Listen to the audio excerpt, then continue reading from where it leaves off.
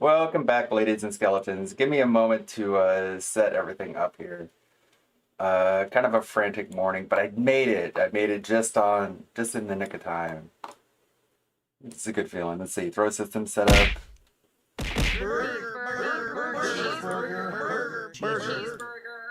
Let's see. Like that. The soundboard working. I'll just go with the Oracle. New setup, new area. Let's see. How's my mic sounding? Let me position my mic a little bit better.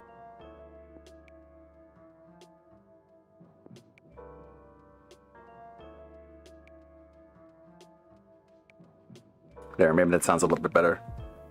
Turned in the right direction. Let's see. Is the capture device set up here?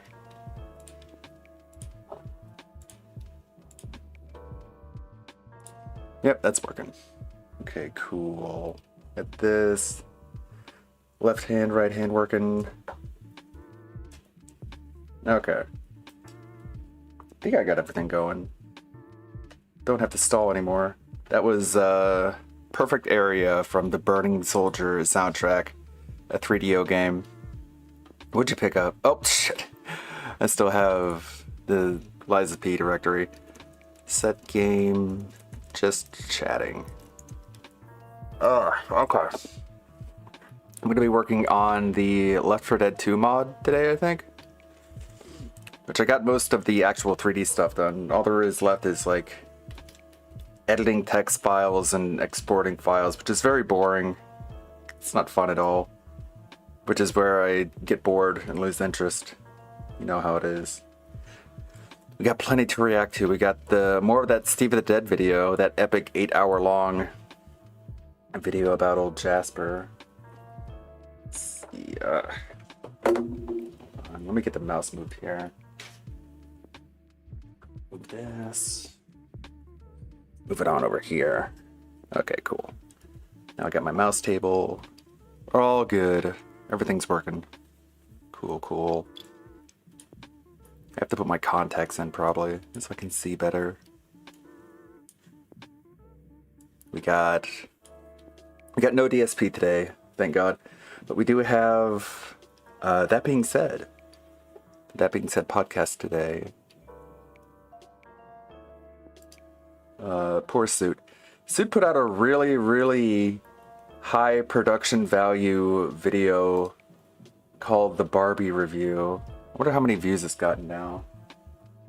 481 views. So, I don't know. I don't know how to crack the code, man. I don't know how YouTube works. That was six hours. Like, look at this. This guy put so much work into this. If clicking will work.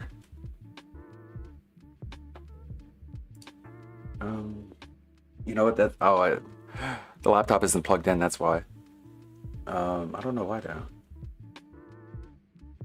Just running like a piece of crap. Oh, let me mute this. Just fully 3D animated. Just mute, please. Just can like a single clip work?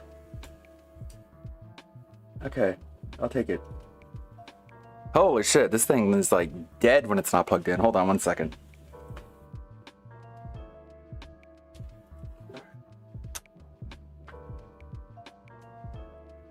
Alright, all it took was a switch. Like he's got 3D stuff, he's got like cameos from all these different people. It's got like 3D renders of all these different talking heads. And it goes on for like 6 hours, and he's got less than 500 views. Yeah, I guess DSP is right about one thing. Like, consistency is really what matters. Putting yourself out there for every day, basically. That's how you retain an audience. And if you take a big break, yeah, YouTube favors people that just shit out things. That's why animation is in such dire straits on YouTube. Yeah, I don't know what the code is. I guess the code is really just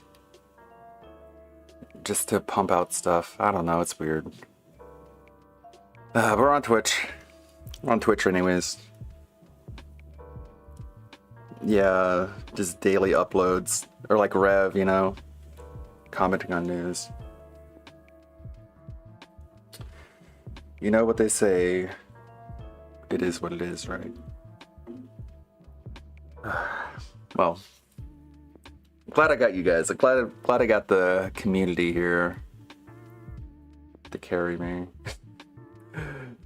Get that carry. Oh, thank you, Delorio, for throwing things at me. Okay, give me a minute to put my contacts in. What do we got here to look at? It starts at 9:30.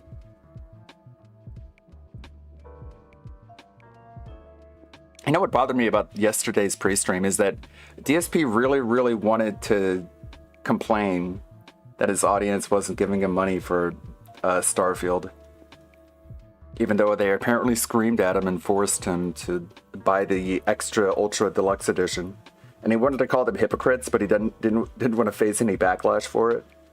So instead, he pretended like Kat said it.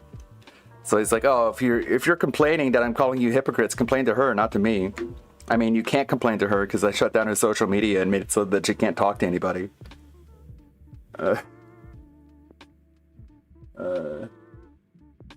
DSP curates it, an audience of hypocrites and clowns. This video, for some reason, is getting a lot of traction. This stupid clip. This 4-minute highlight video. 1.7 thousand views. Whereas Suit's 6-hour-long Barbie review, it's less than 500. Or we got this one. This thing I showed off yesterday. You see last night with Street Fighter and DSP and that Twitch streamer. No, I didn't see that. I played a little bit of Liza P, not too much. I got to the furnace boss because I was kind of stuck not knowing where to go. 73 views, 2 comments. That's fine. Content curator. That's so weird. Like the whole content curator thing just came and went one day later. He's like, "I'm not a content creator, I'm a content curator." And then the day after, he's like, "I am an independent content creator." And you're like, "What?" All right, give me 1 minute. You know, it's 12 minutes. Let's check in on our favorite game developer. Getting no audio here. Let me see. Is it muted? Oh yeah, right, it's muted. Okay. You can probably hear that. Good. It's definitely. No. You can hear that, right?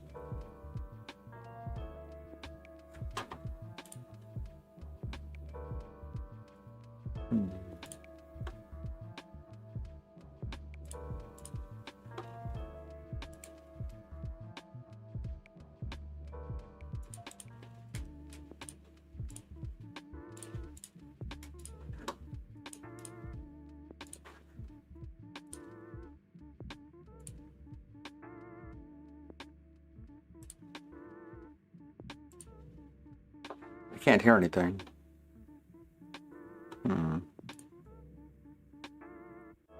Can you hear that? Deteriorate massively over time. It didn't hit me up until recently, just I don't get it. I'm seeing audio output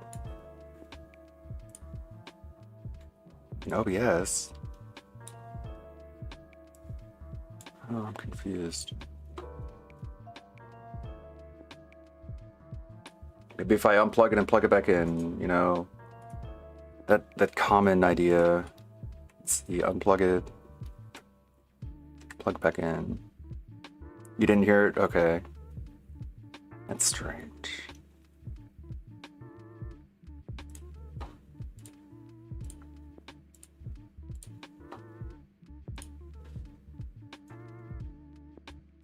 Still no.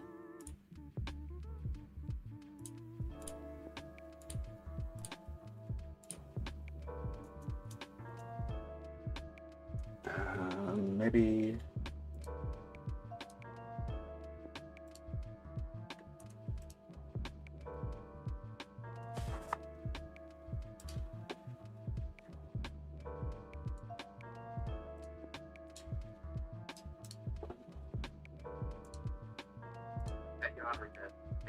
Okay, it's a mistake.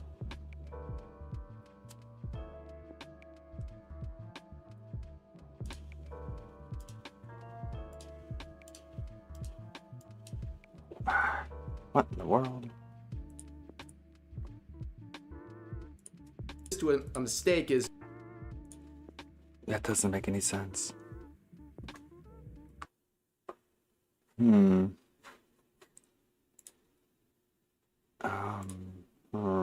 Audio properties.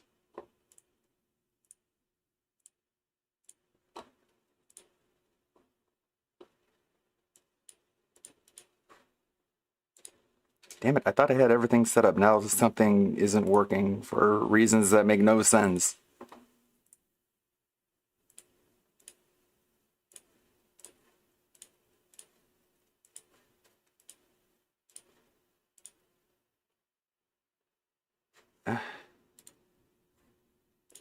All right, I'll throw it up here and try and figure it out. Control Alt Delete.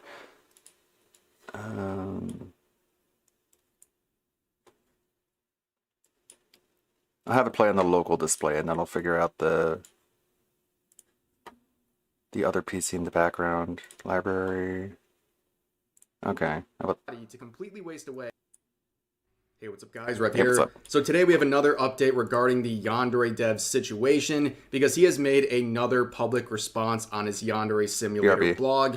Now, Yandere dev has been in the public spotlight for many years now, but recently he has been under fire after a series of allegations were made against him. Now, he's most known for developing or not developing Yandere Simulator, but these allegations have nothing to do with the game itself. Rather, it has to do with his own personal behavior. Now, here's a screenshot of one of the re-uploads of the video that was taken down that contained a host of allegations against Yandere dev, focusing on alleged inappropriate conversations between Yandere dev, 35 years old, and a 16-year-old fan. Now, here's just a snapshot of the bleach-worthy moments that were shared in that video. Here's an account that allegedly belongs to Yandere dev, and you can see some of the creepy messages he was sending, and nothing really captures it quite like this screenshot right here, where a 35-year-old Yandere dev is pleading with this 16-year-old fan to not go public with some of the allegedly inappropriate conversations between these two.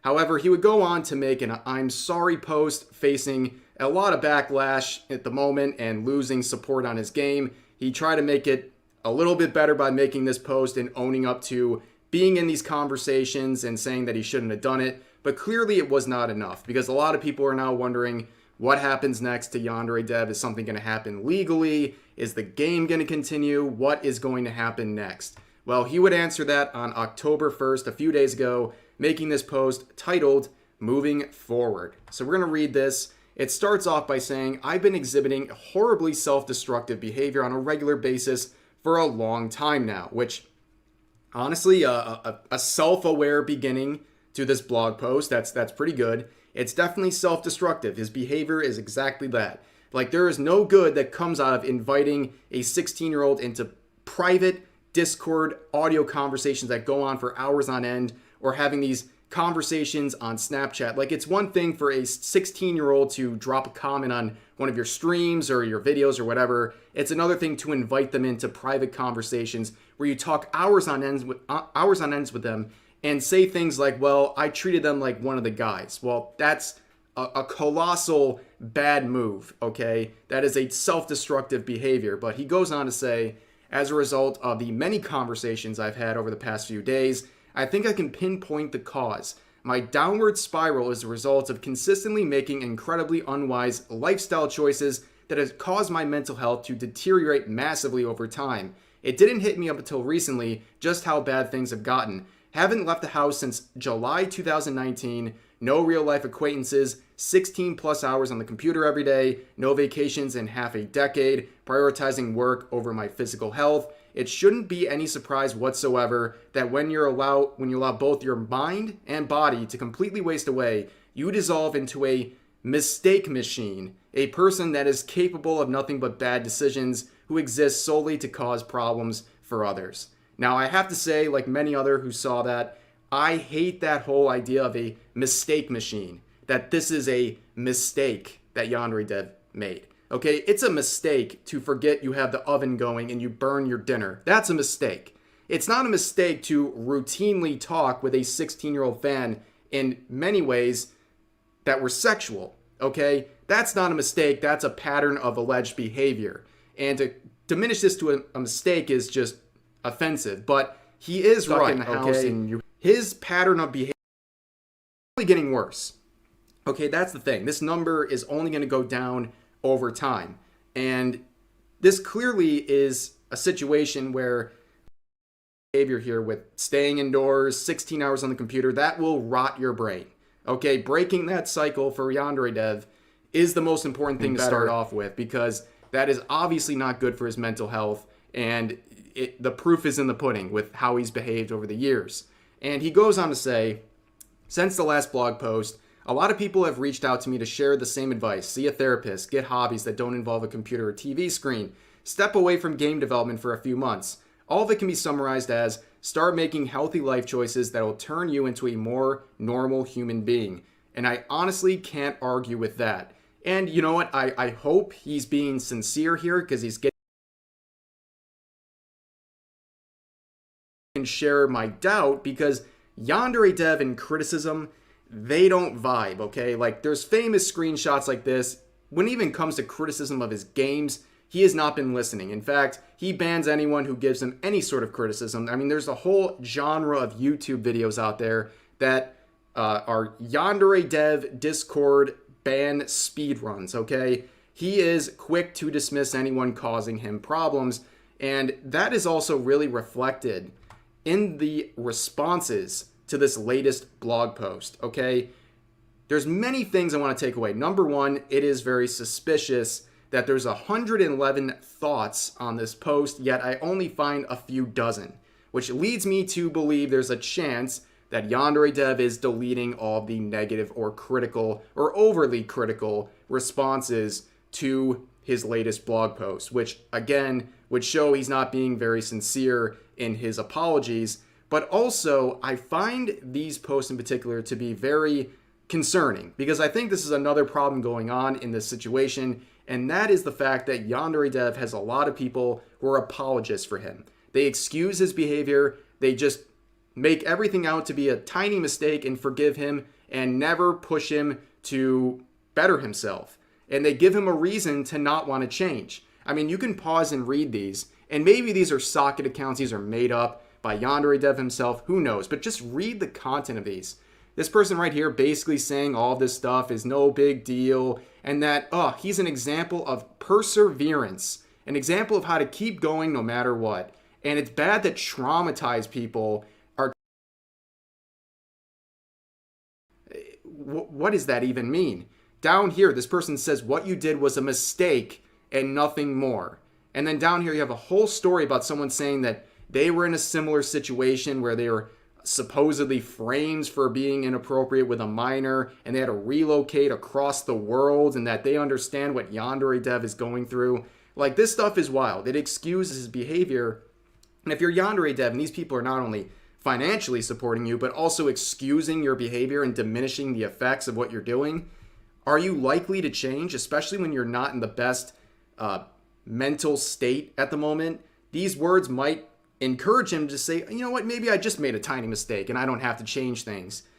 But moving on, here's some more statements. So a lot of people have been asking me if the recent controversy will cause me to stop developing the game or give the game away to another developer. And he says that he's not ready to do that yet, and that he has been working on Yandere Simulator for 9 years. And the thought of taking time away from that makes him very sad, and he doesn't like this whole walk away, but he's also aware that this is bad for his mental and physical health.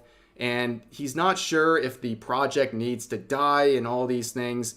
And he thanks a lot of the people who have collaborated with him for their part, even if they're not continuing on with Yandere Simulator, where I reach kind of the brutal conclusion. This is a brutal piece of advice I have to give Yandere Dev and other people over the course of time. And I don't say this lightly, but get a job.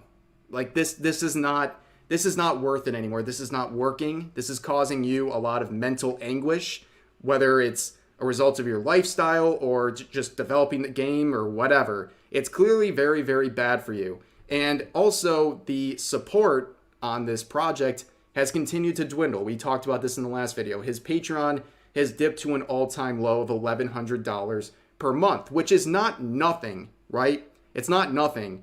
But at this point, he's making less than what a minimum wage worker gets in the United States if they're working a full-time job. It's like you're working for less than minimum wage on a game that is supposedly causing you so much mental anguish that you're stuck in the house and you have all these problems with your mental health. And it's only getting worse. Okay, that's the thing. This number is only going to go down over time. And this clearly is a situation where I don't think he's going to be able to live off of this anymore unless he's saved up over the years. But this genuinely is going south, and it's not going to get any better. And we're not even talking about the fact that a lot of the voice actors involved with this project have walked away, and he can't use their lines anymore. So he's going to have to essentially build this whole game from the ground up, which already took him 9 years to complete only a small fraction of the game. The game's never going to be finished. And whether he's genuine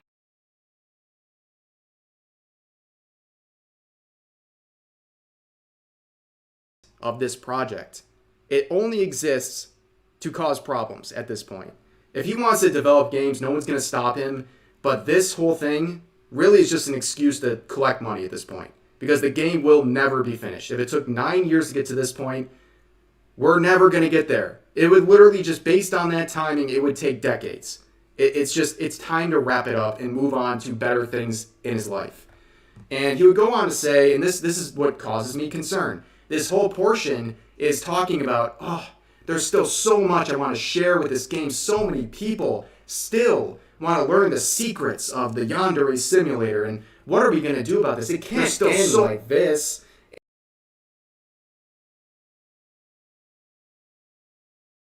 And what are we going to do about this? It can't end like this. And that makes me think that the game is more important than, well, his own mental health and this, and moving on and bettering himself. And we're going to end with the final post here saying, I can't guarantee when will be the next time I will make a blog post. I'm not even sure what the next blog post will be about. A big announcement, a bug fixing build, or something completely different. Okay. Sorry. Okay. For some reason, there's two desktop audios. I'm sorry. Sorry. Maybe this. It's hard to tell what the future is going to hold. Is that better? But I just wanted to let you know that I probably won't be posting as frequently as previously was, or updating the game as frequently as I previously was either. All of the steps that I need to take to become a better person involve spending less time in this chair and more time outdoors. During my time away, I'll be spending a lot of time thinking about exactly how I should proceed from this point forward.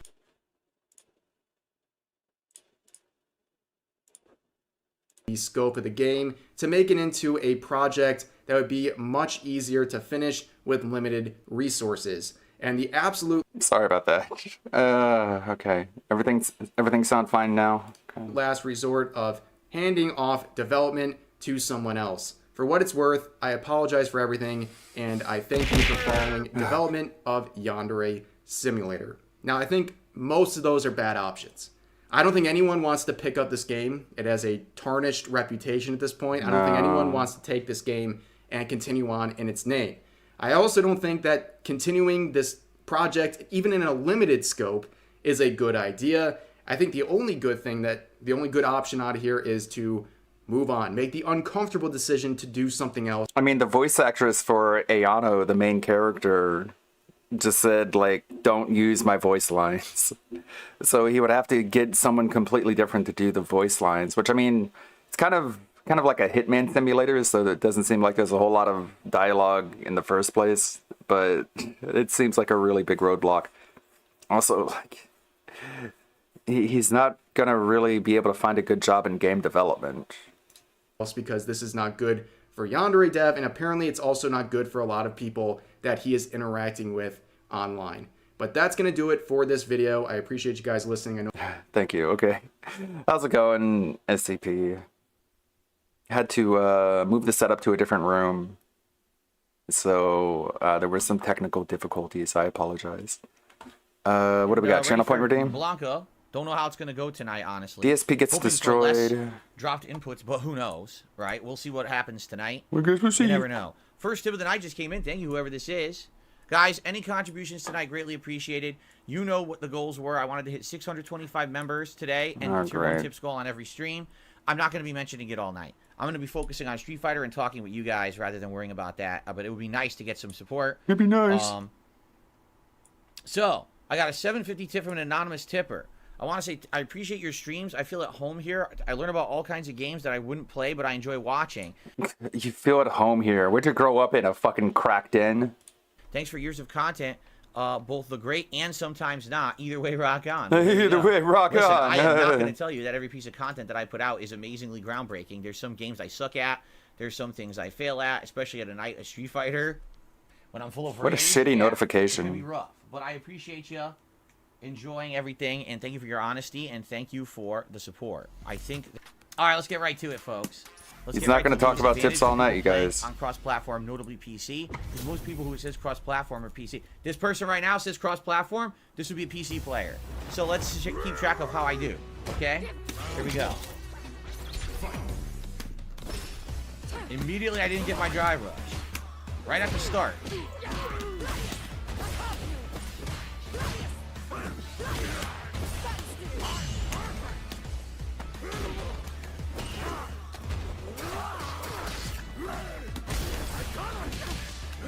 No combo.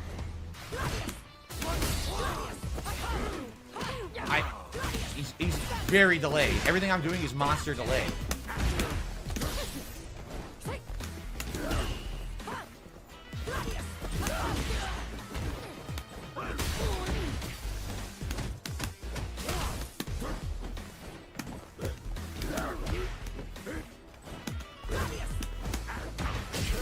Everything I did was delayed, and I don't know why that's monster delay against someone who's fucking at this level. I don't get it.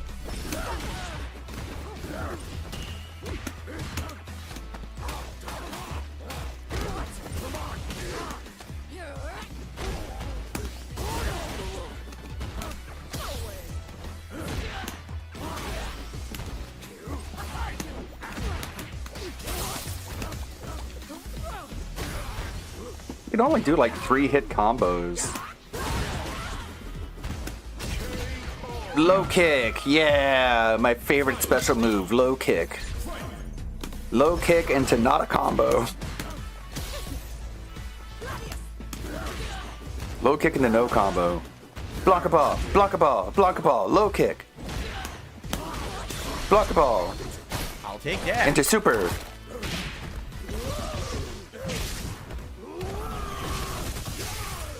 Easy damage, dude. Don't even have to do a combo. Block a ball. Throw. Throw. Block a ball. Get my face punched. Get supered. Full screen drive rush. I couldn't react to it. She gets. Look at the combo she gets off of. Off of full screen drive rush. Boo hoo! It's the same thing you did, dipshit. What the hell? What the hell? Get fucked. Did she do that times to stop what I did? No.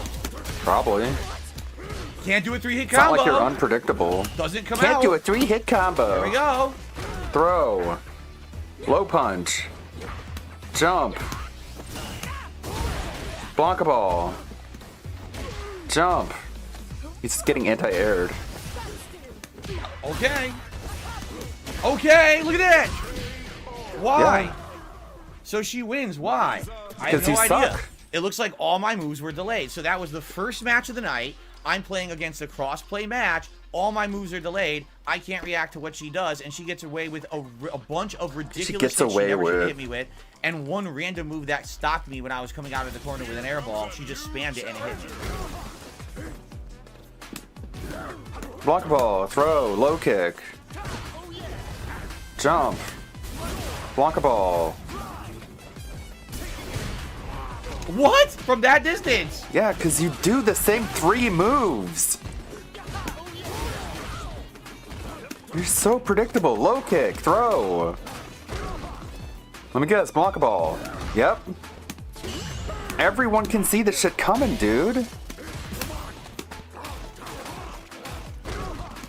I can literally guess what you're gonna do next. Can't block. You can fucking I didn't JoJo do this that. I never threw motherfucker. that out. Yes, he did. Block a ball.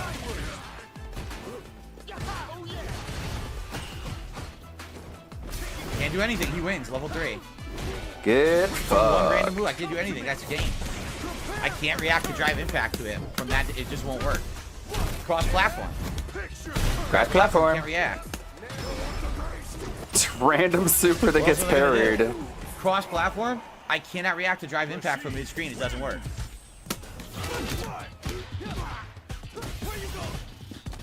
Nothing I can do. Nothing I could do. Easy mode, fucking bullshit gameplay with Lou. So easy. What the fuck is that? Just throwing it out there. Kick, jump, I low didn't hit, I don't punch, know. jump, jumping block a ball. Somehow, jab, jab, jab, level 3. I love it. I do the right move to get out of the corner. I'm recovering. No, you didn't. You just got blocked, dude. You got block punished. Air block a ball that got blocked and then punished. I did the right move. The game should have been okay with it. Somehow, jab, jab, jab, level 3. I love it. I do the right move to get out of the corner. I'm recovered. Let me go throw. Oh, I'll just jab, jab, jab through everything you do, and I lose because he's top tier. No, Literally the because only he reason. blocked and punished you. It hit you through do your anything. recovery frames after getting blocked. Can't block. Could not down back. Can't block. Perfect. He literally did not outplay me. Did not even get a legit hit. You got perfected, Not a dude. single legit hit. I love a PlayStation player, correct? They're all PC players. Out of all of them, I won 4 out of 5 matches. The first match, everything dropped. I lost to the Marisa. Every other match, some things drop, some things don't. And I'm going at least 2-1, right? But still, you see, it's insane work because this crossplay drops your inputs constantly because I'm not on PC. So my experiment is working. So far, 5 straight matches This all experiment crossplay. is working. Let's do some shout-outs. This is amazing.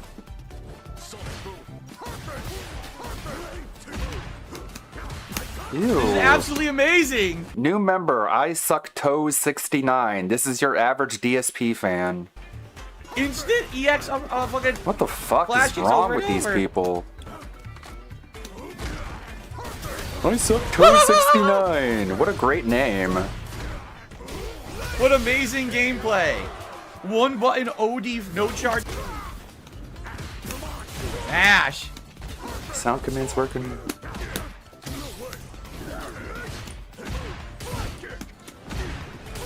Drop my move. I can't do anything. He could throw Sonic Boom the entire round. I can't move. I can't get over it because of the delay. You can't jump over it. You can't slide under it. You can't. I didn't do that. That was a slide. That's what the game just gave me. This is absolutely remarkable gameplay. I blocked and it still hit me. God, I blocked and it still hit me. fucking ridiculous, man.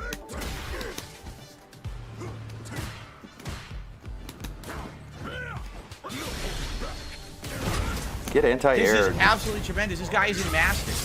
This guy is in Master. All he does is one button moves.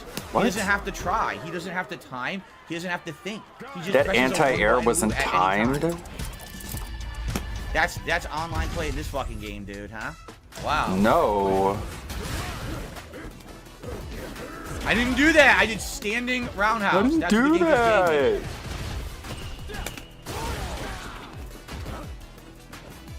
What are you gonna do? Low kick.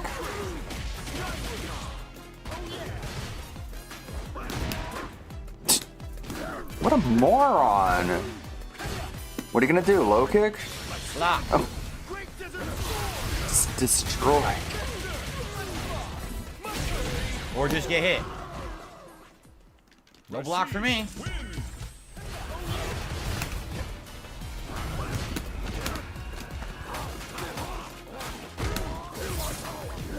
What the fuck was that?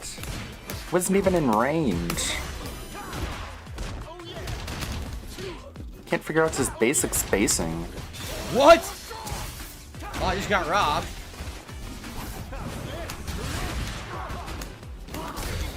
What the oh my god. So He's predictable. getting every fucking advantage here. Nothing I can do. All Nothing I I can can do is match do. level 1. He wins now. He wins for absolutely no Get good reason. finessed. That's it, air juggle. Yep.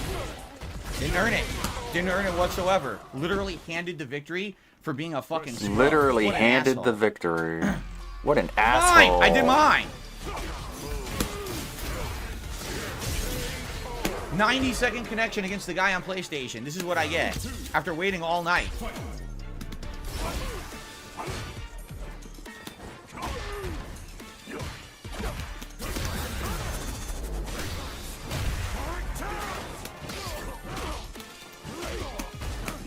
What a lame combo.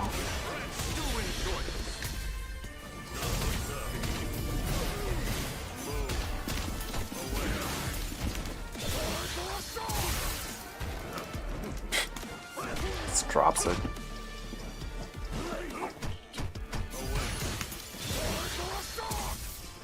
Wow. Blanca ball. Couldn't jump through it.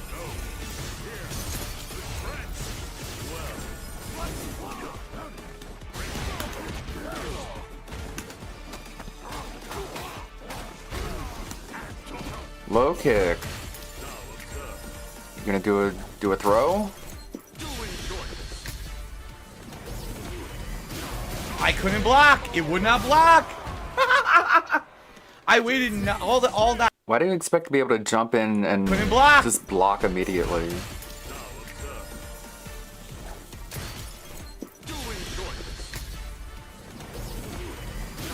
I couldn't. Yeah, because you were getting hit from behind.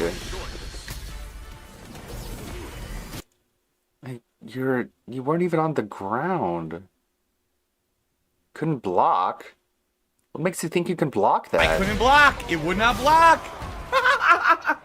I waited all night, 9 matches to play a PlayStation player, and it gives me a 100 millisecond connection where I can't do anything. And then he quit. Why did he quit? Because he's a bitch, and he knows he got lucky because he knows I can't block with that lag, so he runs. Oh, I don't want to fucking lose to Dark Side Phil. What? So I gotta get the fuck out of here because He I didn't screwed up with my lose. awful He connection. It gives me beat the your laggiest ass. possible fucking connection on PlayStation. So either I play against cross-platform on PC and the connection's decent, but I drop half my moves because PC favors the better netcode and gets basically the big long end of the stick when it comes to that. Or I play What? someone on PlayStation and it's lag fest. He gets So it's the like, big long whoa, end you're of the poisoned. stick. Can do anything. Too slow. Oh man, the low kick didn't work.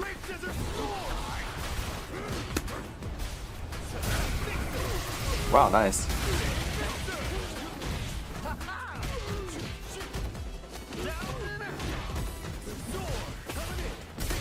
Oh my god! What do you think I did? What do you think I sucked. pressed? Nope. What? Doesn't give it to me.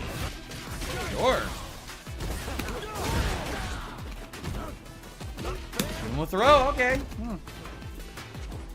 No wonder Cat wants nothing to do with this dipshit. He just hears him yelling in the other room. Oh my god! That was a ball. You're right, That's it. Phil. Nope. Your viewers It's over are for you. hypocrites. Again unearned. He wins. Oh, he wins. Uh-huh.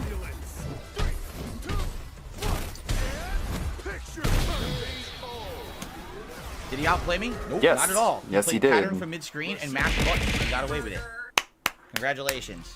I'm sure he Great player. appreciates Dave's your divorce. sarcastic. Interesting. Dave's divorce. Okay. Dave's Oh, divorce. look. Dave's divorce. Interesting. Nice. Dave's divorce. Do you have anything to say to that? Loser. Just getting thrown. I wonder who that is. Look at the lag. Look at the lag. Oh my god. Whoa. Holy shit. Yeah, had to have been duty. Divorce Corrin skyrocketing.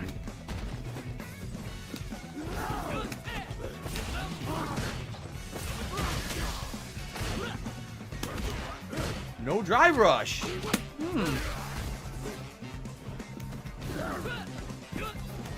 Does he really get destroyed by this?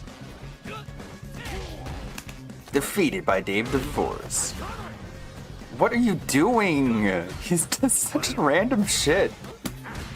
He has no idea of Nice spacing. rollback. You like that, huh? It takes it back.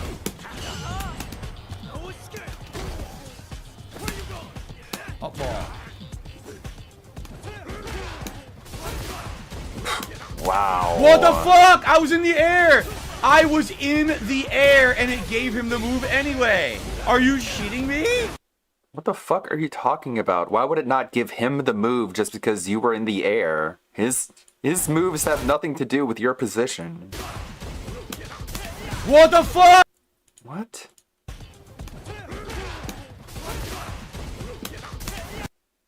Wait. What are you talking about? Wait, you can still get hit by a punch. What the fuck? I was in the air. I was in the air and it gave him the move anyway. Are you shitting me?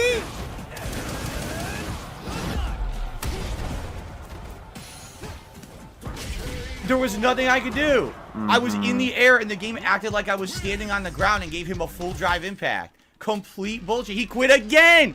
Dude, You don't get iframes just because you press up. every one of these pussy fucking bitches quits after one random win.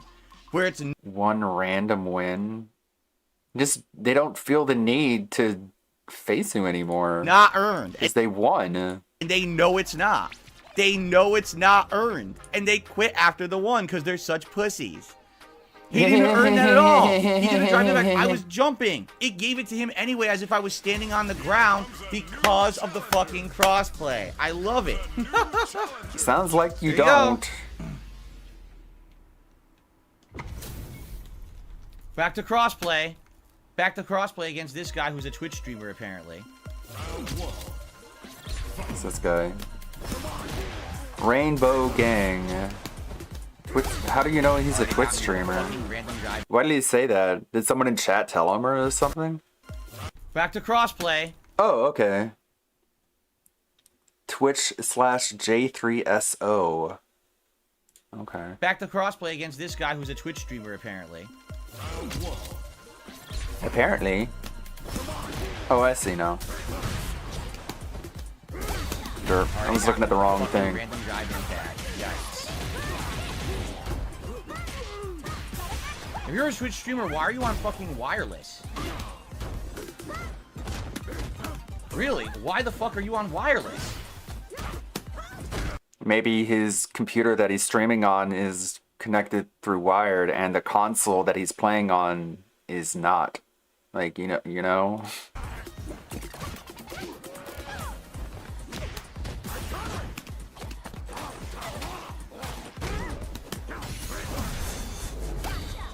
Of course she gets it back, as I do mine. She gets her fucking meter back.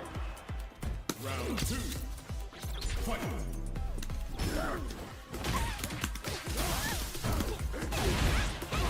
Okay.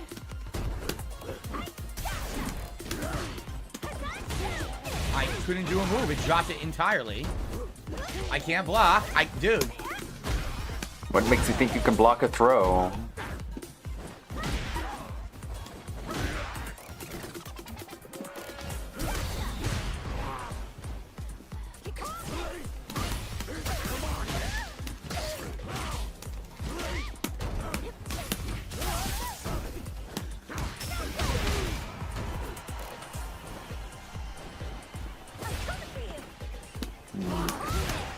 Nice. Ooh. Spammed 3 times low kick in a row. Just spam, spam, spam, hoping it'll hit with the lag. That's what you do. Couldn't block. Couldn't block the cross up. Knew it was coming. Couldn't block it.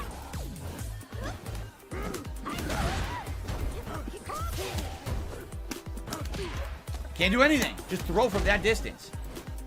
I can't do anything. It's too delayed. I can't. All my moves are dropping.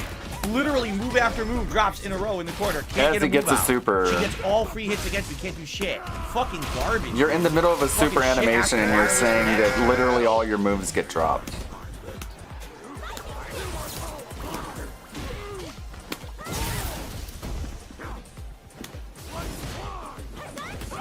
What the fuck? Nice. Good throw tech. Oh my god! What the fuck? Nice. Are you shitting me? You've got to be fucking kidding. These people all have mastered the lag. Every move she did was insane delay lag. Maybe you should try mastering the lag. Maybe you should play the game as it is, not how you want it to be. Every You fucking know how you say it is what it is? move.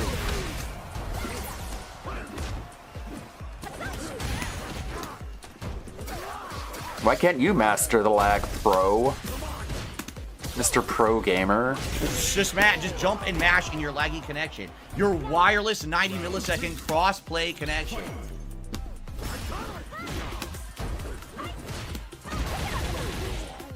I can't do anything. I literally can't do anything to what she's doing. I can't interrupt. I can't counter because it's all laggy. So she gets, Weird look at how that. he's even able to see that. She gets away with every button input possible. Look at that! It doesn't give me my second fierce after the fucking... Yeah. So, what an amazing connection. What a great, legit match that was. He must be looking at just like the monitor on his laptop because there's no way he can see that from across the room. 100% It's such small text. insane He's so blind. fucking lag. 90 millisecond connection, cross play on top of that. Everything drops, but that person has mastered their laggy shit ass connection to get away with unfair, untimed shit. You can try By that. the way, crossplay number 17. Crossplay number 7. You can try doing that. Wow. I can't do anything. I'm stuck. I literally can't move. He gets level 3 now. I couldn't do anything in the corner. It would not react to his throw, and it wouldn't block his drive rush. It just gave him hit after hit. Look at my health. Literally hasn't hit me yet. He didn't hit me at all. He literally didn't hit me the... What the fuck are you talking about? You got perfect KO'd, and you're like, he didn't even hit me. drive rush. It just gave him hit after hit. Look at my health. Literally hasn't hit me yet. What are you talking about? He's so delusional. He just gets hit by a sonic boom. He didn't hit me. He didn't hit me at all. He literally didn't hit me the whole fucking round. You got perfected, That's tremendous. dude. I mean, there's some fucking... He literally didn't hit me a single time that round.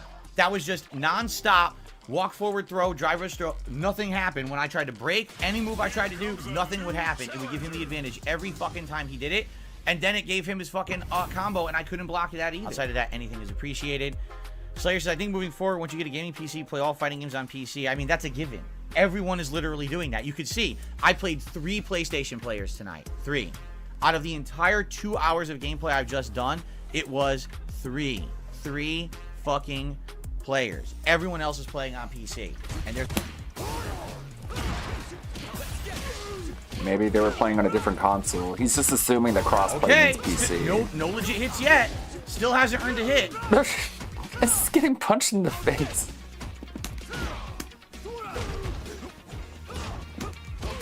Still hasn't earned a hit. Whole round, legit, not one hit.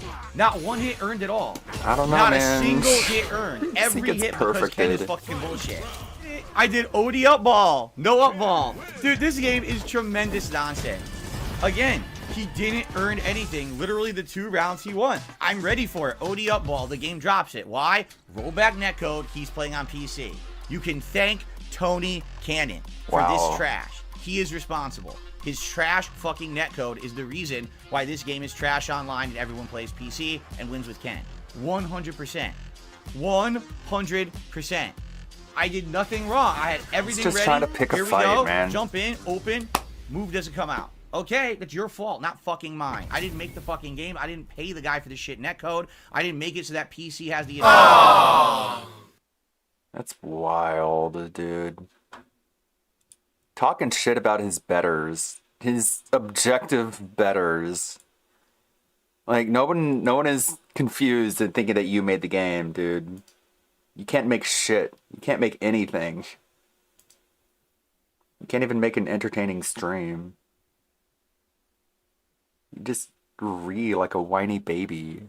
And people laugh at you. And you think that's meaningful. Is there another channel point redeem? Let's see. Bob the Meme Builder 01. Let's check this out.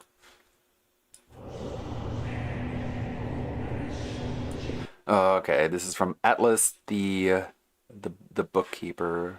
Let me throw it on over here.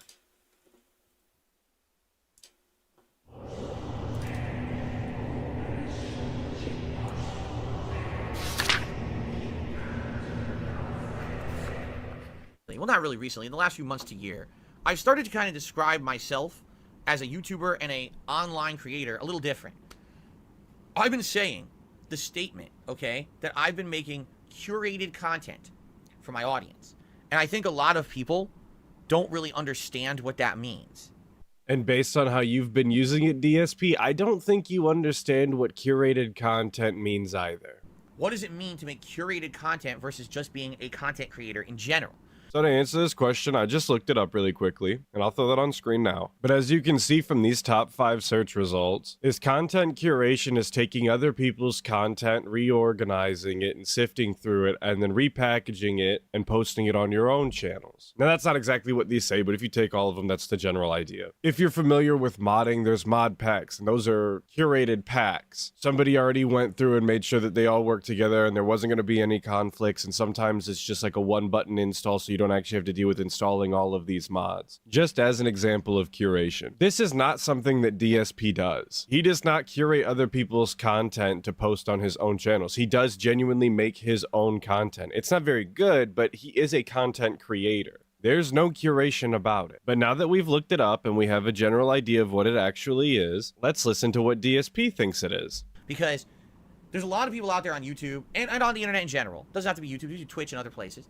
And I feel like what they do is they try to make content that is more towards a generalized, open viewer base. Yes, I would imagine it is very commonplace for entertainers to try and entertain as many people as possible. In the same way that I would imagine every single musician tries to play music that as many people as possible are going to be able to enjoy. Now, not every entertainer or musician is like that. Some of them like to fill their niche. But broadly speaking, when you go to entertain people, you want to entertain as many people as possible.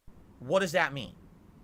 These people make content that is supposed to go along trends, memes, hype, and that means they have to follow all of the common methodologies of content Says the guy creation who to plays try to new get attention. games. All right, these people Because are they're heavily new. reliant on a mass consumption of their content in order to be successful. He says this like it's a bad thing, when what he really just said was that they utilize every tool and advantage that they can to reach the maximum amount of people to put them in the best position possible. Why would you self-limit your success? Why would you handicap your own success? That doesn't make any sense when you're trying to be successful. Why would you not utilize these tools so that you can come on the stream every single day and sit here and beg and whine and complaint saying you're not making enough money and you need to hit your tips goals. Why is that alternative better than just utilizing the tool? And he has the same mindset when he plays Street Fighter 6. He insists on using low tier characters instead of high tier characters, and then wondering why all the high tier characters are stomping him, because he's not taking advantage of the situation at hand. I think DSP's got a really weird victim complex thing going on, and he always sets himself up to have something to blame by not taking advantage of things that he should be taking advantage of. He sets himself up for failure, and then when he fails, he gets to cry and whine about it and say it's because he didn't take advantage of the thing. Well, no one told you to do that, dude. It's literally your own doing. A really good example of this is when he refused to play Minecraft for years and years and years when it was the hottest thing on the planet. Everybody was playing Minecraft and everybody was loving it except for him. And he would constantly shit on it, saying it was for kids and he's not going to play that shit, this, that, and the other. I imagined it probably would have boosted his numbers if he would have played Minecraft back when it was the hot thing to do. But instead, he just let that opportunity pass him by.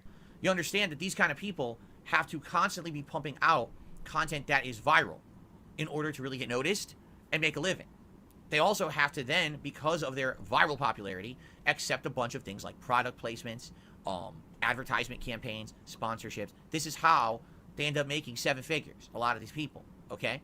Utilizing trends and hype does not inherently mean that you have to accept sponsorships and shit. That's not how that works at all. You can take advantage of a situation without shilling. Those two things don't have to go hand in hand, but yeah, they often do. But he says they have to continuously go viral to maintain their popularity and make the kind of money they make. They don't have to do that. That's a decision that they've made. They want to make that money. They want to make that content. It's just a different style of content. It's really, like, I don't know why this is such a big deal for him.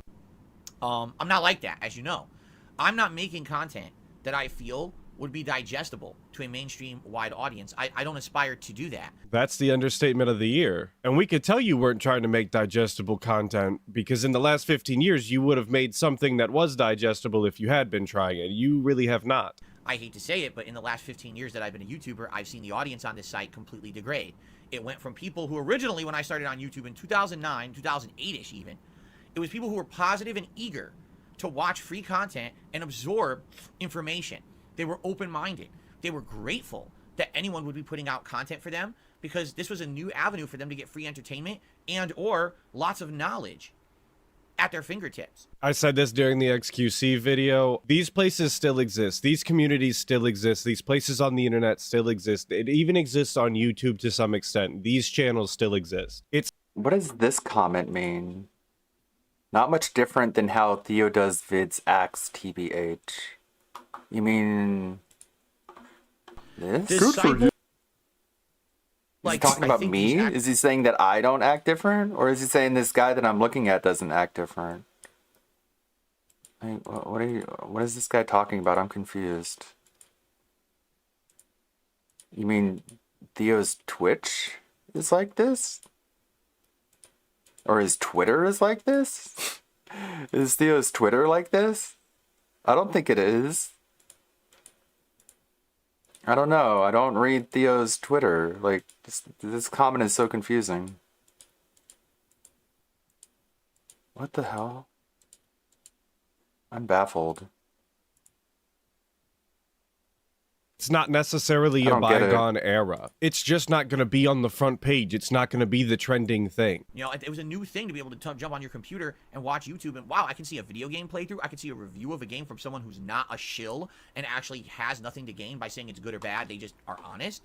I can laugh at them when they do funny projects, vlogging and stuff like that. It was a different experience. You know, today there is such oversaturation in that market and there are so many people who have jumped on, again, the content creation bandwagon, that in order to be successful in general, you just have to be like everybody else. You have to follow those same trends, the same viral popularity kind of memes. You have to do that. See, and I think his problem here is he's equating successful to the amount of money that you can make. You can still do honest reviews and things like that without shilling and just be a small YouTube channel with an audience and be successful. Being successful when you're entertaining people is entertaining people. That's the success. But his definition of success is money. And yes, in order to make make money, you have to grow your numbers constantly. You have to constantly, yes, be writing trends and whatnot so you can get the maximum amount of viewers. And again, you don't have to ride the trends and chill out to make that kind of money, but it definitely helps. It's a tool that you can use, and a lot of people do. But if entertainment was his main goal, then he should just be happy entertaining. That would be success. If a new hot viral game comes out, you have to play it. If you don't, you missed the bandwagon, and you just missed out on a ton of popularity and attention and views and money that you could have made. If you don't jump on the new product everyone's trying, the new piece of food that everyone's taste testing, if you're not memeing about the new drama on the internet or the new political thing or whatever it may be, because everyone's a different kind of content creator, you basically can't win. And he uses win so generally. What is that? What does he mean when you can't win? If you don't want to do those things, you win by not doing them. I used the example of Minecraft earlier. If he really didn't want to play Minecraft back then, and he didn't for a very long time, then that should have been a success for him. That should have been a win. He didn't have to do what he didn't want to do, and I don't know what's a bigger win than that. Now, I don't think that was the best call because he just kind of made the decision irrationally and didn't look into it at all, and it probably would have been something easy to take advantage of if that's what he was looking to do. Right? But what I've been trying to express to you guys, all right, over the last several years, which I think a lot of people don't understand, is that I'm not like them, and I never aspired to be. When I started on YouTube in 2008, it was a silly hobby. It wasn't anything that I ever thought would grow into anything serious. I wasn't trying to make videos that were going to go virally popular and get millions of views and make me rich. I never cared about that. You understand? The Homefront the Revolution review where you said, worst video game ever? Okay, but why does that affect you at all? Why are you talking to us about that right now? What do they have to do with you at all? Or is this just you worrying about other people's money again? Oh, I got it now. You're gonna use this to shit on them and prop yourself up like you're so much better than them because you don't pick the same choices they do in your career. Yeah, you don't have to do that either. That's kind of a scummy thing to do. But I think I figured it out a little preemptively, so I'll let you continue. As long as it pays me, I don't even care what it is. I don't care if it's useful, harmful, positive, negative. As long as there's money lining my pockets because I made it, that's all I care about. That's how these people act. Oh, that's how they act. Because you used an I statement, and I really thought that that was coming from the heart, DSP. And behave. And that's toxic and wrong and very harmful, in my opinion, to the people at large on this planet, but no one really regulates anything. They just let them do whatever they want and continue to make the shitty, harmful content that they make. Yeah, DSP, because you're such a fucking humanitarian. The world is so much better off with your poop jokes than trends, I guess, right? And it's so funny to me that the guy who's always talking bad about cancel culture this, and it's so stupid. No, I actually never made a costume of the doll. I don't think I ever did. Just never came up, but I could at some point. Right now I'm just trying to remake all the costumes that I lost when my hard drive got broken. So usually every Tuesday I go through and repopulate the list. Last time I tried to do Tharja, and this is where I left off. Got Juvia, which is nice. Love Juvia, got Gwen, got a bunch of ones. Stupid people get offended that is the same guy who's sitting here saying, oh, nobody regulates the trending content. Maria, though. It's harmful. Like, what do you want somebody to do, really? You want YouTube to tell them that they're not allowed to make a certain type of content so you can get up in arms about that? Because you just weaponize that too, talking about, well, like, I don't know how much longer I'm going to be able to make my content, you know, with the way YouTube's been acting recently. This just goes back to that you can't ever please that guy thing. Like, this guy will never be happy with anything. And the alternative to YouTube doing something about it is the government doing something about it. Because, yeah, that's what everybody wants. They want the government to tell them what kind of content they can and can't make. That's messed up. You know, people out there under the guise of being good guys, but really they're putting out really harmful stuff, and everyone is fooled. What is he talking about? By spin, by marketing, and they don't understand that what they're watching is actually harmful to humanity as a whole. This is just so absurd. Like, I really can't believe that he would sit here and try to say that people like Dr. Disrespect or Ninja or whatever are actually harmful to society as a whole. Like, Dr. Disrespect and Ninja are teaching your kids questionable morals. I listened to a lot of rap music when I was growing up, and a lot of rap music is like money, women, drugs, this, that, and the other, you know? And I know a lot of people who grew up the exact same way. play. I think your kids would be much better off watching Dr. Disrespect play like PUBG than listening to modern day rap music. But DSP's gonna sit here on his high horse for this instead of that. Although I would love to see that segment, DSP trying to talk about urban style rap music. But no one will talk about that kind of shit, right? Because we all have to follow the trends and memes, and God forbid you speak up against a big content creator who seems like there's this goody two-shoes, big smiley, when in reality, it's just a facade. All they Goody care about behind the two-shoes, scenes big is how that money smiley? keeps rolling in, right? Who does Just he... worried about everybody else's money, man. Every time. And he tells Such a us all weird the time that rant. when he's not on stream, his personal life doesn't affect you. You shouldn't be worried about it. You're being stalkers and creepy and mentally deranged lunatics or whatever. But then he'll get on stream and sit here and talk about how people act offline. How they're only worried about money and that it's just a facade to be all smiley and happy and whatnot. I thought it didn't matter, DSP. I thought people's personal lives didn't affect you and you shouldn't be worried about it and you're being a stalker and creepy or whatever. It's always rules for thee and not for me with this fucking guy. So, how am I different? I'm not a content creator. I'm a content curator. Keep in mind, we've already looked up what content curation actually means. You understand? Allow me to explain. No. Because someone sent me a really awesome definition of this. Okay? So listen to this. Content curation. What does it mean? Well, content curators play a pivotal role in shaping and enhancing the content that audiences will engage with. Their responsibilities encompass not only the creation of content, but its curation, ensuring that it would remain relevant, informative, and appealing to their target audience. So I'm going to run part of that back and we'll listen to it again. Their responsibilities encompass not only the creation of content, but its curation. So he says both create and curate. So it is two separate things. And I have both definitions on screen here for both curate and create. Obviously, two different things entirely. And those two things are not intrinsic. You can do one and not the other. And I would say in DSP's case, there is no curation at all because he's never organized anything. He's never selectively picked content. He's never organized anything to be specific to his audience. He's definitely created content specific for his audience, but he's never curated it. I don't know where this dent got this definition from for curated content, but I can't find it anywhere written like that. I get what he's saying, but I just don't think he's using the right words and he sounds stupid for it. He found a new word and a new way to describe himself to separate himself from other people and make himself sound better. To make himself sound like he's not failing like this is all intentional when we all know that if he could make more money, if he could have a bigger audience, he totally would. He just can't. And if you want to extend a branch to DSP and say that he does curate the content that he is actively creating because he decides what content he makes for his specific audience, by that definition, everybody who's ever created content for any audience is technically a content curator, so it loses all meaning. But if it loses all meaning, then it's not very meaningful, and this is a guy who only makes meaningful content, you guys. So he definitely wouldn't want to stretch the definition that wide. So he's either misusing the word or it's not meaningful. I guess you get to pick one or the other. This dynamic role involves not only crafting original content, but also seeking out and selecting existing content that aligns with the brand's messaging and objectives. Content curators are, in essence, That's not what architects he of does. a brand's digital narrative, carefully selecting, organizing, and presenting content that tells a compelling story and resonates with an intended audience. What the hell? That's not what he does. So what does that mean?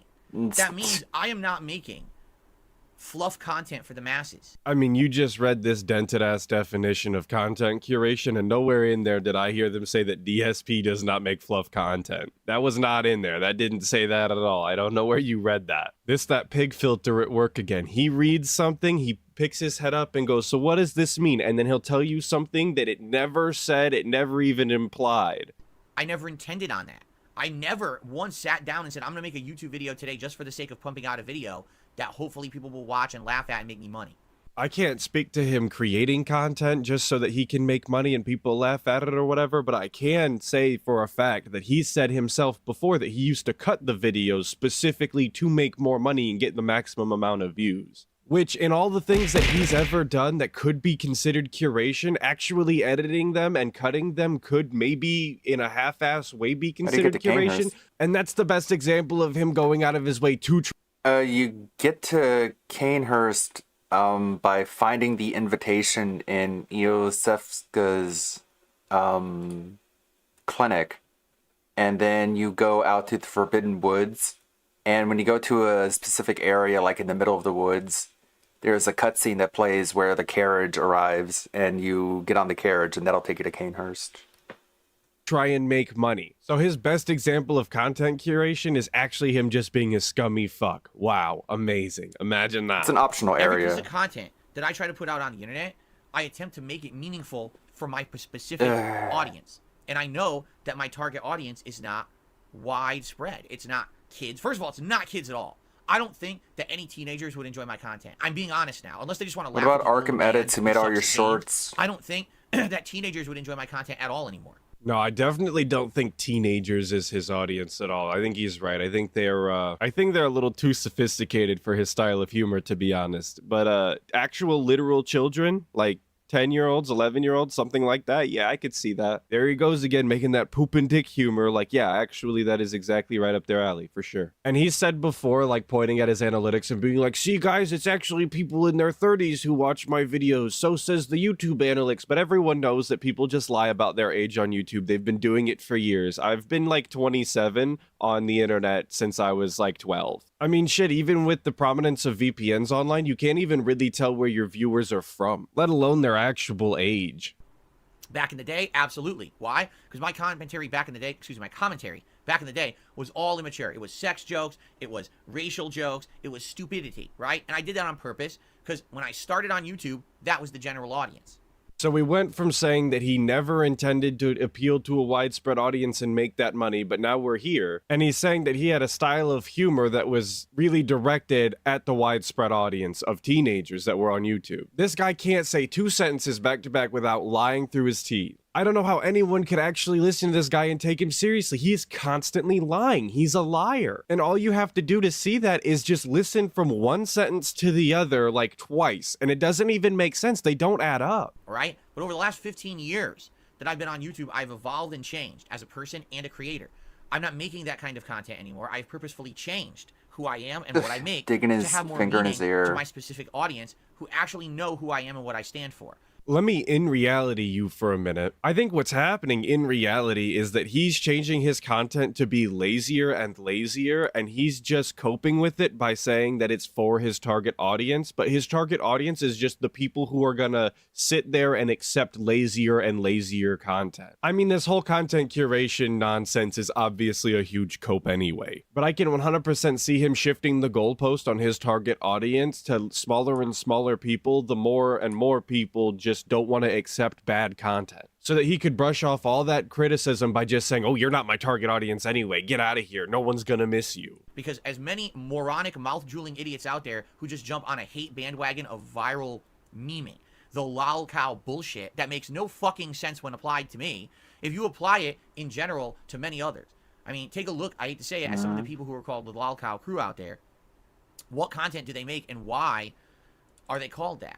Well, do they have curated content for a specific audience, or are they just pumping out stuff and trying to ride the coattails of embarrassment, viral embarrassment on the internet for pity bucks? I mean, all of them have a specific style of content that they prefer to do and that they typically do. Wings is a prime example of that. He plays first-person shooter. It's such a weird fucking rant. Like, I guess this is what keeps him up at night, and he's just like trying to figure stuff out, and then he thinks he does, and then he goes out on stream and he tries to dump it out all on his audience, and it just comes out like this. It's just like babbling nonsense. Like, it made sense in his head, but then when he tries to explain it to anyone else, it's just rambling word salad. That's what he prefers to do. And he works himself up into a frenzy to the point where he thinks it makes sense in his head. And then he tries to explain it to someone else, and they're just like, what the fuck are you talking about? He does that to this day. He's still a lol cow, though. He still makes curated content, as he likes to call it, because it's specifically made for people who want to see first-person shooter gameplay. But he's fun to laugh at, and people like to get a rise out of him, and that's something that they do for entertainment on his streams. Just like they do you, DSP. It's literally the exact same thing. And it's the same thing for, like, LTG. LTG is a Street Fighter 6 streamer or a fighting game streamer in general, right? That's his curated content. So people go on there. I don't think he discusses it with Kat at dinner. If he does, then he's the only one talking. He's the only one trying to rationalize all this while she's just like, yeah, uh-huh, right, yeah, you're right, totally, uh-huh. Can you pass the gravy? Yeah, okay. There to laugh at him and get a rise out of it. And maybe that's why he's so confident that he can explain it to other people and it makes sense to them. Because Cat just doesn't offer any objections. Him and make him go ape shit online. He's a lol cow. It's the same Yeah, thing. what You I'm saying guys makes a lot of are sense. three of the I'll same talk about this on type of stream. lol cow. Okay. The fact that you can't see Okay, that honey. shows how little self-awareness you really have. That's not me. I tell you specifically, don't ever contribute to my content because of haters and hater activity or anything like that. Yes, I you only want you to do. contribute to You said the GSP vest Gaming was and a GSP symbol Dash of if you like the victory content or I'm some putting out. shit. Only like a video if you truly enjoy it. Leave a comment if you want to help me create more curated content. No, you say leave a comment just to manipulate the algorithm. He literally tells you just leave a comment that says, hey, here's the comment for the algorithm.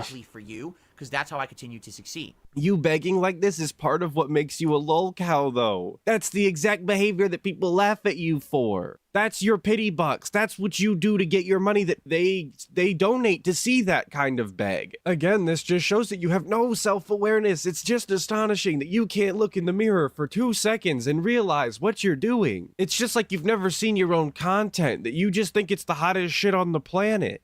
But I'm not making stuff to just get a buck.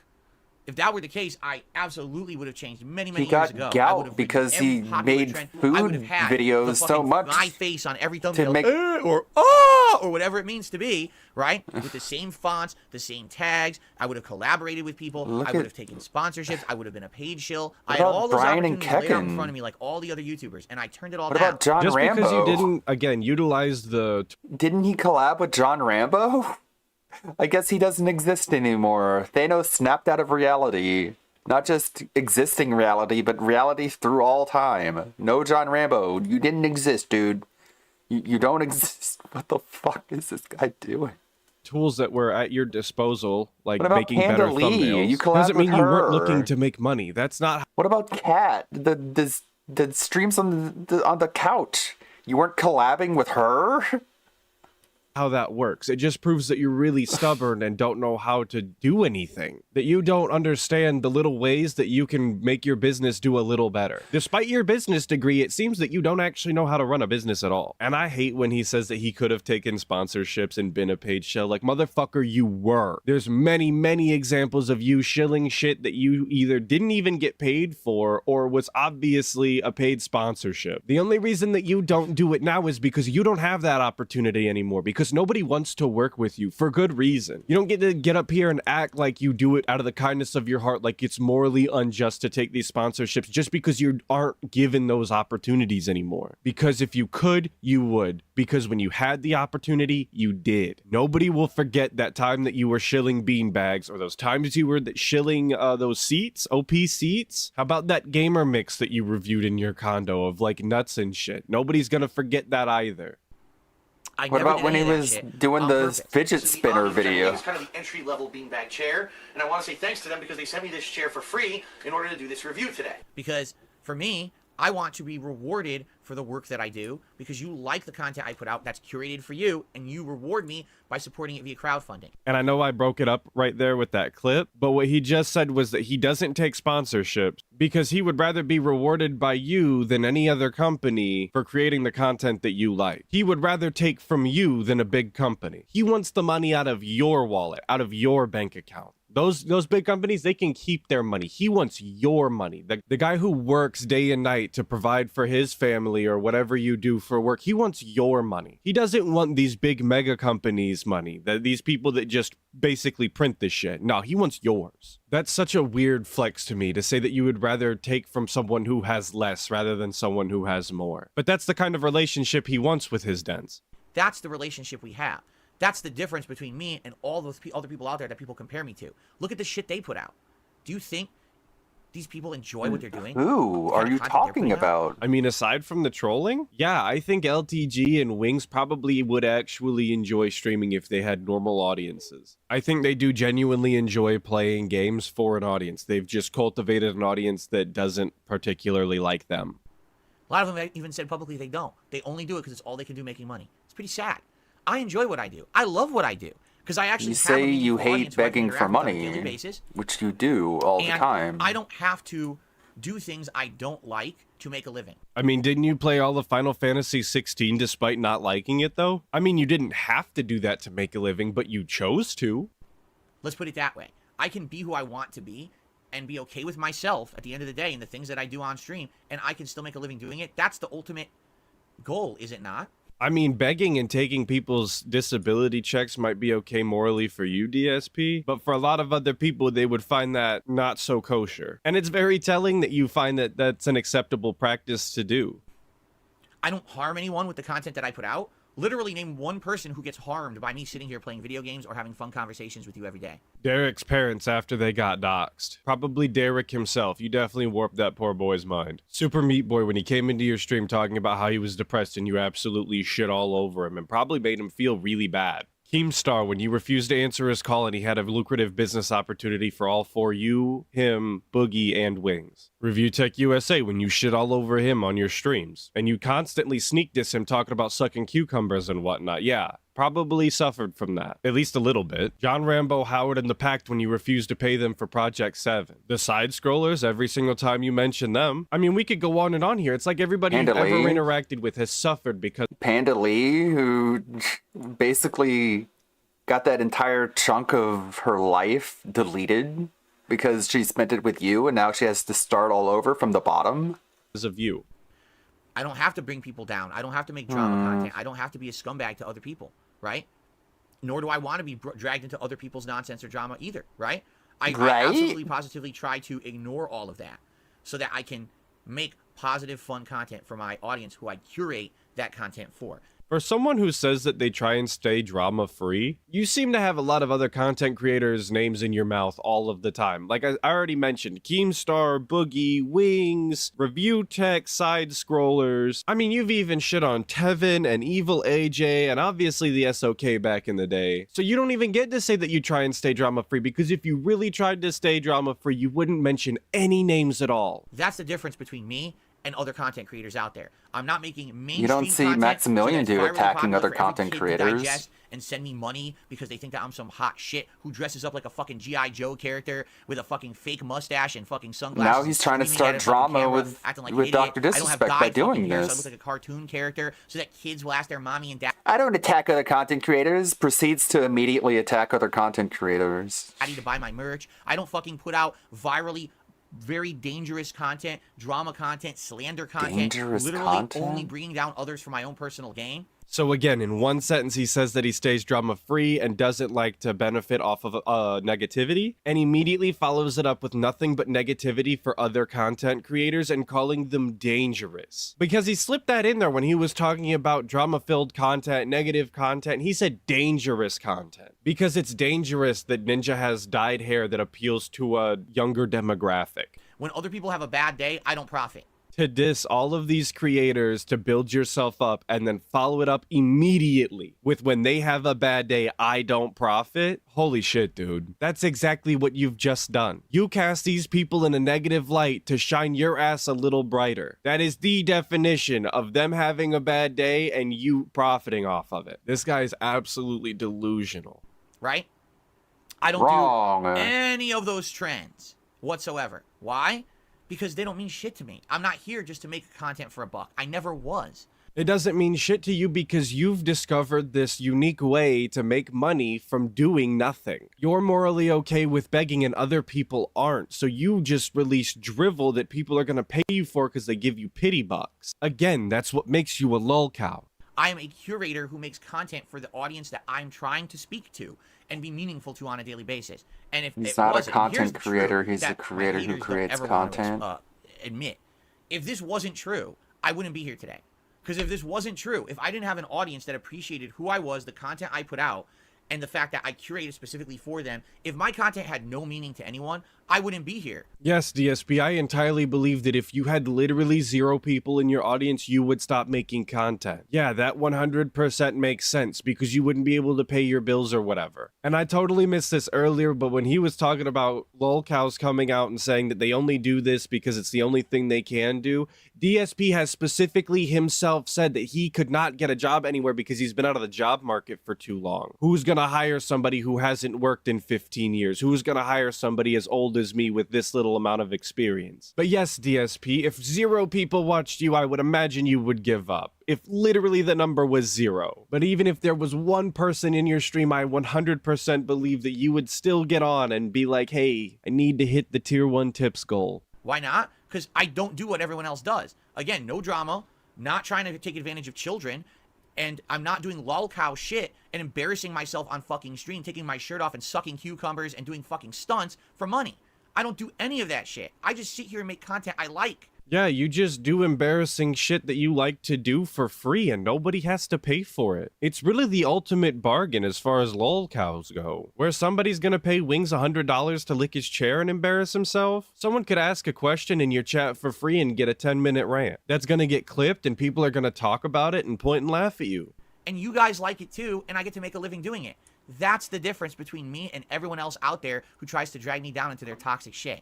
So I don't want to hear it. I don't want to hear a dumb motherfucker out there say that, oh, he's this lolcow group, he's that. I'm nothing. I'm my own man. I'm my own anomaly. One among many who stands alone differently. Yeah, DSP, you're such a unique content creator. No one could ever be like you. And I mean that genuinely. You are a very specific type of individual. That's why the lolcow podcast wouldn't work without you. Because you're a specific type of clown. You're the king of the clowns. That's why you're my favorite lolcow. So yeah, you definitely stand differently. But you also sway on the X and Y axis. And that's definitely unique. I will not be brought into your horse shit because you all had to follow the bullshit trends to make a living. And you either had to embarrass yourself or hurt people to fucking do it. I never had to do that. Yeah, guys, he's never embarrassed himself online. At all. Never. Not even during the incident. Wasn't embarrassed. Never had to hurt anybody to make it. But he lost all of his friends from Connecticut because they no longer liked him because he was an asshole. That's something to be proud of. That's something to feel good about. When you're part of this community and you support this content because you like it, you should like, wow, that's something different that I actually helped create via my support. That's why Phil's still here. You know? Not listening to the toxic nonsense of morons who are jealous. There's something inherently scummy when the person that you're giving money tells you how to feel when you do it. Like he's reinforcing that you should feel good when you give me your money. Having to reinforce that should be a telltale sign that they don't feel that way, because you don't have to reinforce things that people already think. Nobody's gonna have to reinforce me and tell me that I need to love and take care of my cats because I already love and take care of my cats. You don't have to tell me that. I'm well aware. Unlike DSP, who would obviously rather have a fight stick over Jasper's blood work. Hashtag justice for Jasper. Why do you think people try to bring me into their drama all the time? Because it's super fun and easy to do. It makes people laugh. It's easy to rile you up. Those would be the correct answers, but I'm sure you're gonna tell me something stupid. Because they're fucking jealous that I can do this and not be in their bullshit. They're so pissed that they have to do those embarrassing things in order to make a living, and they want me to have to go down to that level too. I will never have to go down to that level. I don't think any other lolcow is jealous of you, DSP. I'm just gonna be 100%. Legitimately, I think like Review Tech and Wings and LTG are much better off than you. Maybe not financially, some of them. Wings is pretty broke, but what you got going on is really a whole lot worse than them. Between your alcoholism, your gambling addiction, your bankruptcy, and the trolling that you get, and your roommate marriage situation, I don't think anybody is jealous of any of that. If it were up to me, I'd also rather lick my own office chair than sit here and beg like you do every day with all your other problems on top of it. Absolutely not. Because I'm not like them. You understand? You're never going to see me acting like that because I don't have to be. Because you guys allow me to do what I love, truly love. Rather than, wow, I just have to fucking sit here and do shit I truly hate, but it's the only way I can bring in money. That's pretty fucking sad. Now, here's the truth. Now, here's the truth. What was everything leading up to that? Every person out there who's done messed up things, I wish them all the best. I just wish that all these people would look in the mirror and realize how truly harmful they are to themselves, to everyone else around them, to people who watch YouTube, to kids, to all these audiences that basically are being abused and or exploited. And here he goes trying to take the high road again. Oh, I wish them all the best. No, you don't, because if you did, you wouldn't constantly talk about them so negatively. People that you wish the best on are not people that you constantly talk down to and berate and talk shit about. And it is peak irony to talk about those audiences being abused and taken advantage of when you can tune into any DSP stream and you get one of two things: him berating his audience constantly, or him constantly begging and trying to take money straight from their pocket. What a weird statement. They abuse their audience, but I wish them all the best. What the fuck? DSP, you need to look in a mirror. It's major projection. I wish they would just realize that. Because I wish them all the then best, maybe they but would actually try to do something they better for exploit themselves, for their people. audiences, whatever it may be. But Okay, sadly, so YouTube you has want them to become continue exploiting a people. place where there really is no one caring about that. That anyone can get over for any reason, and there's no one to say, well, wait a minute, that's really messed up because you actually did this, you hurt this person, You did exploited this, you group, did that, this. you did No one does whatever, that. you know what I mean? Instead, as long as it rolls in and is What are you popular and gives talking YouTube makes about? money, it must be good. I can't believe he would even advocate that YouTube do something like this and try and censor and decide what kind of content other people can make. Because Twitch actually tried to do that with him. After a bunch of people emailed Twitch and told him about what kind of content he makes, they checked it out and decided that was not the kind of content that they wanted on their site. They literally looked at his content and thought exactly what he just said. You did this, you said this about this person, that's really messed up. So it's okay to do it to somebody else, but not do it to him. I thank God every single day that DSP was not put into a position of any sort of power at all. Because it's always rules for thee and not for me, and he would rule with an iron fist on this. Anything that he doesn't like is immediately the worst thing on the planet and should immediately be stamped out. That's completely wrong. There's people on YouTube right now who everyone love, and if you actually analyze them and who they really are and what they really do and the businesses that they're really running, you'd be appalled at who they really are. But no one looks that deep because we all want to similarly feel like we could be like them, right? These big celebrities now who are big popular people, right? That, oh my God, this person had a 1 million view video. That must be a great person. What? I don't know anybody who thinks that just because you have a virally popular video that you're instantly a good person. I don't know anyone who thinks that that's how the world works. And I know that DSP doesn't know anybody point blank period, so I don't even know who he's pretending to think he knows. And again, DSP is so concerned about what these people are like outside of their content. If I don't see a content creator outside of their content, I literally don't give a fuck who they are or what they do in their free time. It's literally none of my business. The one exception to that obviously being this fuck right here, DSP, because he's made it so interesting and so intriguing to find out things about him. But if all you do is make your videos and you go on about your day, I don't care who you are. There's plenty of content creators that I watch where they drop the video, I watch it, and that's the extent of the exchange. That's it. I don't care about what they got going on other than the video that they released and the video they're gonna release. What? I'm here to tell you folks, as someone back in the day who had viral popularity, all right? Viral popularity begets more viral popularity. When you're popular for popularity's sake until something bad happens and then you've fallen from grace, correct? I mean, what goes up must come down. That's true about everything, but that's not necessarily saying they fell from grace. Some people just aren't relevant anymore. It's okay to not be relevant. So you're Mr. Popular until the day when there's a reason to turn against you, and then everyone will virally turn against you because it's just as fun to tear down the person who's popular as it is to jump on the popularity bandwagon. And that's what happened to me, is for a while I was the virally popular YouTuber. And then all of a sudden This Is How You Don't Play came out and it became, oh, so popular, jump on the negativity bandwagon and crap all over Darkside Phil. And again, that's just not true. There's been plenty of content creators and even actually famous people like actors and musicians who came up, became relevant, and then had their fall off and then just went into obscurity. And they had set themselves up for success when they were relevant. So when they were less relevant, they still had money, they still had deals, they still had sponsorships, they were still well off. Not everyone's fan base turns against them. I mean, you're a prime example of that. Shane Dawson's a pretty good example of that. People who were relevant and then their fans turned on them for things that they'd done in the past. But those aren't necessarily the rules. Those are definitely exceptions. DSP is so convinced that if it happened to him, it'll happen to everybody. But he's already said that he stands alone. So which is it, DSP? Is it going to happen to everybody, or are you uniquely different? Today, the vast majority of people who don't like me don't even know why. They just heard something, right?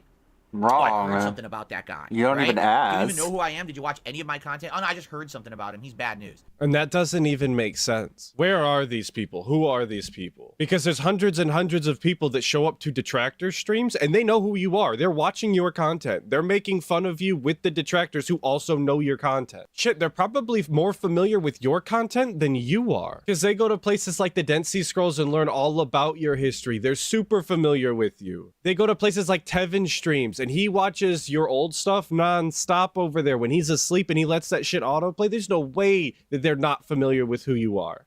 Wow, so you're an idiot.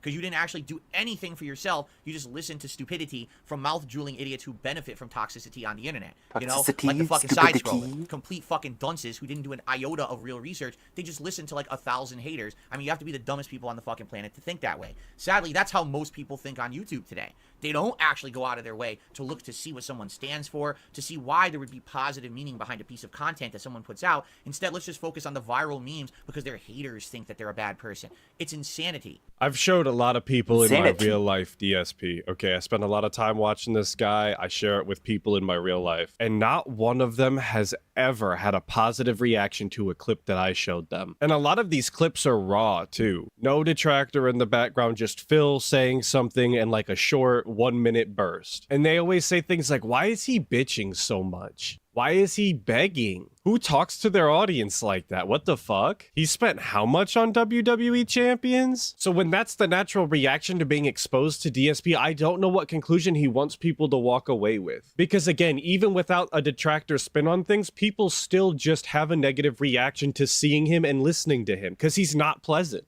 And that's what I mean. That's rampant on YouTube. It's either someone's ultra squeaky clean popular or someone's just a scumbag. Where's the in-between, right? In reality, no one's perfect. Right. In reality, no one He's has calling everyone a the ability scumbag. to be immune from mistakes, right? Everyone makes mistakes.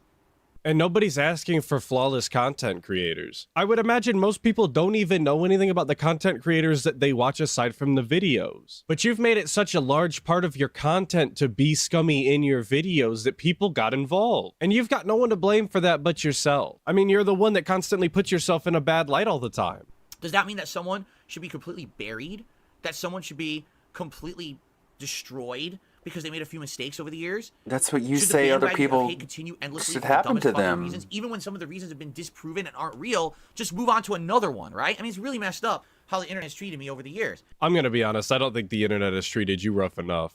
And you know what? Again, as long as I'm able to make content for an audience as small as it is, as long as you guys enjoy this content and you continue to support it, I want you to understand that's all I care about. I will continue to be here for you guys and make this meaningful content. And you please could tell me how much it means to you. Tell me how much it means to you. Tell me how much it means to you. Please, chat, tell me I'm important. Tell me you love my content. Tell me it's meaningful. Pathetic. And I really appreciate that. As long as we have that back and forth, that curation, right? I'm going to keep doing it. I'm going to keep going, man. You know, the day that I come to stream and I see absolutely no one who's being positive and no one who seems to be getting anything, you know, good out of what I'm doing is the day I retire. I mean, statistically, that's just not gonna happen, and he knows that. There will never be literally 0 people in his chat egging him on. There's gonna be at least one diehard dent for all of eternity. In the same way that some people still hold views from a bygone era that they probably shouldn't be holding anymore, if you know what I'm saying. Some people will never move past that, some people will never learn, and that's the one person that DSP is relying on the most. And that person is probably 1 Minute Man. All right? I'm going to make that commitment to you right now. All right? I'm going to put my hand up and I swear to you right now that the day when I come to a stream and I turn on this stream and no one positive is here. And then like a day after, he shows up in chat and he's like, "Good morning, everyone." And then no one says anything. And the next message after it, with nothing in between, is anyone here? Like, how many times has that happened? That's happened more than one time. If he really believed this, he would have deleted his channel. Saying, this is meaningful, this is fun, I love your content, whether it's something I like to listen to every day because I like to listen to news stories or what's going on with you, or I like having a fun conversation with you on a live stream. I learned if this game was worth my time, all the things that I do. The day when that goes away and tell me that's no meaning to what I do, I will retire. I commit that right now because that's all I care about. It's not about paying the bills for me. It's about meaning.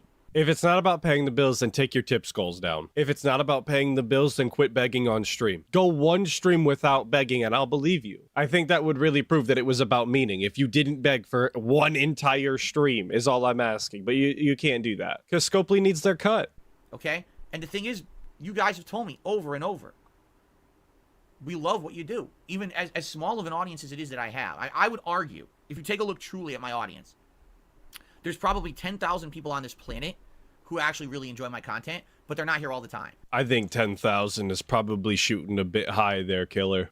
There's probably like at all times in a day, maybe 1,000 positive people who watch my content and like it, and they'll watch the different various things. You know, a few hundred on this video, a few hundred for this other game. They don't all watch everything that I put out. On a given day, you probably get 1,000 unique viewers, and then probably, like I said, probably 10,000 people on Earth who actually still like Darkside Phil's content and follow me and want to watch what I do.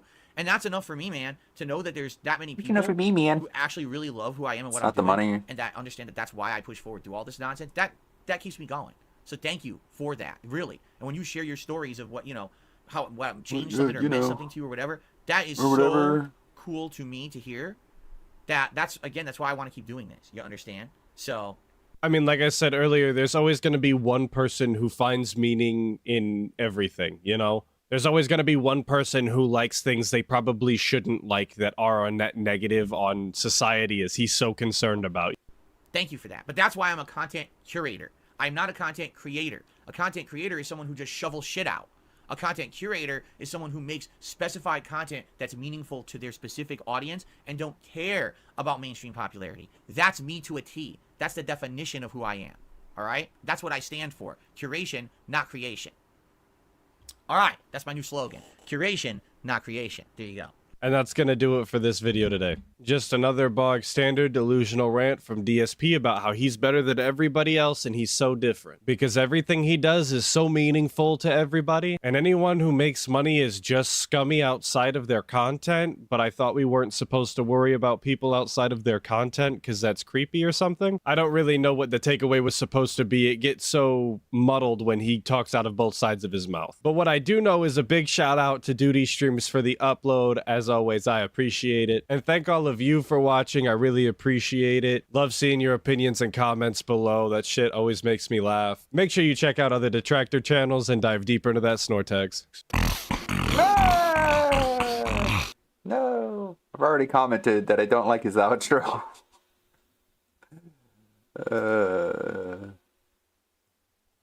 It hurts me. It's pain.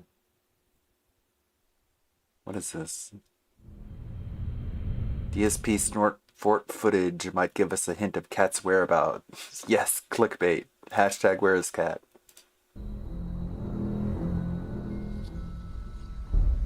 That's the end of the stream, guys. You know, I'm out to relax and have spent time with my wife. All right, guys. Thanks a lot. Peace out. Have a good night. See you all later.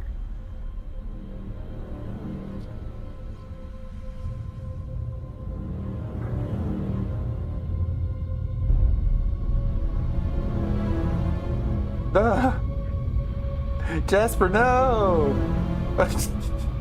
Keeps on walking.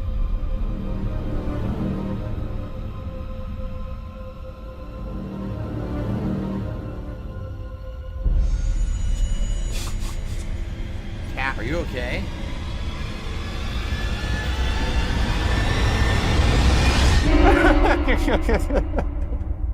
Do you want, because I could toss some snack foods in the oven. Do you want the little pretzel bites with cheese in them, or do you want me to make the stromboli? That's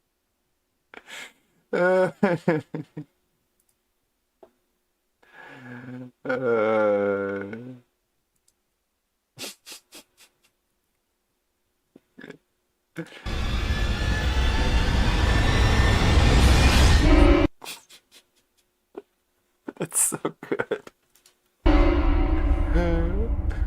Do you want, Now that's meaningful content right there. That's some funny shit.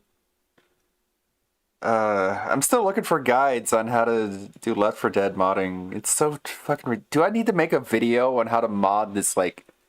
How old is this game at this point? I don't know, like 10 years old? When did this fucking game come out? Like, there's no good, like, really good step-by-step video on how to do this. Like, this doesn't even have audio with it, and it's just like someone, I guess, going through the process, but then there's a lot of details left out. It's almost like I have to watch multiple videos on Left 4 Dead 2 modding, and then just delete whatever isn't in all of them. You know what I mean? Just only pay attention to the things that's in every tutorial video. That's the only way to find out which one is actually the right path to go about it. Then there's this video. Like, the thumbnail is literally, this video sucks. Ugh. You guys don't want to watch a video where I'm just going through a tutorial video. So kind of play, please. Just, like, you know, play the video instead of this circular thing. Very long time. I need to kind of get out of there, so let's get the export path to where I just made that folder. I just have to do it when I'm offline. Like, I'm up to this point where I have the replacement model on top of the skeleton of the original Left 4 Dead 2 Survivor. But then after that, I can't tell what's happening after that. It just doesn't make any sense. I'm trying to figure out what's going on here, but there's no instruction. Just like it just doesn't make any sense. Like, literally, I can't in my brain parse it. I'm trying. I don't know. Like, what is going on here? Export in okay. So, okay. But there's nothing there. There's nothing in... Like, I'm supposed to look at this and be like, oh, I see what's going on here. Wow, he's turning the model around. Do I have to do that too? Okay, close it. And then, okay. Now edit the QC with Notepad++, and... My God. It's probably simpler than I realized, but I just have to do it and then it'll make sense. Man. It's weird. Kid person in brain but working on 3 hours of sleep. Well, geez. I've got plenty of sleep, so I don't have that excuse. I'm glad we don't have a DSP pre-stream today. We needed a break. Instead we have WPIG. Testing my pop filters quality. Pop filter. He'll have a pop filter and then clap directly into the microphone, which completely ruins the whole point. Phil's suggestion box. Is this going over the What's post? up, folks, and welcome to the DSP suggestion box. This is the month of October 2023. The very first suggestion community post from Darkside Phil. We got to take a look Just at need to get something to eat, I guess. month of, I guess, suggestions. I need brain food. The curatedly approved suggestions. Tough word to say. Yeah, let's take a look here. Hello, everyone.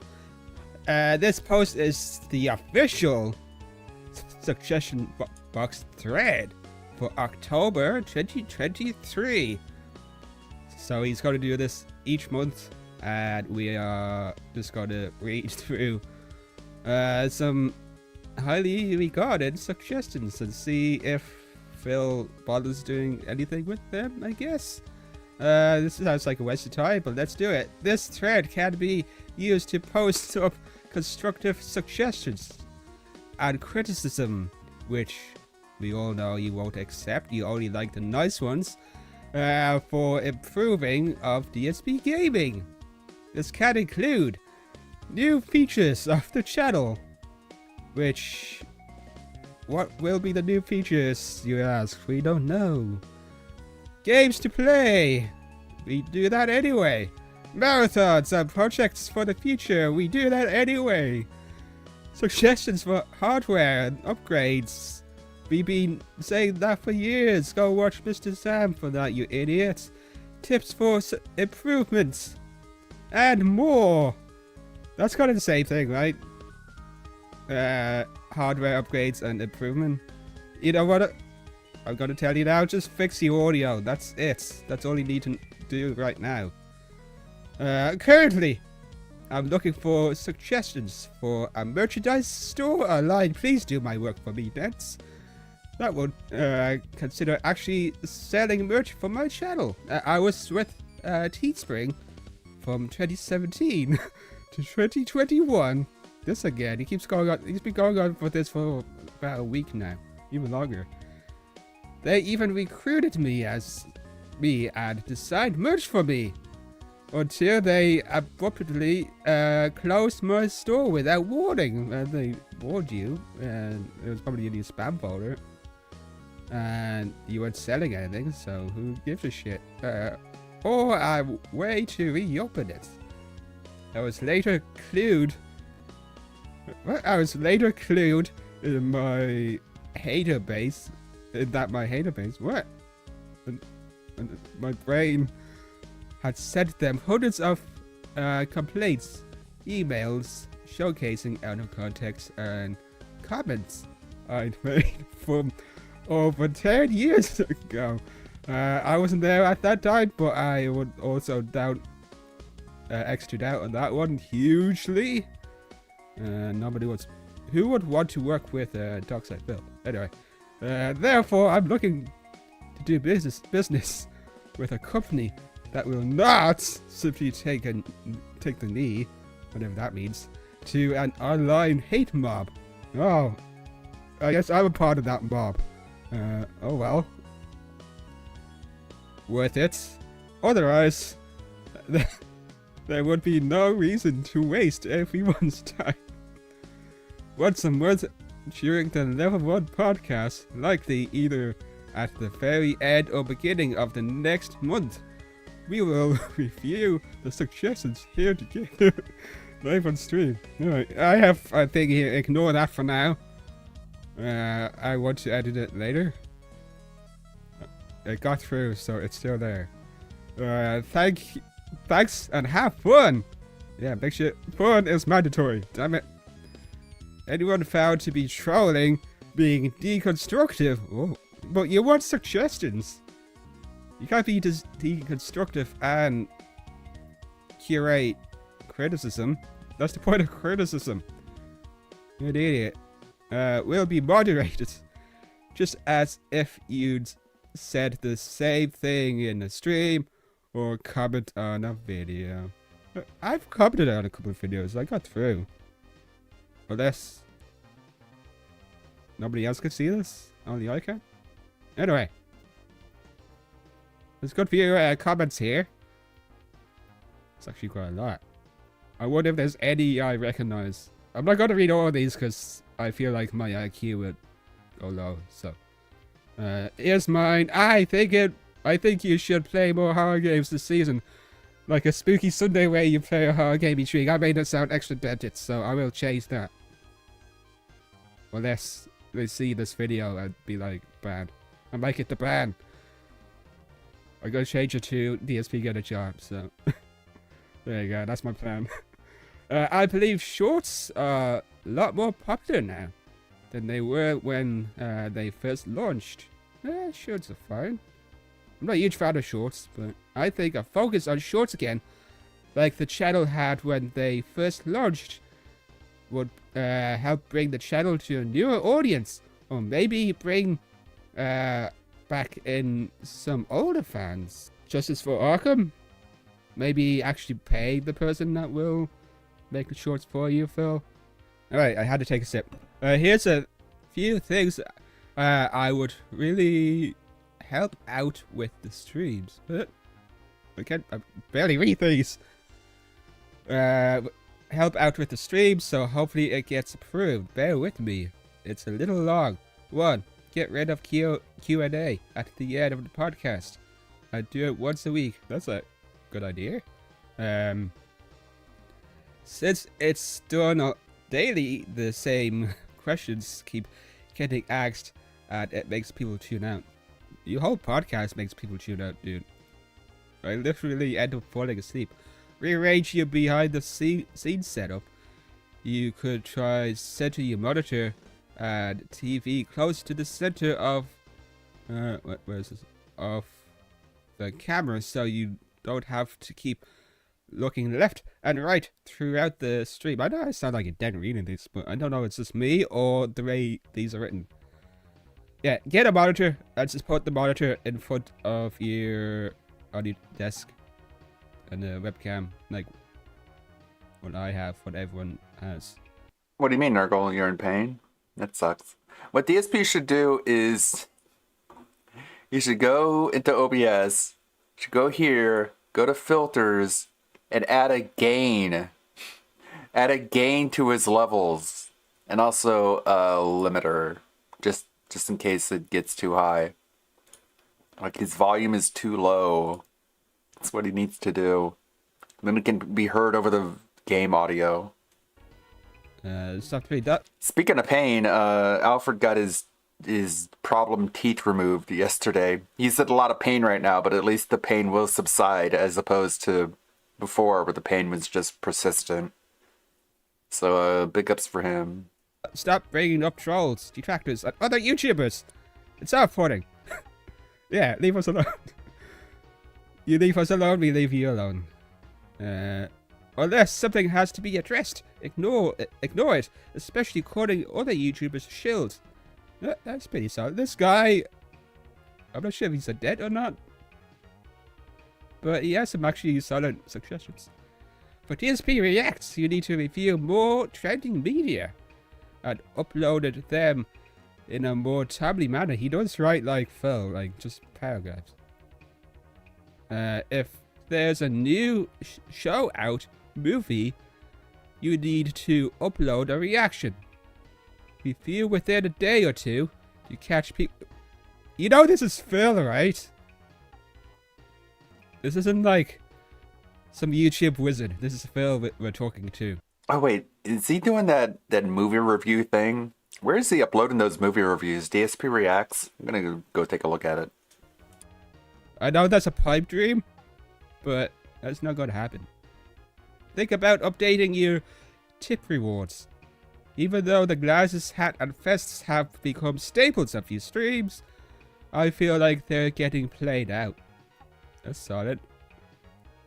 Makes you look like a clown. Let's all point and laugh at the man clown.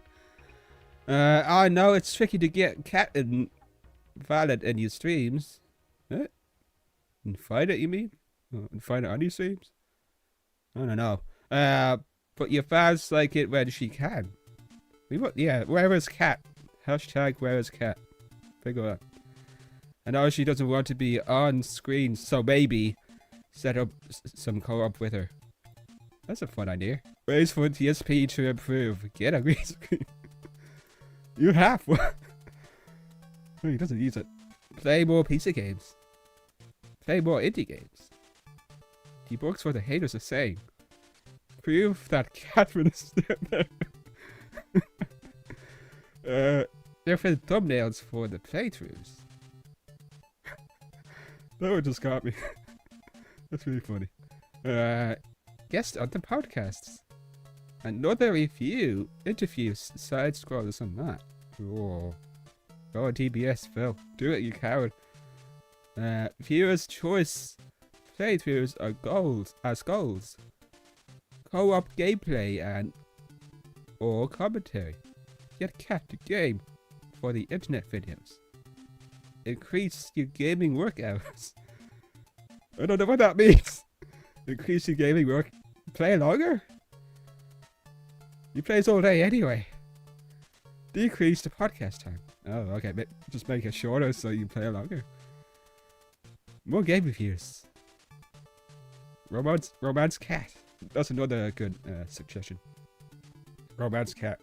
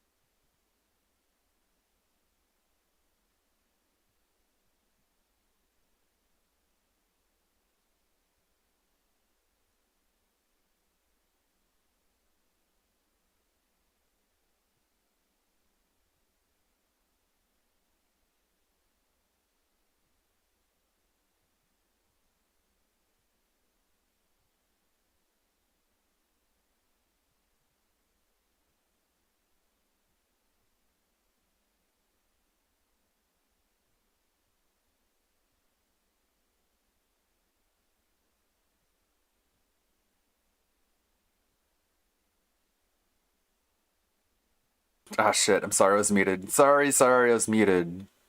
Damn it, I was muted. You guys have to tell me I'm muted. Use the dead air. Apologies. I'm sorry. Do that one. Dead air. I didn't think I was muted. But, yeah, okay. Does the reboot survive the hype? What is... Oh, I guess they use the word survive because people die in it? Like, how do... What the... It doesn't make any sense. How do you survive hype? It's so stupid. So am I. You should dress like Keemstar for Halloween Marathon. And mock Sorry, his it's manners muted. his whole night. Very dead. Keem doesn't really have mannerisms, I don't think. Also, Keem's funnier than Phil. Personally, I think you should run more ads between 5 to 10 a day over the course of your 6 hours of streaming. Streaming day really isn't that much and would help you more financially. I also think... God, I can't read. I also think you should pre-record your tip segments. 95% of podcasts have a pre-recorded segment. You can just play a button that says "tip me, tip me." Well, but they're not. The 95% would be like for ads, not for other things, not for begging. Anything else? Anything juicy? Play Baldur's Gate 3 once you're done with Starfield. It would be a perfect game for a late night chill stream. The story and role-playing elements are great, with so many interesting and meaningful decisions you can make. Okay, never mind. I guess I'm doubted because I read things wrong. After you played so many underwhelming new RPGs this year, it would be great for you to experience an RPG that is widely considered one of the best of this generation. I have not played it, but I hear people like it, and Phil will just make it very boring. Go to your local Street Fighter tournament and play without online rank. Hint, hint, go outside and meet people. Get banned. Anything juicy? Will the ever stream post videos in 4K resolution? Forget about that shit. Just sort out your audio. God damn it. DSP Reacts suggest. Ooh, okay. See here. A pop culture podcast about movies, TV, and books in place of one level podcast on Sundays. 2. More long form reacts, but react to stuff that can be covered in a normal stream, not a marathon. 3. Patreon reactions should be uploaded to the channel. 4. Cancel React because it sucks. Someone submitted this in an email, so I wanted to post it up so I can reference it later. Alright, Phil, what are you saying? Also, some suggestions for new ideas for streaming. 1.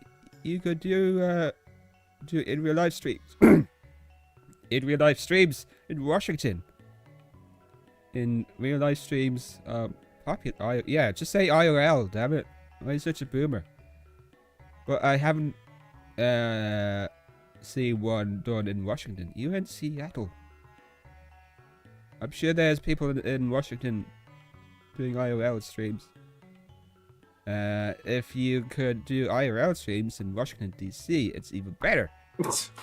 Doesn't live near Washington DC. You Stupid. You could something new. My brain. You could something new, and in the fate you could go to a graveyard near you at midnight and say hello.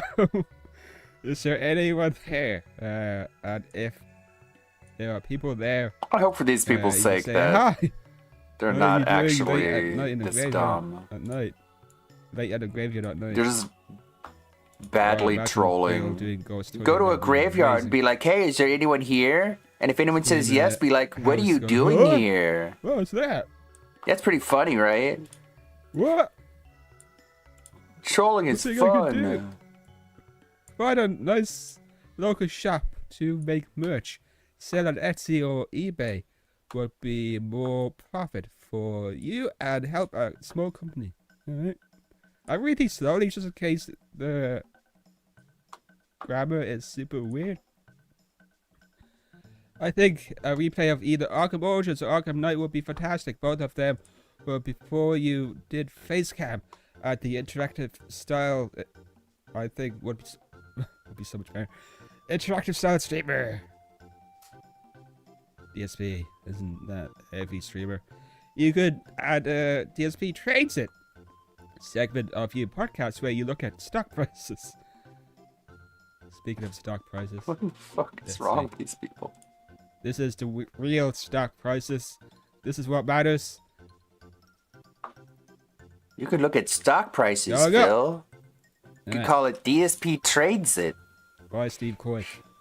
There's Hey, someone Phil, on Reddit hope you're just being like, doing "Hey, well. go I'm to his excited for thread coming and just suggest the holiday dumbest season. My things ever." would be And it'll be most, really good trolling, definitely you guys. tackle. Hollow Knight. Oh, Blasphemous. Let's play through. Did he do Hollow Knight? I Or don't is he know. against it? There's a few reasons. It's a Metroidvania, which he says no one likes. It will definitely generate stream chat involvement and discussions, a ton of lore and options on how to approach the playthrough. Polls in the chat. What maybe? accent is this? 2. The Hollow Knight sequel will be coming soon, and Blasphemous 2. Blasphemous is fine, it was alright. Or Souls-like game. 2 release in 2023. So we'll have ongoing momentum. Okay, I don't care anymore. I want to see Phil get lost in the back rooms. He should play at least one of these. That'd be funny. More, But then if he does Yeah, that, just then he's more betraying meme games. his principles change about his not name? playing I think that's viral done. meme games.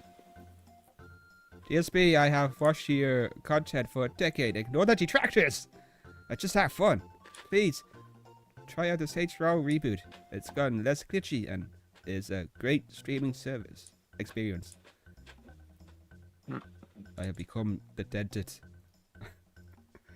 I'm dented now. Alright. How long will this last? I will get banned. Go over here, give this a thumbs up. Good job. Done. Alright, I think that's this month's. And thank you for enjoying my curated content. If you enjoyed this, feel free to give it a like. If you're dead, give it a dislike. I don't give a fuck.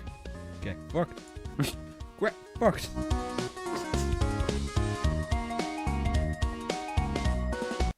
Thank you, Nerd Brew. You'd have a better chance at having your words read mailing a letter to Santa than leaving DSP a suggestion. Make reface compilation using Phil's face. I have made some and have a look. See what you can do. Interesting video. That's like one of those old style Duty videos where he would just, or not Duty, who was that other person? Oh, it was like bad moments in DSP history. Who would just go through Twitter threads and just read them off.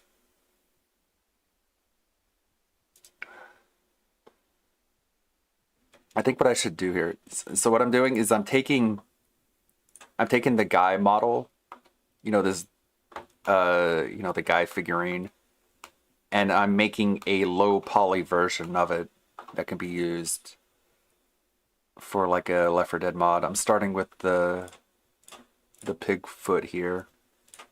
Basically just taking primitives and then extruding and moving the vertexes so it's basically recreates the shape of it. That's kind of a tedious process, but it's something I have a little bit of experience in. Shouldn't take me too long, I don't think. Just have to focus on it. I'll keep plugging away at it. Just a lot of extruding, a lot of just small vertex manipulation. Just to shape everything so it sort of molds around the original model. And doing some 3D stuff. If I can't figure out how to mod Left 4 Dead 2. I could at least make the model that gets modded into it until I figure it out. The level of polygons that's in the original model is way too high, especially if you're going to use it to replace the zombies in Left 4 Dead. Imagine like imagine trying to play Left 4 Dead, but all the zombies are like 80,000 polygons. No, you need really, really low low poly models because you're gonna have so many of them on screen at the same time. But man, it's gonna take a while, isn't it? I don't know if I can get it done before Halloween. Maybe I should just focus on the animation I was working on instead. I don't know.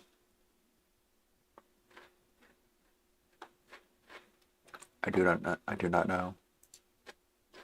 First of all, this controller is so out of touch with reality.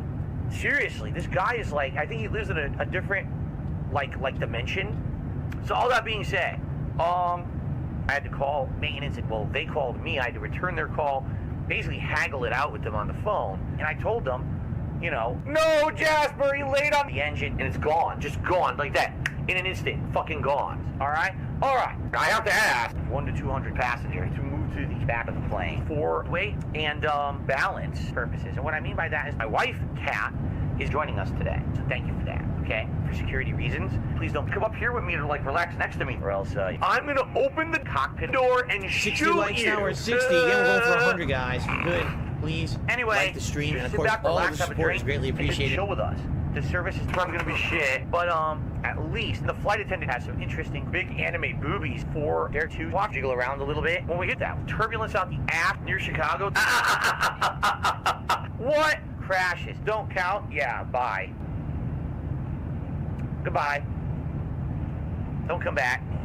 Dishonest assholes don't stay in my airplane. Sorry. Crashes don't count. They're the same as any other. Perfect landing. Fuck off. All right. So, for those of you still here, hope you guys are ready to sit back, relax, and enjoy the flights this evening.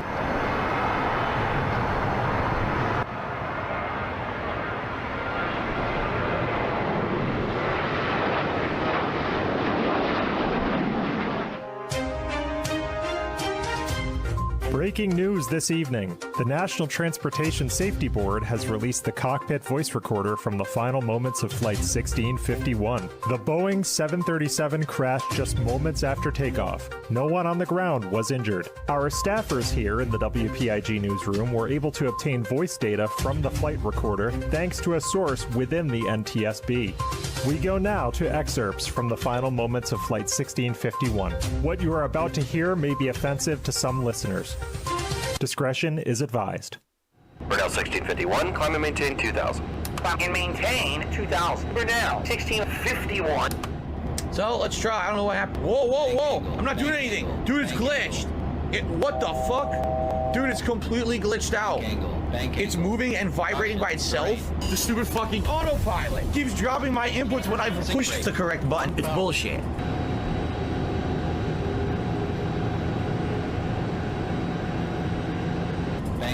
Now here's the other Brunel thing. 1651, low altitude alert. Shut Climb the fuck up, you stupid dumb kid. Immature piece of shit. Now, let me continue. Sikorsky aircraft. Engineers are fucking idiots. I can't take how bad these engineers are and how rich they are for the shit that they put out every year. It's just pathetic. The airline industry is a piece of shit. Because remember, I got laid off in late 2010. And here I am, flying a bunch of immature little shit around in an El Cheapo airplane. That is barely airworthy. You would think my first officer would know how to fly the plane back to the airport. Nope, they're not even capable of doing that. They're that incompetent at what they do. So, I have absolutely positively no confidence. If I have a gout flare-up in flight, I'm just fucked. Oh crap, it looks like I'm about to crash. It's not my fault, obviously. I'm pushing buttons. I don't even know if I'm pressing them. Air traffic control doesn't know how to do their job. And now we're gonna crash. We're crashing. Oh Jesus!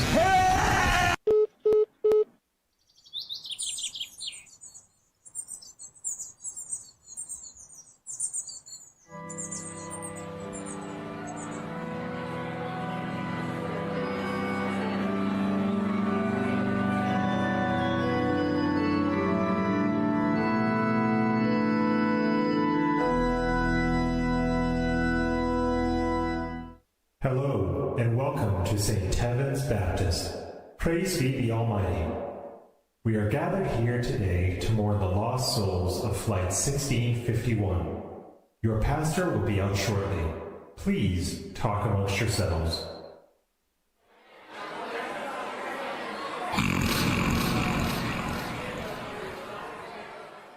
Hello, it is I, Phil Burnell, known as Darkside Phil on the internet, or DXP for short. I will be the work pastor for my first and final consecutive worshiping day of the week. Alright, now, I have an announcement. Your regular pastor, Pastor Eric Miller, could not be here tonight due to his ongoing witch hunt against trolls on the internet, okay?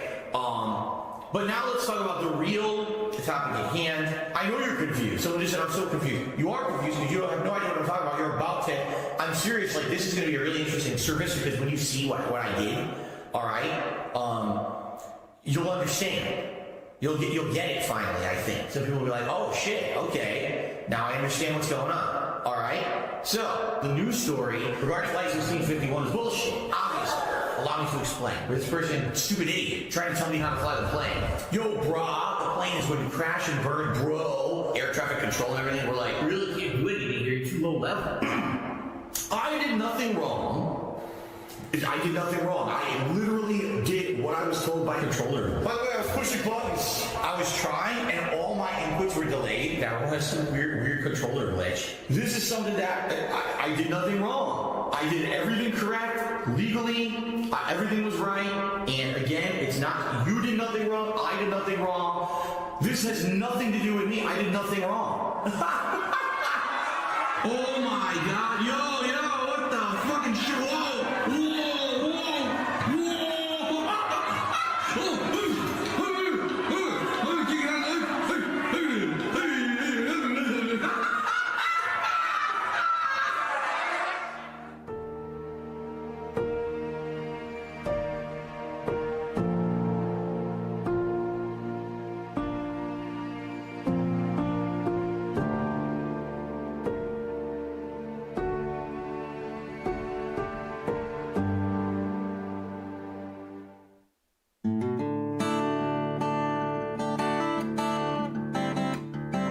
It's Gowdy Road.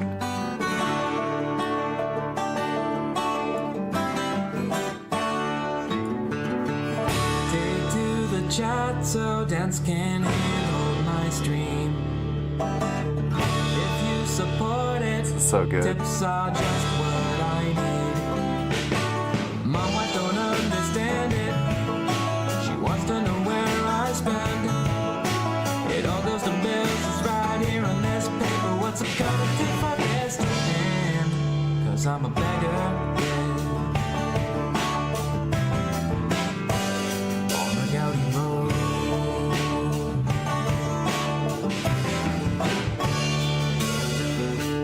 Come on, zombie Jesus, save this business, Lord, please.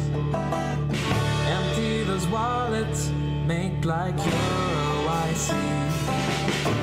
Guaranteed spam in the chat, but I'll watch on pretending that I don't know. I'm trying to interact with my fans, but all I see is Jade saying that it's time to go. Cause I'm a beggar, yes sir. Walking on a Gowdy Road.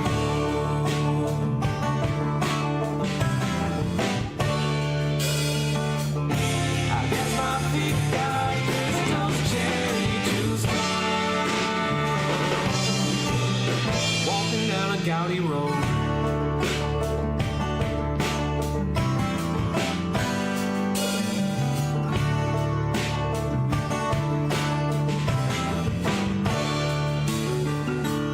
Take to the Discord, monkeys got things for me. The trolls are sucking, morons think I don't see. Nobody understands it, wondering where are my friends. You have to be some kind of lame brain dummy to fall for those again. Cause I'm a beggar, yes sir. Walking on a Gowdy Road.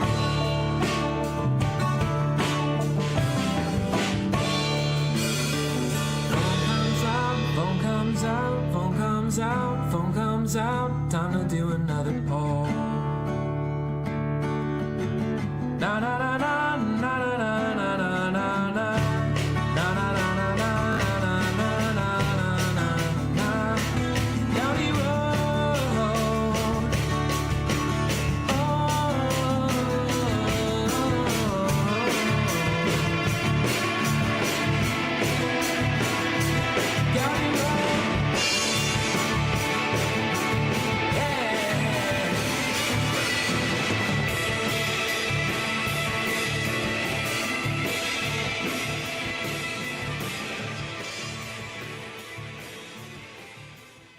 So good. So much talent in this whole community. Right. Oh, yeah, I got him. Wow, finally. Oh, hi everyone. How you doing? Didn't see you come in. Welcome to the Level 1 podcast. ESP here. Sorry, I was busy spending hundreds of thousands of dollars doing crazy pulls in a mobile game. But, it's time now to start streaming for the week. So how is everyone doing? I hope you're doing well.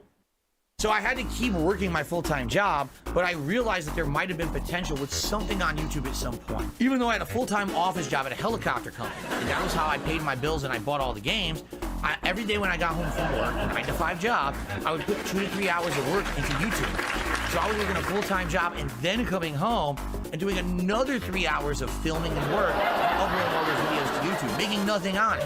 What I ended up doing, in 2009, I opened up a vlogging channel called the King of Hate HD. Now, why the King of Hate? But wonders, what does it mean? Back in the fighting game community, a lot of people used to hate on me. And there was good reason. I was one of the biggest internet shit talkers there was in the FGC.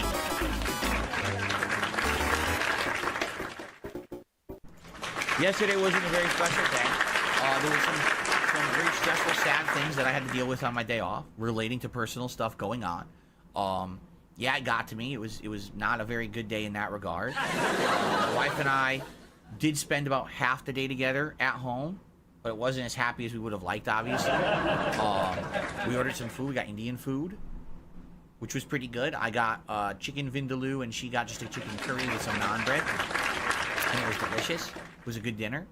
But outside of that, I don't really have much else to say. Like, I did my usual errands, like I would usually do on my day off. Nothing of particular note really happened that was special or positive or fun that you would want to probably hear about. We're watching someone play through Lies of P, going along the same lines that I did to see what their experience was like. It's interesting to see someone else play again and see the different weapons they use and stuff like that. So we did that. But, that's about it. That's really all I have to really say. Like, there's really nothing really going on. Nothing too positive, nothing too fun, nothing to share with you. If there was, obviously, we'd have a nice, fun Phil's Day Off segment. I could tell you all about it. Wow, we did all this, we did all this. I would say this. We should have some more positive stuff going on, hopefully over October. Obviously, one of the weeks of October, I'm going to go and we're going to get my Halloween costume together. That's always fun to do. And it is cooler now. So with this cooler weather, there's more fall activities and fun going on, and maybe we're going to partake in some of that, and I'll be able to tell you about some of that stuff. But this particular week in general, this was not a good week, and the day off wasn't that good,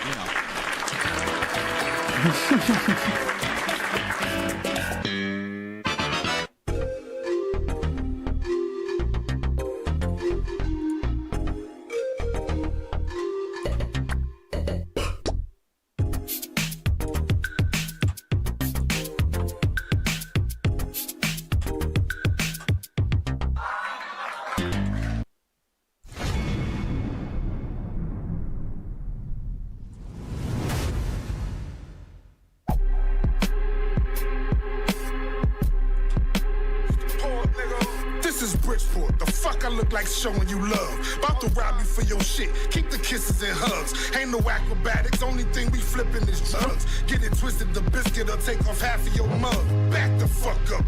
Move the fuck back. Back the fuck up. Move the fuck back.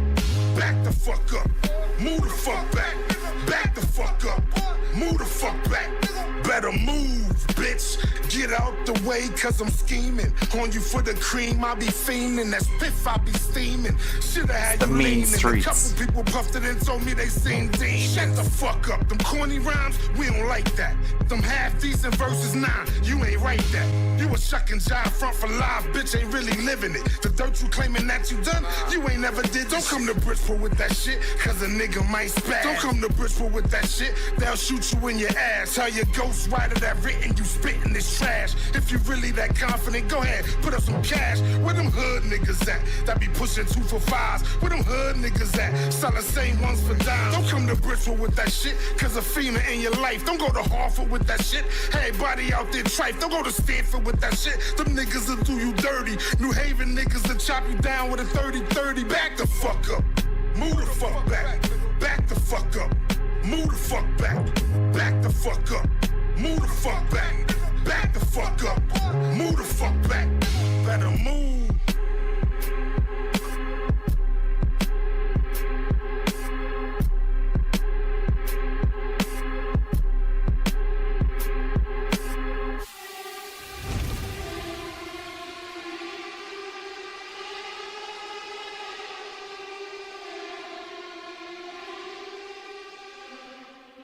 R.I.P. Mellow Nuts. Hello, everyone. Oh, How God. you doing? Hello. Hi. I'm Colonel Sanders, and I'm here to welcome you Colonel to the Scanders. Halloween Marathon for 2020. Yoo-hoo! You ready for this, boy? I hope you're ready for this. Give it a sub to Takanashi Kirara. Good Lord, how you say that name? I don't know. I ain't from no Japan. I don't know how to say that shit. Thank you very much for the gifted sub, though. Fraud Detective Chitty said, what's the reward for a $100 tip goal? It's that you're happy that I'm streaming in a costume and acting like a character, and you shut up. That's the reward. Excited for the Halloween stream, digging a slave owner. I'm not no slave owner, boy. I make chicken. Wait. Sounds good. This is Halloween, boy. The hell you talking about, boy? Come on, boy. Stupid black cat jump scare don't get me, boy. There's a bunch of dangly bodies behind you. Turn around, boy. Oh, there's something in there, boy. Coming for you. You're gonna get you in his deadlights, boy. Hoo-hoo, yeah. They're trying to get us with their chains, boy. Doodle Dread says the accents, the mannerisms are getting tiring. Doodle Dread, you know what's tiring? Yo ass, shut the hell up, boy. I ain't got time for your shit. Let me tell you, boy. 1,000 bits. I appreciate that, boy. Where you think you living, boy? Ha ha, boy. You got fooled, you moron. Slide a hand there, boy. That's right, boy. You're gonna grab your chicken nuggets when you're not looking, boy. What you gonna be, boy? Hey, that's good, boy. I look down at the chat. I see boy. It's gonna be ban, and we move on. Oh, ain't gonna be no banning. I'm gonna unleash the fryers on these boys. That ain't no Bible, boy. What the hell is that? We ain't no juggalo, boy. Hey, you out of here, boy. Eating KFC with my brother, and you dressed up as Colonel Sanders. My Halloween has come full circle. That's right, boy. Other boys left. Exit. This boy walks slow no matter what. Doodle Dread, you say I'm putting some effort into my act. Let me tell you something, boy. We're back to this boy. Boy, there's no way I'm reading your name, boy. Anyway, let's continue here down the road, shall we, boys? All right. We're going to be suing these boys. Boy, fuck are you talking about, boy? Oh, hell, oh, boy! Oh, boy! Hell out of here, boy. Come on, boy. Oh, boy. We need help, boy. Come on up to the attic, boy. Sometimes I just can't do nothing, boy. Oh, boy, here comes. Good day. My southern intuition, I said, there's an item right there out in the hallway, boy. I turn around, there's an item. Look at that. Oh, boy! Oh, boy, that's really gruesome. He said, fuck you, boy, and he pierced him. That was my favorite scene so far in the game right there, boy. Take that shit, boy. You're okay, boy. You're okay. Good. He looks like a trigger-happy son of a gun, this boy. Look at him. Oh, boy. Oh, boy, they did. Damn it, of course I'm still doing an accent doll bat. This is a Halloween. Oh, shit. Oh, boy. Pissed you stabbed him in the head, boy. Oh, boy. Oh, boy. KFC cooking, boy. Oh, boy. Here we go. Keep going. Oh, boy. Oh, boy. Oh, that's the best way to learn, boy. Boy. Oh, boy. All right, boy? No, boy. Oh, boy, he's an asshole. Is that an accusation, boy? Oh, boy. Oh, boy. Oh, boy. Here we go. Break them bones, boy. Oh, boy. Oh, boy. Oh, boy. Oh, boy. Oh, boy. Yeah, you're friggin' nuts. He doesn't understand you're nuts, boy. So, ladies and gentlemen, what a playthrough. I certainly hope you enjoyed Little Hope. First half was a normal. Second half, obviously, on Halloween. I hope you enjoyed me being in character for the game. And, until House of Ashes, this is Colonel Sanders signing off. Alrighty then. Works with Windows. Okay? I can't play fighting games on my PC. As I told you guys, I can't play PC games at all. It would max out my CPU, but it's nice to know it does work with PC, right? And eventually, if I do get to upgrade my setup, get a new PC where I can play games, and maybe I choose to play fighting games on my PC, it certainly would be good to have options. This is definitely a joystick I would consider maybe cleaning up, all right? And once I clean it up,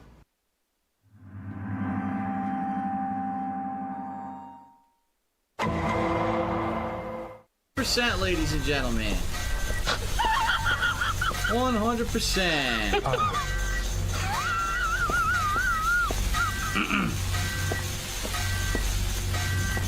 100% you. So I cannot play PC games. I still cannot play PC games. Darksideful and the PC Gaming Saga. Everything starts in 2021, 19th of September. All started because chat asks DSP if he would play a PC gaming to have more variety to the channel, and this is the answer we get. Very nice. Stampede G, oh my god, here we go again. Stampede G says, can I link you to a cheap green screen and some lights? It would really improve your streams. Oh my goodness. Alright. Basically, here's the deal. Alright? I can't play PC games. I can't improve the quality of my webcam. I can't do green screen. I can't do a lot of things because of my PC. It's very old. My PC is very, very long in the tooth. I bought this in, what, 2014? It was either 2014 or 2015. I want to say it was 2014. So we're going on, 7 more plus years of this thing being used all day long, every day. How many people can say that they use their PC that much, right? A lot of shocked people. That this thing has lasted as long as it has. However, I don't want to do anything in regards to changing. In 2021, DSP is already 13 years working with internet and YouTube, which means that in all this 13 years on the internet, he never think and update his quality of setup. This argument of not having enough money is a major lie. I going bring up the numbers and show everyone how much he could buy in the year 2021 with the amount of money he got. I don't want to do anything in regards to changing this setup until the hardcore gaming season, i.e. the fall busy gaming season, is over. Alright? And here's why. Because number one, I want a system that I know how to work and I don't have to mess with it, and there's no potential for things that I have to get used to that are different. When on a daily basis, if people are going to be coming to the streams to see the new releases, they want consistency, right? I don't want to upgrade my system and now every day we're having issues. Oh god, this isn't working, that isn't working, I'm not used to using this or that, right? If I'm going to be doing the busiest gaming season of the year, I need consistency in my equipment working. Right now, everything's working, okay? I don't want to chance it. See, there's things that I can do, for example. He wants guys, he wants, DSP wants, this type of entitlement that's make people from outside of Vortex understand and eventually became detractors. You want something, you work for, you don't beg for years and keep lying about your situation because it's impossible to be so bad financially that with $300 a day you can't buy the things you need to give your viewers a bad treatment. If I were to upgrade my PC to the current Windows, I have a Stream Deck that I've had for a while that was donated by a fan, and that would work. It doesn't work with my PC because my PC is on an old-ass version of Windows. In 2023, a high-end PC is costing almost $4,000. Still to this day, DSP could buy this computers if he saved for 3 months his money and didn't throw on WWE champions and all the stuff he loves to throw away money. If he wants expend $5,000 on his business, here is the opportunity to that. Mrs. Deagle, no, I think the Diablo game is PC as well, but I can't play PC games. Right now, my capture software goes anywhere from 60 to 90%. When I'm capturing now, if I run a PC game, it'll be like exceeded constantly. To do the 4 segments around the Xbox logo that would light up if it's controller 1, 2, 3, or 4. It just lit up. It works. It lit up as controller port 1. So this joystick would work on PC only. I guess it works with Windows. It just works with Windows. Okay. I can't play fighting games on my PC. As I told you guys, I can't play PC games at all. It would max out my CPU. but it's nice to know it does work with PC, right? And eventually, if I do get to upgrade my setup, get a new PC where I can play games, and maybe I choose to play fighting games on my PC, I don't want to do anything in regards to changing this setup until the hardcore gaming season, i.e. the fall busy gaming season, is over. So DSP forgot his own promise in 6 months. After all the chilling for his new PC, Guys, we're at he 70 never likes. We're having a delivered. good time Imagine tonight. if he You either saved stream a like, we hit 100 30% of likes, his we do a business celebratory money, bubble and blow. after That'd the be swell busy if you could do gaming that. season, he could buy a super PC for his stream and all the other stuff. But not, and the question about why he can't never improve his PC appears, but don't worry before we going to that. Let's continue to see how far this lies. He doesn't know how to use the term IE properly. IE is another way of saying for example. Like, it's not AKA. He uses the, like, also known as. He's so fucking stupid. Tries to sound smart, but ends up sounding like a fucking dipshit. I goes. It's a moron. IE the fall season, i.e. the fall gaming season. Holiday event to play Like old school what? RuneScape? I don't even know how I would. Isn't it a PC only game? And I can't play PC games, so unless you're gonna buy me a whole new PC. So stupid. Oh, look. Unless you're gonna buy me a whole new PC. Unless you're gonna buy me a whole new PC.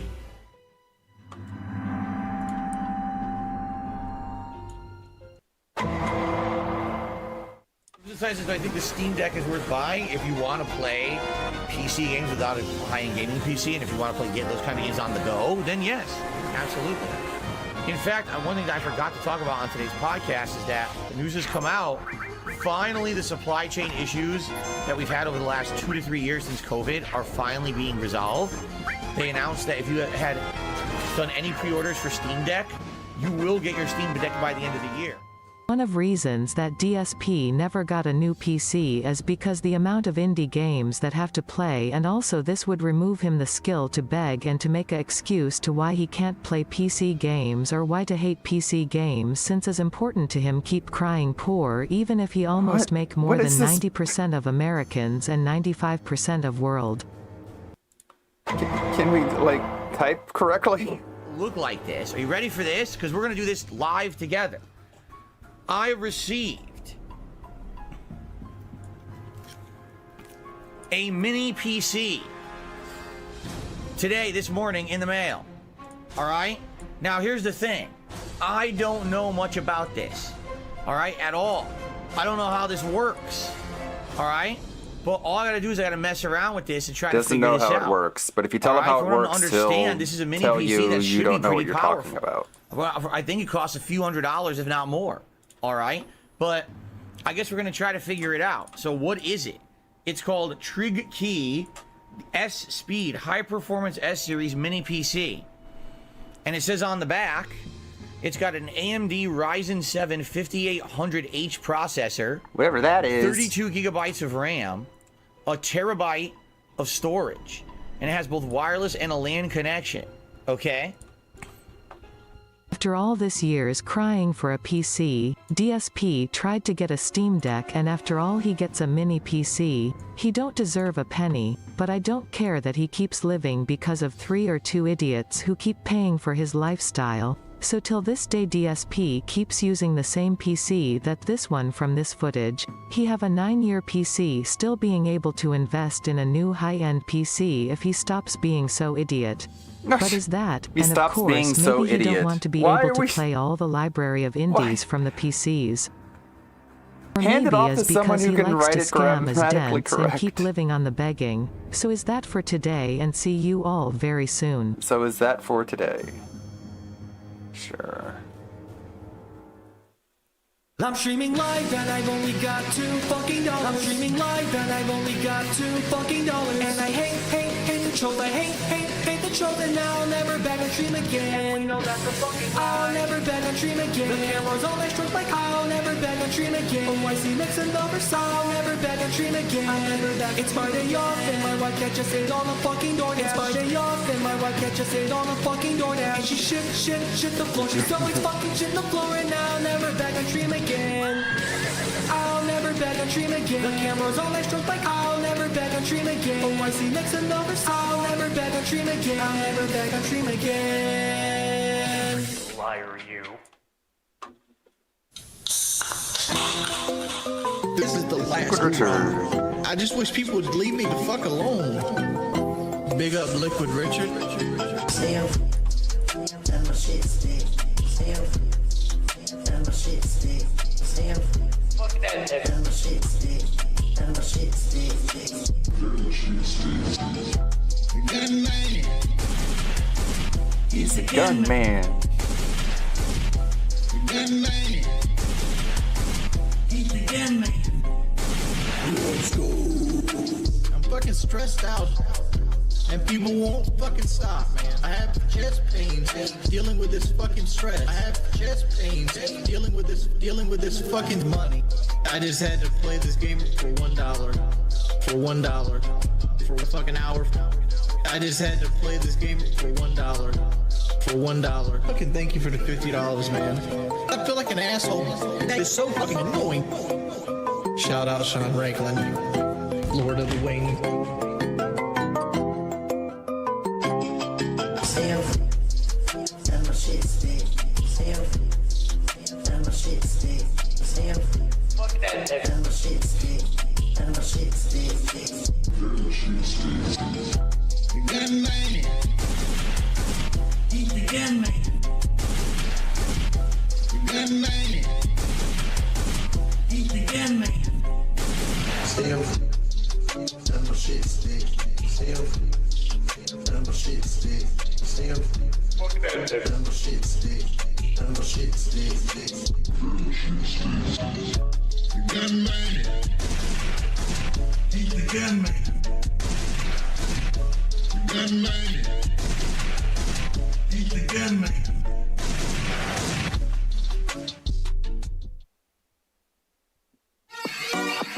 Hey, another one.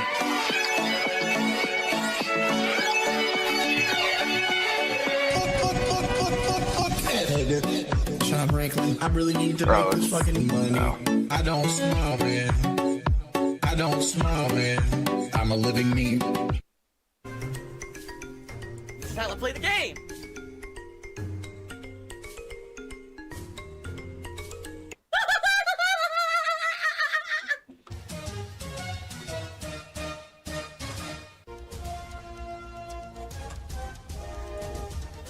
Oh my god! What the fuck? Holy shit! That is an epic fucking intro, dude. I have to warn everyone. Warning. What you may see right now is going to be absolutely disgusting.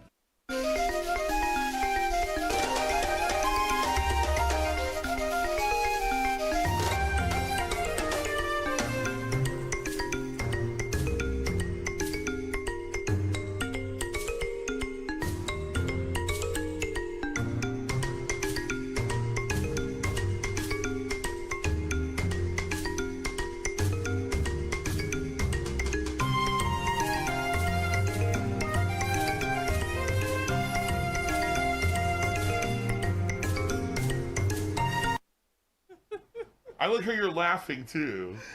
Well, it's funny. One. Yes.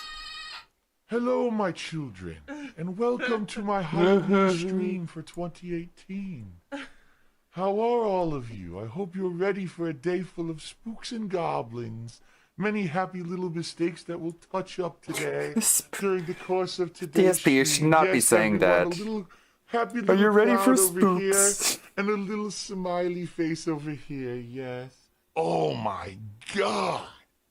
It's terrible! And with me today, I have the lovely cat on stream. Say hello, honey. No. No, you're not going to say I'm hello? not gonna say Okay, hello. fine. Hello, everyone, and welcome. Yes, yes. Many of you today have shown up already, my little children, and I thank you and I welcome you to my happy little stream here Bob today. Ross never said And my so little as we play today, children. we'll make sure that all the mistakes of nature are touched up with little paint jobs. Yes, everyone, yes. All right, guys. So thank you Bob it Ross is. if Who he am were a I? pedo. I'm obviously a 1970s disco dancer. No, I'm not. So, I told you guys. I told you that I would be something that would have high stream interaction. Remember? So, obviously, with the amount of Bob Ross emotes. So he's that are following in the the stream chat already, memes. He's I trying figured to this would be a quick capitalize on hotspot. the Obviously, if you meme, play which is horror something games, that he said what that he better never To does. guide you through the world of horror than a man who puts his little happy little touch on all things, right? Hey, I Well, never as tried to his follow beard the keeps falling off, memes. so What are you he talking might say The about? beard's gonna be coming off constantly. So Cat here is his, his nice steampunk outfit, looking very gorgeous today. Steampunk raccoon. Well, if you want to stand up, you can. I guess up to you, though. No. No, maybe later. Maybe I know, it's a very later, nice as outfit. in no. She never But did. yes, I hope that you guys like my hair. I styled it for several hours this morning to prepare for today's happy little stream.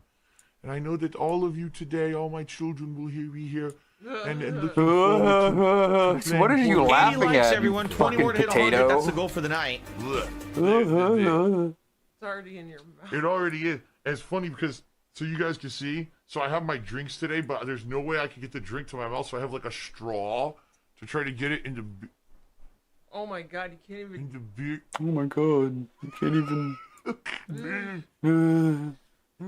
I'm thirsty. Yeah, it's disgusting in my opinion. Like, I'm actually disgusted. It's going to be an ordeal to get through today, but it's okay. All right, sounds good. Look at this. Oh my god, it's a lot of emotes. 1 million. There's like 1 million Bob Ross emails. I knew this would happen. Yes, my children. I knew today you would all like to get a nice My taste children. of Bob Ross in your lives. So with a happy face right there, fucking just vomit and retch all over the place. A happy face to give you a nice. Oh, you know what? Hold on. Let's make a happy little tree right over here while we're here. Nah. Tree. Oh, yes, She's such a little purple fucking flowers. mongoloid. It's very nice. So many hairs in my mouth. Ugh. This Cat is off now. Like I told you guys. Well, I said this last night, but I don't know how many of you guys were here. Obviously, for last night's stream. Cat was not going to be here all day anyway. This is her only day off this week, outside of our next day off together, which is Monday. And she's got stuff she wants to do. You know, she's got stuff she got to take care of, and so I want to say thanks obviously to her for being here for the first couple or a few hours of the stream. You know, nice of her to join us and dress up and everything. Then he decided She's off. She to may be blame here it on later tonight to Tevin. say goodnight, like at the end of the stream, but yeah, she's off to do other stuff now. Okay. Some people earlier were asking what happened to Kat. Bottom line is she's, basically bummed out that so many people were trolling. Oh my god! And it sucks because I knew that was going to happen. As I've told you guys, previously, Kat It's has Tevin's nothing fault. to do with myself or my content. Or Kat has any of the nothing to do with negativity myself. associated It's a with weird me, thing to and she say thought, oh, this would be something about nice your to wife. do to dress up for Halloween and come by the stream and hang out with everyone. And the excessive amount of trolling that was going on basically got to her, and she says, I want to go do other stuff. I've been here for 2 games, and I'm not in a good mood anymore, and I want to go do other stuff. So she did, basically. She went on, she's actually not even home right now. She wanted to leave because she was in such a bad mood. Bottom line is, and it sucks. Because I would, honestly, if the trolling wasn't so bad and if things weren't so nasty, she probably would be in my stuff a lot more often. I know you're lying, but that's the reason why she really hasn't been in anything, because the trolling got so nasty. Stuff about stupid shit, about her looks, about her past, stuff that has nothing to do with anything going on. And her looks has nothing it to do pisses with me her. off because Okay. this is something special that That we've been makes sense. building up and talking about for weeks and weeks, and she was really excited for it, and she went and got a costume for it and everything. And here she is she was going to start doing commentary. The first thing she sees when she looks at stream chat is trolling and nasty shit about her. And it totally turned her off. And basically after 2 games, she was like, I just don't want to be there anymore. And I was like, all right, I'm not going to make you. Little sensitive Okay, sissy thanks, ninny. Phil. You're not gonna make me. They really Thanks. are. Little special snowflakes who've been pet and, protected by their parents all their lives. If you really are upset, it sucks. No. And I just want to say, thanks to the mods are doing a good job today. I don't want the mods to feel like they didn't do a good job or whatever they did. Like when it was Or happening, I whatever. saw they were shutting it down fast. I'm just going to ban. Fuck you. Permanent ban. Screw you. But, You know. there's nothing much else that we can do. DSP tries it. There's a sick motherfucker on the internet called Tevin. Shout outs! Who likes to illegally restream my fucking streams and has an army of fucking trolls who are the only reason why he has any notoriety is because he copies my shit and he eggs his trolls on to do negative shit like this. Oh my god! Oh my god! What was that? What was that? That was the messiest fucking thing I've ever seen in my entire life. What the fuck? Come to my stream and to basically make fun of my girlfriend and do nasty shit. It's his fault that this kind of stuff happens. I'm good at lying. And anyone who supports that kind of fucking content is a mentally ill asshole who has no fucking conscience or morals. And the bottom line is the only reason he does it is because he knows he can get away with it because YouTube won't shut down his streams, even though what he does is completely illegal. They don't care. YouTube does not give a shit. So he runs away. Can't do it on Twitch anymore. He's banned from Twitch from doing it. Oh, is so he? So now he has to go other places where basically it's like the Wild West and they won't listen and they won't shut down stuff that's illegal or bullying or that kind of stuff. Now who's on Twitch and who's not? And it sucks because we were looking forward to today a lot. And basically after 2 games, she was so upset. She was like, I just don't want to do this anymore. I'm not having fun because I can't. If I say a word, people criticize me about anything that I say, my looks, and I just don't want to do it anymore. So it sucks, But it is what it is. You have a complete Finish a fucking sentence utter losers on first. the internet who will insult people who've never Fucking done hell, anything to man. anyone. You know. And it makes me angry, and it obviously upsets her. But there's nothing we can do to control it, and I apologize for that, guys. Ew. It is what it is. It is what it is. And we just gotta move on. Oh my What else can I God. say, right? So, all I can say is, sadly, don't expect Kat to be on stuff frequently. This was a rare occurrence where we had her on for something special. And look what happened because of fucking Tevin and his shithead fan base. Silver-tongued talker, right? Oh, I'm just going to say it one way, and hopefully you'll believe it, even though that's not the truth. And that's literally what's happening here. The guy's a liar. The guy's a fucking blatant liar and lying to everyone. But people are believing it because they don't know any better. This cat is off now. Like I told you guys, well, I said this last night, but I don't know how many of you guys were here, obviously, for last night's stream. Kat was not going to be here all day anyway. This is her only day off this week, outside of our next day off together, which is Monday. And she's got stuff she wants to do. And it's directly their fault 100% and nobody else's. Because, I make my living and notoriety off of making fun of Phil. You're a scumbag. Why am I toxic? More toxic, over-dramatic, drama queen toxic, the Phil drama show every day. And you don't deserve any popularity you ever got. And you are eventually going to pay for what you're doing. Just so you know, it always comes back to bite you in the end. You will end up having it hurt you in one way or another long term. It ain't going to be me, but something's going to come back to get you in the end. When you do so much negativity and just toxic shit, it's going to come back to get you. Trust me. But it is what it is. I can't stop him. I can't do anything about it. It sucks. And that's life, right? No. So anyway, not my life. That's what happened. Because a lot of people were wondering what the hell happened when she was on the stream. She didn't look. She was having fun, and then she left after 2 games. I thought she was going to be here all day. That was the plan, and the whole thing got shut down because of that shithead. The plan was her leaving. Okay. This cat is off now. Like I told you guys, well, I said this last night, but I don't know how many of you guys were here, obviously, for last night's stream. Kat was not going to be here all day anyway. This is her only day off this week, outside of our next day off together, which is Monday. And she's got stuff she wants to do. He's a piece of crap. He's a lying piece of crap. That guy, he's such a two-faced fat piece of shit.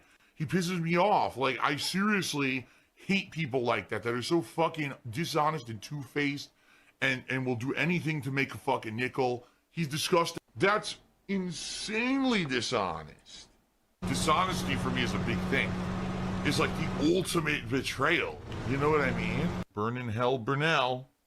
And now I'm gonna burn in hell for the rest of eternity because of it. You can't change who you are, I guess. What pasta do you prefer? I prefer a penne. Oh! Easy to eat. Oh! Phil's a fag. Hey guys, Phil's fat. 100 likes on the Phil's stream. a We're at 90. loser. Wow, we need Phil's 10 a more likes, beggar. please. That old outro. Damn it. The kind of stuff that gets it banned off Twitch. DSP Daily goals failed again to materialize into meaningful stuff. When is that being said? Do we even have like a scheduled stream? I think it was something like 2:30 or 3:30 maybe. Thanks, Perry.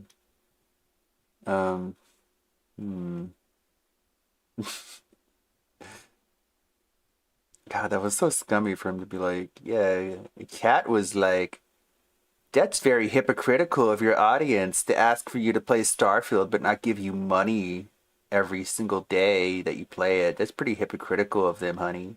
And I was like, yeah, I know, right? It's so hypocritical of them. I mean that I didn't say that, but that's what she said, you know. So, you know, if you complain about it, if that makes you mad or whatever, then you're like, tell her about it. I mean, even though you can't tell her about anything, because I told her to delete all of her social media by scaring her and telling her that the trolls were going to come after her and ruin her life and stuff or whatever, you know. Like, oh, okay, Phil, sure. Just say you know 50,000 more times and then I'll know what you're saying, even though what you're saying makes no sense. Just keep saying you know. Just drill it into my head that I know what you're talking about, even though what you're saying is fucking lunacy. Should I Series had a stream earlier today? Over, but I like to make it a little bit instant dry yeast stuff. It's a little blurry. Slightly blurry. DSP on lethal levels of cope. Yeah. This is from 1 minute ago. Let's take a look.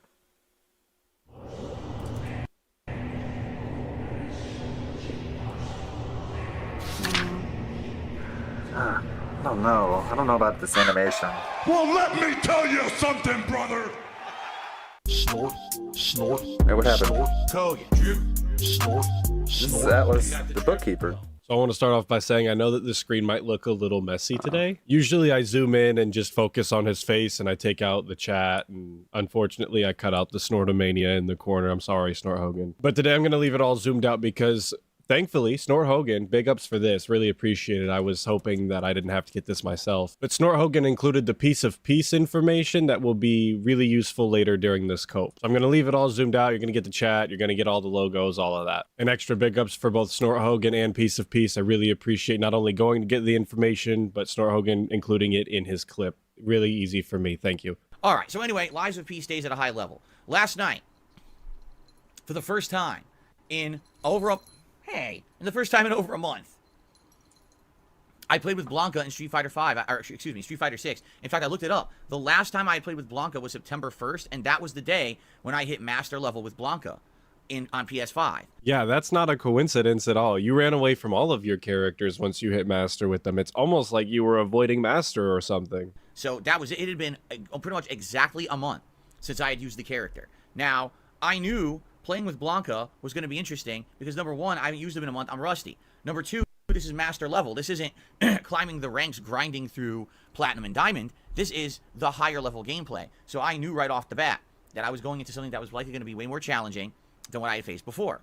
I don't play Street Fighter 6. I actually don't play any ranked games anymore. But is that how their ranking system works? Can somebody tell me? Is it when you get into Master, like all of a sudden the game really starts? Is that the idea? It just seems weird to me that there would be this arbitrary line like at Master where all of a sudden it's high tier gameplay, I guess. I'm just curious if that's how it really works or if he's just trying to hype up his own bullshit achievement. And so I'm like, all right, well, let's see how it goes, you know, and let's test it out, right?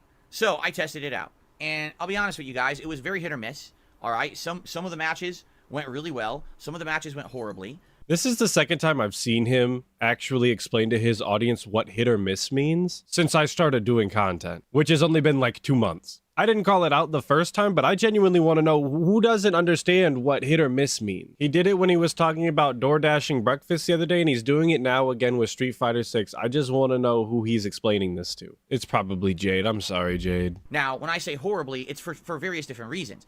In some matches, I was just so rusty that I got outplayed. And I got mixed up or whatever. I actually fought my first Aki in Master, and the Aki was interesting because when the Aki got something going, they could continuously just attack you and keep you mixed up and guessing, and you lose easily. But then the moment you shut down that rushdown pattern, the Aki had no idea what to do, and I beat the Aki. So it was kind of like, almost like a 50-50 chance, you know what I'm saying, of how you were going to perform.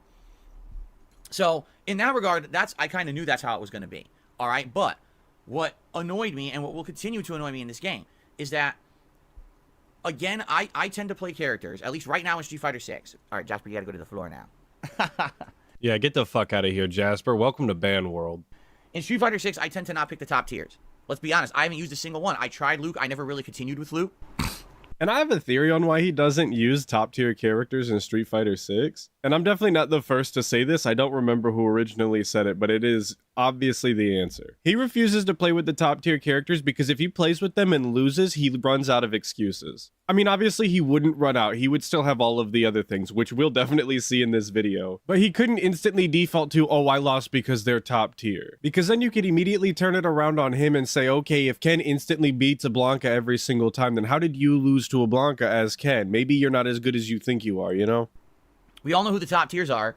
Ew, now I have one of his hairs in my mouth. In Street Fighter 6, you know, Ken. Detractor of the year. Juri. Surprised he would even say her name, dude. He's married. I'd go tell Kat, but we don't know where she is. Hashtag where's Kat? DJ. Urban Style. JP. Some would argue Chun-Li, but someone would say that she's more mid-tier to, or higher mid-tier, lower top tier. Those are kind of the ones that everyone agrees, right? Oh, Cammy as well. You know, there's like 5 or 6 characters that are absolutely known to be top tier in this game. And the best part of him being so worried about who is and isn't top tier is that tiers don't actually matter at all. If you are genuinely good at the game, you could pick up any character and be good and place at tournaments. That's literally what Hungry Box did. That's where Low Tier God gets his name from. It's like that in any competitive game at all. If you're really good at the game, it doesn't matter what the circumstances are, you should win.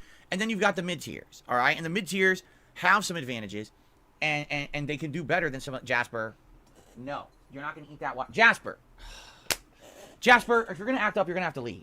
Look, I get talking to your pets, but what I don't understand is talking to your pets like they're human beings on stream. That's something you can do in the privacy of your own home. You don't have to do that in front of a camera because all it does is make everybody cringe. Also, anybody who just tuned in is now thinking that you're talking to your kid because who talks to a cat like that? I'm not going to have you chewing wires to get my attention, so you just stop that right now. You know better. You know better than to chew wires, and I don't want to put up with this morning. It's for your own good. Stop that. I swear these waste of time segments on the Level 1 podcast are becoming more and more frequent. And that little look up eye roll thing he just did, get out of here, dude. You're the one wasting our time. It's neither cute nor funny. Jasper, what did I just say? You're going to listen to your father. Going to listen to your dad, or you're going to get grounded and no allowance. Could you just relax, please, Jasper? Seriously. Now he walks up for pets. This is how this cat is, because all he wants is attention. That's the only reason he's doing it. He's not chewing the wire because he wants to chew it. He's chewing it because he wants my attention. And he's upset that I'm talking with you guys and I'm not talking with him and I'm not paying attention to him. Not every moment can be for you, Jasper Kitty. I'm sorry. Not every moment, all right? I'm sorry. It's just not possible. Yeah, if you watch that without me cutting in, that's about 40 seconds that no one will ever get back. Awesome. All right, can I get back to what I was saying? Okay. So, as I was playing through Master Ranks with Blanca, a lot of matches I got outplayed, and that's fine. Because if you get outplayed, at the very least you could say, okay, I got beaten, and Now I know I'm getting beaten or whatever. And that right there is just where the sentence should end. Because anytime you lose in a fighting game, it's because you got outplayed. You shouldn't blame it on anything other than just being outplayed. Because that's what a healthy competitor does. They don't make excuses, but I'm sure you're about to. In fact, I know you're about to. But, you know, top tier characters in Master, they're very hard to beat. Why? Because people are playing patterns. And these are the patterns that people have now mastered in 4 months of this game being out. And these patterns are very hard to beat, especially with these characters who have dominant ranged moves, like DJ throwing his double projectiles. You know, Ken, don't even get me started on how ridiculous he is with his midstream fireball, but then jabs and fierce punches that beat everything.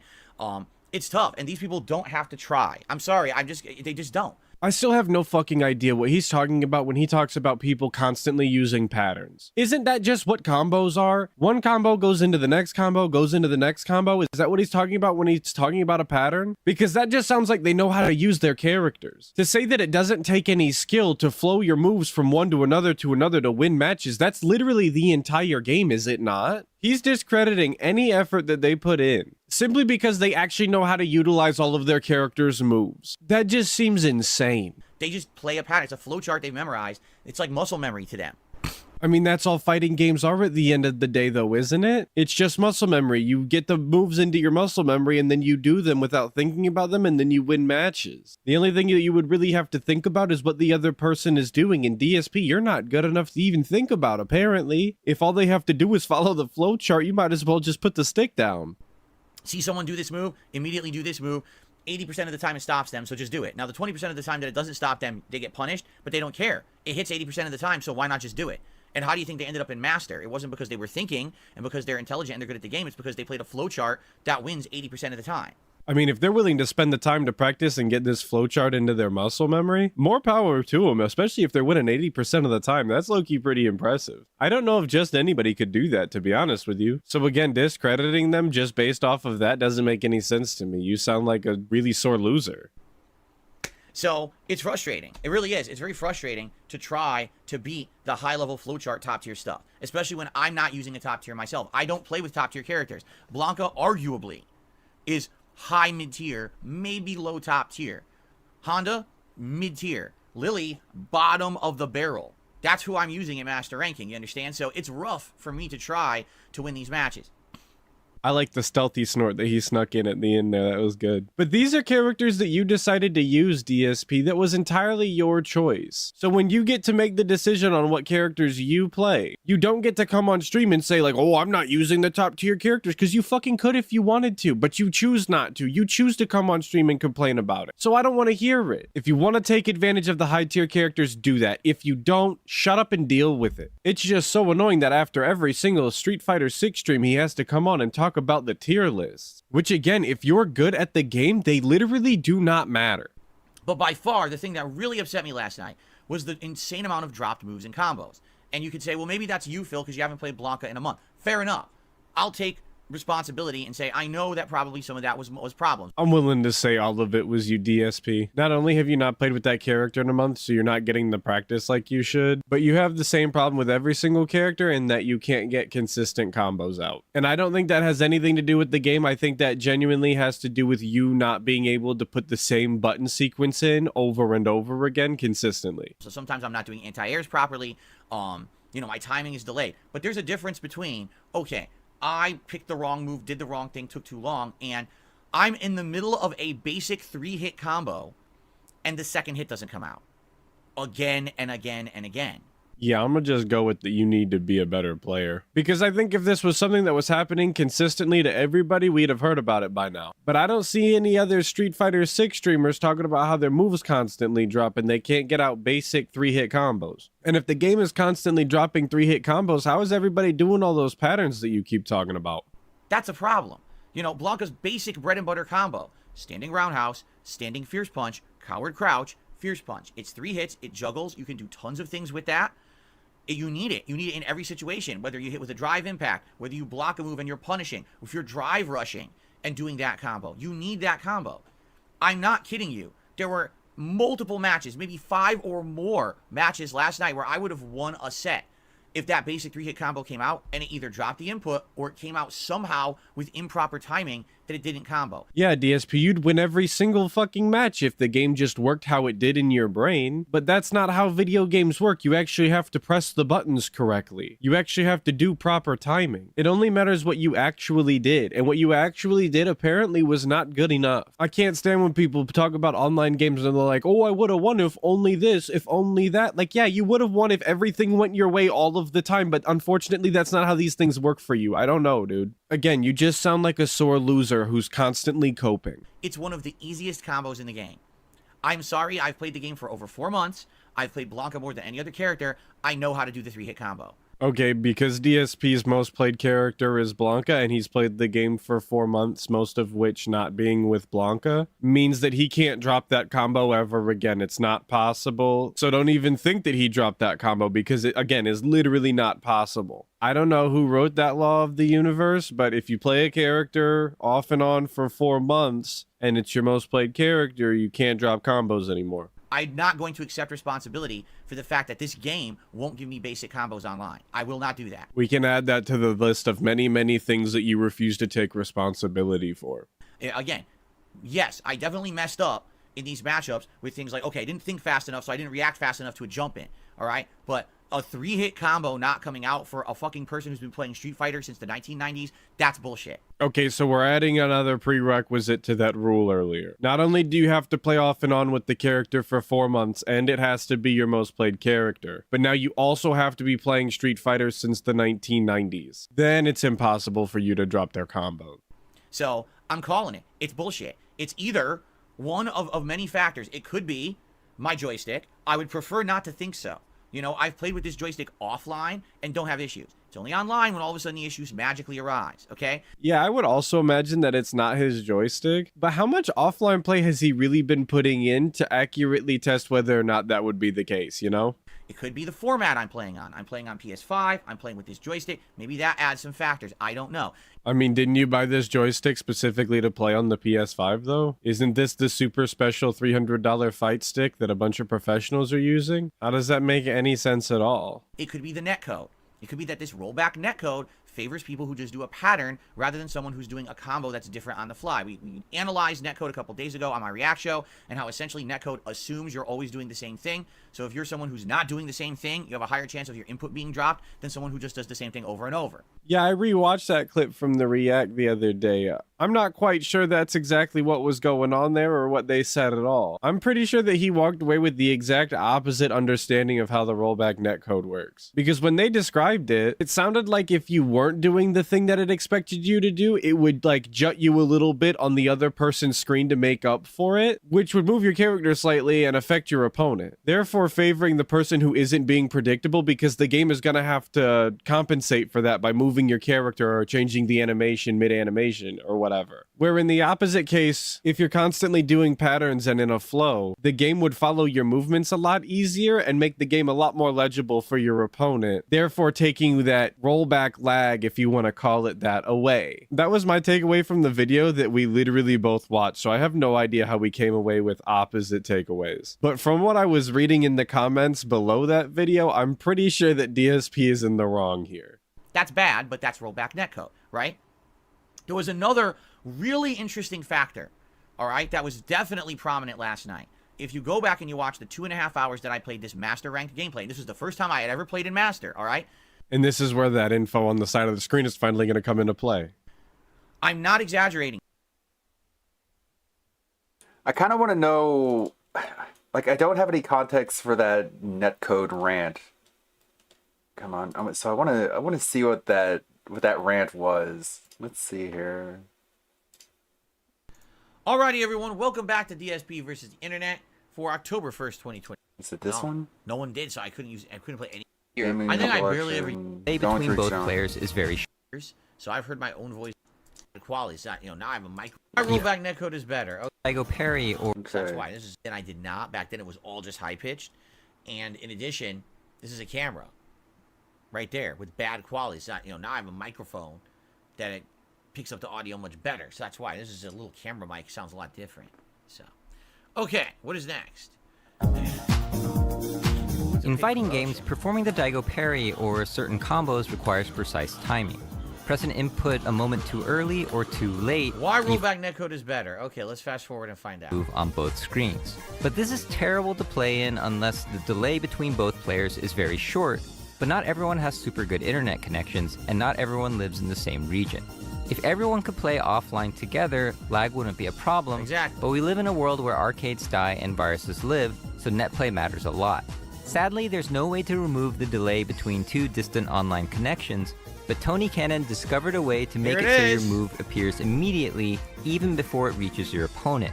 I started working on this around in like late 2005, early 2006. Oh, I remember. And it was because all the games that were coming out for the consoles just had really bad delay-based netcode. This is some bizarre commentary.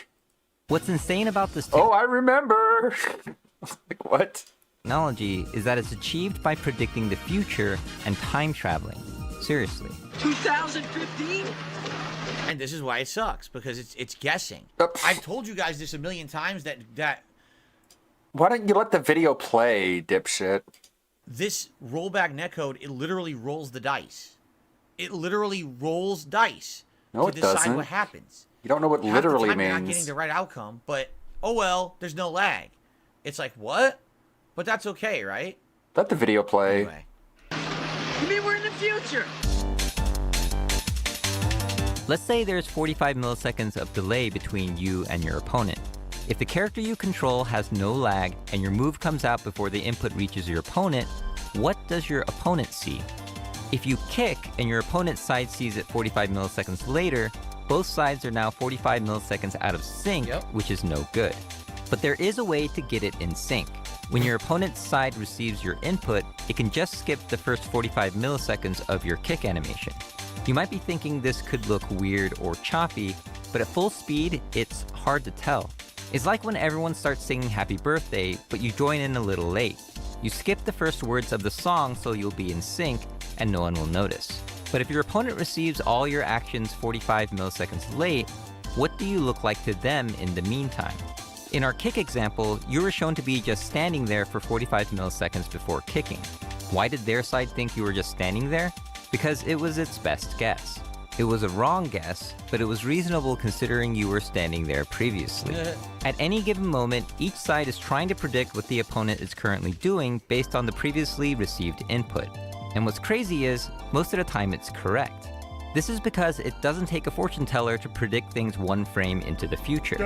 I'm just going to assume the thing you did last is the thing you do next, like forever. Oh, you were holding back to block? I'm going to assume you're still holding back to block. Can you guess what my sleeping cats will do in the next frame? If you guess sleep, then you might just be a precog. Obviously, you knew the answer because you saw what they were doing previously. But just like a precog, predictions can be wrong. To clearly show what happens with incorrect predictions, let's just say there's a huge 500 millisecond delay with your opponent. If your opponent is walking forward, your side will correctly predict their position because there's only one direction to predict, forward. But if they suddenly do something different like jump, your side will still think they're walking because it didn't get the memo yet. But the moment your side receives the news that your opponent jumped 500 milliseconds ago, it will instantly roll them back to your opponent's correct position, which is in midair at this point. Hence, rollback netcode.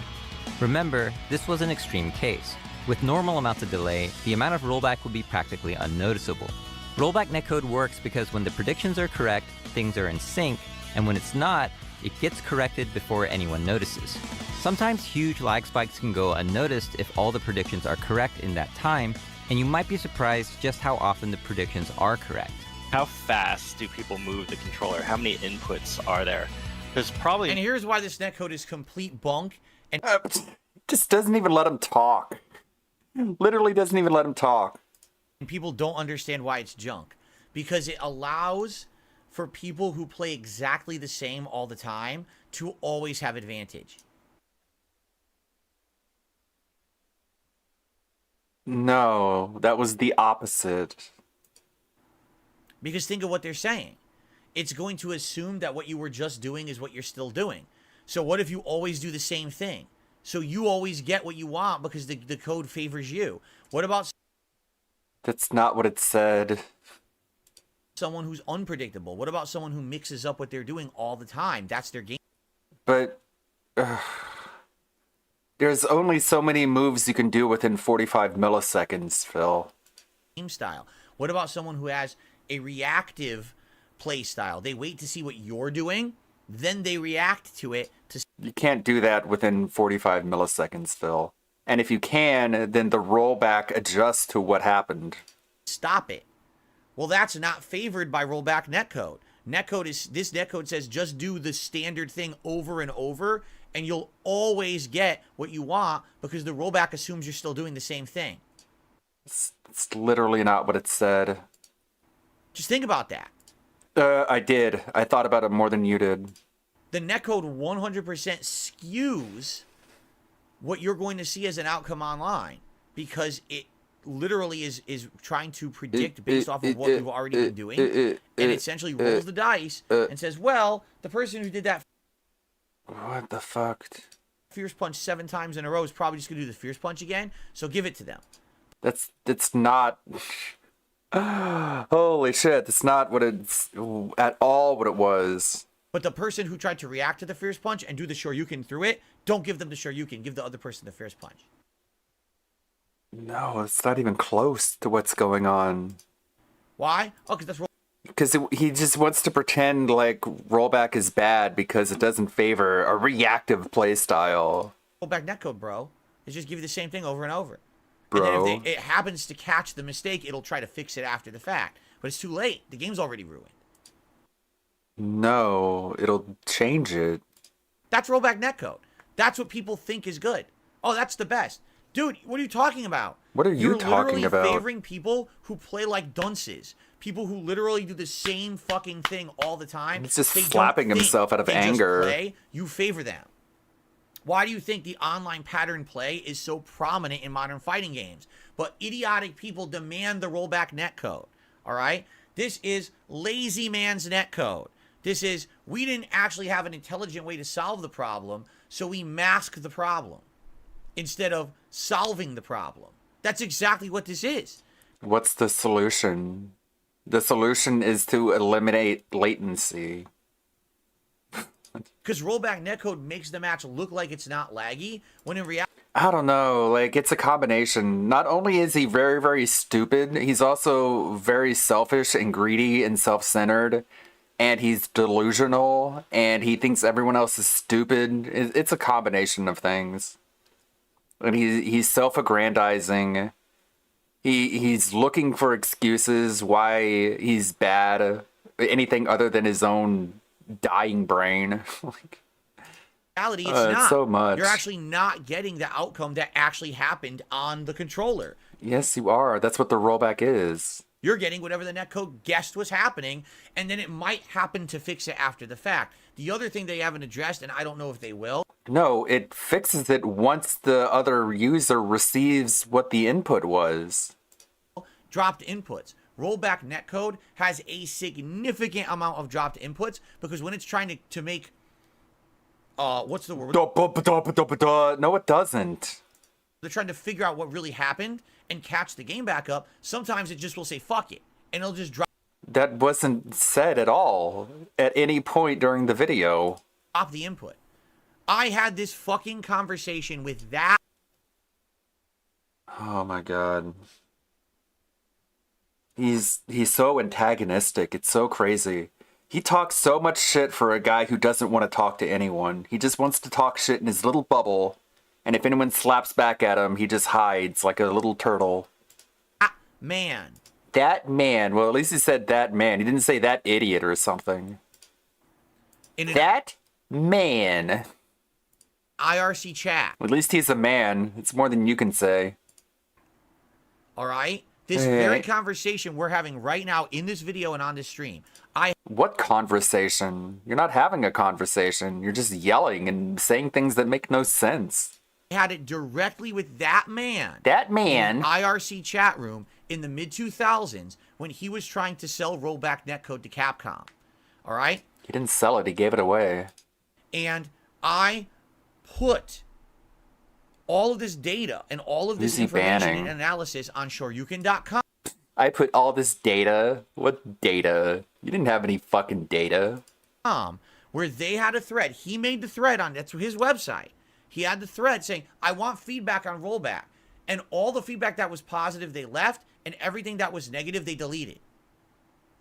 And I don't went to this believe man you. on IRC. This And I man- said, why are you deleting criticism that's true? I said, are you going to tell me that rollback netcode is not dropping inputs to rectify the two sides?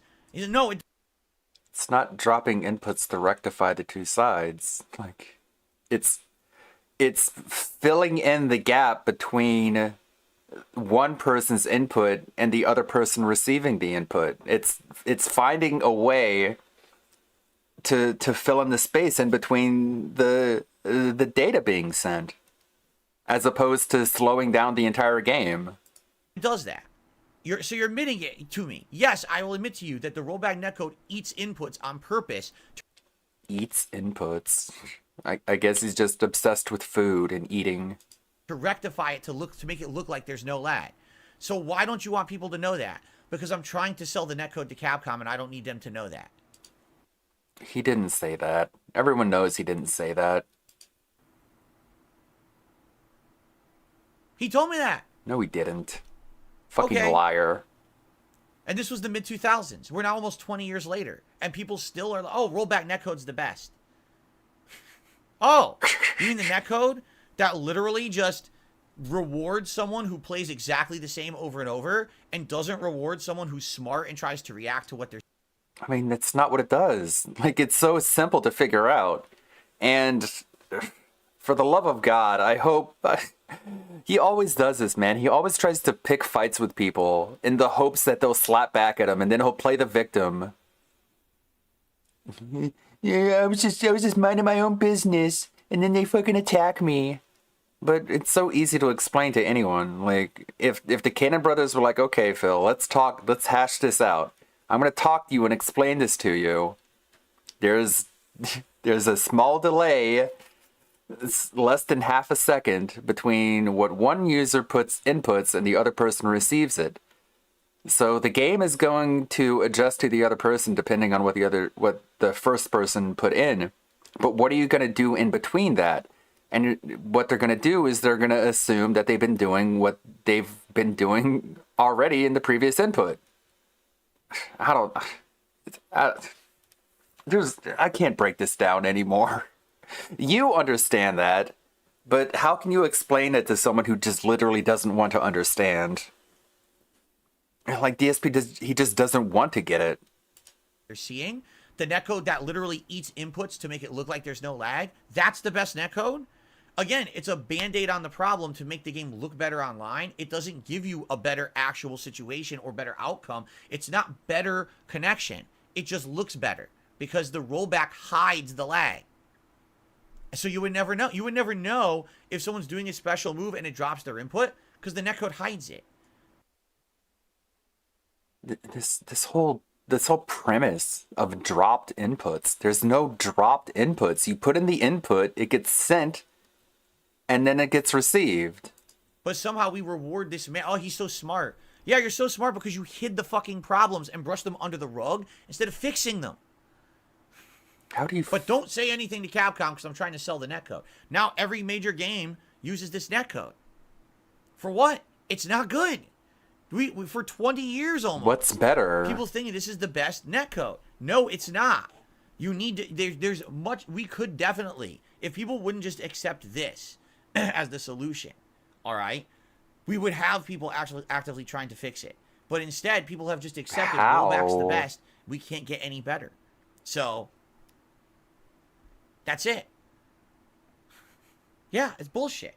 It pisses me off because an entire community always saying this nonsense, and I was the only one. No, it pisses you off because the guy's smarter than you, and he did something smart, and you're too stupid to figure out anything. Literally anything. Not even things that are fighting game related. You can't figure out a single goddamn thing. You can't do anything.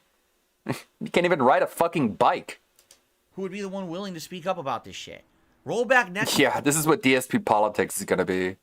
Code is not good. All it does is make the game look good and drops your inputs in order to hide the truth. I'm sorry. They just fucking explained it. That's what it does. What? So if you're doing the same thing over and over, if you're Guile and you throw Sonic Boom, you walk forward, medium punch, Sonic Boom, medium punch, you'll get that 99% of the time. That's not what it meant. That's not what it said. It's explaining what shows on the other person's screen until their input is received. The guy who tries to react to your Sonic Boom, like jump over it, won't get to jump over it. Because that's something different than what the game thought you were going to do the millionth time in a row, so you don't get it. And then if you do get it, it might drop your input anyway to hide the lag, so therefore you still get hit by the Sonic Boom. Why do you think no one can react to projectiles in Street Fighter 6? Why do you think nobody can react to projectiles in Street Fighter 6? Dude, people are reacting just fine. They're parrying projectiles.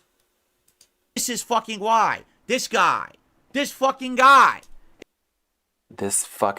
He wants to insult him so badly. Is the reason why no one can jump over Guile. This guy is the reason nobody can jump over Guile. What?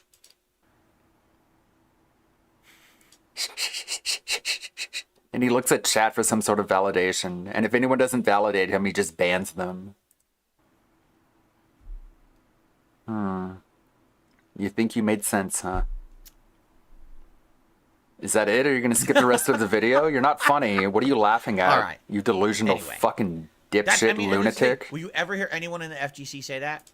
No, because that's stupid and it doesn't make any sense. So, only a fucking moron would say what you just said. Nope. So like I told you guys, this guy's working on a fighting game right now, correct? Correct? I don't know, Phil. You're the one who's telling people. Whatever it is, the League of Legends fighting game. Why Project on L. earth would I ever want to play that game? This is the guy. I mean, you're playing Street Fighter 6 that has the exact same system within it. So why not? Guy who for 20 fucking years has been pushing this shit down people's throats to make a buck. Oh my god. But you know, I got of course he has to. His mind goes into oral fixations. SRK for talking about it. I did. I got banned from Shoryuken.com. No, he got banned for posting pictures of black dicks. Literally. He posted fucking dick pictures, and that's what got him banned. But he expects people to not to know about this. At that time, for being honest. And when I confronted him on banned IRC, for being too honest. You can't be saying this stuff. You can't be talking truth. Oh. Yeah, you can't be talking truth. You know he would have screenshot that if that were the case. What a fucking scumbag. So I guess I should just keep my mouth shut and never speak truth. Right, you know? Gotcha. All right. Well, I guess we can move on now. The video literally proved my points about rollback netcode. To a T. Everything I've said over the years, this video has proved it. It's very interesting. I'm not sure that's what was intended, but it certainly did it. No, it All didn't. right, let's go ahead and continue. We'll do one more video for this part, and then we'll move on.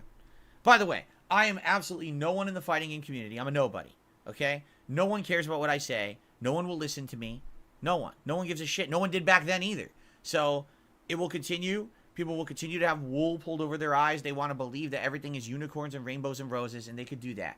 They can enjoy their rollback netcode. I know it's shit. Okay. Then he just skips the video. He just skips it at that point. He completely misinterprets and lies what the video is about, and then just moves on. What a fucking scum-sucking shithead. Here, I think almost 95% of the matches I played said they were cross-platform. Now, if you guys aren't aware, what that means is it means I'm not playing people who are also playing on PS5 like I am. I'm either playing people who are playing on Xbox or PC. But sales numbers have proven that this game did not sell well on Xbox. It's been selling tons on PC and tons on PlayStation.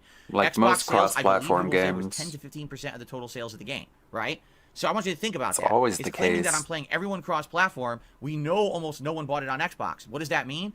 Apparently 15% of the player base is nobody. That seems kind of absurd to me when the game is cross-platform. Like, you can't just discount 15% of the player base. But that was one of our excuses for switching over to PS5. So I guess we gotta stick with it. The vast majority of people who are playing this game on master level are all on PC.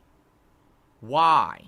So this is why that little chart is so useful. And Piece of Peace did us the kindness to put the total at the top of the chart. So as you can see, out of the 23 different people that DSP played yesterday, but only 13 of those players were actually on PC. The other 10 were on console. Now, I'm not good with math and I'm not going to break out my calculator for this, but that's only a little over half of them being PC players. So for him to say that the majority of Master Rank players that he played against yesterday were on PC is just a lie, like straight up a lie. And I want you to keep that in your mind as he builds up this excuse into a full-blown cope segment. Because knowing this information and listening to what he's about to say, again, just sounds insane. Why? Why is everyone playing this game at a pro level playing it specifically on PC? PC's better. There's got to be a reason. Now, I'm not some big analyst. I'm not in the FGC. I'm not someone who's following the trends.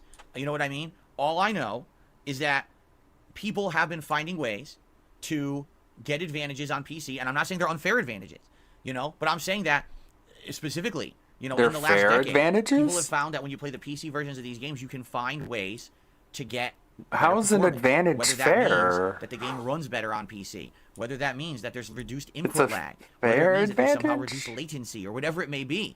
They are finding ways to get a better response on PC. If it's an Okay, advantage, Phil, it's and that's one of unfair the by caveats that comes definition. with deciding what platform that you decide to play on. I play a lot of shooters, and a lot of shooters that have been released cross-platform unfortunately have really hard aim assists. That makes it a lot easier for console players to play with less skill. Now, I could sit here and complain about it all day long, but it's not going to do anything. What I have to do is just play better and shut up. Because again, you shouldn't be allowed to complain about things when it's your own decision that puts you there. You decided to play on PlayStation 5. In fact, that was your second time choosing on what platform to play this game on, because originally you chose Xbox. Now, if you were smart, you would have saved that $300 from the fight stick and not pre-ordered the most expensive version of Mortal Kombat 1 and put that towards a PC. That would have been a net negative for your entire stream, the temperature of your room, and an investment into fighting games like you were trying to do. But I know for some reason that moving your streams and gameplay to a PC is such a foreign concept. Because here's the thing, and here's what you got to understand.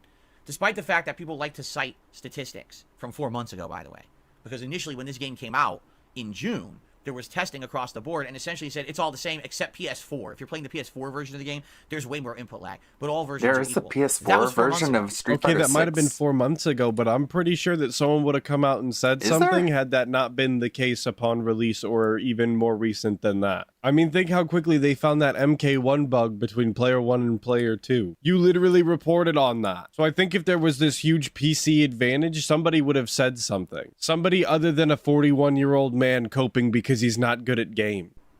And in 4 months, a lot changes, especially when you get your hands on the final version of a game. I guarantee you there is something going on in the competitive fighting game community where they've all figured out that if you play on PC, you can find a way to get better performance. Why else would everyone be playing it on PC? It literally doesn't even make sense. Why would they all be doing it at master level? I mean, again, if he's talking about the people that he played specifically at master level, then he's just wrong, and it's not heavily skewed PC at all. But if he's talking about the people that he watches, like the people's streams that he watches to study, as he calls it, the new characters and whatnot, the reasoning behind that is more than likely just because they also okay. stream, so it's way easier for them to stream and play Man, games that's on the wild. exact same device rather than have two. It's more expensive to play this game on PC. It's crazy that they're still trying to develop, including last gen, that has to be holding everything so far back. It just makes me think about the Switch version of Mortal Kombat 1. It is. You have to get a system that's better to run it well. You'd have to get everything working on PC as opposed to just buy a console, pop it, and done, right? So there's got to be a reason why every pro player is playing this on PC. Again, if you're talking about professional streamers that play, it's probably because they also stream. But if you're talking about the people that you played specifically, that's just not the case. You Really? don't know At what least you're input talking delay, about. huh? Now, a side note to that, and I have no proof to this, it's just a thought I had, but I don't think it would be the most absurd concept that people who take video games more seriously would be more skilled, and because they take them more seriously, they want them to perform the best, they want to see them at their max graphic fidelity and whatnot, they would be on PC, would they not? I mean, he said it himself, it's way easier to just buy a console, pop it in, and play, right? So it wouldn't be an absurd idea that someone who cares enough about video games to spend that kind of money to enjoy them would take them a little more seriously and therefore be a little more skilled, typically. It's just my thought, but if I need a third excuse as to why his cope is stupid and irrational, there you go. And everyone's following suit. And I guarantee you that if you go ahead and you look into the community and you do some technical research, you'll find out why. It's probably all prominently there that they found ways to make it run better and perform better on PC. I guarantee it. So... Yo, and he sounds like an absolute lunatic sitting there like, oh, I guarantee it. If you just do a little bit of technical research, it would be there. I guarantee it. If you're so sure about it, DSP, why didn't you go look it up yourself? Why didn't you take the time out of your own day to actually figure it out instead of coming on stream and sounding like a complete fucking nutcase conspiracy theorist about why you lost a game last night? If you really wanted answers, you could go find them, but you don't because you would rather come here and literally cope live in front of everybody to come up with all sorts of excuses as to why you don't play at the level that you think you should be playing at. What's funny to me is that I'm playing at Master, and I'm like, I can't even do a basic 3-hit combo, yet every PC player I'm playing seems to have great execution. I mean, insane amount of reaction to drive impact. I don't think I hit anyone. I think I hit one person with a drive impact last night, and every other time I tried was instant reaction to drive impact. Because they see you coming. It's probably just because they're better than you, DSP. I don't know why this is such a difficult concept for you to understand. People are allowed to be better than you. In fact, I would say the majority of them are. Instant, really. I can't do anything instantly. If I try to do anything instantly on PS5, there's delay. They're instantly reacting to drive impact.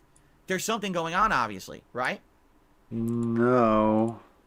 I mean, they probably figure that you're going to use it. Is this like so game-changingly crippling that you cannot play the game? Of course not. It's so wild. Yo, you really sat here in theory. He's completely illiterate when it comes to visual cues. Like, he can't just, like, look at something and figure it out.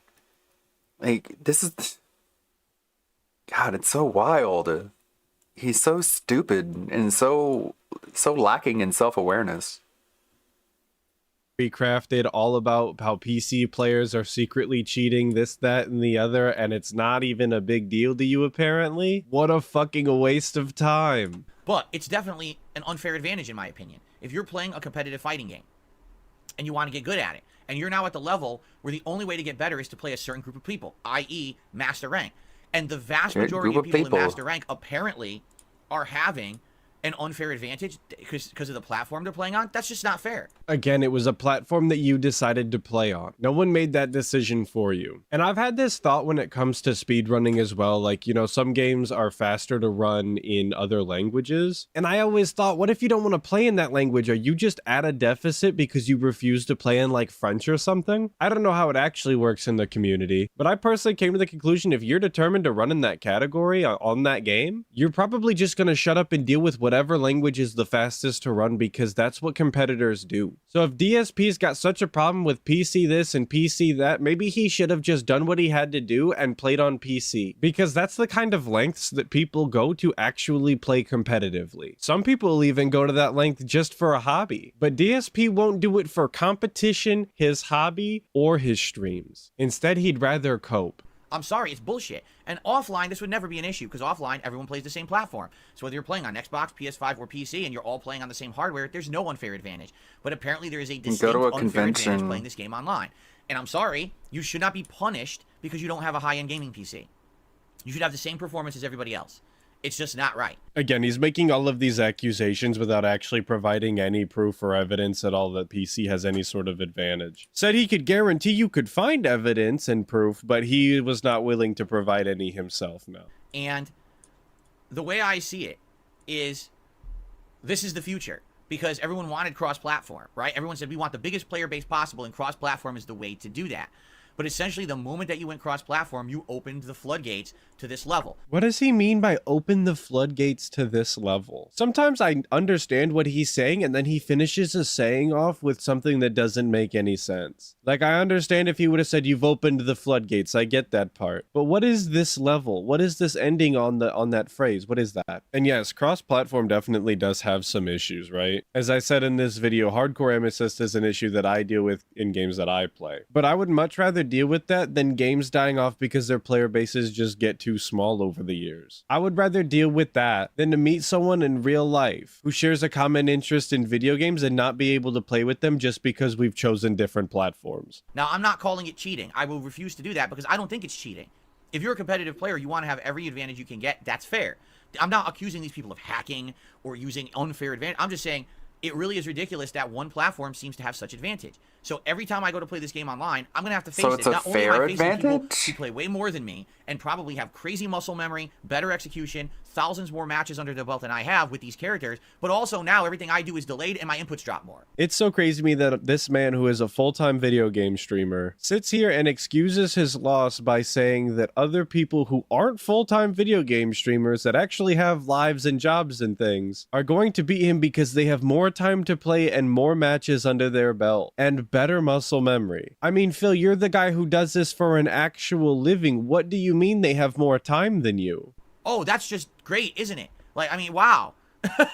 It wasn't hard enough for someone like me who's not in the FGC, not a pro, not aspiring to be that, to try to hang at this level. Yeah, you might not be a pro and you might not be in the FGC, but you have all day to play whenever you want. How do you think that the Joe Schmo who has to work a construction job feels when he gets to play on Friday night only? Sorry, typically to be good at things and play at a competitive level, as you always like to say, it requires time. It requires dedication. If you don't have the time and or the dedication, you don't just get to play at a competitive level. That's not how competition works. Now you're telling me everyone else has an advantage because they all got the game on PC too. It's like what? Ooh! His brain shuts down. All I can say is it is what it is. You know, I'm not going to sit what here it is, and you the good thing is know. I'm not a competitive fighting game player. I'm not. Then why are you always so concerned about playing at a competitive level if you're not a competitive fighting game player? Why did we even bother with this segment at all? I'm not aspiring to go to tournaments and do better. Then I would be upset. I'd legitimately be upset. And I'd be like, man, now I got to go buy a $2,000 PC to play this fucking game because everyone else has one too, and that's the only way to hang. Like, that's bullshit. DSP showing off how little he actually understands PC gaming. Definitely don't need a $2,000 rig to play fucking Street Fighter 6. You're out of your mind. But that's probably just a number that he wanted to throw out for his dents. So when they keep asking him when he's going to move over to PC streaming, he can just throw out that it's $2,000 to get a decent computer, and then he won't have to do it. He can keep spending all that money on Hogan's and taken Richard Vutek's PC if he wanted. But I just want everyone to understand, as I continue to play the game, I will get better. Likely, my execution just in general will get better anyway. Could have taken what was offered to him. This again is just going to be a crazy uphill climb, where everything is against me. Yeah, just like always, DSP, you're the underdog. You're the hero of this story, fighting through all of life's challenges. Because this is just how it is today. It's not how it used to be, where everyone had the same level of advantage or level of chance. This is what competitive gaming has become. How do you get the upper hand, right? I mean, that's what competitive gaming has always been, though. It's always been about how can you get the upper hand to get the win. This is not a new concept at all. That's typically why people use certain characters or certain weapons in video games, is because they're trying to use all of the advantages possible to get the win. And yes, as games have continued... And if DSP isn't interested in getting the upper hand, why doesn't he play on a pad? Why doesn't he play on why does he use a fight stick? If he didn't want an unfair advantage, if he didn't want an advantage, why doesn't he just play on a normal, regular Xbox controller? And gotten more and more competitive. There's technological advantages that you can utilize as well. That's why so many professional video game players or whatever have like high refresh rate monitors. Why they have super light mice or mice with a bunch of macros on the side. Using your advantages has always been a part of competition. Nothing has changed. So let's do it. Let's just get every unfair upper hand advantage you possibly can get just to play online. I want you to think about that. The online play of the game, that means nothing. It means absolutely nothing. It's just practice. But these people care about it so much, they go out and they buy $2,000, $3,000 PCs to play this fucking game online. It's insanity when you think about it, but that's just how it is these days. What do you mean it's just practice? For some people, this is the only way they're ever going to experience the game is online. And who the hell are you to judge someone for how they spend their money? They might have spent $2,000 on a PC, I doubt it, but they might have. But you spent $300 to play a fucking fighting game that is just practice, apparently. At least they can do something else with that PC. They could play other games with it. They could start a second business or something. What are you gonna do with that fight stick? You don't even like Mortal Kombat 1. You literally bought it just to play Street Fighter 6. And what, Tekken 8 when it comes out? Go fuck yourself, DSP. Absolutely disgusting that you would belittle these people who are just trying to enjoy the game that they enjoy playing. A hobby that these people love, and you want to sit here and gatekeep about competition. Competition that you said yourself you're not even a part of because you don't play competitively. Oh well, I guess, right? Anyway, I last night was I guess. not necessarily angry because I wasn't, thankfully. I did not get angry, and I'm happy that I did not get angry, okay? Yeah, that Vegas ball is really cool looking. And have you seen footage from the inside too? They did like a U2 concert, and they had like these giant massive landscapes, or they had like just a wall of like graphical numbers and letters, and it looked like it was like it looked like the roof was getting smaller, like it was getting lower and lower. Like there's a whole lot of not just visual stuff, but a lot of optical illusions they can do with it too. It's pretty wild. Because I felt like if I did get angry, I would have played way worse. And you gotta love that the Street Fighter 6 streams also are followed by an emotional update. Like, we're supposed to congratulate him for not flying off the handle because he lost an online match. An online match that he literally said is just practice anyway. It's just pathetic and childish. And the other day, he said that Kat literally told him that she doesn't want him to get angry when he plays Street Fighter 6. Yeah, he should be fucking embarrassed about that. That's never a conversation that you should actually have to have with your wife/roommate. Right? But I can tell you that it was rough going. I won 24 matches and I lost 32. Okay? So that's only a 43% win-loss ratio. If you go back and you watch the matches, you would realize I would have won at least 10 more matches if the execution came out, if the combos didn't drop. Yes, DSP, we went over this. You would have won if it would have went right, if it would have went your way. We get it. That's how all things work in life. Because there were matches where I'm right in the middle of winning, and then all of a sudden I can't do a 3-hit combo. Or, okay, here comes the finishing move. And, like, I remember once I did standing roundhouse, anti-air. They're juggled. I did Blanca Ball, super. Now, the game is delayed enough. You have to do the motion for Blanca Ball and then the motion for super back-to-back. If you don't, you won't get the super cancel. So I do launcher, Blanca Ball, super. The game gives me launcher, standing medium punch, and then super after it. Which doesn't even make sense because I want you to think about this. If you did standing medium punch and it whiffed, there should be enough recovery on that now the super doesn't come out. The super came out anyway. As someone who doesn't play Street Fighter 6 or really any fighting games at this point, this just sounds like nonsense bullshit. I don't really know who these segments are for anyway because I doubt any of the dents actually follow any of this. But I think that he thinks that by explaining stuff like this, he makes it sound more probable that the game is fucking up rather than him because he can just lose them in the jargon. Just proving my point about the incredible amount of delay in this game, despite the fact that it claims that, it has a certain connection, certain latency. It's bullshit. So that's what I mean. It's not only a situation of, oh, I can't even get a basic combo. I can't do any of these basics. They drop like crazy. So there were multiple matches. I would argue 10 out of all the matches I played. And if you do the math, if the 10 matches went in my favor because the moves came out, I would have won 34 matches and lost 22. It's so weird to hear him try and sit here and justify that he should have won these games. I don't live in your clown world, DSP. As far as I'm concerned, you lost those matches because you play bad. There's not an excuse that you could give me or most people on why you lost that match that's going to just make us think that you should have won it or you even did win them. The only person you're actually going to wind up convincing is yourself. And I think that's part of your problem is that you drink your own Kool-Aid so much that you live in your own little clown world. So it is what it is. All I can do is keep plugging away and try to get better and try to succeed in a situation where literally all circumstances will be against me if I continue to play on PS5. There he goes again, our little underdog, really giving him hell. Against all odds, against all circumstances. What kind of ego do you have that you literally always think you're the underdog? And there's nothing I can do about it besides finding $2,000 to $3,000 to drop on a gaming PC, which obviously I don't want to do. I think that would be pretty stupid to spend that much money on a PC just to play Street Fighter. Well, I would hope that the PC would not be just for streaming Street Fighter 6. That's stupid as hell. I would hope that you would learn how to stream off of it while playing at the same time. That might even be an investment that would be worth your time, even if it was $2,000 or $3,000, which it wouldn't be, but even if it was. But I do like that you have the common sense to know that $2,000 to $3,000 for a PC just to play Street Fighter 6 is a dumbass idea. Keep on that same energy. Especially, again, because I'm not aspiring to be a pro player. I think it's ridiculously unfair that there's this level of advantage. That they're not dropping moves. You have literally no idea if they're not dropping moves. You have no evidence to that. You've never talked to these people. They've never explicitly told you that they are not dropping moves. So you don't get to come on stream and explicitly say that they are not dropping moves factually. That's not how this works. Because you're just talking out of your ass. They can react. Like I said, instant. I'm not even talking, slight reaction. Instant reaction to drive impact. While when I do mine, the best I can do is maybe at the last chance it comes out. With them. Wait. We heard him before saying that it wasn't unfair, and now wait. They're not dropping that they are. You have no. Again, because I'm not aspiring to be a pro player.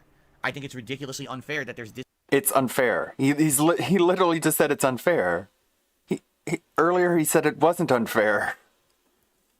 My God.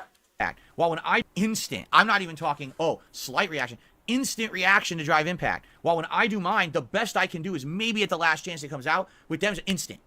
Like, get the fuck out of here, right? That's insanity. No, they're just better. Now, there's going to be more Master gameplay coming this Wednesday, so we'll see how it goes. I'm hoping to incrementally get better. I don't want to have a 20 wins, 40 losses night every time I play this game. Hopefully I won't, but I guess we'll have to find out. I don't know what else to say. Now, I won't watch those streams, but I'll definitely be looking forward to the clip channels afterwards to get the salty highlights. And I would definitely recommend that you guys do the same because that salt is unparalleled. The funny part is everyone's now parroting each other in the chat. What about your TV? You mean my brand new Sony TV that I bought a year ago that we looked up and has insanely low input lag compared to other TVs? The same TV that I've been playing games like Lies of P on, Wolong Fallen Dynasty on, and I'm perfect parrying everything? That TV? What are you talking about? I mean, some people weren't here when you bought the TV, so I don't know why you're acting like an asshole about it. And you list these playthroughs like they were supposed to have watched them, but not everybody watches all of your playthroughs, dude. Besides, they were probably just trying to be considerate to you and give you another reason and excuse to cope. The TV that I literally don't have problems with any game. But now you're going to blame my TV. What it's funny about is everyone always wants to point the finger at anything but and he's not perfect parrying anything. But it must be this instead. He's taking hours to defeat bosses. The bullshit that you can make up. It's the game. Yeah, it's not any of the bullshit that you can make up. It's the bullshit that I make up. This is my stream, and all of the lies that I tell are the ones that are accurate, and all of the shit that you come up with is just dumb. I'm glad you could clear that up for us, Phil. Thank you. The game gives unfair advantage to one platform. Unfair. There it is. Again, unfair. Try to play better or deal with it or buy a fucking PC. All right? Like, what are you... I mean, geez. It's just like, how do you make excuses for fucking Capcom? Like, why would you do that? Exactly. I mean, probably the exact same way that you make excuses for your fucking self all goddamn day. I mean, if we really put all of the money on the table, what's more likely, that Capcom has actively fucked over a large chunk of their player base by giving an advantage to the PC? Or you're just bad at games, like you've been bad at games for the 15 years you've been on YouTube? If I had to put my money on it, I'm going for the latter, and it's not even a competition. They're not going to kiss your ass. They're not going to send you a collector's edition package of Street Fighter 6 because you said, it's your TV is the reason why this is happening, okay? They don't like you. You can stop trying to be the Capcom Defense Force, and this doesn't buy you brownie points or anything like that, you understand? He's so quick to get defensive about everything, too. The second that you don't agree with him or you entertain the idea that he's not 100% telling you the facts, he's coming for your fucking throat. He's instantly going to start insulting you and telling you that you're some sort of fanboy. You're just not allowed to have thoughts of your own in DSP's chat. Anyway, so that's my experience. And the thing is, I did have fun. Like, playing it with Blanca again for the first time in a month was fun. And I feel like if I play more with Blanca, I would have a better time. Like, if I keep playing with Blanca and plugging away, I'll probably get a bit better. I'll get some more strategies and things. And likely, I'll end up being better and getting a better record. But I got to get there, and that's the thing. It's going to take grinding, just like it did to grind to master. This now is going to be a grind to get into that mentality of how to play in master. So first we had to grind to get to master. Now we're grinding to get the mindset to play in master. I'm sure eventually we'll be grinding while playing in master with that mindset. Is there anything about Street Fighter 6 that isn't a grind? I mean, even getting through his Street Fighter streams feels like a grind. Right? A lot of the things that I was doing, in the lower ranks likely will not work in master. You know, some people, it's funny because some people would not tech a throw once and others teched every throw.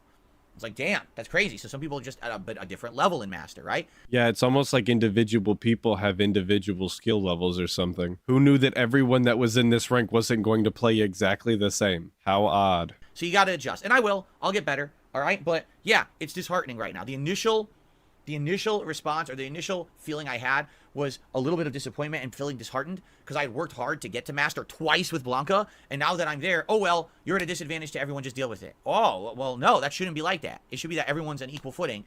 This is the equivalent of back in the day me going to an arcade, and here's Street Fighter on a cabinet, and the person on the left-hand side, their controls work perfectly, and on the right-hand side, for some reason, the buttons don't work half the time. Yo, of course he fucking has excuses offline as well. I'm not convinced that this guy has ever played a game of Street Fighter and didn't have an excuse as to why he lost. If he plays online, it's input lag, it's real lag, it's PC advantage, it's patterns. But offline, it's like the controls don't work. He's probably complaining about the color saturation. There's a glare on the screen. Dude cannot just accept any loss ever. But you're still paying the same money to play the game, and you're still expected to play at a competitive level, and if you lose, you still got to get off the cabinet. Well, how is that fair? And I dealt with that all the time back in the day. It's the same feeling, you know? It pisses you off, and you're annoyed. At the same time, though, I controlled my anger, and I am happy about that. That now, you know, unlike when I was playing with Aki last week, where there was a lot going on personally in my life, and it really was driving me nuts. I'm more cool and calm and collected this week. So even though I was upset, I wasn't punching the joystick. He's more cool, I wasn't super angry or anything, you know. Yeah, that whole Baby Rage segment where he was punching his joystick was actually absurd. No grown man should ever act like that about a video game. I felt like that was a real obvious window into his inability to emotionally regulate himself, which is a skill that you develop when you're like 4 years old and you should have a handle of by the time you're out of your mid-20s, I would say. But this dude is 41 years old and is actually having physical outbursts of anger towards an online video game. For me, it was more, I was upset that things were dropping. It wasn't being upset at the people I'm playing, which, yeah, some of them were pattern players, but it was more being upset that I can't even get my moves out. You know what I mean? That's a different feeling, so. And he had to slide in that little diss right there, and some of them were pattern players. What a coward. Anyway, more coming, and we'll hopefully see if it goes better, all right? Anyway. So, that was yesterday. But that's gonna do it for today's video. Of course, I had to show you guys this lethal level of Street Fighter 6 Cope. I'm always happy to see when he has a bad Street Fighter 6 stream, given how much shit he gave MK1. He just made himself sound like a lunatic with all his conspiracy crafting that he was doing, all in a vain effort to excuse his terrible gameplay. But again, big ups to Snort Hogan. Glad to see you're back after your little hiatus you took not that long ago. And big ups to all of you guys, hitting you with the prayer hands. I really appreciate you guys all checking out the video and watching them, subscribing, all the comments. I love reading them. Hopefully I catch you guys in the next one. But in the meantime, make sure you check out other Detractor channels and dive deeper into that Snortex. Oh, nice. He fixed his outro. Instead, we got a nice caw. I do like that outro. I prefer it to the snorting. Oh, I'm glad I was able to make a positive change. Got Dick Stroke and Phil vlogs from 32 minutes ago. Need a slight break. We've got like a DSP content combo. What is this? I'll pass on that one. Let's see what else is going on. Wings 007, Rage Quits Pity Souls, and Rainbow Six. Disaster stream. I don't know, let's take a let's check in on Jordy. On Sam. Look here! Look, listen! Appearing offline. Wait, is 007 the good one or the bad one? I don't know. It's hard for me to keep track of these. Age of consent should be 12.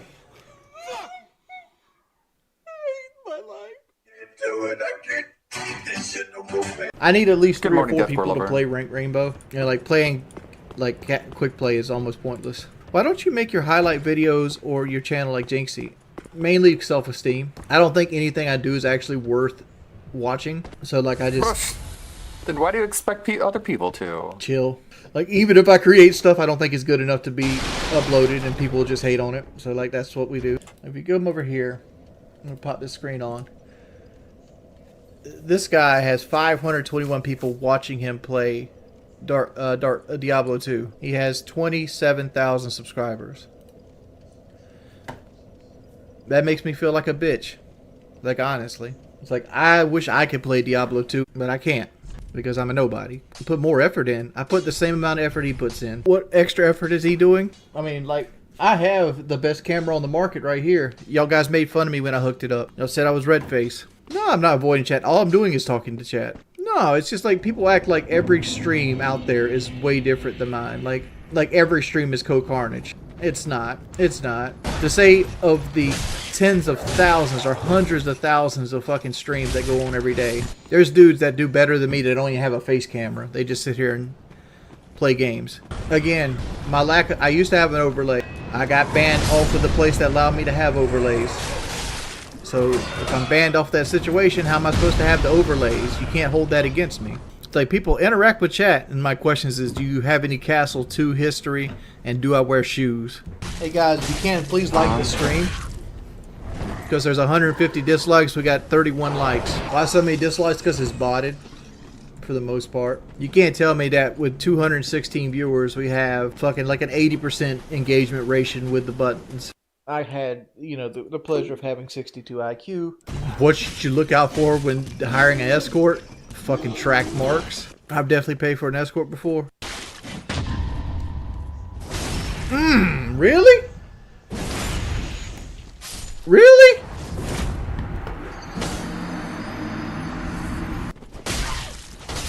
Oh, I couldn't get away. Fuck.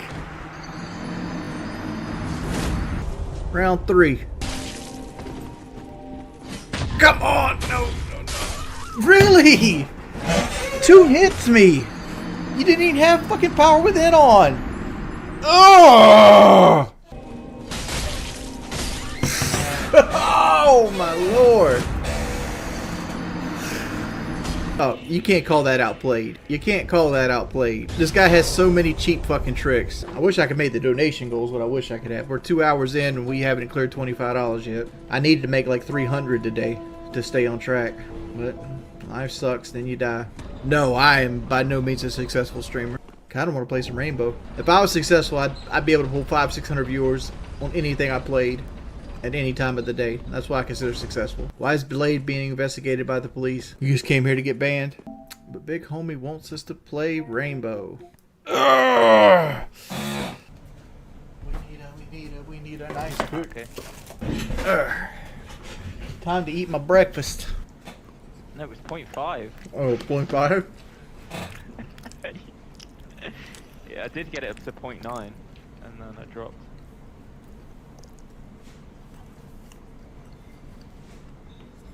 I'm Italian, but I hit champ. Still hit champ. No. You'll hit champ the same reason I'll hit champ. They hand it out like candy.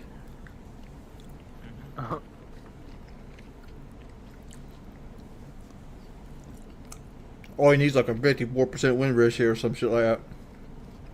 Is unlimited streaming? Yes, I am. Yeah. Because the guy just sent me Yeah, a friend request and asked to kill you because of pedophile and some shit. Can you send that to like Garfield and let Garfield send it to me? I want to see what they actually say. Come on.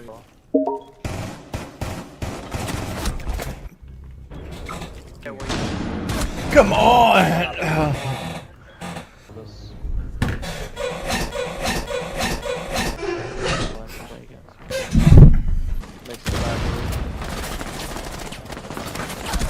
Dude, how did he really jump out the fucking window? One coming to your right.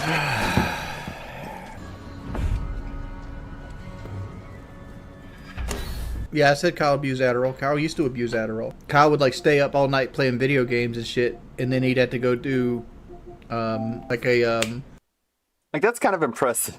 It's kind of impressive. All this time, there's someone out there who is watching him play Rainbow Six, and they look at the friends list, and then they message the friends list saying, "Hey, can you kill this guy who's on your team because he's a pedophile?"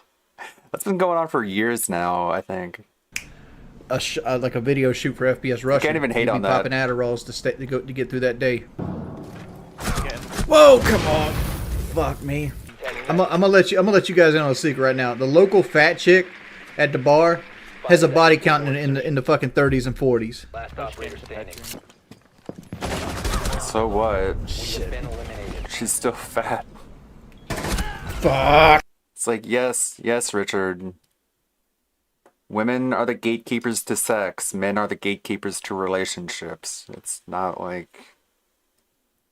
unfair, really. It's just different.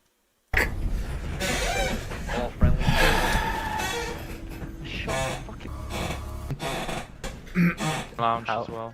How's the visual not performance? No. Oh, no, mind. Oh no! Fucking, she came down her stairs. Zophia's coming down red. Better at callouts than me. Cheesehead thinks he is. I'm about to end this man's whole career. I'm a better droner than you. Then you woke up.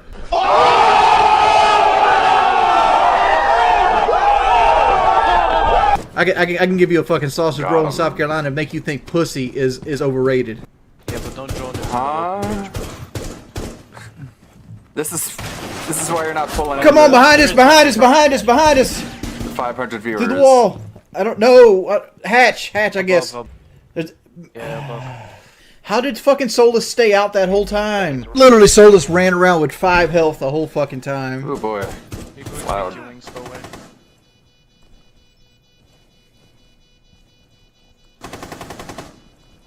Come on. Fucking A, man. What is Fawn doing, man? Initiation office. Let's get the easy win, guys. Come on. Come on. Really? I always run into the best player on the team. It's never anybody else. I can't get off. I still got fucking another $45 to make. Because realistically, I need to make another 175. So how much do I actually need? I need 25. That will put me at 130.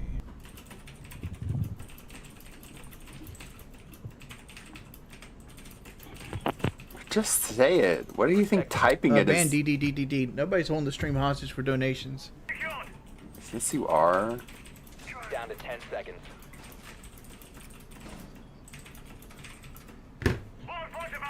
Wings, how many walls did you get?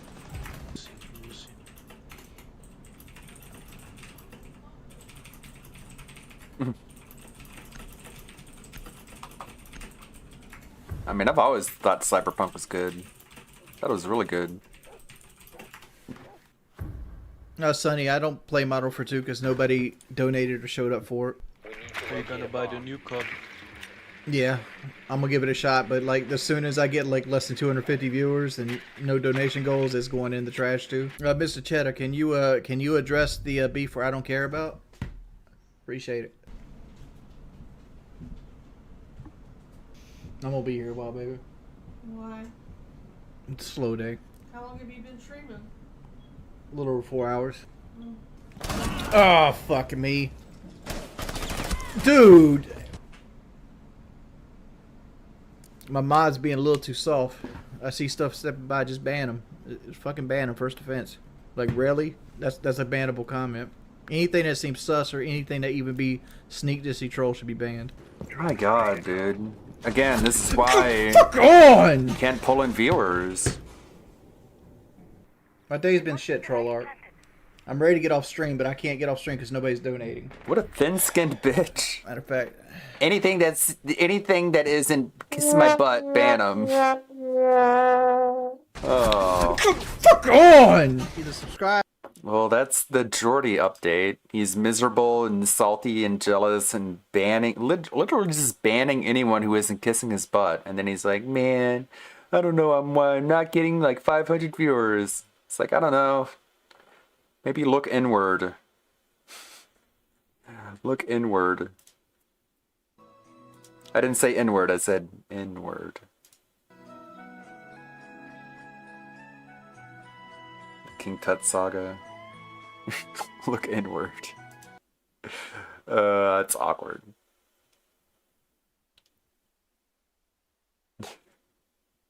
Fuck that inward. That's a Jordy quote. A modified Jordan quote. Someone put up a poll on Twitter saying whether they like Duty or not. Do you dislike Duty? Like, I don't dislike him. I mean, his videos aren't even like that clickbaity. Not recently. I recently left a comment because I thought that Duty had said that DSP had fapped the children. So I left a comment being like, let's not go so far as to say that he fapped the children. And he was like, that's not what I meant. What I meant to say is that he fapped in front of children. And I'm like, oh, okay. I'm willing to give him the benefit of the doubt there. So he fapped the word two, I guess, is malleable. Because you could take it either way. Yeah. I mean, it sounds the same. But there's different interpretations. It's up to interpretation, I guess. See if I can scroll to it. No, I guess it was a while ago. Oh, no, there it is. Let's not go as far as to say he fapped to children. And he replies, he says, I may have slightly misspoke. Phil masturbated while streaming to children. So I'm like, oh, that makes more sense. And he says, sorry, buggy English mechanics. So he can't be corrected. I mean, if you're not voicing your concern, you can't really be surprised if he's not correcting himself. What is this, DSP sings it?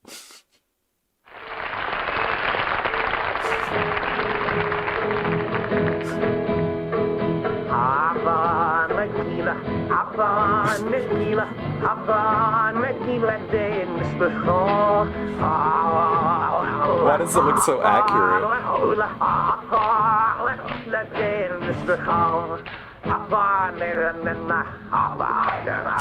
Hello, Jew.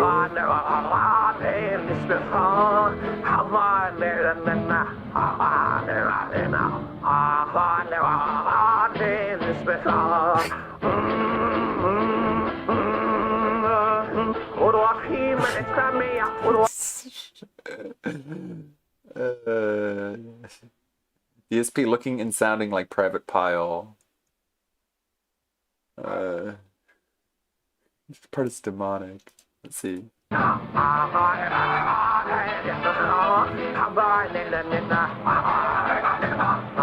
god, it's like two vowels.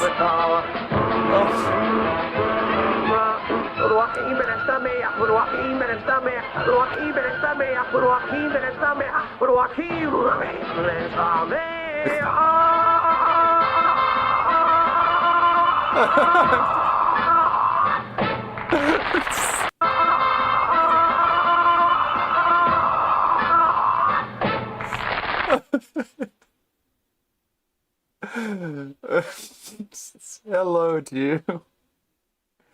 It's like the dying whale call. Yeah.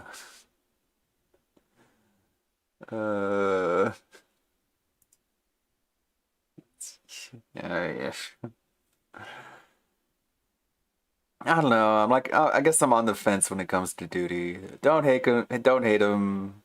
Don't. I don't know. I don't know. I just want to have fun. Just want to laugh and have fun.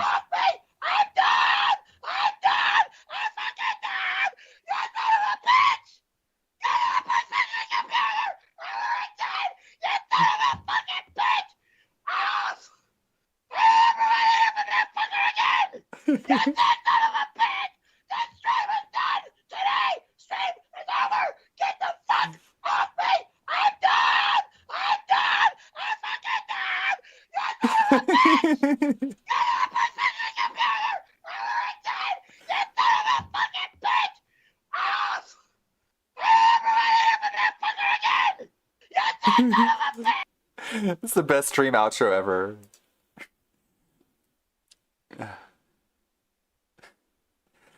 Yeah, like, it's like we were saying earlier about YouTube. It's like YouTube favors people who just pump out content. So Duty can just pump out content, and he ends up being the guy hosting Keemstar and Craig.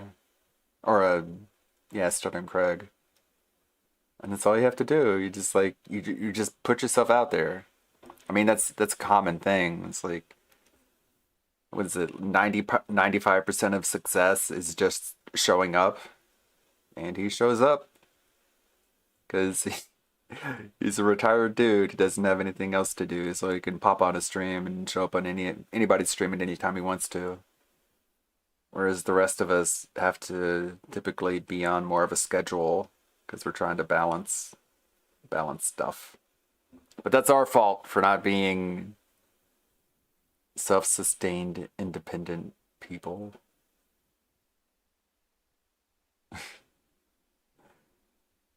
These are great media shares. Let's check out this song. Why not? It's not a political stream, but let's listen to this song. Bing, bong, bong. I'm going to check the Patreon in the meantime. Bing, bing, bing, bing, bing, bing, bing, bing, bing, bong, bong, bing, bing, bing, bing, bing, bing, bing, bing, bing, bong, bong, bing, bing, bing, bing, bing, bing, bing, bing, bong, bong, bing, bing, bing, bing. Let's indict the motherfucker. Bing, bong, bong, bing. 6 o'clock, I think I'm being indicted again. Bing, bong, bong, bing, bing, bing, bing. Let's indict the motherfucker. Bing, bong, bong, bing, bing, bing, bing. You don't mind if I go off script, do you? Most indictments in the shortest period of time. Who is it? Trump. Trump! But when they indicted me, and then again and again and again, I was never indicted. Now I'm setting records. Al Capone was not indicted so much. If you looked at Al Capone in the wrong way, he'd kill you. He was not indicted like me. They had a weightlifting deal. There's one young woman, she was so proud of it. They put a quarter of an ounce on each side of the thing. Then this guy who recently transitioned. Bing, bong, bong, bing, bing, bing, bing. Let's indict the motherfucker. Bing, bong, bong, bing. 6 o'clock, I think I'm being indicted again. Bing, bong, bong, bing, bing, bing, bing. Let's indict the motherfucker. Bing, bong, bong, bing, bing, bing, bing. You don't mind if I go off script, do you? We will immediately stop all of the pillaging and theft. Very simply, if you rob a store, you can fully expect to be shot as you are leaving that store. Shot, shot, shot, shot, shot, shot, shot, shot, shot, shot. Get up! You deserve a little entertainment.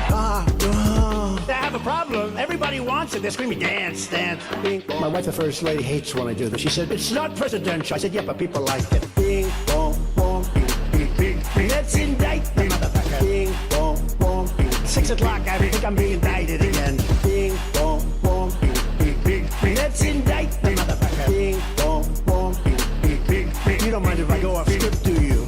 You don't hear about the American dream anymore, do you? You used to hear the American dream. The American dream, there's no American dream with Biden. I mean, a guy can't find his way off of the stage. Look, here's the stage. And this guy gets up. Where am I?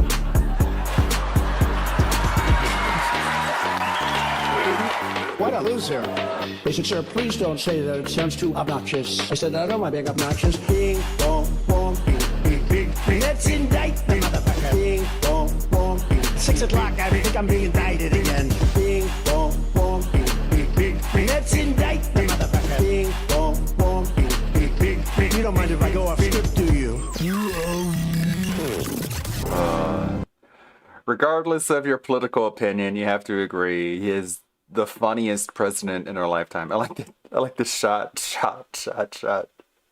Was it here? Be shot as you are leaving that store. Shot, shot, shot, shot, shot, shot, shot, shot, shot, shot. Get up! You deserve a little entertainment. Certainly funny. No matter what you have to say. Remember this one? Lyrics coming at you at supersonic speed. Some of them do on a dang old human man, boy. I tell you what, I get a goddamn superhuman, innovative, animated dang old rubber, so that anything you say is ricocheting back at you, man. Devastating more than ever, demonstrating how to get a dang old audience of feeling like a sedative, faded like a farmer's tan, man. I tell you what, here's getting worked up, complain, hot like propane, boom, how splitting them facts, man, spinning them rhymes like a dang old tornado, jib jabbing like it just ain't no thing. Why be a god and not a dang old king? Boomhauer, I didn't understand a word you just said. That was worth another listen. Like a dang old tornado. What's WPIG doing? ESP Gaming, the situation is dire, and I just want you to understand you can no We had longer a take short advantage break. that I'm going to be around unless you step up and do something to support. That's pretty crazy. 46 stream. Okay. Even the clips are talking about begging. Question, Yeah, right? what was this? The domestic violence thing. It really is. By the way, if you're in the United States, right Street Fighter, now, dude. we are receiving a national alert on our cell phone. Oh, This okay. is the National Wow. Wireless Emergency Alert System. The purpose is to maintain and improve alert and It warning worked. capabilities at He's the federal, state, literally local, interrupting tribal, his and stream for territorial that. levels, and to Okay. evaluate the nation's Okay, why public don't you alert just and press warning OK capabilities. on your phone and shut up? Why he's saying it? he's curating content for us right now as we Crunchy speak. corn, no action is required by the public. This, if you have a cell phone, Bro, if you for you those live of in the you United who have States, cell just got it. phones, You have the cell live phone. right now. so he's telling you that you just got the alert that you surely just saw and experienced. No, we're also a little bit. And you behind live in the too, United so- States, you I just know got it. that. There's that. Live, Okay. right now. All right.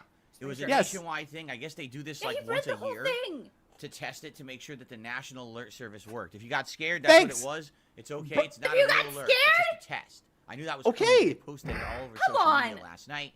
Kind of What? scary because I'm scared. I don't know what to do. I guess I better ask Phil if I should be scared or not. Oh, he said it's okay. That's fine. basically you I can't text on my stop the computer, test. yeah. All you can do is mute it. So they were like, if you're someone who lives in a bad environment of domestic abuse and you have a secret cell phone, be sure to mute it or else your cell phone will be given away. Whoa. If you have a second cell phone, mute it so the person who's beating you doesn't know about your second cell phone. It's like typically if someone has a second cell phone, like think about like Breaking Bad, when Walt had a second cell phone. It was kind of funny how Skylar was immediately like, you're dealing drugs. And it's like, no. And she's like, well, obviously the only reason you would have a second cell phone is because you're a drug dealer. It's like, no, it's because, it's like, no, it's obvious.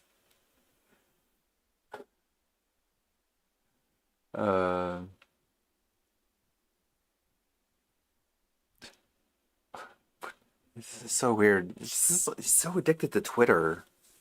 It's like any Twitter take he'll just latch onto.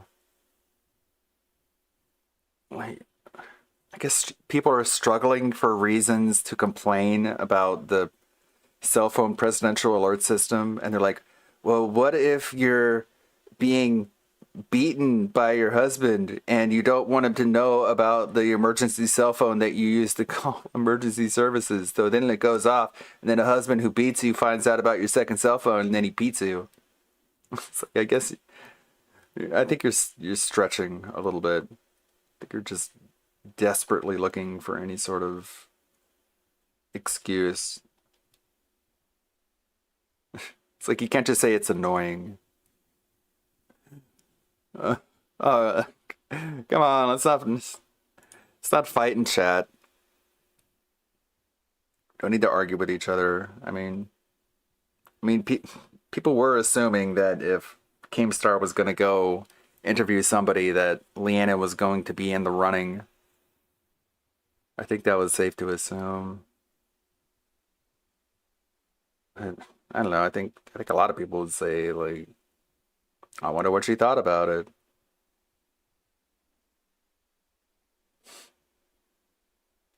Yeah, shallow thoughts, basic takes. That's what it was. We look at Anyone see the JF, his missing wife, and how weirdly he was acting about that? I don't know. He has a really weird accent. I don't know. Like, I don't want to knock it too much because I only know the one language, English. So anyone who is bilingual has that on me.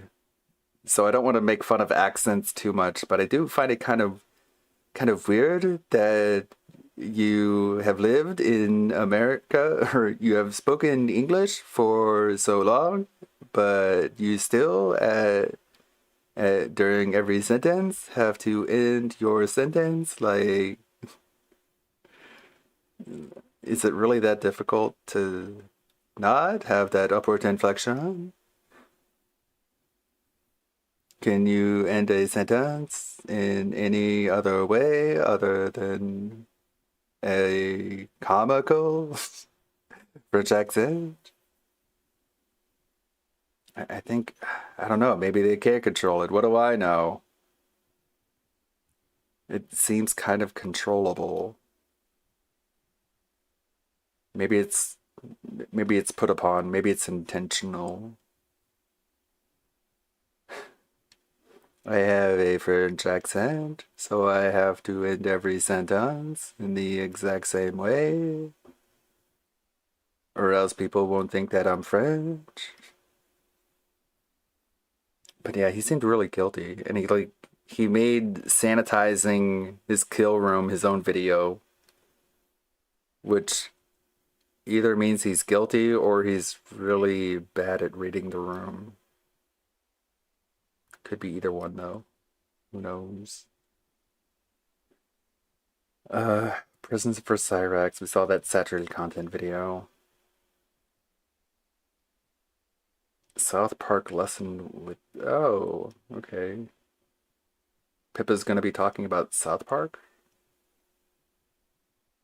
Let's see, maybe there's a Gundam video we missed. Someone I haven't seen.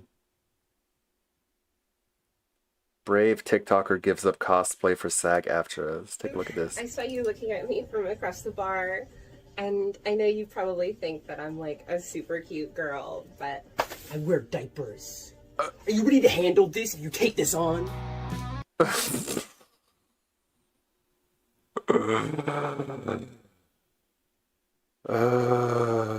think I'm gonna pass on that one.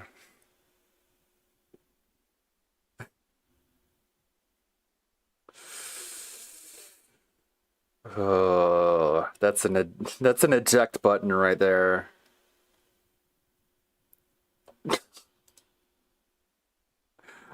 That's an immediate eject button. I'm sorry, I cannot. I'm gonna have to pass on that one. I feel sorry for anyone who was laughing at that. I pity you. I pity whoever laughed at that.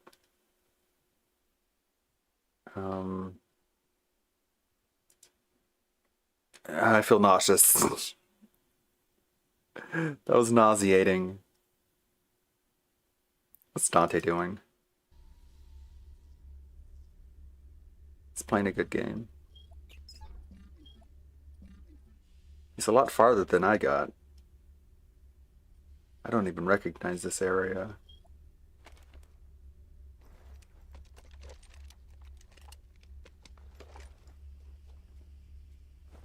There's a lot of inventory in this game. It's one of those classic old school games that they didn't make less old school in the remake, which is admirable.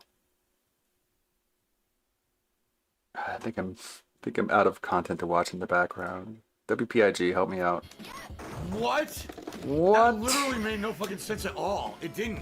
Is that the end game? There and I'm doing the move and nothing happens, and then she gets a free hit because my move is dropped completely. It's that rollback netcode, man. What? I couldn't block. Okay, the first hit connects. I get it. Why did she get another hit after that? Oh yeah, I forgot. We had the Steve of the Dead video. We have plenty of content. We got plenty of stuff. What am I talking about?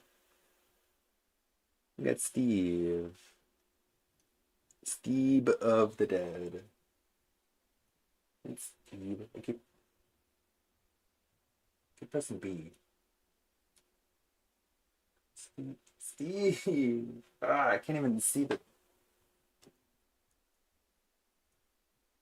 I can continue this. I'm here desperately scrounging for content. We got Steve here helping us out. I didn't even realize. DSP, get help. I'm sorry, what? You... Right, you think... Right, okay. You think, A, that was nice. You think, B, that's an appropriate way to treat a stream regular. And C, you think that you're maintaining a nice stream atmosphere. What the fuck is wrong with you? Jesus Christ. Like, how fucking delusional can you be? Seriously, how, like, out of touch with reality is this man? How do you not understand social, like, norms and standards to the point where you think that's normal? You think that's okay? You think that's nice? Oh my You God. think the way you read brain that bleach. message and responded to it was, like, an appropriate way? God, I wish I didn't click on that Gundam video. God damn it. I need shots. Shot. You thought that was jokey. You thought you were having a joke and everyone was laughing. You know. This feels abusive. This feels like it's abusive. Not just because, you know, it is, but because this is the sort of thinking that abusers do when they're convincing themselves that they're not abusers. They're not abusing people, really, you know, because you understand, he's smart enough to understand that, you know, abuse equals bad.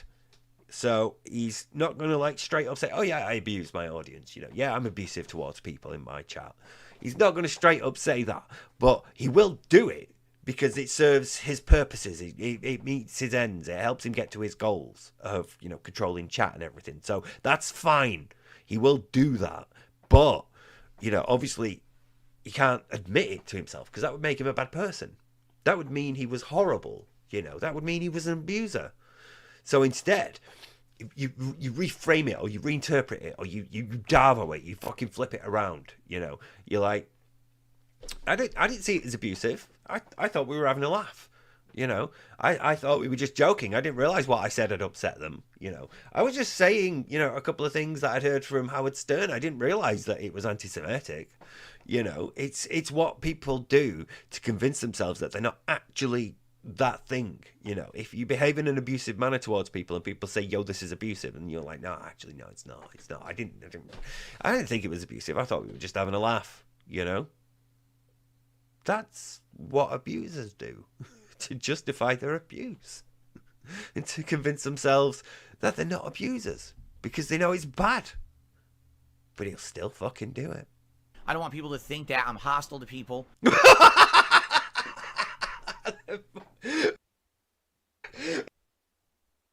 Fucking good job with that one, Phil. Fuck off and get banned and don't come back. You're an obnoxious individual and we don't want your kind around here. We want people who are actually here to have a good time and be chill. So fuck off and kiss my ass. Fucking good job with that. Go fuck yourselves. Literally, lick the shit in my asshole. I don't care about any of you. You're all insignificant humans. None of you will ever do anything with your lives. Get fucked.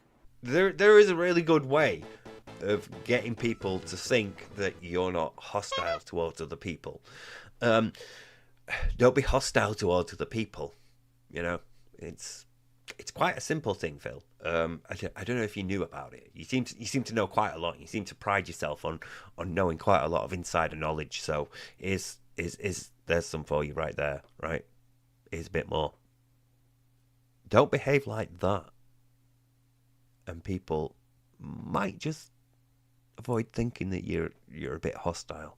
He doesn't try and start drama with other people, though. Or you can continue as you have been, and, you know, maintain the image that you're a hostile person, because, you know, that was hostile behavior towards somebody who was rightly correcting something you were wrong about. For no good reason. When Like, it's so bizarre for him to say that he doesn't try and start drama with people. I mean, he has to think that the people in his stream chat aren't even people, right?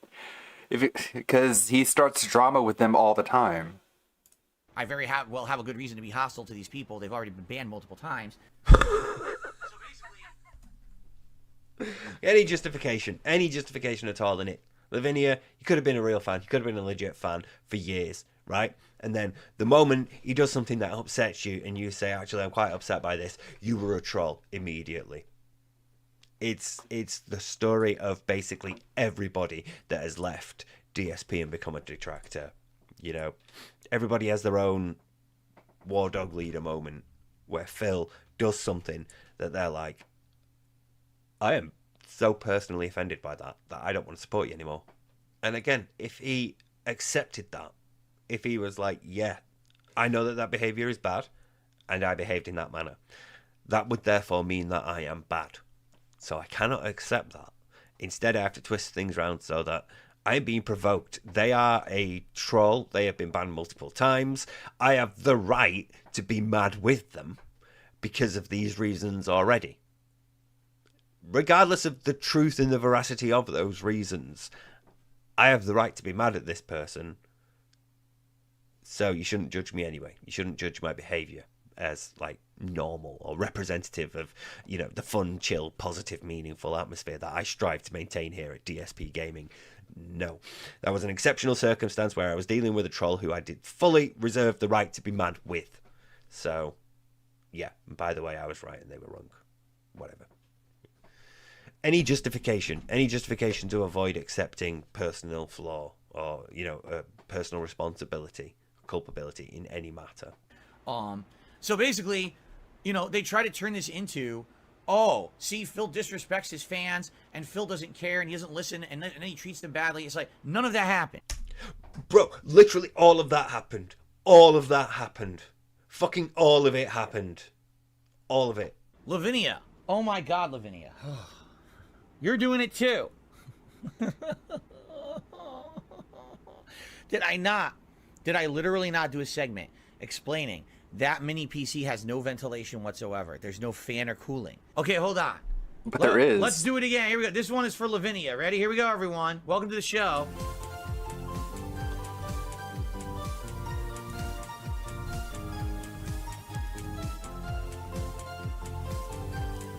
All right. Are we good now? Are we good now? Can we now move on? So now it's time to address the very important comment from Lavinia. You ready for this? You want to address how you treated me like a dunce and replayed out your intro for me because I said exactly this to you about your mini PC.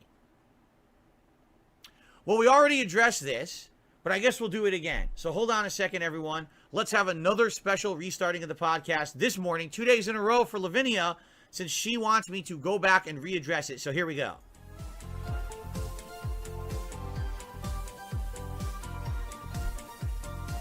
Way to toxify what is like a fucking Mickey Mouse. All right, we're not going to do that. Goofy ass intro song. But the point I just made is that today I have more information about the mini PC than I did yesterday. There's no fan in there.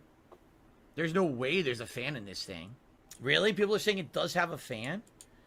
It does have an internal fan. Listen to this. RG Beef says, you literally said yesterday AMD processors don't have cooling like Intel processors do. That's not true. That was 100% based on facts told me, or excuse me, information told me by viewers. That mini PC has no ventilation whatsoever. There's no fan or cooling. So even though it might play a 3D game, it's not meant to do that because it will overheat. AMD processors are meant to overheat. They're not good. They're not like Intel processors with a cooling solution. This thing is going to overheat. What I said was, if you have an AMD processor and an Intel processor and it's in a mini PC and there's no cooling, the AMD runs hotter. AMD processors are meant to overheat. They're not good. This is DSP Gaming. I'm a 41-year-old guy who has very limited knowledge about this stuff. If you're old, you should have knowledge. Yeah, but I don't know the name of it. What is the point of arguing with me on this? Very limited knowledge about this stuff. Really? People are saying it does have a fan? The point is to You want to address how you treat me like a dunce? Fuck off and kiss my ass. Editor Steve, your choice of cuts here. Literally none of it. Literally all of it. Literally all of it happened. This right here, just outright fucking denial. Fucking deny it. Don't care if there's video proof. Don't care if it was actually recorded doing it. I never said that I was going to hit that 11-year-old girl. Wants to hit an 11-year-old girl. Didn't happen. But this is the white noise they try to create, the drama around my streams. So I've completely ignored it, and guess what? Nothing's happened. It's good that I've ignored it because it was all bullshit to begin with. I mean, you've gotten banned off of multiple websites for your toxic behavior. It's all bullshit but I guess. to begin with. Fucking but I guess. Phil, you've driven. No you have lessons no idea how many learned. people you've driven away by behaving like that at all. Not just Lavinia. Not just the one person involved that you were like publicly embarrassing and humiliating. Not just them, but people that saw that and were like, I don't want to behave. I don't want that happening to me. I'm out of here, man. Fuck this. You know, you don't know how many people on the fringes of your group, on the fringes of your audience, the people that are sort of like just discovering you and maybe sort of like venturing into chat for the first few times and sort of like trying to get adjusted to this new community and getting a feel for the sort of person Darkside Phil is. You know, if you as a creator want more people to come to your channel, that is a great way to drive them away, behaving like that. And then going, I didn't behave like that. Didn't happen. You don't know how much damage you are doing to yourself. Why do I care? Why am I pointing this out? Why does it even need pointing out at this point? You know, like, if you want to drive people away like that, fucking fine, do it, Phil, do it. Fuck off and get banned and don't come back. You're an obnoxious individual, and we don't want your kind around here. You don't want your kind here, boy. So fuck off and kiss my ass. That's what it is. It's just own up to it. That's the problem that I have with it. Fucking lies. If you want to be that obstinate, be obstinate. But don't be surprised that people don't like you. And blame it on other people. Just like on Alphaism Radio. You know, just like on the fucking side scrollers. Just own it. Be racist, come home own it. And said, right, I went to the vets. Jasper needed a blood test. It's cost this much. So this Saturday, I'm going to do a marathon because, you know, I had to pay for that. And I need to work it back. Guaranteed people would turn up and support you because you'd have been open and honest about your pet and his healthcare, and you'd have done a good thing. Well, I mean, people would ask why you're begging for pet care and you're blowing money on champions as a priority, and people would have been okay with that. They would have understood that because most people have pets, but instead you didn't, and then you went and spent money elsewhere, and that's why it became an issue. That's what pushed it for me when he came out and said, guys, I'm ready to make the announcement. I've just spent $600. I was like, fuck it, I'm getting the video out now then. It needs saying. I tested out my mini PC on Sunday night and I found out it's okay. It can play some 3D stuff, but not at high settings. You go around low to mid settings. Like Skyrim didn't look great. Visage didn't look great. How does Skyrim, how are you not running Skyrim at full settings? Skyrim is like a fucking, it's got to be 15 years now, surely. Skyrim is at least 10 years old. How are you, how? It's 2011. Skyrim is 12 years old. And you're like octa-core PC with integrated graphics.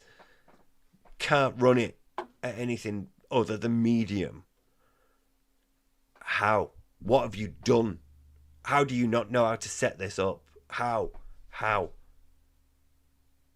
Fucking hell. Like, I mean, like my benchmark's Crysis just because, you know. But, I mean, how? Fucking how? They certainly ran. They're playable. But they didn't look good. It's like, well, I'm probably not going to use this thing then to do any modern games. It's probably going to be retro games and stuff like that, which is exactly what I said at the beginning of all of this. Before a moment of anyone coming on my stream and declaring, oh, it has the capability to do this, it has the capability to do that, it has a fan and it has this. Before any of that, I said, it's just going to be, you know, very basic.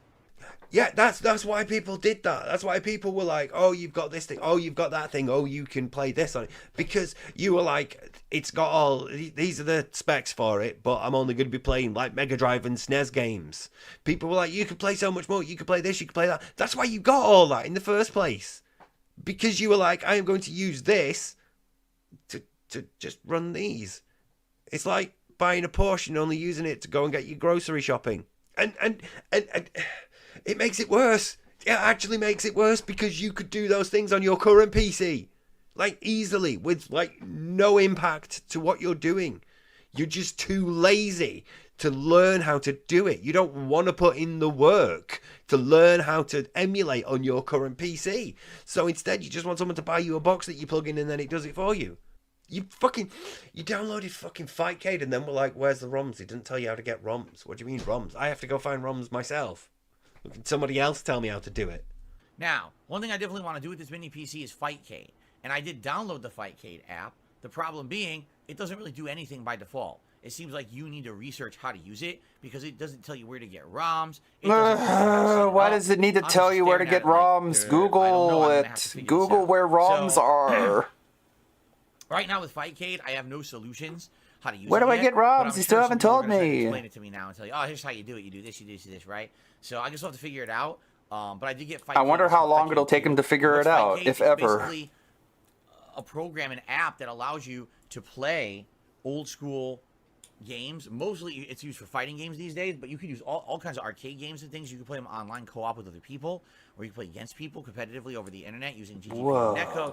So there's all these implementations for it. For me, obviously, I want to play all the old school fighting games. Super Turbo, Street Fighter 3 Third Strike, maybe CVS 2, maybe some of the old school versus games like Marvel vs. Capcom. Don't you have the 30th anniversary collection? I would love to play those online against people. I haven't played them in a zillion years. You want to play them online against people? Maybe run well on this mini PC. I don't know because I didn't know how to get it to work. Once again, the deadening of intellectual curiosity. There is just no desire to learn anything. If somebody gave me a PC like that, if somebody gave me a new PC, I would plug it in. It would be the first thing I did. And then I'd go and benchmark it. And then I'd go and play about with everything. I'd go and see what I could do with it. I'm going to see what I can run. I'm going to see not just games, but programs as well. Hey, Lonely Slowly. You know, kind of what version of Vegas can I run? What editing software can I use? What capture? I'm still working on this animation here. I should do more offline animating because I get too distracted when I'm trying to animate while streaming. It's not like doing video editing while streaming. Animation takes a little bit more CPU brain power. I'm noticing. I need to do more offline animating. Which software can I use? Because I want to know. I want to know what my new thing can do. And I'm interested in seeing what I can do with it. And yeah, he's like, I can't be bothered learning. It annoys me so much because... Look,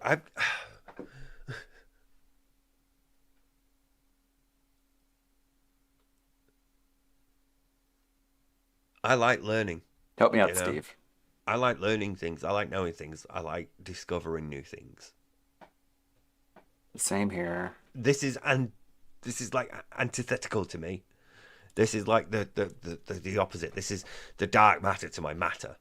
You know, I can't like comprehend this sort of intellectual laziness, this sort of cognitive apathy that's like, I've got a new thing, somebody will tell me how to use it. That's a good term, cognitive apathy.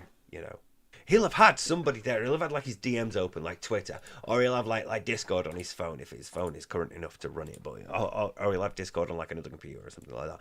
But he'll have somebody there telling him what to do. He'll be like, right, okay, switch it on, yep, switched it on. Right, okay, is the red button on? Yep. Is the fan whirring? Yep. Then great, it's starting up. Do you see this screen? It's like if you were to make a sequel to Ghostbusters, you know how the sludge underneath Manhattan, the sludge represented anger and hatred, and it was sort of like a social commentary about like how everyone is a little bit too angry, there's a little bit too much frustration. If you were to make a sequel to that, the sludge would represent sort of apathy, and listlessness, and the inability and desire to improve or make things better. Like, if you wanted to really follow that social commentary into the modern day, you would have that sludge representing something more representative of the modern era, like lack of initiative. Yeah, I see that screen. Right, okay, then do this. Sign in here. Here's the password, blah, blah, blah. Great. What do you see now? I see a picture of a beach and some waves and a palm tree. Great, that's the desktop. That's the background. That's the wallpaper. You can now do this. If you want to open a game, do this. If you want to sign in to Steam, he'll need somebody on there to tell him what to do at all times because he doesn't fucking want to learn himself. He has to have somebody else do it for him, and it drives me fucking mad. That sort of intellectual decay, that apathy, that neglect of your cognitive faculties is astonishing to me. It's what? That's what it's going to be. And God, by the way, that's exactly... Me and Steve are in disagreement. I think DSP is autistic. He doesn't think DSP has autism. But one of the big arguments in Steve's favor is that DSP lacks any sort of intellectual curiosity whatsoever. exactly what it is. So, which is atypical for autists. Usually autists have a real desire to learn new things and see new things. At least, you know, as an adult. Maybe if you're a teenager, you're just sort of more withdrawn and more isolated. But I don't know, maybe Street Fighter is that for him. Maybe the new Street Fighter is that obsession that comes around every couple of years. And his inability to really excel at it is what's really frustrating him. I don't know, man. Actually, I was right all along, but you know, you would have known that. I just waited till Sunday night for me to test it. That's not a win for you. That still makes you look bad. Because it shows that you are okay with just your limited sort of intention of it, and that you are completely happy to waste all this money on something that you don't need. Just because, like, it's expensive and it has big numbers, but you're still good. Yeah, that's a good point. It's like he's got this little emulation box. He can basically play every single Sega Genesis, NES, SNES, Mega Drive, like a lot of Game Boy games. Like, that's what I did when I got my my emulated Xbox, like the OG Xbox. I got one that's basically like an emulation box, and it had like a bunch of preloaded emulators and ROMs on it. I went back and I played a whole bunch of old classic games on it, and he could do that if he had any sort of intellectual curiosity or any sort of sense of wonderment, but he just doesn't have any of that. How's it going, Kale WMF? Going to use it just to do these tiny minimal things, which you can even do already with the equipment that you have. Like, even like N64, you could play on it. Like, I played Conker's Bad Fur Day, which is a classic. I played that. It ran like shit, which is why I didn't finish it. But hello, new people. With very minimal disruption. All you need to do is learn how to do it. Or you could have bought a far cheaper version, which, considering how much you beg for money, should have been the other alternative that you considered. But no, you have to have the big one with the highest numbers. You have to have like the newest thing or the most expensive thing. Because in your head, expensive means good. Even though you don't want to use it to its fullest capacity. Again, you have bought a Porsche and you're just going to use it to drive to the supermarket and back again. That's it. That's what you've done here. But that's the problem. These idiots, right? Who totally want to the trigger word be jerks and try to derail my content. I'm sorry. There's just something about him going, yeah, but, you know, they just want to be jerks.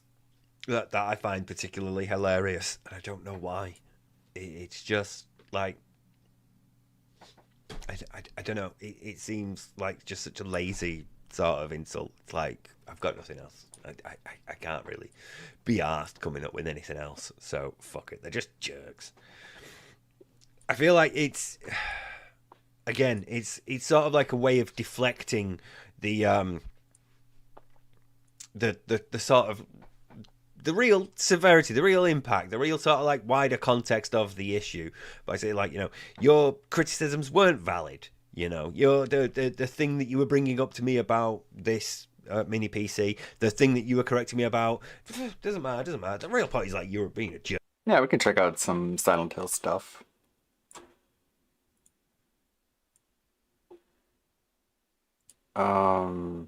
Hey, this isn't that. You're lying to me here. Trying to troll me. We don't troll over here. Jerk. You I'll know, time you out, there's no knock it validity off. to their argument anyway, so we could just dismiss that because they're not making it out of like any legitimate reason. They're not actually genuinely wanting to help me, or like, you know, they know more and they're trying to help me understand or anything like that. They're not trying to correct me because they know better than me and I'm wrong. That's not No, Silent Hill. they're just being jerks. Thumbs It down. feels like a sort of deflection, you know, because if you are really only criticizing him because you're an asshole, then that's all there is to it. You don't need to understand like a wider context or like the actual details of the event. You don't need to know that the criticism's valid and legitimate because he is actually wrong about something, and these people, all they were doing was correcting him. No, they were assholes. You don't need to know why. You just need to know they were assholes, and it deflects the actual point of the criticism away. You know, and it deflects responsibility away from him, and it deflects your attention away onto something else. And it's like, you know, well, they're assholes. They're always assholes. I'm used to it. You know, just assholes. Fine, nothing. I can deal with them. But you know, that's the only reason they were here in the first place. They weren't here to actually correct me or anything. You know, it deflects everything away, and instead just makes him the victim and makes you the attacker. I'm sure there's a word for that as well. But that was only one of the things that happened this week, okay? Earlier this week, we sat down on my podcast and we talked about Mortal Kombat 1 coming up and the future of fighting games on my streams, correct? Now, when he says we talked about, you know, what he was really doing was he was selling the idea of this thing to his audience. Do you want to come up and join me? Yeah. Oh. Well, there's room here if you want. Steven's a very talkative cat. I have to move this out of the way. The cat meows a but lot. Yeah. He was preparing them in advance for this thing. He already knew by the time he started to talk about Mortal Kombat 1 that he was going to buy this fucking joystick. He wanted it, and when he wants it, he's fucking having it. You know, so this idea was already in his head long before he started. And we're sitting there talking. And I'm like, listen, we found out Mortal Kombat 1 has a beta coming up. I have not seen the new Berserk trailer. I haven't even finished watching original Berserk. I need to watch more of it. I got to the point that that Griffith was after being tortured. I need to watch more of it. I still need to finish fucking Death Note. I have so many I haven't finished. This weekend, but next weekend. People want to see me play the beta. They've already expressed we want to see you play this beta. But then come to find out, I'm a bad anime Mortal Kombat fan. 1 beta is not cross-platform. In fact, Mortal Kombat 1 itself will not be cross-platform at launch. But it will be eventually. It will be eventually cross-platform. It's like, you can understand a beta test not being cross-platform because it's your beta test, and you just want to, see if the game's running and see what bugs they find. All that stuff, you know why people do a beta test, so that's fine. I don't think it's fair to criticize them. But then, to be fair, I don't think he is criticizing them for that alone. But he is using the fact that it's not cross-platform as a reason. He is going to use that as justification. And again, because he wants it already. He's already made up his mind. He wants this thing. He's not considering it. He's not weighing up the pros and cons. He's already made up his mind. I think Steven's behind. Wouldn't it be funny if MK1 did have cross-platform? That would just give him another excuse as to why he's playing badly on it. He's like, oh my god, these cross-platform MK1 players, they're all playing PC. Why is that? Why is the vast majority of MK1 players I'm facing online playing on PC? I'm not saying that they have an unfair advantage, but it's like really unfair.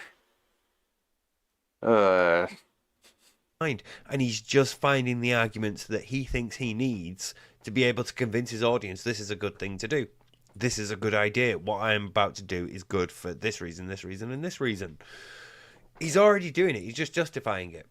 NetherRealm has said that they are going to patch in cross-compatibility later on, which means whatever format or platform you buy Mortal Kombat 1 for, you're stuck with the player base on that format until they patch in cross-compatibility, which we don't know when that's going to be. And then you can play people who play on PC. So you just deal with it for a bit. You know, it might be the first update. You don't know. It could be the second update. Could be the 4th. Could be the 12th. It'll come eventually. You'll be fine. You joining me? Yeah, do you want to come up? Nope. Hello. I know there's not that much room. There. I'll give you some room. But please don't stand on that keyboard. Yeah. Look, you know you can't sit on my lap anymore. My leg's too sore. I love cats, but they sure love walking on keyboards. Probably because it's warm, and people are looking at it and they think it's a way to get attention. On my lap on my stomach and curl up and fall asleep there. So she gets really arsey when she comes over, and I'm like, nope, you have to move. I know it's been really difficult for you, hasn't it? Yeah. Well, this is. I miss the kittens. Should we get back to I need to replace the emotes because it hurts whenever I see They them. didn't promise anything yet. Okay? So, we already know statistically from Street Fighter 6, almost no one is buying fighting games on Xbox. Street Fighter 6 had like 80 to 85% of the console player base buy the game on PS5, and only 10 to 15% bought it on Xbox. So can you imagine, if I buy MK1 on Xbox and I try to play it on there, I'm going to have like the same people playing me every time. Like, no one really will care other than you. The people watching won't care, but I'll tell you, like, who will care? You. You're going to be the only one that cares.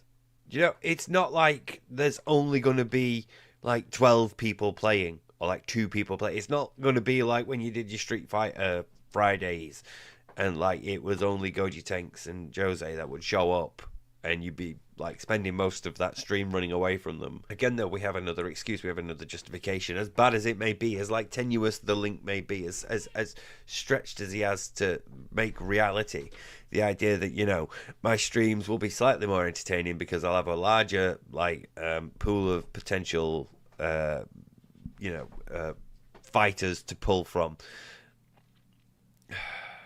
It's just, he's already made up his mind at this point.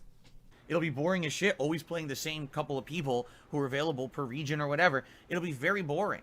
You don't want to fight the same players every single time you're playing a fighting game, especially a new game. You want to be playing a variety of players, a variety of comp, a variety of characters. And that wouldn't happen if I bought it on Xbox. So, we had the discussion. No, we didn't have a discussion. There was no we, and there was no discussion. What happened was, you went to your audience and said, get fucking ready, I am buying this thing whether you like it or not. It is like, as has been made, I am not the only one, you know, who will have made this comparison, but it is like going to your parents and going, I know I asked for this toy for my birthday, but can I actually have the more expensive model? You see, the more expensive model means that I can do this, this, and this, which is great for me, you know. Phil has already made up his mind about buying the joystick. He wants to do it. It's a new toy, he wants it. He's recently attained the rank of master. And as such, he feels entitled to better equipment. He deserves better equipment. He expects it. He is a master. Other master players also have very expensive joysticks. That is clearly the reason they have achieved master rank in the first place. It's got nothing to do with skill or the amount. I've said this before, but it is you really have to give props to Capcom for doing a really good job at making people like DSP feel like hitting that rank in Street Fighter is a worthwhile accomplishment. Because they call it master, and that really triggers the neurons in his brain where he's like, yes, I am a master now. And then above that is grandmaster. Of hours that they put It's like, congrats, Capcom. I mean, they really hit on those psychological notes pretty well, I guess. It's effective. You can see its effect on people. In or their natural reactions or anything like that. It is clearly the joystick that matters. And Phil wants a new one. He expects a new one. He deserves a new joystick. And by fucking God, he is going to buy it. But he knows what it looks like. His flying monkeys have told him, Phil, they're talking about you not buying that for Jasper. They're talking about you not getting your pet's blood work checked. They're also talking about you begging. That's a given. You know, we're always talking about him begging. It's particularly bad. It always is. But Phil needs to sort of knock that one on the head and make sure that you don't think about that. So, you know, he's not going to beg. He's not going to be like, hey guys, I really want this joystick. So, you know, if you'd really like to contribute towards it. He's going to worry about that later. Instead, he's just going to fucking buy it. He's already made up his mind. He's going to buy it. And then later on, he can ask for it. He can ask for the money. Because they'll always come and give him money. They always have done so far. You know, he's gotten this far on them giving him money. So why would it now be different? Why would this be any different? Why would it be any different than going to see his parents for the last time because he might not be able to see them again? Why would it be any different from, you know, a fucking vest streak? You know, knowing that they're going to pay you another 100 every stream. Why would it be any fucking different from any other time when he's gone, I need this money, and somebody's giving him this money? Why would it be any different from the time the shower broke? So fuck it. I'm buying it. And here's a bunch of reasons why. I'm going to tell you all, I have reasons for doing this thing, and then I'm going to do this thing. Because otherwise I would listen to people saying, hey, someone in your position who's frequently talking about their financial problems, their financial situation, how much they need money for their day off. You know, somebody like you, Phil, who begs a lot, even if you've not been like publicly begging and you've been trying to keep it to the unrecorded bits between, you know, between your videos on the privated stream so nobody can find them. Yeah? Do you want to go out? Yeah, okay. Once again, she'll use the litter tray. She might go downstairs and have a bit of food. She might not. Either way, she'll be cat's taking over soon to cry at the door as and want to always. be let back in because, you know, I know my cat. I pay attention to her. But yeah, either way, Phil, you've made up your mind about this. You're gonna do it regardless, and fuck the consequences. Somebody who begs like you know, somebody who's kept it to the unrecorded bits so that you could say, I haven't been begging for ages, you know, I haven't been like asking you guys for money for ages. Or somebody like that would probably want to keep an expensive purchase like this on the download because it looks bad.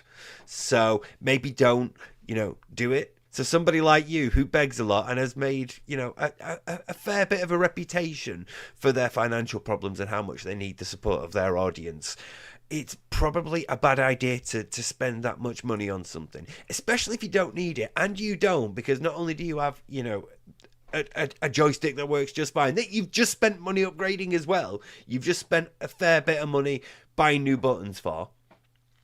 But you also have a joystick that worked on the PS4 that you could easily plug in with the PS5. And even if you needed an adapter, that would be a tiny amount of cost compared to a new joystick. But no, there's got to be reasons why. Oh, that one don't feel right. That one don't feel right. It's old. It's old. Converters add lag. You know, converters add delay. It may be an imperceptible amount of delay, but it's a delay nonetheless, and therefore can't be considered. I have to disqualify that as an option. So no, the only option I am forced to accept is I need to buy this new joystick because I've got a reason to not do any of the others. So yeah, I'm buying the joystick. Deal with it. And then it becomes future Phil's problem. Then it becomes, you know, if you like that I'm investing in this, please support. what do I do? Because if I buy it on PS5, that's all well and good. Problem is, my joystick on PS5 is very old. It's a 9-year-old joystick that I've been using ever since the beta of Street Fighter V came out. So when you've used the joystick that long, the components are worn out. It's not going to be as responsive as I want it to. Plus, it's an old joystick. It probably does have a significant amount of input lag. It's not like a modern joystick where they've tried to design that out of the stick. 8 years ago, it actually wasn't that big of a concern. So there you go. There's your reasons why I'm not using the old joystick.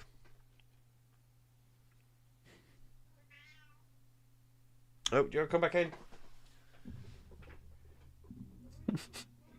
You good? Like he leaves So this after having in. talked about it, Like, it's an 8.5 hour long video, and he's like, "Should I cut out that part? Nah, I'll leave it in." basically I presented a situation to the audience on my podcast. See, you see what he says there? After having talked about it. Did you hear that? Yeah, after having talked about it, I presented a situation to my audience. There's no dialogue going on. It's a monologue. He's telling you. He's not actually talking to you and listening to alternative perspectives. He's already made up his mind. And if you bring an alternative perspective, like, why don't you use your joystick? He's already got a reason to not do that. Good girl. So, there's no conversation going on. There's no talking. He's just telling you. This is what's going to happen. I've already made up my mind. It's fucking sick. It's addict behavior. It's like seeing someone justify going back to drinking. You know. It's fucking gross. He needs help. They said, I'm seriously considering converting all my fighting games over to PS5. I'm telling the audience I'm seriously considering doing fighting games from the PS5 now. He's made up his mind. Having seen that, like, you know, fighting games are more popular on the PlayStation than they are on the Xbox. He's real, oh fuck, I've tied the cart to the wrong horse. I don't mean that as a dick. Okay, check it out. I got DSP flipping off everyone from both angles. I got him facing the TV and I got him facing the laptop and the camera. I need to actually like write down what I want to do and make the audio for it, because if I have the audio set up, then I can just build the animation around it. That's what happened with the that political cartoon. I was literally just sent the audio and then I built the animation around it. So I think that's like the way to do it, right? I don't know. Maybe it is, maybe not. Big ALT. He's realized. Yeah, the wires. Should have more wires. I need to have more stuff here, but I couldn't figure out what. Like, I got the Xbox and the PlayStation. Like, what else would go here? He's made a mistake. He's realised he's backed the wrong horse. And as a result of that, he's going, fuck, I've got to change it. There's more people playing fighting games on there. I want to be on there too. You know, even though he's getting plenty of fights on the Xbox, he was never in want for a fight for Street Fighter, and he probably wouldn't be in want for a fight of Mortal Kombat. He's doing fine on the Xbox, but because more people play on the PlayStation, he's like, right, I need to be over there with Switch won't fit. I need to be over there with where, you know, everybody else is, because that's the one that matters. That's the one they used at Evo. Yeah, I can do a that Switch. Means I've got another reason. I've That got could another fit. excuse. I have to small. buy the joystick now. It's not just that, you know, more people are playing over there. I can't be playing over there. I have to be over here. More people are here, so I have to have the joystick.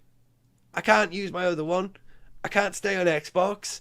I must buy that joystick. And then I must buy all the other fighting games that I've got over there, because I need to convert them all. You know, so I need to spend more. Even though we've now been playing Street Fighter 6 for 2 to 2.5 months on Xbox and it's worked fine, I feel like moving everything to PS5 is the better option. That overall, quality of life, having fighting games on PS5 just makes more sense.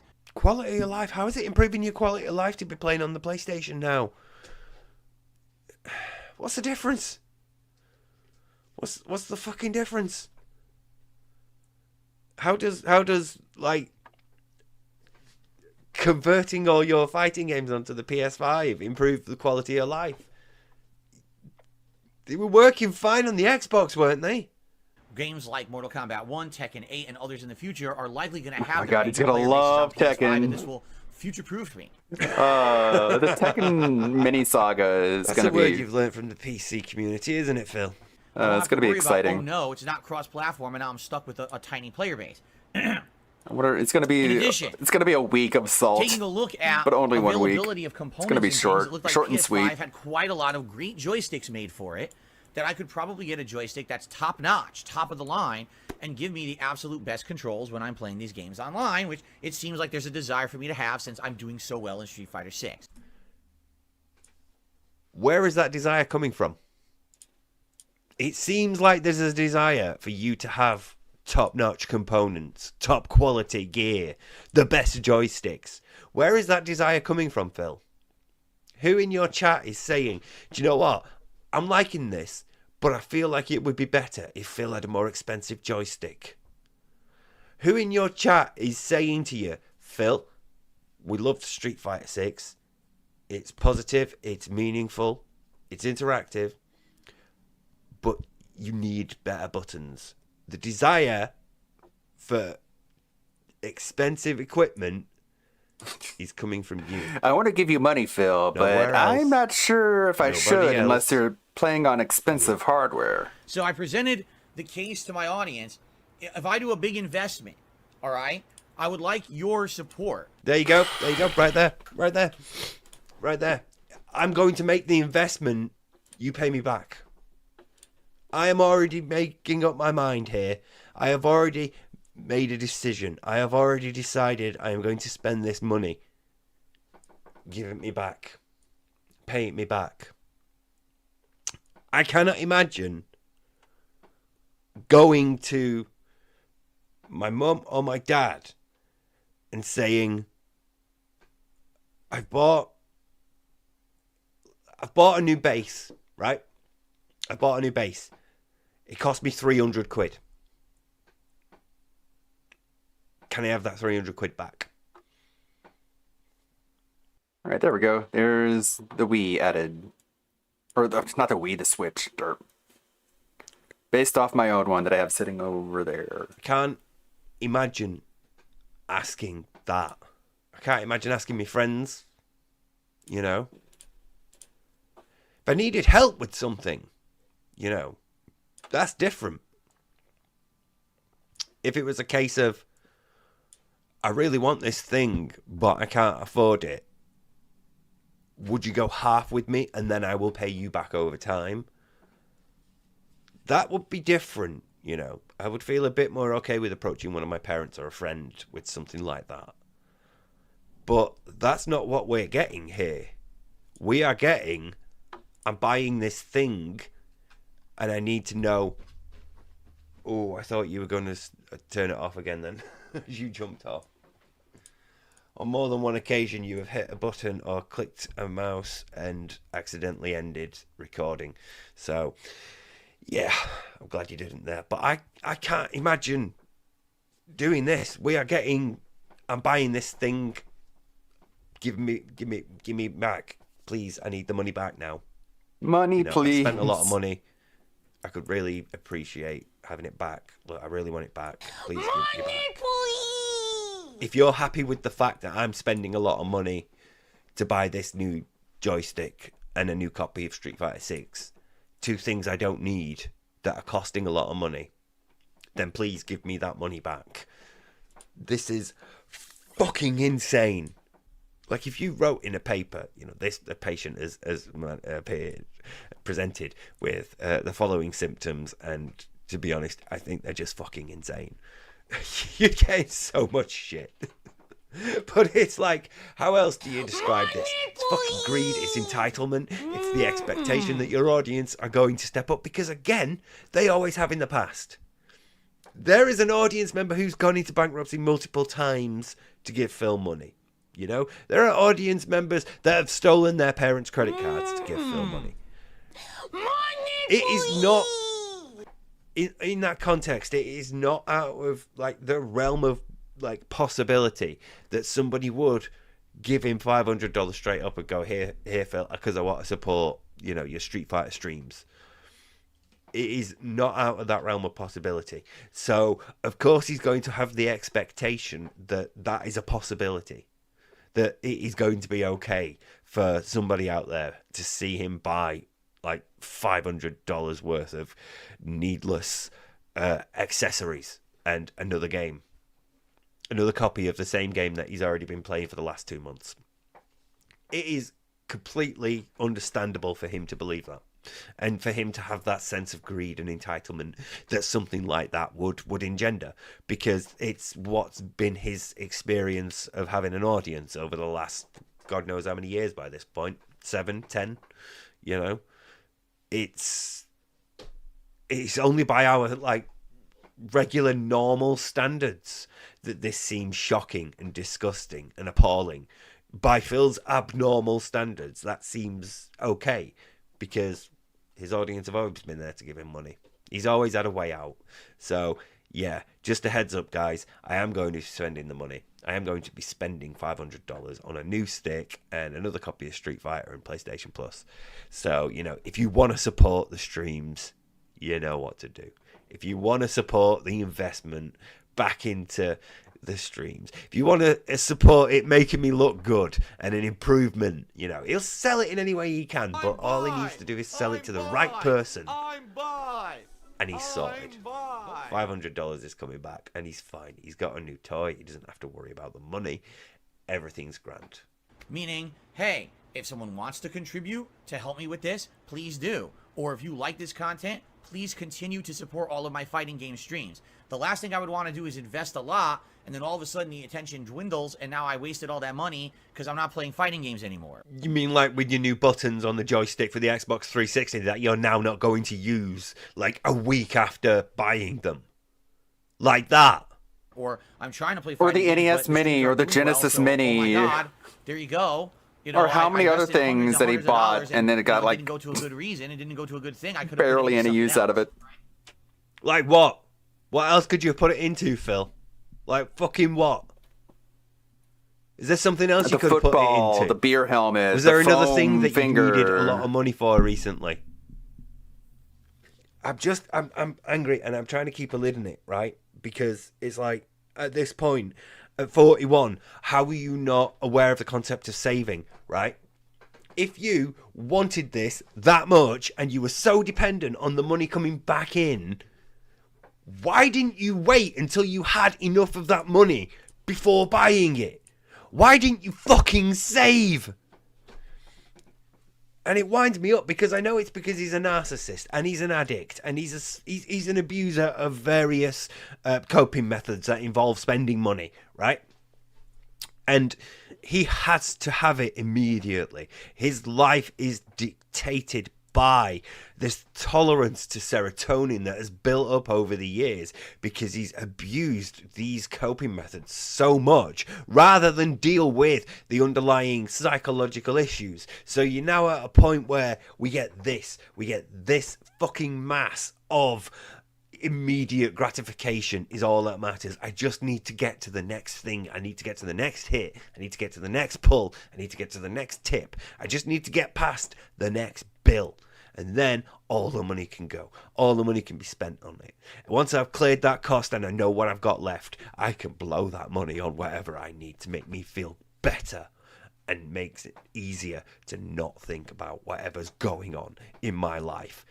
He needs immediate gratification. He cannot delay it to the point of saving. He could play Street Fighter on the Xbox now for the next few months, and then he could just not buy anything, right? He could put the money that he earned from those streams aside towards a joystick. He could do a fucking fundraiser to say, guys, I'm saving up for a new joystick so that I can move over to the PlayStation 5 because I think, you know, I don't think there's much future for fighting games on Xbox and I really want to swap over. I feel like it'd be best. So, you know, if you want to help, you know, do that, raising the money, making sure that the money's coming in before you fucking spend that much on a fucking joystick when you could easily use alternatives. It is a red flag. It is a fucking red flag that he cannot delay gratification, right? Fucking cephalopods, fucking corvids, fucking animals can learn to delay gratification. Darkside Phil fails the marshmallow test. This is the test given to children. Right? So, that's essentially what I've been saying. I never outright asked anyone to buy Corvid is a crow, by the way. You just did. You literally just did. Like right then. Right then, when you were like, guys, I told yous I'm going to spend this much money. If you really, really agree with me spending that much money, please give me the money. You literally just did that. You literally just did right then. That's asking people to buy it for you. Once again, if I go to my parents and I say, Mum, Dad, I've just spent 300 quid on a new base. Can you give me that 300 quid back? That's not me buying a new base. That's them. They get left with the debt. They get left with the cost of it. It's them that are suddenly 300 quid down. Just like if you were to make up the cost of this joystick back, if you were to make up like the 400 or 500 quid, let's fucking throw in the cost of Street Fighter as well. Why not? Fuck it. Let's round it up to a nice even 500. If you were to get that 500 quid back, that money would still have come from your audience. They would be the ones who were 500 quid down, not you. That you are literally doing it right there. And again, semantics. Just because you have not explicitly said, buy me the stick, does not mean you are not saying, buy me the stick, through your words and your actions a different way. Through subtext and implication and the social pressure and just the fucking psychological manipulation of, guys, I'm doing it anyway, and if you care, you'll fucking do it. You'll pay me, right? If you like this channel, you'll do it. Where are my tips? Where are my fucking tips? I told you guys, I was only going to do it if, you know, you supported the stream. And if you like the Street Fighter content and you want to support it and you want to support my investment in the business, please give me the money. That's asking. That's fucking asking. You are asking. To get me a joystick or anything like that. Never happened. Okay? It doesn't matter what people say or misconstrue. I never outright said, hey, buy me a joystick, man. Yeah, no, you didn't outright say it, but that doesn't mean that that's not what's happening. That you are asking them to do it by spending the money and then going, right, pay that debt for me. Right, give me the money back. That is literally doing that.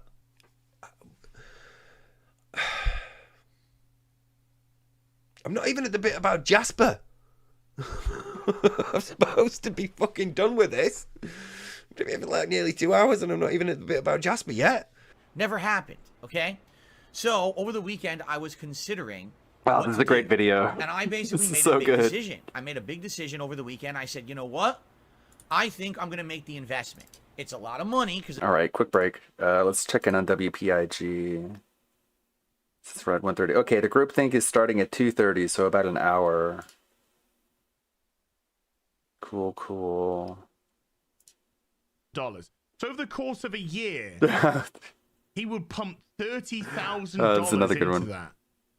This guy's been doing this for years. He has very, very, very likely pumped over $100,000 into this mobile phone game. So when his bank details were docked. Okay, what is this?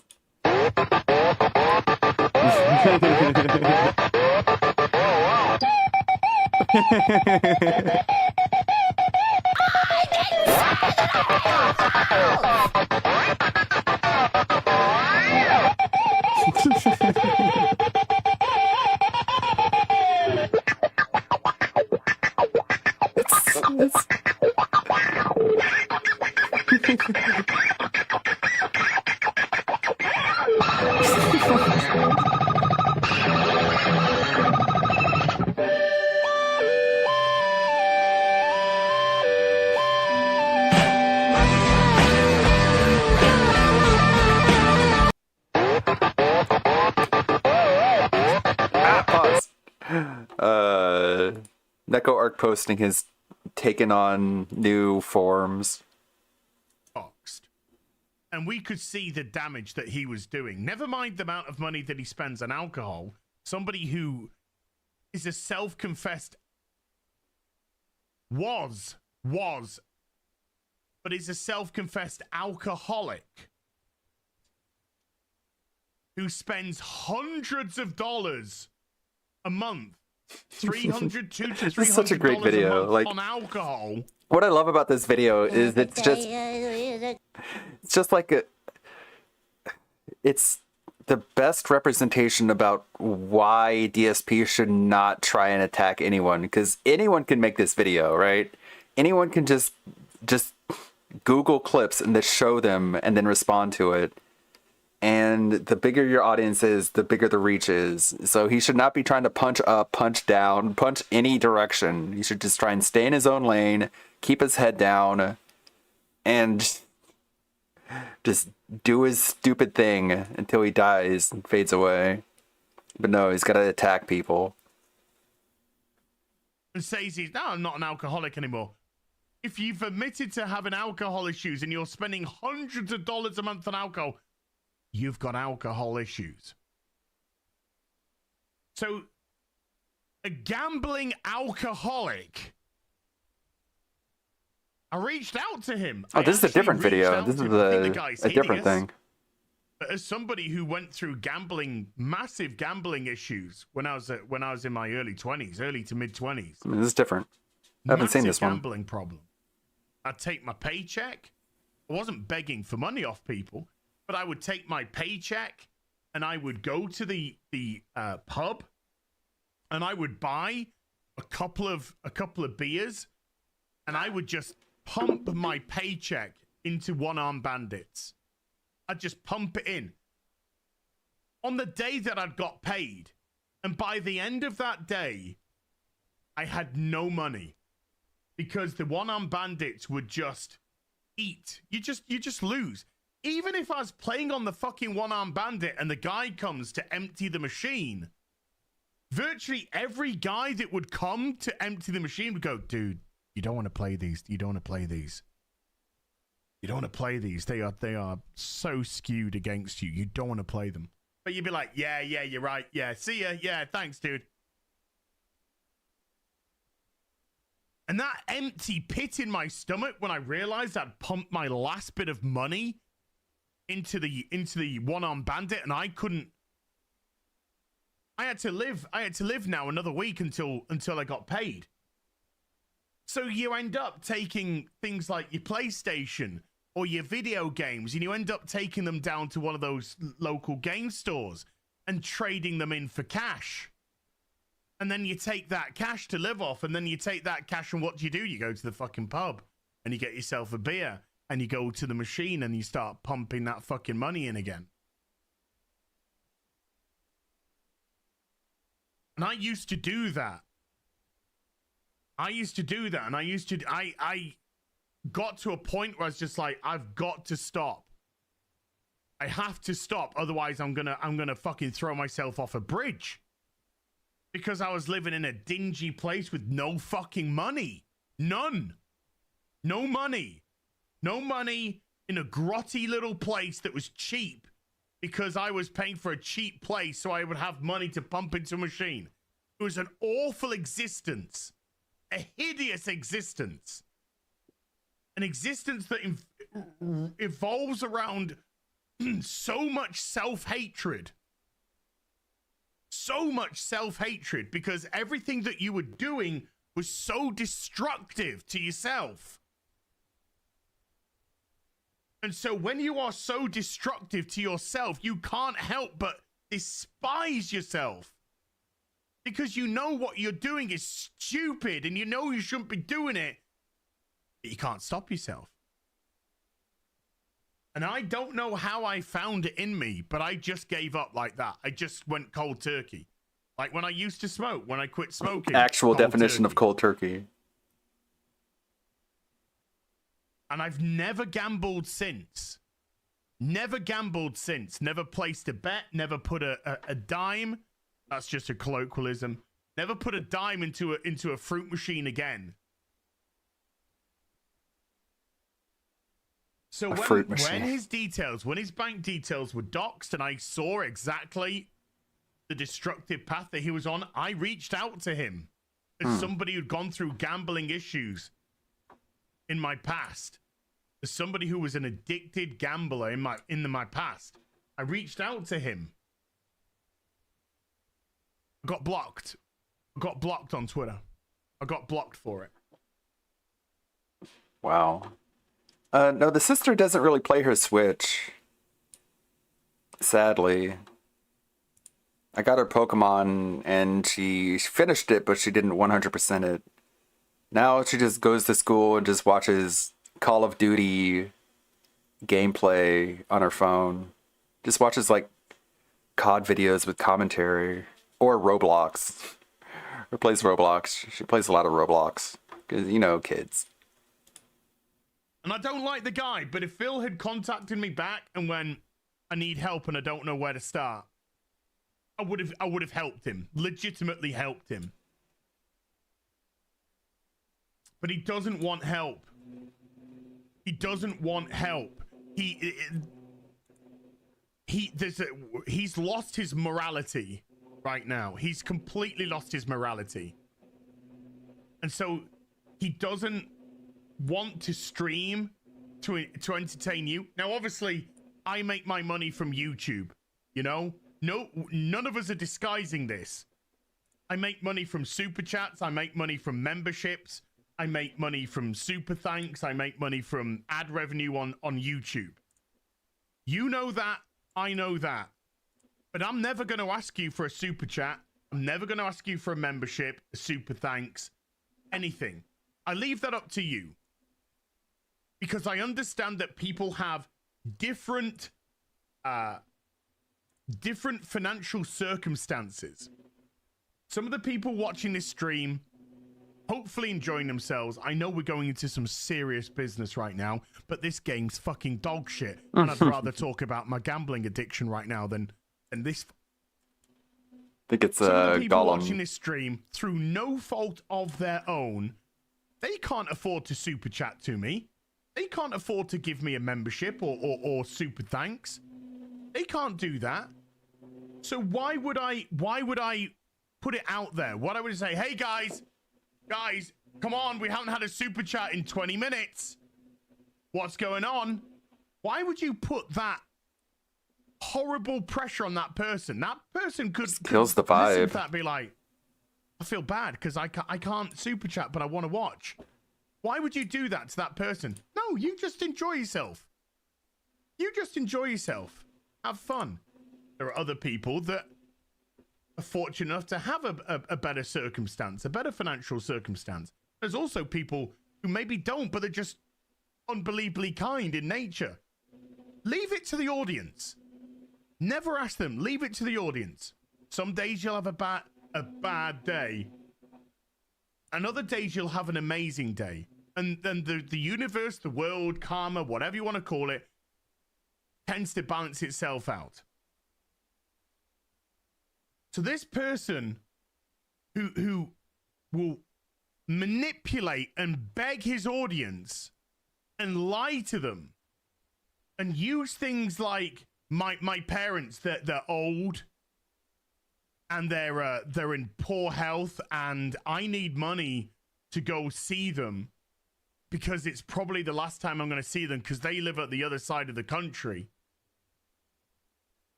By the way, they are in their 60s, which isn't old.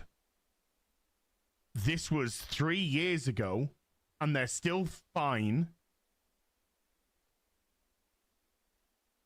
By the by, when you use things like that, those horrible manipulations, when you say, guys, I fucked up on my taxes, I need you to help pay my taxes, and then people see in your bankruptcy that you never fucking paid them, that person is taking that money and they are funneling it into an addiction.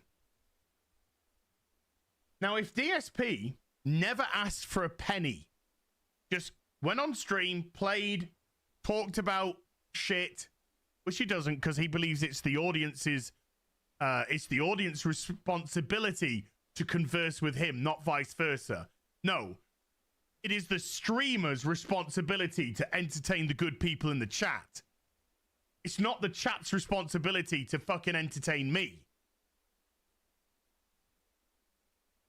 That's how streaming operates. So that automatically shows a level of selfishness, self-absorption, and narcissism. So if he wasn't asking for a single penny, and then he was funneling all that money into gambling, that's his problem. That's his prerogative to do. He didn't ask you. He didn't beg. He didn't manipulate you. You simply super chatted, membership, whatever, based on the entertainment level or your means of supporting them. So whatever he does with his money is his business. Because he's not asking, he's not asking you, he's not manipulating you. He's just streaming away, and you are making the decisions as to how much you want to support, you want to help, you want to whatever, reward, however you want to phrase it in your own vernacular. But when you manipulate, when you say, guys, I got bills coming up, I can't pay them. Guys, I got rent coming up, I can't pay them. Guys, my parents are ill, they're sick, and I need to go and see them because this is the last time I probably ever see them alive. By the way, who the fuck says that? Who the fuck says that? Oh, a disgusting degenerate says that. That's who says that. I don't play mobile games, however, I've been caught multiple times. I don't play mobile games. Oh, by the way, I play WWE Champions. Because you can't... When you lie so often, you can't keep your lies straight. That's why you we all say little white lies, every one of us. And we probably all lie through admission as well, okay? But when it comes to barefaced lying, I try not to do that as best possible, because the more you lie, the more difficult it is to keep the story straight. So just be truthful. Just be truthful. So when you're manipulating money off people and then you're funneling that money into an addiction, that is that is degeneracy, and that is disgusting. When you are taking advantage of the good nature, because there are some exceedingly generous people out there, when you take advantage of that nature for your own financial reward, that is disgusting. If he wants to make money, do something different. Come out with some different merch instead of, the typical. Do a run of mugs. Look into doing a plushie. Look into doing something which the audience members might find enjoyable or fun to have a little piece of you.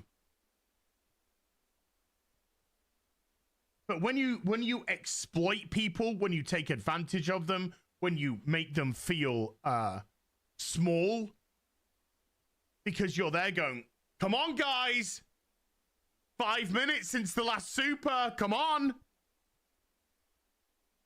This is why his audience is that big. And that's why his whales are down to a gnat's dick. Because a regular person comes into the stream and they go, fucking hell, who is this fucking dickhead who just snorts and hacks and Bill, why don't you look into doing something about your postnasal drip? I can't. Yeah, dude, I've probably done more research on postnasal drip than DSP. There are lots of different remedies out there. But you see, that would actually take money to fix. And how dare you? He's like Gollum. He is like Gollum. How dare you take away his precious? That's his money. That's not your money. That's his money. You're just holding it for him and you've just got it on you at the moment in time. But he wants it. It's his. He feels entitled to it. Nobody. I, as a streamer and a YouTuber, I am not entitled to a fucking penny from you. If you part with your money, if you do a super membership, whatever, watch the adverts on the channel, whatever you do, I'm not entitled to, that is your decision to make. I am not entitled to shit. If I do a whole stream and I don't earn a single super chat or a membership, that's life. That's life. Now, I, after that stream, could say to myself, didn't get a super, didn't get a membership, which is odd. It's never happened. It's never happened. That's odd. Is there anything that I did today that might have facilitated that? And if you just did a regular stream and it didn't happen, you know what? It's just one of those days. It's just one of those days. And the next day you can come on stream and somebody could fucking super chat a gazillion pounds. Because it's just one of those days. And you deal with it. That is the life of the streamer. That is the life of the online, whatever you want to call us, content creators, whatever it is. This job has so many wonderful perks to it. I get to get up in the morning and I get to feel good about myself because I'm waking up thinking, what should we do today? Should we create a bit of content? Should we make a video? Should we go do a stream? Am I going on somebody else's stream to talk about stuff and have a good time? It's a really wonderful feeling waking up in this job. Waking up in your own house, coming in here, being able to turn my PC on, fire up a shitty video game or a fun video game and stream and hopefully entertain you guys, hopefully make you laugh, hopefully maybe even have some serious conversations, which sometimes we do. Some rants, some screams. That is a fucking honor of a job. An honor to do. And a privilege to do. Now, what is one of the drawbacks, the downsides of it? It's a job that's in flux. It's a job that's in motion. It's a job that has swings and roundabouts. I don't get paid a set hourly rate from YouTube. No. You earn your money through effort. But you know what? There's a whole lot of luck involved in this as well. Some people you can see immediately they're going to go to the stars. I started watching The Critical Drinker when he had about 2,500 subs. And I used to put in the comments. I'm sure I did. I'm sure this isn't in my own head. But I'm sure that I used to put a couple of times in his comments, dude, you're going to be massive.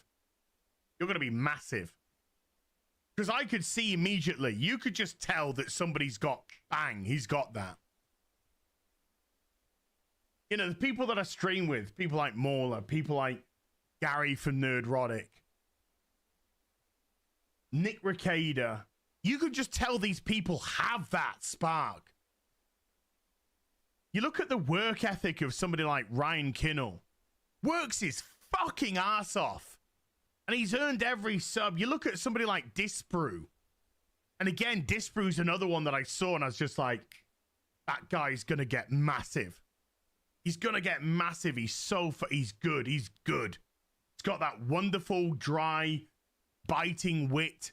He's got a very affable, entertaining personality. Edits his videos well in a fun manner. He's going to do great.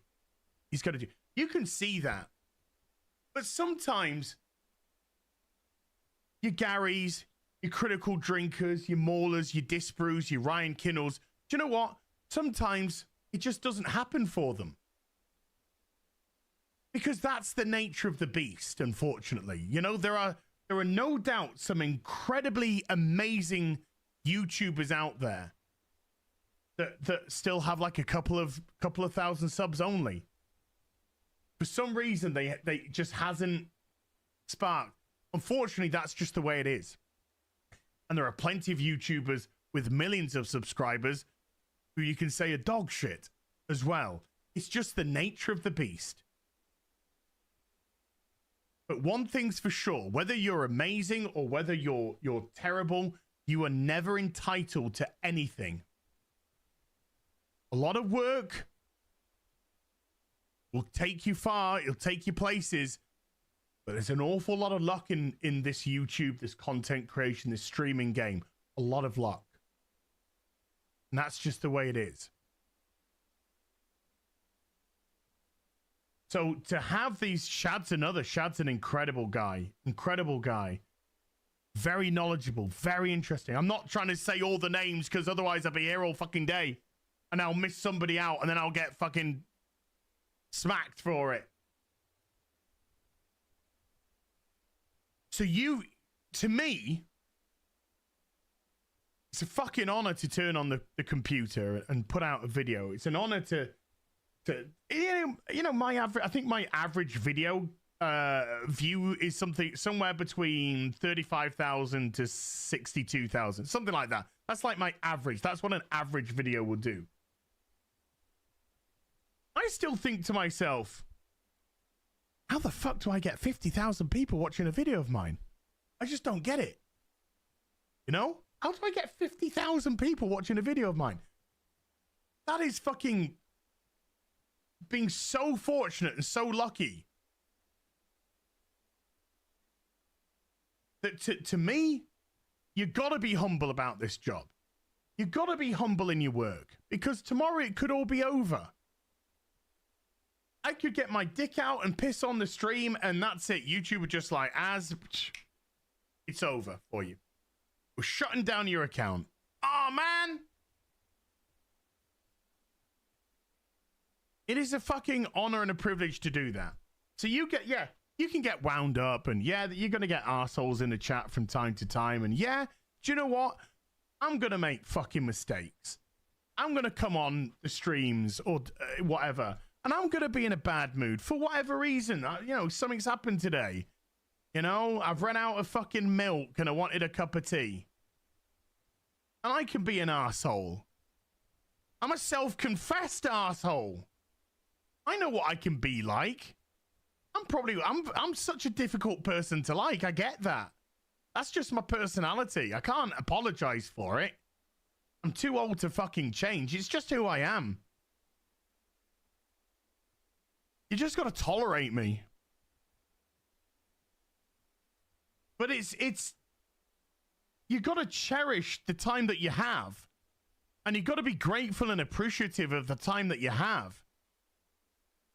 And if the time that you have involves manipulating people and lying to people and emotionally blackmailing people because you think you're entitled to their money, then you're fucking scum.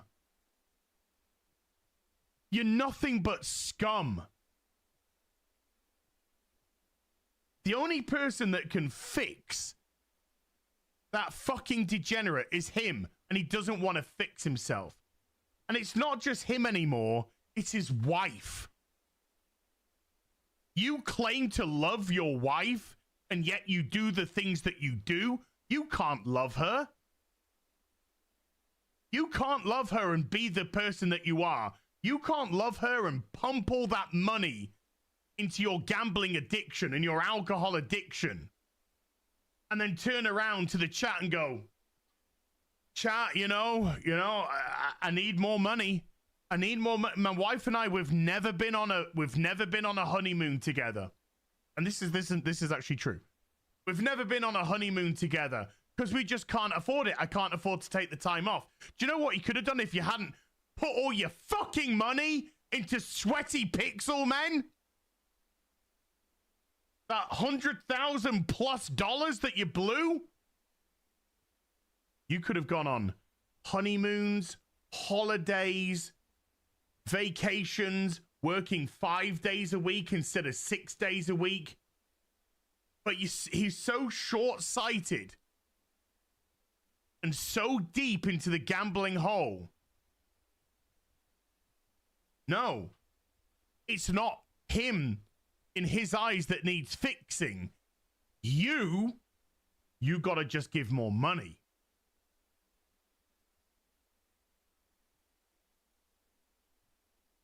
Vile. It's vile. So every person that calls him out, every detractor channel out there, your duty streams, your snort banels,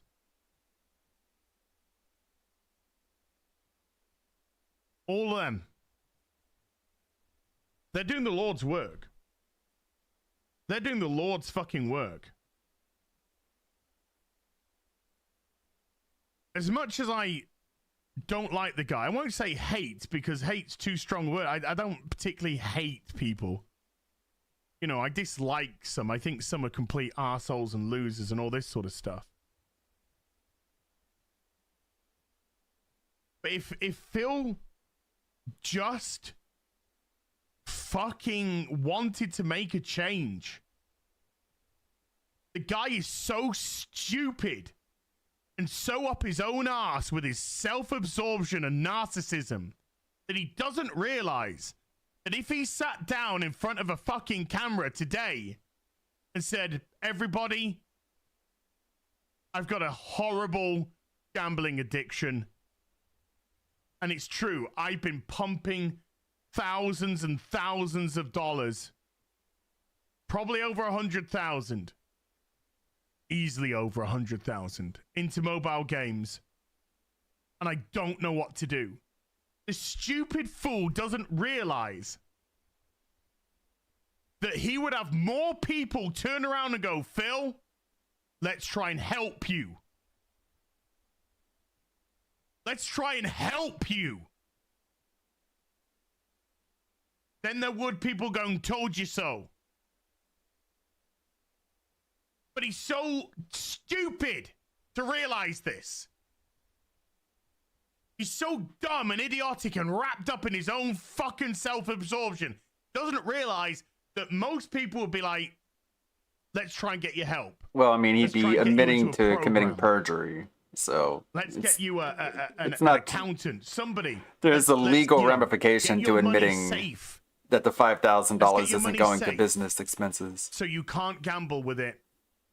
And let's work on getting you fixed. Let's not get that work easy. on getting you healthy. Because that would start, not only would it heal his fucking gambling addiction and his alcohol addiction, but it'd start to fix his fucking mind. I mean, him going to jail And it would. start I mean, him he going probably on wouldn't go to much more jail either way. self-improved avenues. Just be fined. Yeah, do you know what? I got it. Yeah, let's take some money and let's get this postnasal drip sorted. Let's get that sorted. Let's, you know, yes, we're saving some money now. Wife, let's go on that honeymoon and start to repair our relationship. Let's start fixing that. Let's start getting this right. But everything that I've said to you today, I don't know if you agree with what I've said. That's your prerogative. But everything that I've said will fall on deaf ears with him. It will fall on deaf ears. He doesn't want to know. He just wants the next super chat, the next tip. He just wants your money. That next bit of your money that he feels he's entitled to.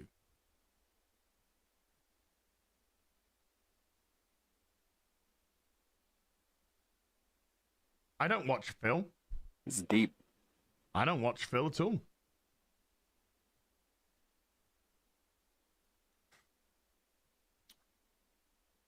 I might watch a detractor video, you know, once a week, couple of times a week. But that's mainly because it's the hilarity of the fucking of the lack of self-awareness. That's what it is.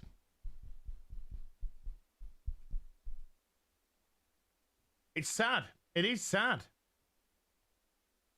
And it's just so bizarre. It's so bizarre that he doesn't realize that more people will actually help him than hinder him.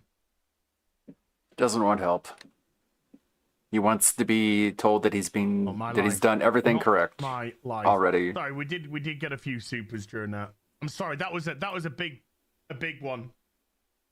Don't worry, we're still gonna finish the game. But it's just so.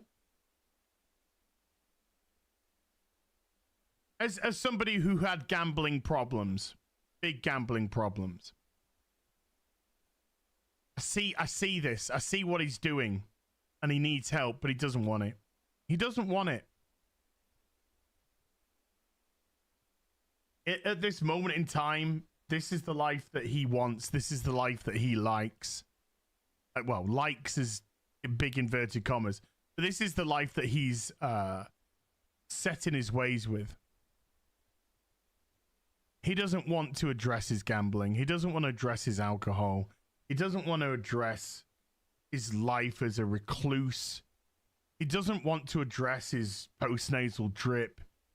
He doesn't want to address his debt. He doesn't want to address any of it. He just wants the money he feels he's entitled to from you. Le vamos a preguntar a este vecino qué cree usted que está pasando en Telde. ¿Qué es lo que está pasando en Telde? ¿Qué es lo que está pasando? That's a good clip. Oiga. It's truth. Señor, It's facts. ¿Qué pasa en su corral? Zapatero. ¿Qué opina usted del gobierno de Zapatero? Immediate lighthearted follow-up. ¿Qué opina usted del gobierno canario? ¿Y de los ayuntamientos de la isla?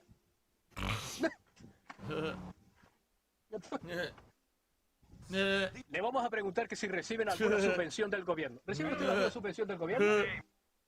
Vamos a ver, ¿qué es lo que pasa con los alcaldes? ¿Qué es lo que pasa con los alcaldes? ¿Qué es lo que sí, qué está pasando? ¿Qué está pasando con ¿Qué pasa con el presidente del ¿Qué pasa con los presidentes? ¿Y qué es lo que pasa con los alcaldes de la isla? ¿Qué es lo que está pasando con los concejales? ¿Qué pasa con los ¿Qué es lo que pasa? Vamos a ver, mire. Venga para acá, mire, vamos a ver, por favor.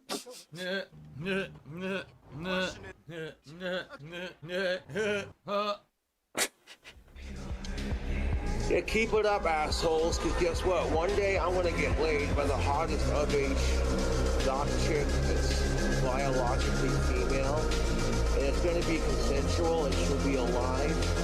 And on top of that, y'all going to be jealous as fuck, because I ain't going to say shit about it. Because quite frankly, that's none of your business. He's gonna keep it private. He's not gonna tell anybody. Kiss and tell.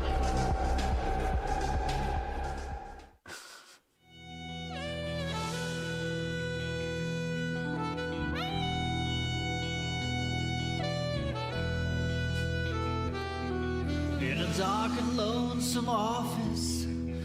Alright, we can get back to that later. It's a joystick. I was watching Kiwi tapes and Smokey MCC watch Cobra, and they were commenting on a line that Cobra was like, I think it was during his he was eating a cat food burger, because of course he was, and Cobra was like something like it's fine that I'm in my dry spell. I would God, what did he say? It was like basically he's like, hold on, let me collect my thoughts here for a second. That's hundreds of dollars. I have to rebuy Street Fighter 6 on PS5. I have to get PlayStation Plus, which is, you know, I got the yearly annual thing, so it's way cheaper if you get it annually. So I paid for the annual thing. It's way cheaper per month if you buy the annual thing. If you buy it all in one go, it's like $100. He's like, I would rather, I would give up something about ending sickos, but it's ending sickos is not as important as ending his dry spell. It's like, so what he thinks is that he's putting a stop to sickos as he streams, and it's like it's such a delusional bit of self-aggrandizement. That's the point I was trying to make. But also that, like, he thinks he's bridging the gap between genders. Like, he's fighting the good fight against the division of gender relations through his streams. Oh, when it's like, he's not doing that. He sort of like downplayed the PlayStation Plus thing, but that went unmentioned. We all assume it's like the monthly cost. No, he bought it all up front. He bought a year's subscription. I should have thought about that more before opening my mouth. Fucking hell. It's like one thing after another. Right. Okay. We'll get $500 from now on. That's it. That's what we're calling it. $500. I don't care. And in addition to that, I'm going to get Mortal Kombat 1 on PS5 now. So that's coming up in the next, week. I have to pre-order that. Okay, I'd just like to point out the whole reason for doing this is because Mortal Kombat 1, more players on that and all that stuff. He's not even bought the fucking game. So all that, all in all, when you add it up, it's over $500. It's over $500 to do all this, okay? So I said, I'm just going to do it. Let's do it. So I do it, all right? And immediately, when I announce to everyone that I've done this, what happens? My viewers are like, oh, cool. So now we're gonna see everything on PS5. You're gonna have a new joystick. This is cool. But what do the haters do? Oh my God, he spent money? Yeah. We were like, he spent money he shouldn't have spent on a joystick he doesn't need when an alternative is available, and a game that he's already got a fucking copy of elsewhere. A month after he said, I am refusing to pay less for the healthcare of my pet. How dare Phil spend money? I'm serious. Like, they actually think I'm not allowed to spend any money. No, you're allowed to spend money. You've got bills. You need food. You're allowed to spend money. You play games for a living. You're allowed to buy games. You can spend money. The point is that you constantly cry poor. You put so much financial responsibility onto your audience. You are willing to waste money on needless expenditure and purchases when you have a fucking cat that you don't know is healthy or sick because you refuse to pay for a fucking simple blood test because it was $300. And then you spent $500 on something you don't need. Again, we need to distort the argument. We need to distort what the opposition is doing. We need to distort the reality of our argument. It's, not enough that our argument is valid. It has merit. It is critical. That's the problem. It's critical of Phil. So he has to defend himself in many various ways, one of which involves distorting the actual argument itself so that we seem unreasonable. It seems unreasonable for us to say Phil is not allowed to spend any money ever. And that's why we don't say it. None of us say that. But your expenditure is under close scrutiny because so much of your content involves you talking about your financial situation and how much support you need. So when you say, I have a needless expenditure coming up, it's a significant amount because $500 is a significant amount of money for a lot of people. We're going to be critical of that because it's a needless expenditure. It's a lot of money. And you've just said, I don't want to pay less than this for my pet. Because in their minds, they're still set on me years and years ago being in financial distress all the time, right? Remember, years and years ago when I went through a bankruptcy. Years and years ago. It was 3 years ago. Years and years ago. It makes it sound like 2008 or 2010. It was fucking 3 years ago. It was during the pandemic. It wasn't that long ago. And so, yeah, you're still recovering from that. You still don't have credit. You still can't get a credit card. So, yeah, during this period, you should be very, very careful about what you spend your money on. You're supposed to have, this just proves he did not learn his lesson from the bankruptcy. That was a moment in life where the world is teaching him a lesson. Life is telling him, you have fucked up financially. Take better care of your financial situation in future.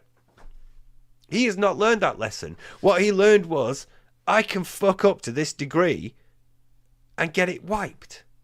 So all I need to do now is wait for the next time where I can start getting credit again.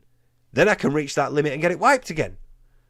And we know this because he said as much. He said his goal is to be able to get credit. So he's not learned the lesson from the bankruptcy. He's fucking 41. And I had to hold streams to pay bills. It's true. It absolutely happened. It's documented. It's public. I did it. I had to do it at that time. I was desperate. It was 3 years ago. If I didn't do those things, I wouldn't have been able to make ends meet and keep everything that I had. I was in jeopardy of defaulting on payments on important things. Things aren't like that anymore. All right. And I'm happy that things aren't like that anymore. Right, so what's with all the beggary? What happened with Scorn? What happened with all the stuff after Sir Moist? That wasn't that long ago either. Why can't you be more, clear about your financial situation then, Phil? Why can't you send information to Craig from the Side Scrollers when he asked you? We all know. We all know this is bollocks. It's not even a smokescreen at this point. It's just it's another deflection. It's another look. They think it's actually like this. Oh my god, I can't fucking cope with this.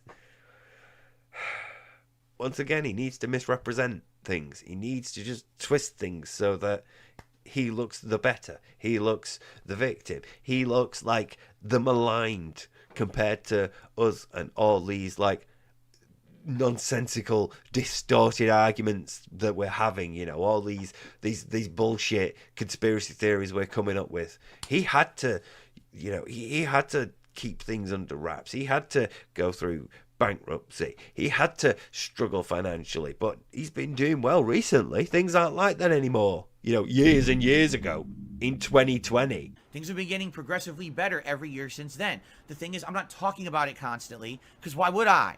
So since 2020, you've not needed to beg as much. So you'd be doing okay. So you wouldn't need to ask people for help in any way.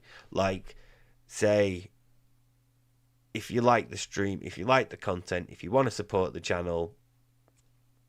So by now you should be aware that I'm a bit of a fan of like throwing a bunch of clips of Phil doing the same thing together. So, you know, if Phil ever goes, oh, I never said this, I like to put a bunch of, you know, Phil saying exactly that. And one of the ones I've wanted to do for a while is the spiel at the start. You know, if you like the content, if you want to support the channel, you know, there's several ways you can help out. A like, a thumbs up, a comment. They're all, you know, algorithm, and, you know, a chat, a super sticker, all that. I wanted to sort of like compile all them and see like how far back you could go, you know, before there's like a day when he doesn't do it. But I know the scale of that task, so I've never done it. But I think you get like the point that I want to make there.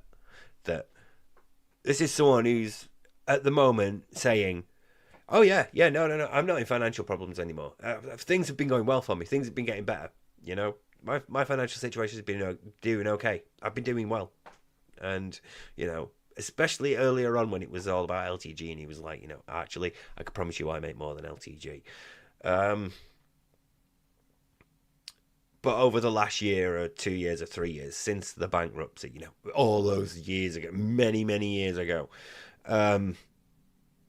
he will have done that. He will have, like, really, guys, I need your support, you know, for my day off. Guys, you know, it's my last streaming day of the week, and I could really do with, you know, some money tomorrow. The lunch meat sandwich happened within this time. This lunch meat sandwich shit, that happened within this period. So that being said, all right, if you like my content, and if you can support the streams today, please do. In particular, I absolutely need help with tips today. If you tip me today and I hit the goals today, I'm in a good position for tomorrow. If I stream today and I hit none of the goals, I'm fucked. And essentially, I'll be going grocery shopping. I guess we're gonna eat a lunch meat sandwich, you know, for our day off. Can't even have a meal out or nothing because, you know, this is the situation I'm in, and it fucking sucks. The man that led us to the Swan incident and Sir Moist, you know, currently wants us to believe that, you know, no, his financial situation is fine and he can afford to like easily drop $500. You know, it's fine. He's not in dire straits anymore. So when he begs for help, when he begs for support, you know, that's different. But he don't beg anymore, you know. He don't beg anymore. And that's like the bit that really gets to me, because it's like, you do. You do. And to have the gall to sit there and say that you don't is fucking insulting. And to be honest, his audience should be insulted, but they're not, because they don't know any better. So yeah, it's left for us to be insulted instead, because I do find that slightly insulting, because he's gaslighting us. Well, he's not gaslighting us, but you know, it's a gaslighting thing. If anybody in his audience was like, I'm sure I remember him saying, you know, he needed help with this bill a few weeks ago. And they said that in chat, but Phil, didn't you need help with this bill? We said, right, band. You know? And he sat there going, it's fine, I can afford this. I want to make this investment. You know, my financial situation has been better, and I can do this. And I know that you're going to be okay with it, because you guys like that I'm investing in the content. And if you want to support that investment and you want to support fighting games on the channel, then, you know, a super chat, a super sticker, a gifted membership. Oh, and tips as well if you feel in the mood. It's incredible to me that he gets away with so much of this because it's so blatant. But again, you're going back to most people can pick up on it. It's blatant to us because we're more socialized. But his audience is not people who are socialized because they can pick up on it and they'll fuck off. It's his audience is people who can't pick up on this stuff. People who are vulnerable to this sort of thing. This has nothing to do with anyone's public business. It's just my behind-the-scenes life, and my streams are what they are, and you support them, and that's that. No one should care about what I'm spending dollars on. It's ridiculous. But the point is that you ask for that support under false pretenses. You lie about the state of your financial situation in order to get money from your audience. How are you not aware that you don't care? You don't care. Ever since, like, before Champions, before that fucking daily rap where Jasper was sat on your chair, ever since before all that, we've known, he's known, they all know he don't fucking care. So it just feels like academic to mention it at this point. It's just another example of it. It's another example of, I don't care. I know that you know that I spend money on shit. I know that you know it's going to Scopely, you know, and DoorDash and alcohol, that I'm suddenly getting a lot more comfortable with having on stream for $100 a shot. He knows, because nothing's ever come of it, and it's just like us pointing it out constantly on the off chance that every now and then one of his supporters might go, hang on a minute, something doesn't seem right here. And the information will be there for them. Or for people who might be like, so tell us about this Dark Side Phil person. I've heard about him. Or, you know, I've just seen this stream pop up in my recommended. You know, it's a warning more than anything else. But either way, it's fucking infuriating. But that's how these people are, okay? It's absolutely ridiculous. And I've had enough of people trying to treat me unfairly when everyone else, it's okay. But for me, it's not. I can't spend $1 on anything. You just, like, other people have it different because other people do not have the same history of lying to their audience about where their money is going as you do. Someone like Maximilian did not have to ask his audience for money to go see his dying parents because this might be the last time he's ever able to see them in order to get married. You did. That's why you are subject to a higher level of scrutiny, Phil. So those are the consequences of your actions right here and now. This sort of scrutiny. And you don't get to be the one who goes, I've had enough. You have to tolerate it. You have to put up with it and live with it because it's your punishment. It's your fault. It's what you get when you do the things that you did. If you hadn't have lied so much about money, people wouldn't be like this when it comes to you spending money. Nobody's saying you should never be able to spend $1 again, or we need to know where every single fucking cent goes. People have said you lie about where the majority of your money goes, and you do, because you are constantly asking for help and support, and yet somehow there's a fucking Champions account out there that is tied to you that does very, very well every now and then when there's a big deal on. There's a big event going on, or there's a really rare card that you want. But every now and then, Phil, every now and then something else that's just a little bit more important comes up and you slip down the rankings and you start paying less and less every day because you need the joystick, don't you? So no, Phil, no. It's not unfair. It's exactly what you deserve. It's karma. It's punishment. It's the consequences of your actions. And you don't get to be the one to say, I've had enough. Right? Even when it's investment in the business. It's not like, oh, Phil frivolously went out and bought a fucking Gucci watch. Or, you know, he went out and he has a new car. I'm buying equipment for my content. But it is a frivolous investment. Like him eating DoorDash and going to restaurants, that's a frivolous investment. Like, 2 or 3 of those, like an entire week of that is enough to get a watch. Because you already have equipment that works. You already have equipment you could be using. You could be using your previous joystick, which works, or you could buy a fucking converter. And the difference would be negligible. You would not be able to tell visually the delay between 2 joysticks, one with a converter and one without. You would not be able to. It would be minimal for you. Somebody with your fucking eyesight, especially. I'm not doubting that some converters can have significant delay. We all know what he's talking about, though. Alternatives exist for you right now. They are available for you right now. You could have ordered a converter and plugged your Xbox joystick into your PlayStation. It would have worked fine. You could have plugged in your old joystick. Would have worked fine. You didn't. You, of all people, should have done something else that was cheaper, and you didn't. You went for the more expensive option, again, because you are greedy, you are temperamental, you are entitled, you are demanding, you think you deserve better than others, and you have poor impulse control. So you have an addiction to spending as a result, because you see things that you want and think, I want that, and you buy them without considering the long-term impact of that financial decision. So, yeah, you, of all people, deserve more scrutiny. You, of all people, are not the one who gets to go, I've had enough of people looking at every single cent I spend. Because you, of all people, are untrustworthy when it comes to money and where it's going. I cannot believe... I mean, like, just never forget this man lied about his parents dying so that he could go and fly to them to ask them for money. He came back married and with, like, what, 7 grand, 10 grand from his mum? He fucking paid for the Wi-Fi on the flight so that he could play his pissing mobile game. But that's not good enough. That's not allowed.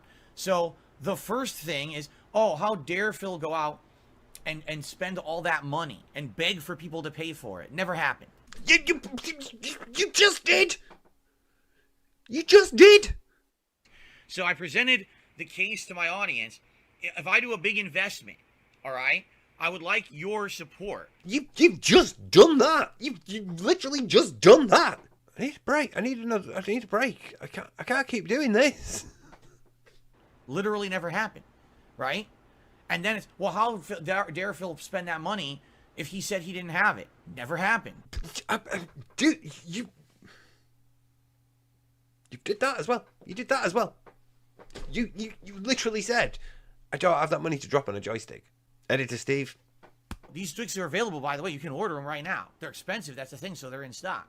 So I could order them and get them within a couple of days. But, you know, I don't have $300-400 to be dropping on this shit out of my pocket. Didn't say I didn't have the money. Said it's a big investment and I'd like to make it back. I'd like to buy in that people will support the fighting game content. That's it there, right there. You're doing it again. You're doing it again. You're doing it again. You're begging them. You're saying, I hope that people will support. I like that people will support. People will support the fighting game content. You're putting the cost of this thing on them.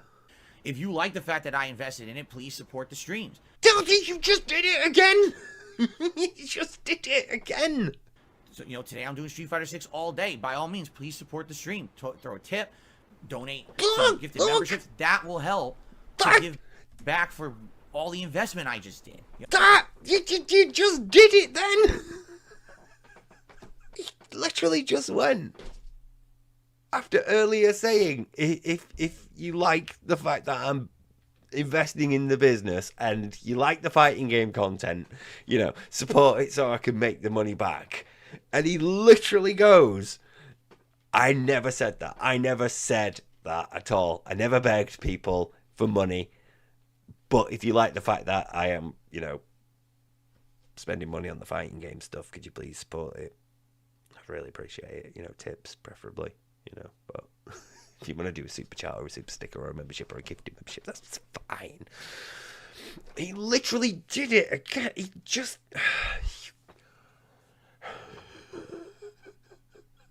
I think it's the audaciousness of it. And again, I think a lot of that is born down to no socializing, because this is only audacious to us because we know it violates several social norms. Whereas to him, just like the blatant openness of it all is perfectly fine, because he's going to have someone in his audience going, yeah, I really loved it, Phil. Here's some support. I really want to support the fighting game content, you know.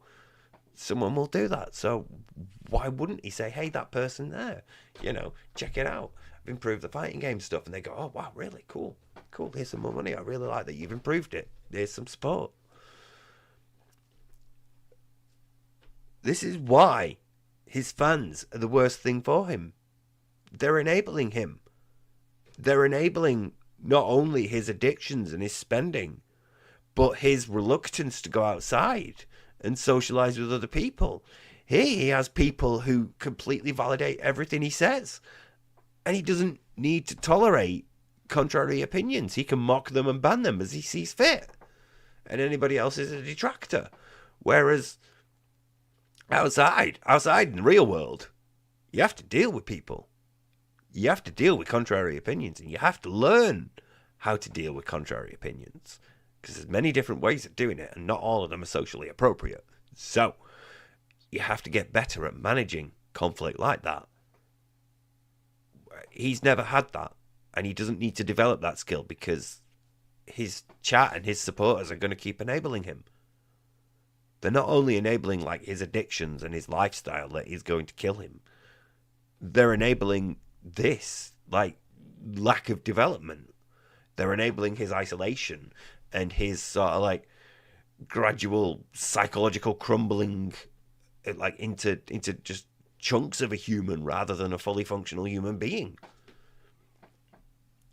He's like fragments of a personality missing like the important connecting bits, because you get those bits from hanging out with your friends and your family and your co-workers, and he doesn't do any of that. Understand? That's what I'm saying. I didn't say, hey, someone buy me a fucking joystick and ship it to my house. That never happened. All right? Never. Okay? No, but you did the other thing. You did the other thing where you're like, if you want to support it, give us money. That's the same thing. It's like if you didn't do that, why did someone offer it to you? You avoid like the explicit, hey, give me money so I can buy this thing, or hey, if you want to buy me the joystick, buy it. But you're still putting the cost of buying it onto them. Like they just took it upon themselves. And I get that, again, his audience, as him as a streamer, and his audience is the people who tip him money. They are ultimately, you know, his wage, and so any cost is going to be put on them. I get that, but he's not like putting excess to one side in order to save up for it. You know, it's not like he's just playing like normal, and you know. Oh, okay. Group things should be starting soon. Probably doing music. I'm here just to play games and have fun. Banana time. Big ups to your dad. I need banana, tasty banana. Put banana in my mouth, tasty banana. I need banana, tasty banana. Please the peel it comes in the milk. Put banana in my mouth, squeeze banana. Put banana in my mouth, squeeze banana. Put banana in my mouth. Act and talk a certain way with certain mannerisms, certain over-the-top reactions, screaming at the top of their lungs, jumping, flailing, doing weird things, constantly on camera. I need banana, tasty banana. Put banana in my mouth, tasty banana. I need banana, tasty banana. Please the peel it comes in the milk. Put banana in my mouth, squeeze banana. Put banana in my mouth. Squeeze banana. Put banana in my mouth. I need banana, tasty banana. Put banana in my mouth, tasty banana. I need banana, tasty banana. Please the peel it comes in the milk. Put banana in my mouth, squeeze banana. Squeeze banana. Put banana in my mouth. Squeeze banana. Put banana in my mouth. When we hit the 250 vestry for that celebration, I'm going to debut a new vest. There we go. Celebratory bubble blow. Very nice. There's bubbles everywhere. There's bubbles all over my PlayStation 4 controller. There's bubbles on my microphone stand. There's bubbles everywhere tonight. I did justice because back then I was pointing a camera at my television, which was terrible. I had just adopted direct capture. 2008 and my content's fine. The way I do things is strange but uniquely mine. I point a handycam at my TV, record the footage and upload to DSP. Space gaming. Here's another thing they say that I can do. There's other streamers have a way to improve the view. The drugs that come is meaningful but don't be late. So 5 years later it was time to innovate. The frames are silky smooth.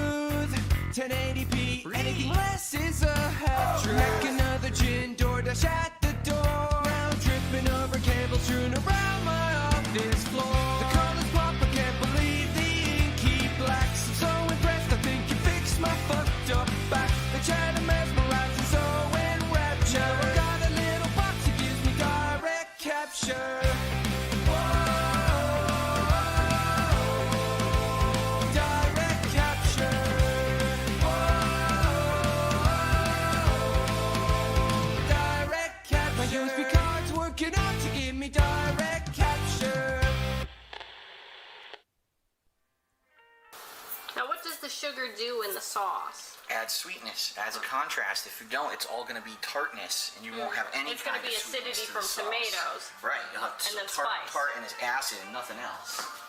Alright. So now we gotta stir all that in, and then we add our final ingredients, and then the meat. This one's for all my baby girls. Italian wife. Italian wife. Italian Bills. Italian Dark Side Fifth. Italian wife. Italian wife. Italian chill. Italian can't give her a pill. I'm half kind of European mix. European style, Asian fusion style. Tips. Greasy hair. Pasta once a week. Authentic style, Asian fusion style. Italian. Guess what else we're gonna add? What? Sausage. Italian sausage. That's gonna go in here too. I love sausage. I have had many varieties. Italian wife. Italian wife. Italian Bills. Italian Dark Side Fifth. Italian wife. Italian wife. Italian chill. Italian can't give her a pill. Why do you pretend to be Italian? I don't. I'm not full-blooded Italian. That'd be ridiculous for me to claim. I'm a quarter Italian. I am 1/4 Polish, and then I'm half kind of European mix. I actually admitted this last year. I'll say it again. I actually do play some mobile games. I do. All right. The ones that I play are free to play or incredibly inexpensive, like you spend $1 here or there to make progress. This one's for all my baby girls. Got me that gotcha. I love it. Got me that gotcha. Gotcha. Begging for fucking tips and shit on Street. It's WWE Champions time. I'm stupid. WWE game plays like Candy Crush. Moving gems around, breaking colored gems. I love it. Again, it's pay to win. The more money you sink into it, the more characters you can summon, the higher chance you'll get the better characters, etc., etc. All right? Got me that gotcha. I love it. Got me that gotcha. Begging for fucking tips and shit on Street. Gotcha. Got me that gotcha. Thanks for the money, dummies. Supercar. That was a mobile game I played like 5-6 years ago. A lot. For about a year, I played it pretty hardcore. All right. Even at that point, that was before everything kind of fell apart with YouTube and everything. I was putting a little bit of money into it. I was playing for the top cards. I was playing the shit out of that game. Okay. After about a year, they launched what they called Season 2, which reset all the cards in the game and made all your progress essentially worthless. And I said, this game fucking sucks. What a complete waste of time that this was. All right. Yeah, I didn't know there were going to be so much songs. Alright, I'm going to turn this down. Go back to Steve. No, he's, buying food like normal and paying for gas like normal, but, any extra that he makes is put to one side with the express purpose of buying a joystick when he's got enough. No. He's buying it first and then putting the cost of it onto his audience. That's different. That's very, very different. So, yeah, that's the key part there, Phil. That's the problem. So, that narrative is destroyed.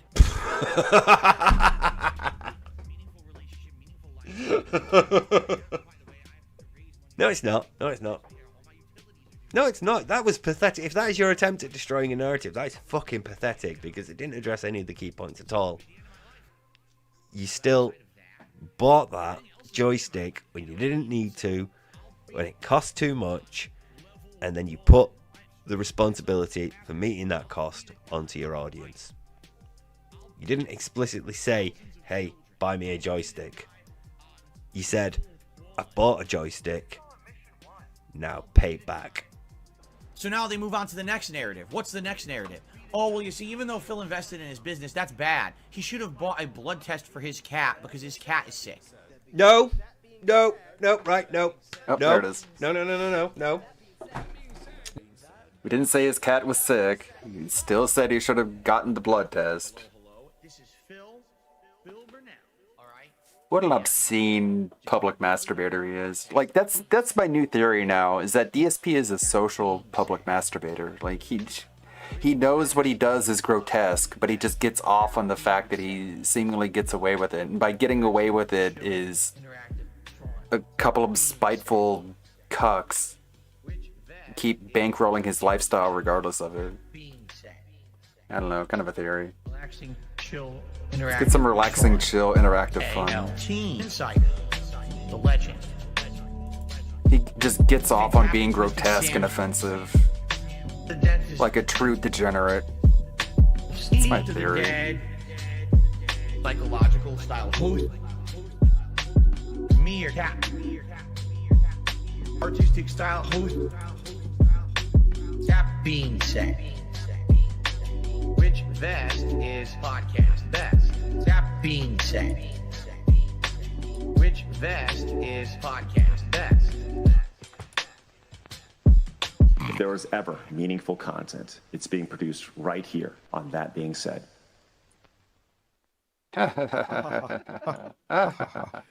Hello, everyone out there. We are laughing, and it is definitely a realistic, very real laugh. Steve the Dead Genuine laugh, into actually. We are all laughing about perpetual something Lucasade extremely mode. First, before we get into that, I gotta say big ups everybody for the contributions of Save Steve's Testicles Fund from Prophet the Legend. And we got who else? D-Dog, 1968. It's volume Legend. slow. Thanks, guys. That's really nice of you guys. And we all, of course, wishing Steve the best of fucking luck. One way you can support. His and volume's there's a just lot of people slow. Take advantage of. That You doesn't turn cost it you up. anything. Is get that Steve coin bopping, right? Meerkat, where can they do that? Where can they get this Steve coin? Oh, yes, I know very well. It's snortexchange.com, your premier place for getting fake cryptocurrency. That's big ups. It's very real. It's very, very positive. It's really cool. Yeah, so really cool. Thanks, everybody, for that. Does mean a lot, obviously. I'm sure Steve does appreciate it. We don't have any updates other than what he said on Twitter, so that's what we got. But anyways, today we're going to continue with a groupthink show, normal style show in the house. Sam, are we ready to roll? Are we still? How's the Wizard of Ozing going back there?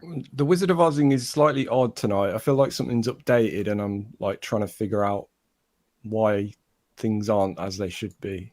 I know that feeling. We'll get well. through it, I'm sure. Yeah, let me know if I'm low. And some people are saying I'm low, but you know, it's probably a good thing. But nonetheless, business style announcements. Meerkat, please get us going with this business style announcements. Please go. Current competition is down below. Click on the link and you'll see everything about it. And I mean, I guess that's it. You'll get all the info below. All right. How's my? Also, we got to forget about the fan fiction contest. Please, Meerkat, also announce that. Thank you. Yeah, that was that. Oh, excuse me. I wasn't listening. Is there anything else? Any other announcements? You just recently Everything is remixed in the description. Yes. Literally everything. All Great the start to clips, the show. all the links, all the everything. Just click there. We lose Steve and we lose our way. That's what happened here. We're going to try to pull it together here for you, and we'll have a good show for us today. Samuel, are we ready to begin the show properly? We are. Are we actually doing this week? Are we actually going to start listening to messages straight away, or is there something we need to talk about first? Oh, man, that's the thing.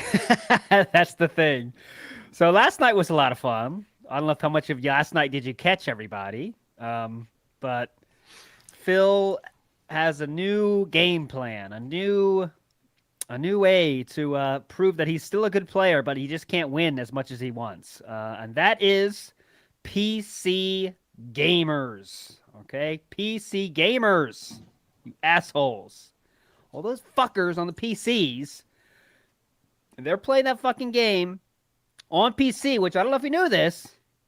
All the benefits, all the lowest lag is on PC. And we got all these numbers now. So the game was 65 or whatever percent was played, the game was bought on PS5, right? However, in Phil's extremely robust stat keeping, he's found that most of the people he plays in Master are on crossplay.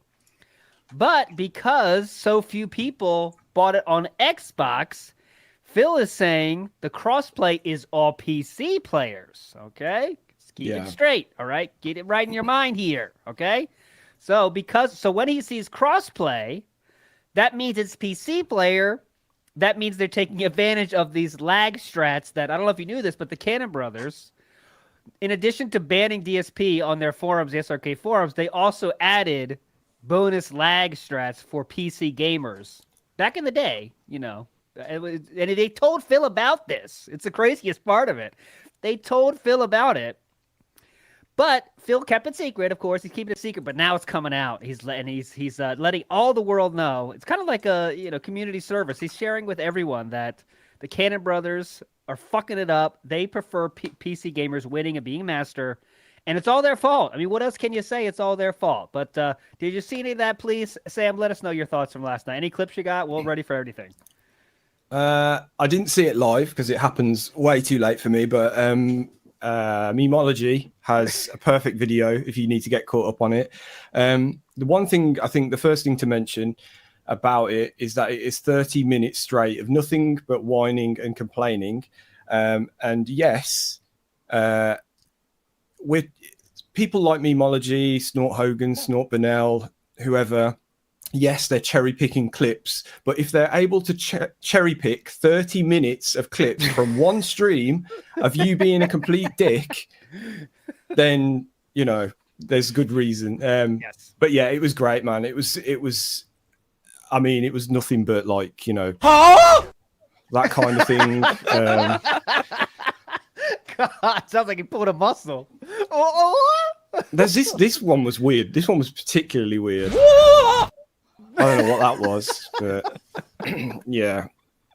But the main thing anyway is this what seems like a little sneak stealth beg to obtain a new 3,000, 4,000, I don't know, however many thousands of dollars worth of PC seems to be the goal, or at least he's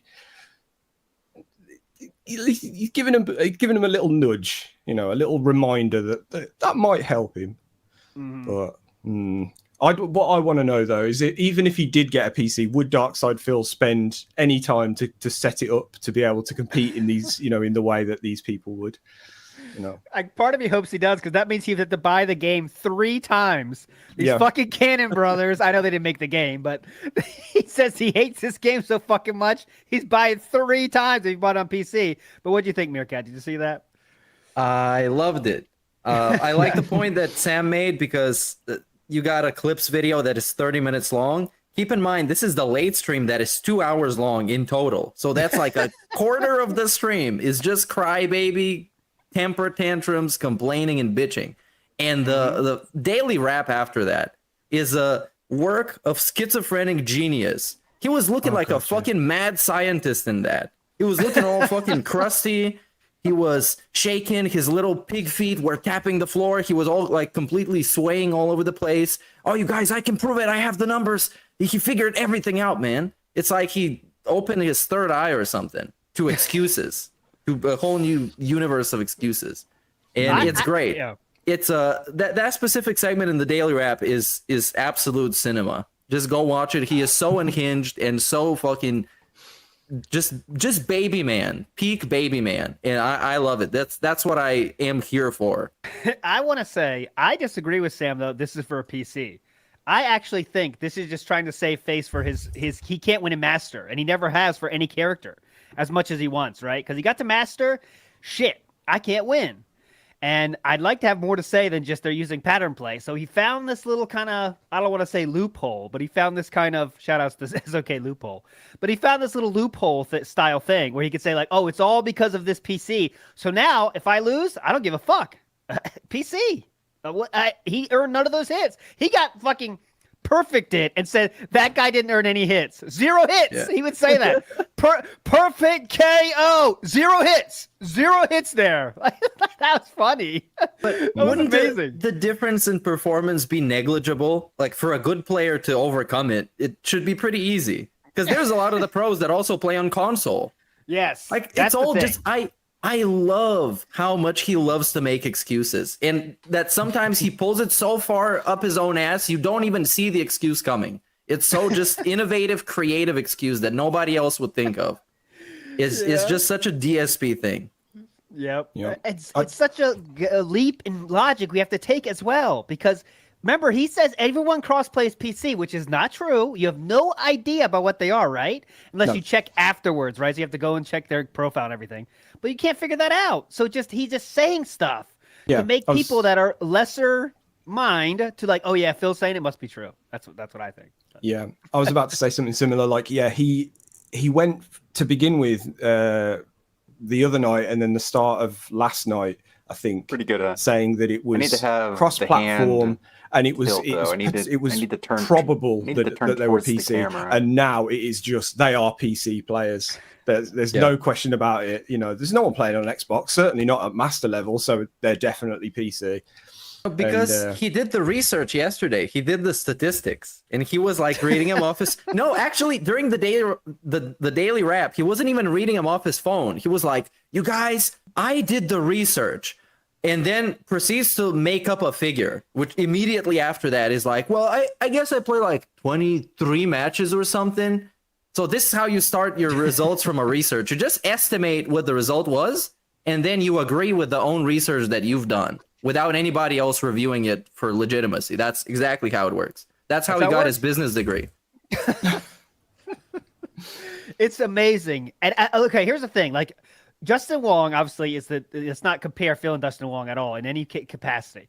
But when Justin Wong complains about something, you kind of say, oh, okay, let me hear this. So Justin Wong did say that he thinks at master level, there's too many top tiers, right? It's all top tiers once you get there. So you say, okay, that makes sense to me. But no one is talking about this. No one else that I could find. And I asked people, and Shill here, but on Density Scrolls this week, on Saturday, Ski Sonic's coming in. I'll be asking Ski Sonic about it. And no one is complaining about this except Phil Burnell. So you have to believe that Phil Burnell is the one that's leading the way, this trailblazer of finding this error in this game that everyone fucking loves in the fighting game community. Everyone fucking loves it. But DSP found the problem that no one else could see. No other pro is thinking about. I know Phil's excuse for that will be, they can't complain about it because they're getting sponsorships. Okay. Right. But DSP, you're correct. You're definitely this trailblazer that figured out this 4D chess problem with this game, that masters are all using these lag strategies I love how he says like they got used to the lag, so yet then they use that in their strategy. So really cool, very true statements coming out of Phil. And let me tell you exactly why Phil is pissed at the Cannon Brothers. This word came out of his mouth. He said, I didn't pay for a game to be broken like this. I didn't pay for this horseshit netcode. Okay, so he said, I didn't pay the Cannon Brothers for this horseshit netcode. So you know why he hates the Cannon Brothers? It's because they got paid for that fucking netcode. That's the only reason he hates the fucking Cannon Brothers. That's the beginning and end of it. If it was like a free thing and they didn't get any money off it, he would not care. They got paid, and that's why he hates the Cannon Brothers. Yeah, exactly. There were quite a few examples of things last night that did not make sense as well. I've got at least 3 clips from that one stream where he was just spewing utter nonsense, even if it didn't make sense. And I think this one, following on from what you just said, is a particularly good one. Literally waiting all night to get the PlayStation connection, and then it gives me the laggiest possible fucking connection on PlayStation. So either I play against cross-platform on PC and the connection's decent, but I drop half my moves because PC favors the better netcode and gets basically the big long end of the stick when it comes to that. Or I play someone on PlayStation and it's lag fest. So it's like, well, pick your poison. You're fucked either way. You're literally fucked. Favors the better netcode. Turn off the fucking crossplay. What's with all these fucking excuses? But then he knows he's going to be playing the same like 10 dudes who's going to beat his ass every time. Mm-hmm. It's going to be just a pity stream.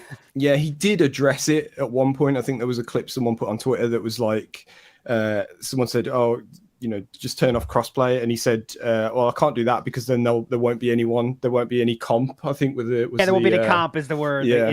Inward. Not any comp. So I see people saying that the rollback netcode was free.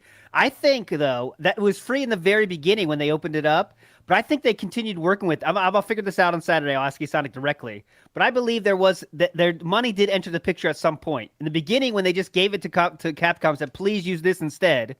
And we're going to go through that thread, by the way. I found the literal thread that DSP mentioned when he said, I had some complaints and everyone shit on me and everyone got deleted. I got banned. I found that thread, so we're going to go on that on Saturday. But I thought, okay, maybe it's still freeware. Okay, then maybe Cannon Bros. Will get no money then. So excuse me, my point was incorrect. I'll take it back. I refrain that. I pull that from the court.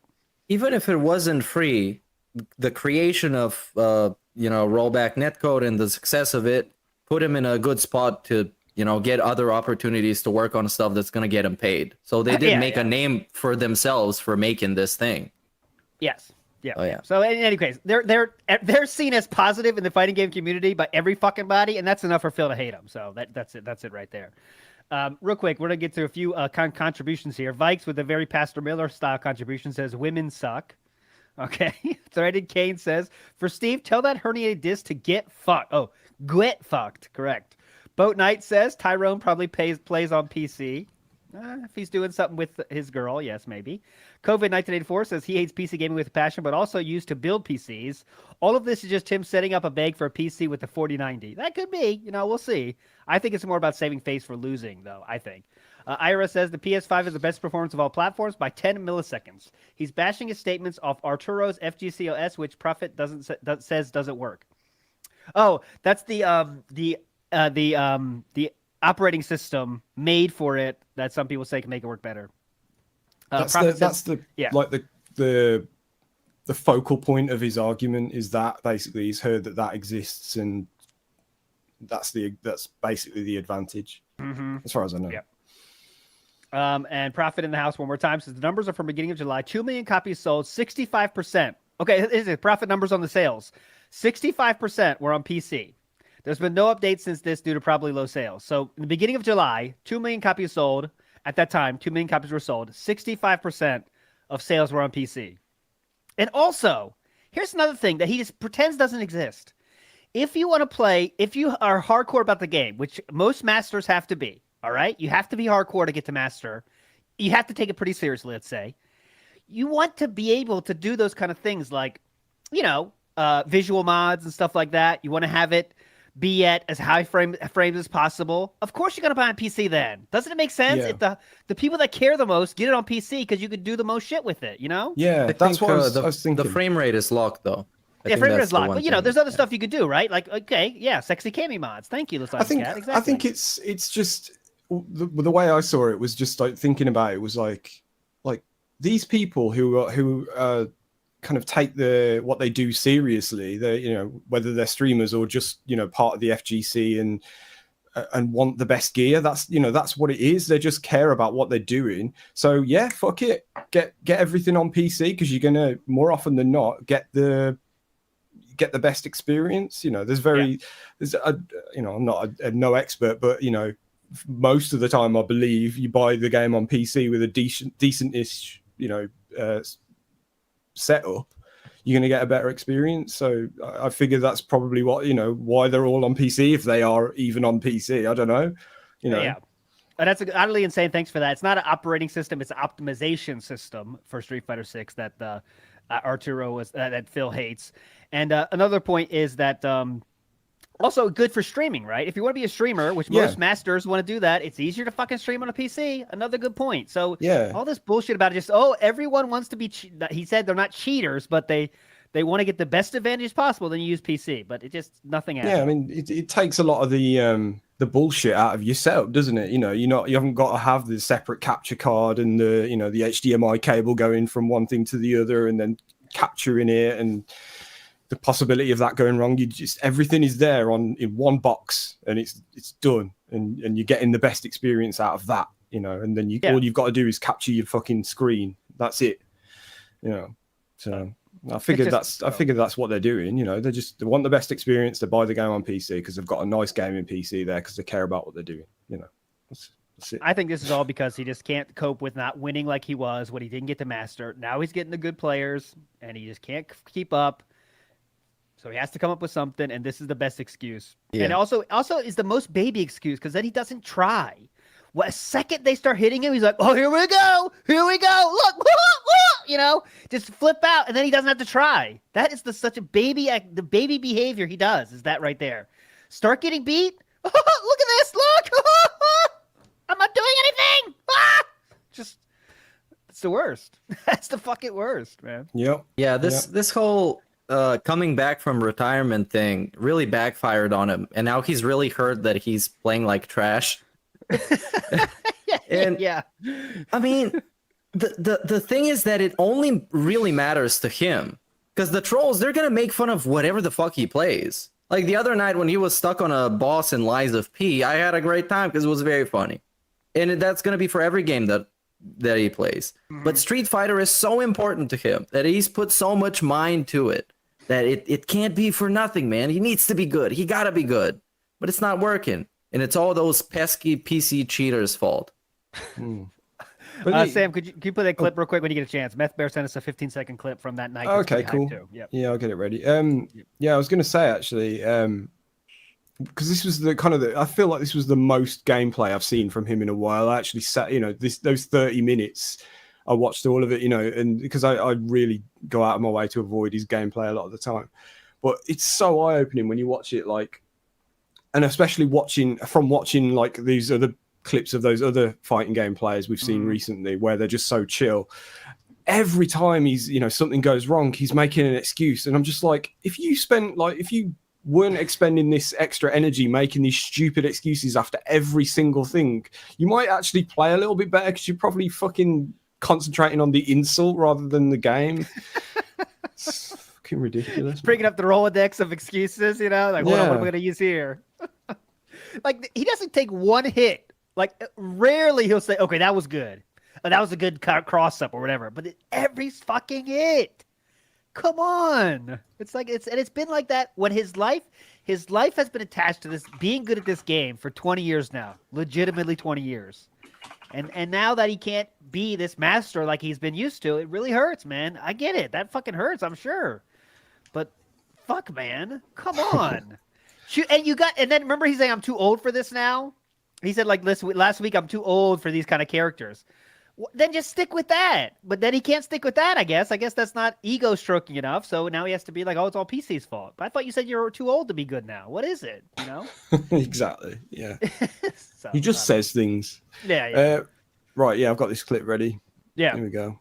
Another little fact, worse than Michael Jackson. And I didn't like him. I didn't like his attitude. He was a punk. I can break his fucking back. Break his back, make him humble, and then fuck his Iron ass. Sheik. That was the hype part of the stream yesterday. Very hype. Shout out to the Iron Sheik. Iron Dude. Sheik. Rest in peace. Yes. That was Iron Sheik clip, by the way. Big up Meth Bear. You bamboozled us for the last time. No, just kidding. Shout outs to Joey Riviera, who says, last night's unhinged behavior has convinced me that Kat is under the floorboards and he feeds her DoorDash through a straw. Team Floorboards coin getting printed right now. Apparently she was yelling at him because he's raging too much or something like that. There was this story that happened.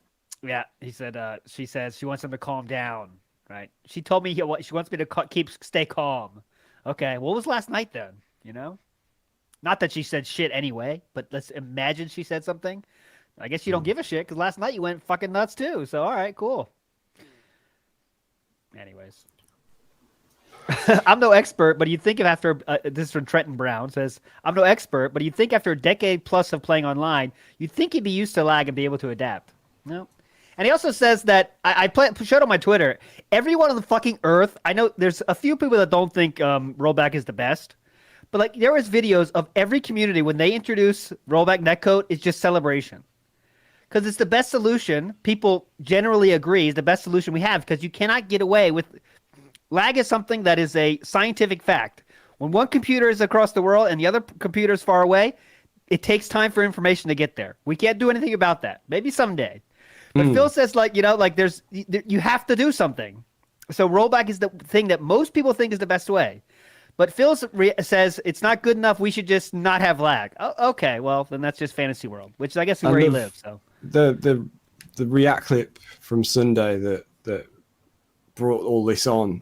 Yep. Was actually really good. Like I'd never looked into what it actually was, and I was like, oh, that actually makes a lot of fucking sense. The funny thing was, like, ironically, DSP focused on the first sentence of whatever was said and took that and then extrapolated this complete mountain of bullshit out of it, you know, where so ironically he took a nugget of truth and went boom somewhere way off in the distance with it, which is something I keep noticing from him recently, where he'll see take the first bit of something and then just run away with it somewhere else and just go, see, I told you because of this thing. And it's like, you didn't really understand what they were saying, did you?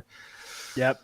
All from one video. DSP versus the internet should exist just because of this shit, man. One video can send him off the fucking edge, and he's like changes his week based on one video. All right.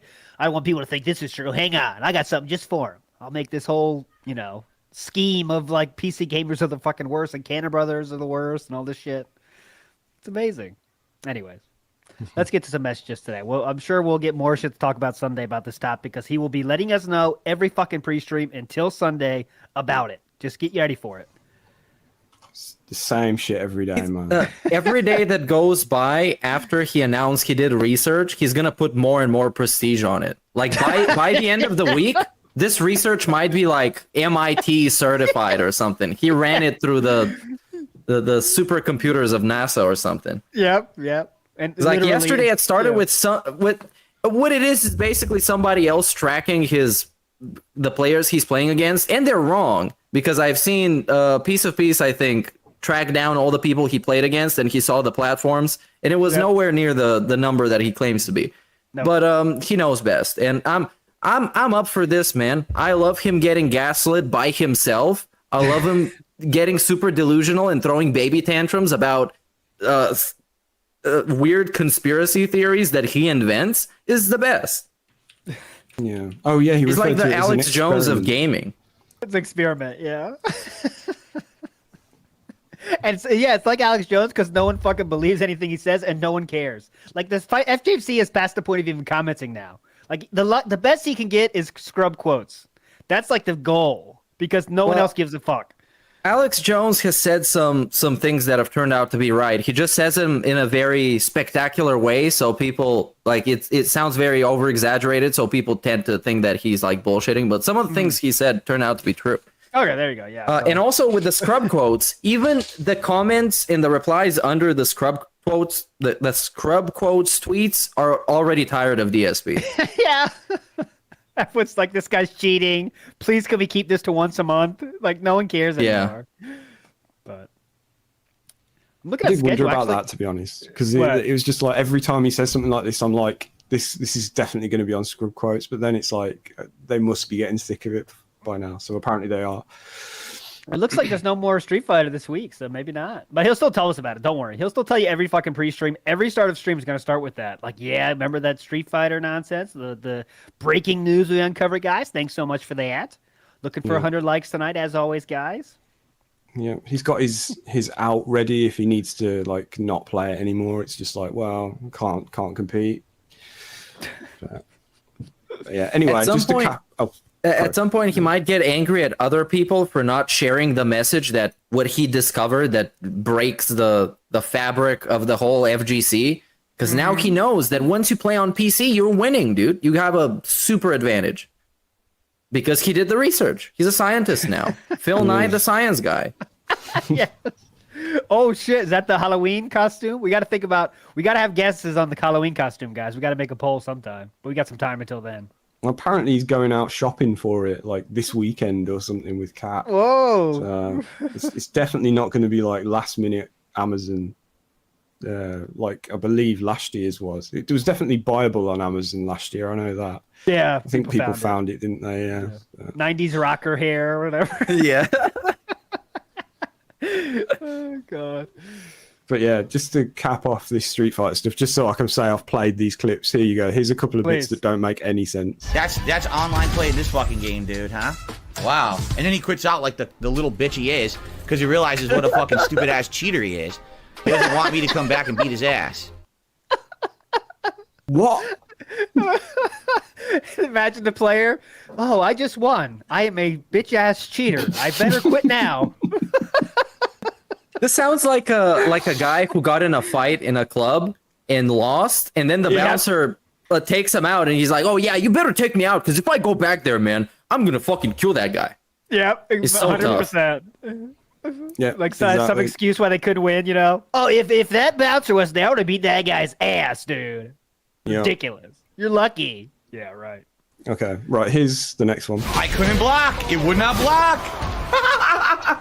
I waited all night, 9 matches to play a PlayStation player, and it gives me 100 millisecond connection where I can't do anything. And then he quit. Why did he quit? Because he's a bitch, and he knows he got lucky because he knows I can't block with that leg, so he runs. Oh, I don't want to fucking lose to Dark Side Phil, so I got to get the fuck out of here because I squeaked out a win with my awful connection. Fucking loser, man. That's exactly what he said. I was there. Yeah. That's exactly what he said. Holy shit, I just Matter got of fact, lucky. I was that guy. Yeah. I just got lucky. I don't want to lose again. I won from Black. I better get out of here. Bing. Fucking hell. Oh yeah. Oh, someone just reminded me. Yeah, there's one more actually, and I titled this. Why does he not have any sponsorships? I did EX ball from fourth screen, which would have been a juggle, and I would have won the round. It gave me a standing punch. He quit again. Another bitch JP. Every JP is a fucking cocksucking, really cowardly bitch.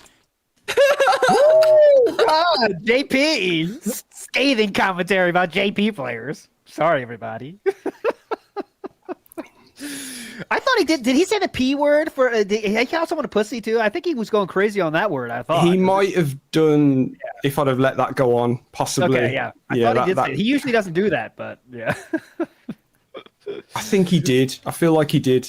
Yeah. Yeah. I feel like we were really close to a slur. One of these days, man, he's gonna drop a bomb. It's coming. It's boiling up. And then it's gonna be like with the Arnold Schwarzenegger accidents. Like, people are saying I said a slur. No, I didn't say the slur. I said Phil's Schwarzenburnell. It's like, dude, then why are people mad if you said Schwarzenburnell? That makes no sense. And then you go watch the actual footage. And it's a dude calling himself the N-word. That's all it is. And he knows it afterwards, so he says like, right, right, and he kind of like knows. It's very awkward. It's the best, right, right. And I really think Phil is on this like image restoration tour right now.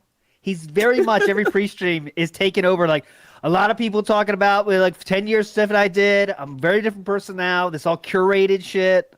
I think he's really just trying to get fucking sponsorships and merch. That's all he's trying to do with all this shit. Like, he's not trying to save his image, but I think he's trying to get merch right now. That's his goal.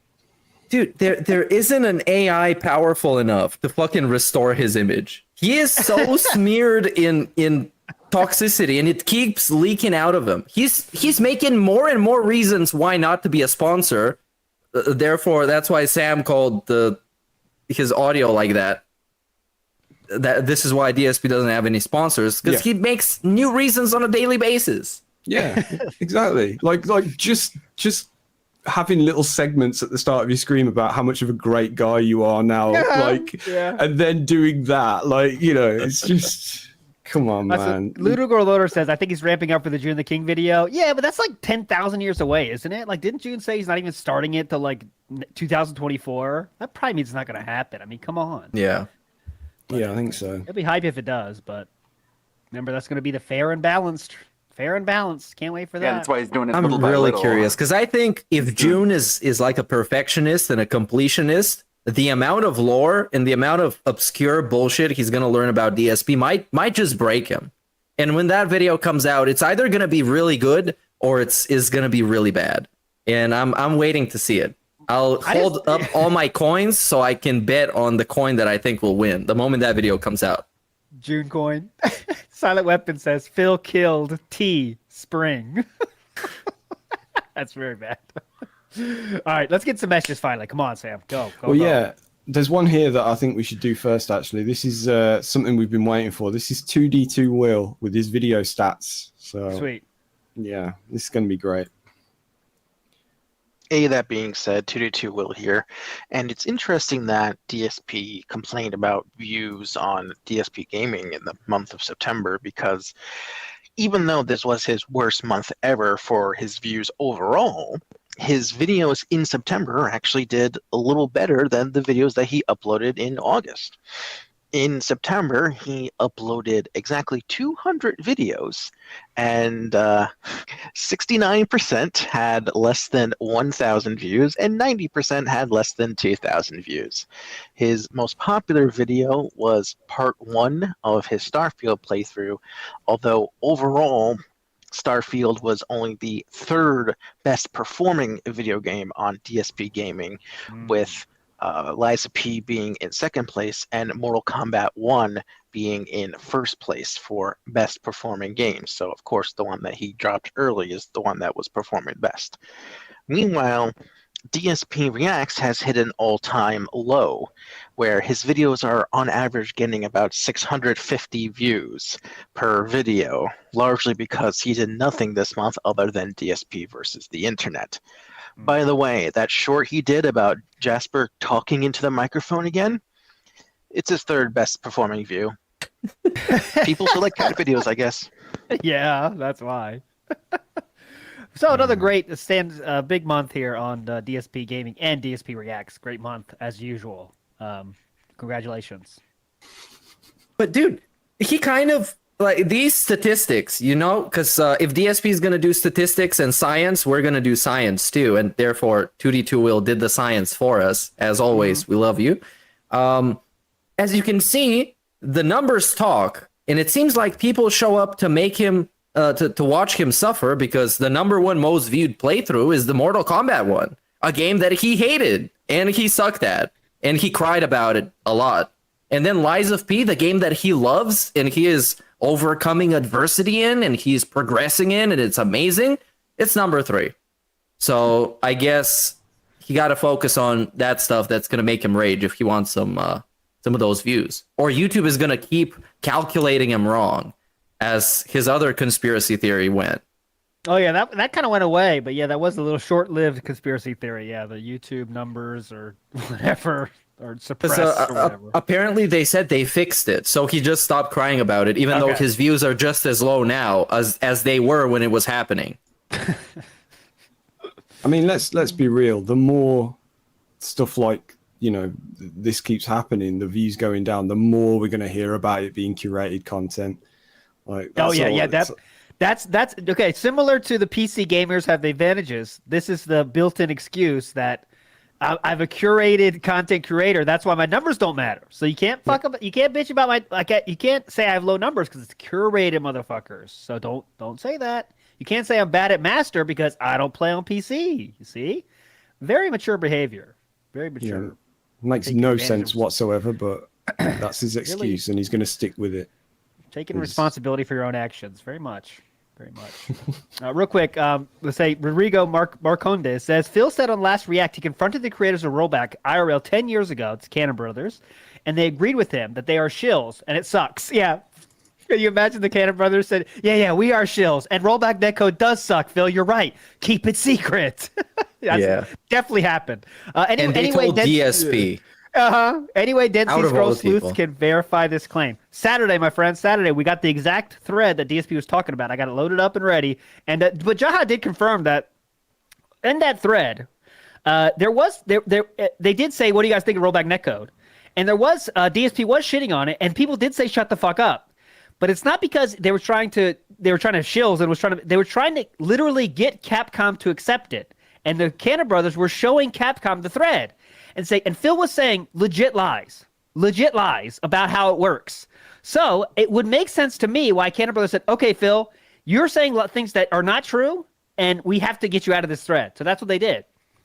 He's going to say that he was, Cannon Brothers banned him just for that reason. They banned him 3 other times for all different reasons. So it's not like he was banned just for saying shit about the Rollback Netcode. But literally the whole community was in favor of Rollback Netcode because it was better than what Capcom was doing at the time. So Jaha's right there. He banned for talking shit to the cannons. Wizard is tough mod about that. There we go. So Thank you, Jaha, for that. But yeah, so it was a different. He was banned for sure, but he was talking shit about their thing, and the whole community's loving this new idea the Cannon Brothers have. It makes sense to me, but we'll see on Saturday. We'll show you more about that. Yeah. Vigil Il Capo says, excuse number 376: other players have more time to play. Oh yeah, that's another one we get.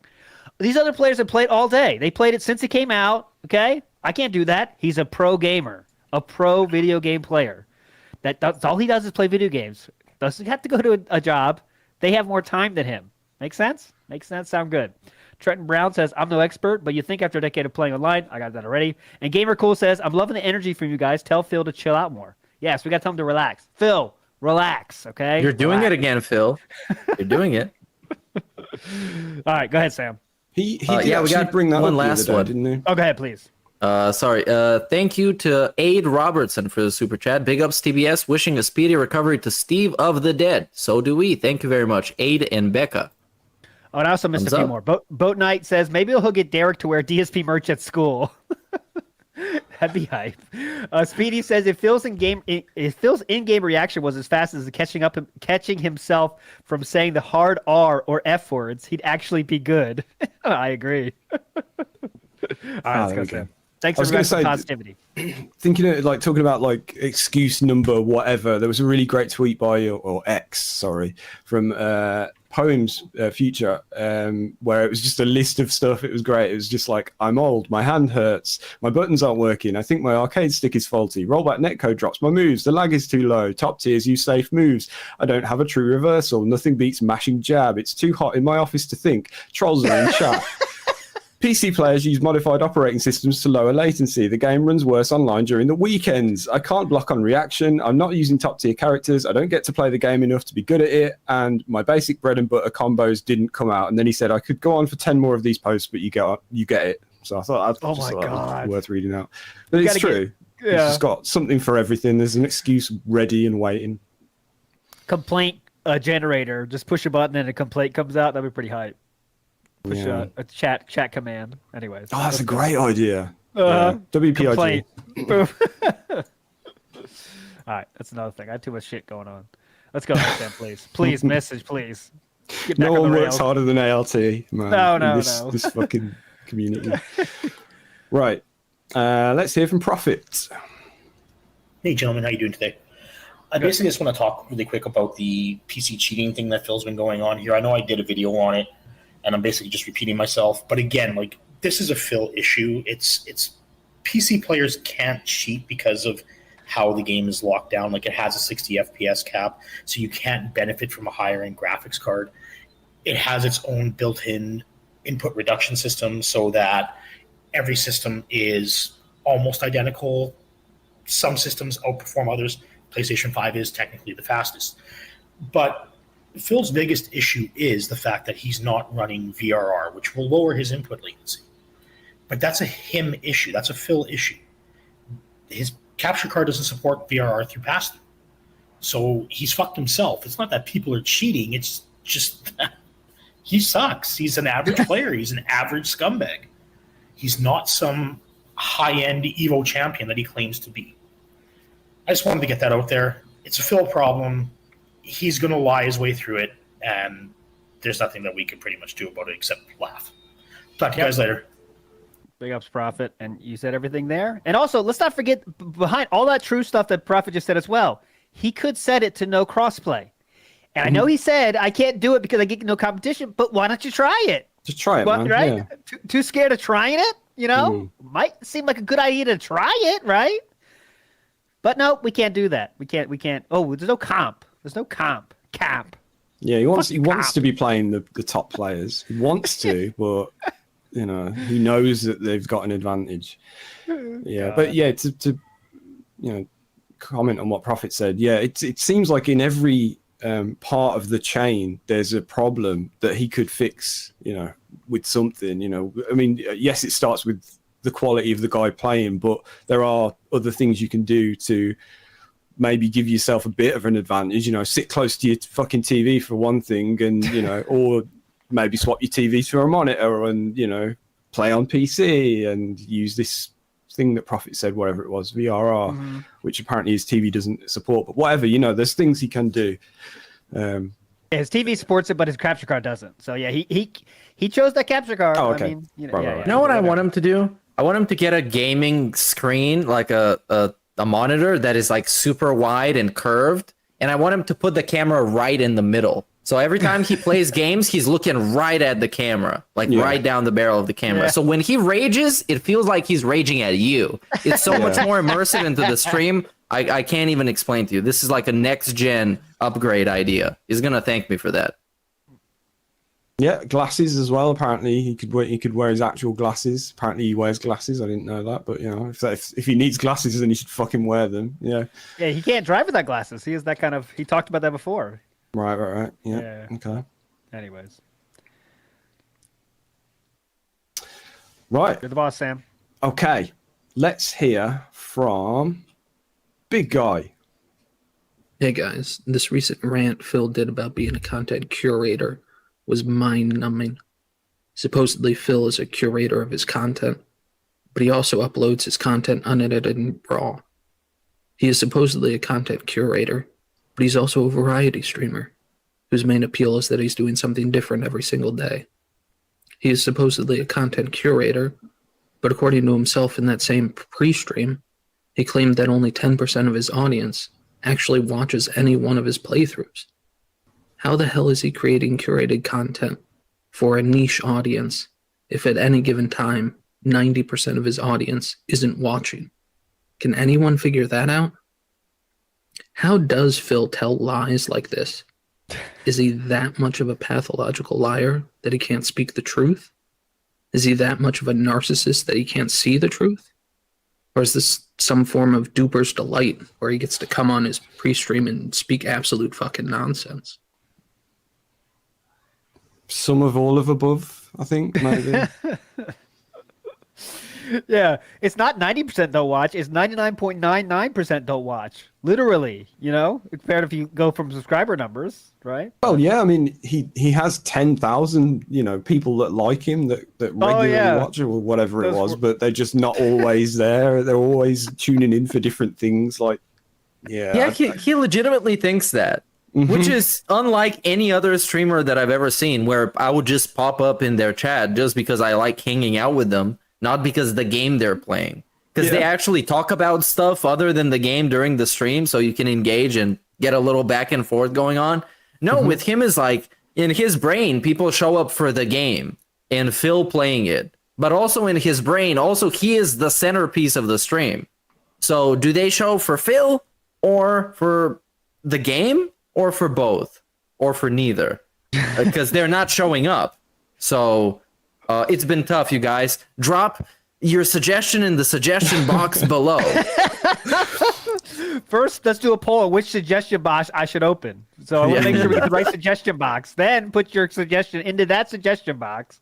But make sure you put it in the right email during this time. And also check the community post. And also, if you remember, though, you can vote on the poll for which poll we should do for the poll in the suggestion box in the community post. Yeah. But you have a lot of benefits. It's very easy. Like, I've no doubt that there are streamers and YouTubers that have fan bases that are like this. Like, for instance, me, I watch, not me as in a creator, but I watch Maximilian Dude, but only when he's talking about FF7. And he's known for being a fighting game player. So it happens, I'm sure. But it's with DSP, I don't think it's the same thing. I really don't. It's just... His content is all the same. Like, you're not getting anything different from watching him playing Lies of P to Street Fighter, really, because I'm assuming he's raging in Lies of P as well. So it's very similar. And he loves saying this conversation all the time now. Is this conversation? Yeah, whenever he says meaningful, conversation's coming in soon. Because he's like, oh, now I make meaningful content. 10 years ago, I was saying all this racist stuff. It was just nonsense. It's so dumb. Now we have meaningful content. We have a conversation every day. Every day online, we have conversations back and forth. What is the conversations? They ask questions. You hate most of them. Yeah. If they ask your favorite ice cream flavor, you can't answer that. So what's the conversation? You telling us about the news that you read on your phone? That's conversation. Great conversation. It really does sound like, when you kind of think about it, like the meaningful conversation that your fans are allowed to have with you is telling you how to play the game, basically. You know, that's how it seems, because everything else is like, yeah, don't know, why are you talking about that? You know, there was one the other day, you know, there's no one talking, why aren't you talking to me? Or just flat out, shutting conversation down. Yeah, it's very sad.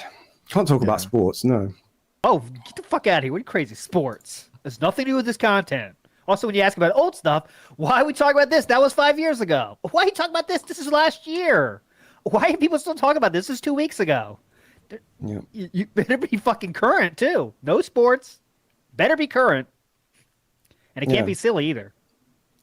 Yeah, I mean, that's the thing, man.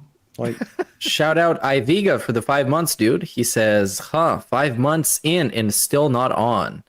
Guess I'll punch some bees and drink some gin to numb the sorrow. Jokes aside, big ups, guys, and shout out to Steve. Shout out to Steve. Shout out to Iviga for the support and for not being on. That's kind of the thing right now. So we can't ruin that. Yep. So you're still not coming on. A lot of people, you asked for this, Iviga. Yeah. We're not the same guys we were 5 months ago. Come on. We've evolved to not having you on. 5 months. Interesting number, isn't it? In school. All right, go ahead, Sam. Push it. Message. Right. Let's hear from the Camping Dutchman. Hey there, that's being said. The Camping Dutchman here. Totally not OIC in disguise, according to you guys. I still have no idea who that is, but sure, I guess I'll take that moniker. I don't know if I want to. Anyway, back with my update on my trip down into the Vortex, seeing as, I'm still fairly new. I mean, I don't know how long I can keep that moniker of being new. I mean, I've been at it for 3 weeks now.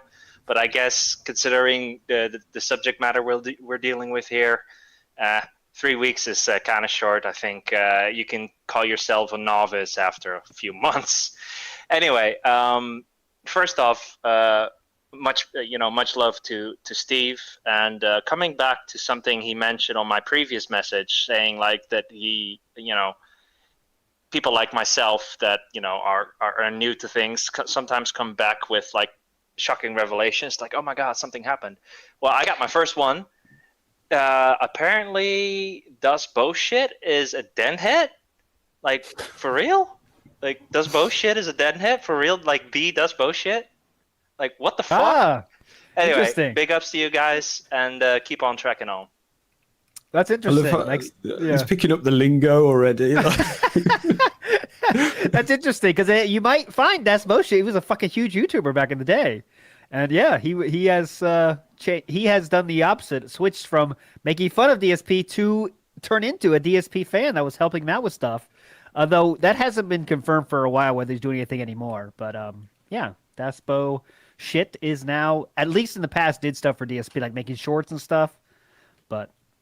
That was all theorized, though, was it? Was it ever confirmed? I was just about to ask. Yeah, was that confirmed? Because I feel like we've been saying that for at least as long as we've been doing this. You know, that we just kind of, but saying it like jokingly. But I think we've probably said it so much now that we just assume that it is him. But I don't know if it's okay. People are saying it was confirmed, so fair enough. Fair enough. Daspo. I don't know. Big ups. Cool. Okay. Jay Ruiz has a good question. What other names was this podcast going to be called? I can't remember. We did have that being said was like last second suggestion. I remember that. It was. But I can't remember what we had before. I can't remember the other ideas. Can you? I can't. We could probably find out if you want to troll back to the start of our Discord chat room. Chat. Yeah. I don't think we actually can, because it originally took place in a group chat. Yeah, it was a different thing, wasn't it? Yeah. I don't know. I was thinking about this the other day, just like that first. In fact, I was thinking about it earlier today, thinking about like the first time we like went live, because we'd never actually spoken other than just on Discord. So it was like we literally just went live and went, just see what happens. So, long time ago now. Feels like that's forever ago now. Yeah. Dude, we made like what 130-ish streams together. That's a lot. Mm-hmm. Yeah.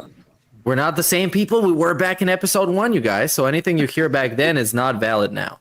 No. Okay, especially that episode with Kid Flim. That one is Kid Flim. definitely not that. That's a niche one. That's And like, then the one with Eric Miller, that is definitely not valid. Yeah, I love how we get like, comments. the odd comment every now and again. Yeah, it's a bit Yeah. awkward. Sorry. Yeah. Yeah, it's weird now. But You and Steve weren't there. It was just me and ALT, wasn't it? Uh-huh. Yeah.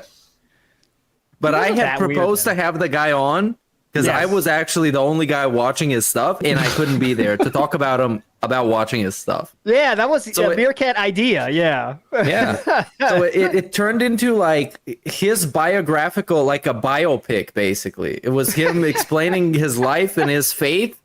And I'm like, I was listening to it, and I'm like, but I don't think anything bad about it. And then he became the dog, the big dog. I come from scum. I've been a predator all my damn life.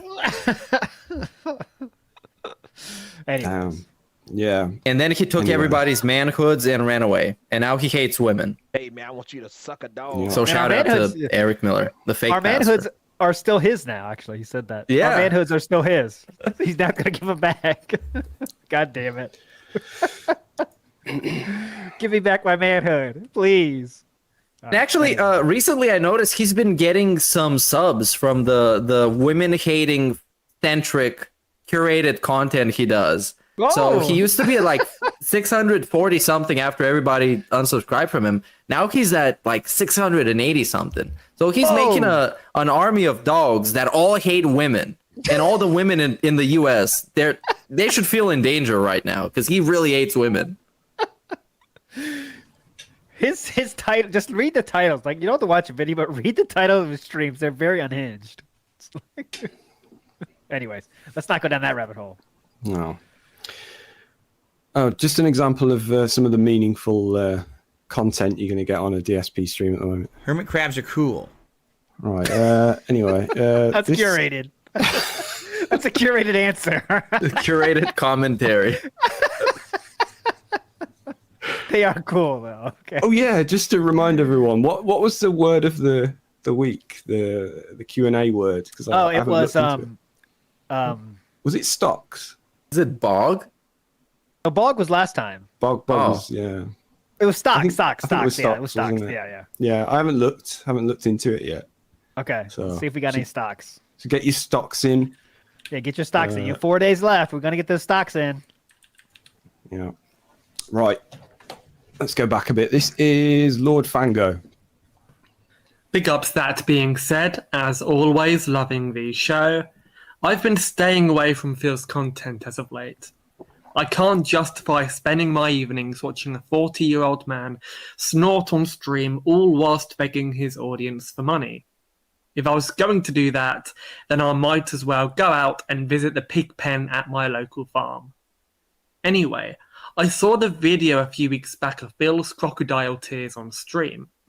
In my opinion, and this is merely speculation, but I reckon a close family member has passed away. Now, out of respect for the person who has passed, if you look online, a Burnell has recently passed away, but I won't obviously reveal his name. Ooh. Chances are he's not related to Phil at all. Though maybe if we are to clutch at straws, this is the reason for his recent behaviour online. But then again, take what I've said with a pinch of salt. Anyway, my question this week is, if you were DSP's therapist, then what exercises would you give him to help him deal with recent events in his life? As always, loving the show. Well, Steve's question. We don't have Steve. But about the dead family member, though. If that is true, that is really horrible how he's talking about it, though. I'll tell you that. Because it's all a hassle, you know? It's all like, oh, God, so much stuff behind the scenes, guys. A lot of shit. Oh, God. If it's a family member that's dead that's caused him to say that kind of stuff, that's really fucked up. So I don't think that's it. But what do you guys think about what a therapist would tell Phil to do? Yeah, we do need Steve for this one. But the family member thing, yeah, it's a possibility because he did say about something, I forget what it was, but he was in a bad mood or a bad place or something last week. You know, he put it behind him at some point this week. He said, like, last week I was feeling down or depressed or whatever it was he said. So I thought that was interesting, that it was kind of something that had happened and now it's like it's over, done with kind of thing. Yeah. Oh yeah, so good question. Was the first name Catherine of that Burnell? Great question.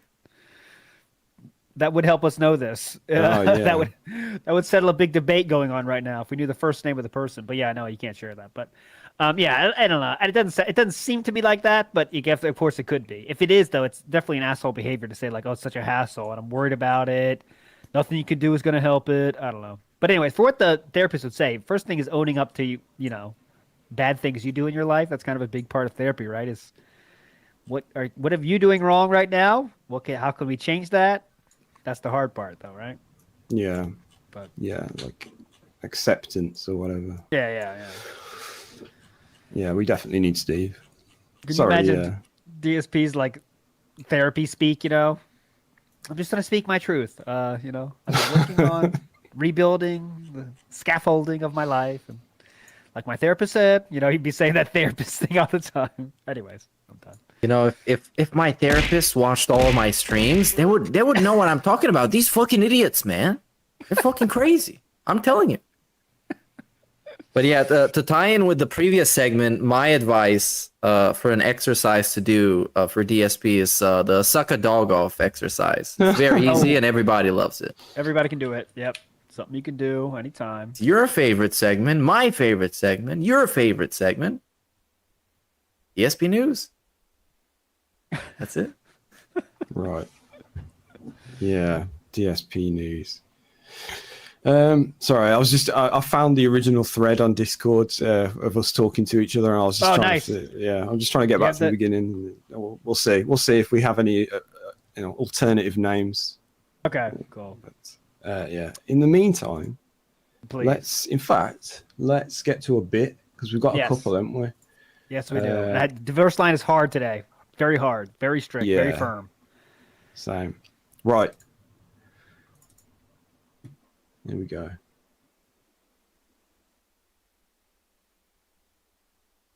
You guys can't hear that. Or they can't hear that. So hang on a sec. Say. Excuse me. Ooh. Excuse me. Hang on, this is curated. Oh, fucking hell. Right.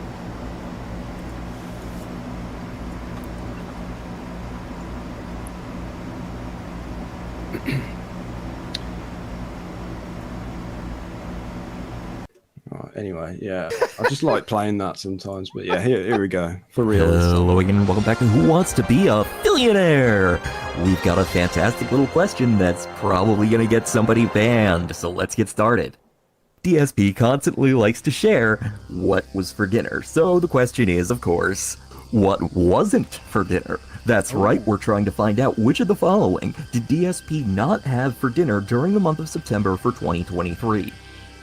Was it A, leftovers from the last Devour stream? Was it B, creamed corn? Was it C, chicken tortellini soup? Or was it D, tuna casserole? Submit your creamed corn. answers. Wait, do you hear that? Oh shit, that's my phone, hang on.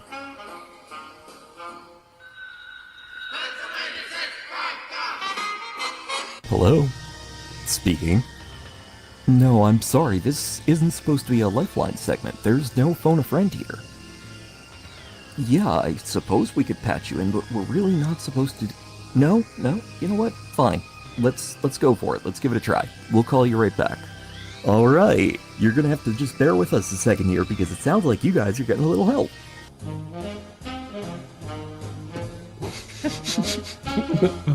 I like that music. Yes, hello. Kaiser. Oh! Hey. Of the dinner Whoa! order here. Hi, this is Regis Hilton calling you back. You wanted to be part of the Phone a Friend Lifeline. So we've got ALT, Meerkat, Steve... Wait, no, we don't have Steve. Actually, I record these in advance, so I have no idea who the fuck is here. listen, that being said, guys need your help with a question. You up to help them out? Yes, of course I will help out my little buddies from the That Being Said podcast. Fantastic. The question is, which of the following things did DSP not have for dinner during the month of September for 2023?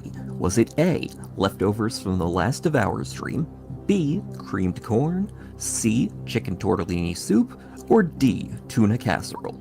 What he didn't have for dinner this month? Correct. I'll tell you what he didn't have for fucking dinner.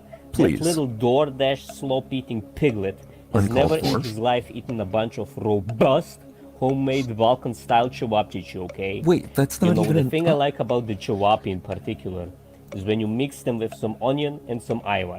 This Now, in is case you supposed to don't be about know, what- Ivar is a paprika-style condiment that's popular in the Balkans, okay? Anyway, you know that sizzle you hear when you cook chewapi? You know what that reminds me of? Sizzle? What? Fajitas. No. Have you ever heard of the fajitas? The thing about Yes, the I've heard of fajita is when fajitas. it comes out of the kitchen, it's all like, and You know people what? are like, what? And I'm like, right here. We're right breaking here. up. Oh, I went there. We're gonna have to cut. Yeah, yeah, Can't fajitas hear. are pop. God, I really should have learned after last time. All right, you guys put in your answers. I'm gonna go find a sledgehammer for my phone. All right. Cream Okay. corn. Cream corn's my answer. That's what I'm saying too. Okay. He's not. I was gonna. Cream, I was yeah. gonna, I was gonna say D as my answer, which was I forget what it was now. It was ages ago, but Yeah. I know it was D. Cream corn. That seems like some of food that Phil would say, ooh, how could you eat cream corn? I think that's what he'd say. B. Okay. Yeah. Cool. Because all of the other ones I've heard about, and I've had jokes about them in my head, and I've never heard them say cream corn. So it has to be that one. Yeah, interesting. All right, let's find out. Also, it's very cool to see people collaborating on these calls when you sometimes hear a voice that you're familiar with. It's very Yeah. fun. Yeah. That they're doing these behind the scenes collaborations that we know nothing about, and then they drop a bomb on us. Very fun. Yep. Right, let's find out. Okay, and the correct answer is A, the leftovers from the Devour stream. There was no yeah, Devour fuck. stream during September because Kat conveniently just didn't want to cook anything that month, just like she doesn't want to cook anything for October. Insert someone yelling #Team Divorce here. There was, however, the 15-year anniversary barbecue, which happened right at the end of August, making it plausible that Phil could have still had leftovers at the beginning of September, doubly so depending on how many people are still in that household. Unfortunately, the last time he mentioned leftovers from the barbecue was right before we rolled into September, so presumably there were none left. That's it for this week. Be sure to come back next week when I'll have a new phone number, so hopefully we won't get interrupted by any more phone calls, because these things are absolute torture. We'll see you next time. We go. Regis Philgen in the house there with another Regis Philgen bit.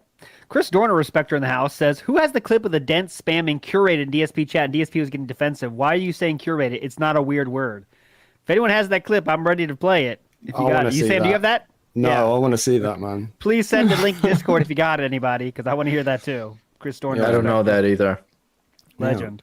Well, Let's go, Sam. Yep. I have some confirmation on what the alternative names Oh, for cool. this our very YouTube channel might have been called.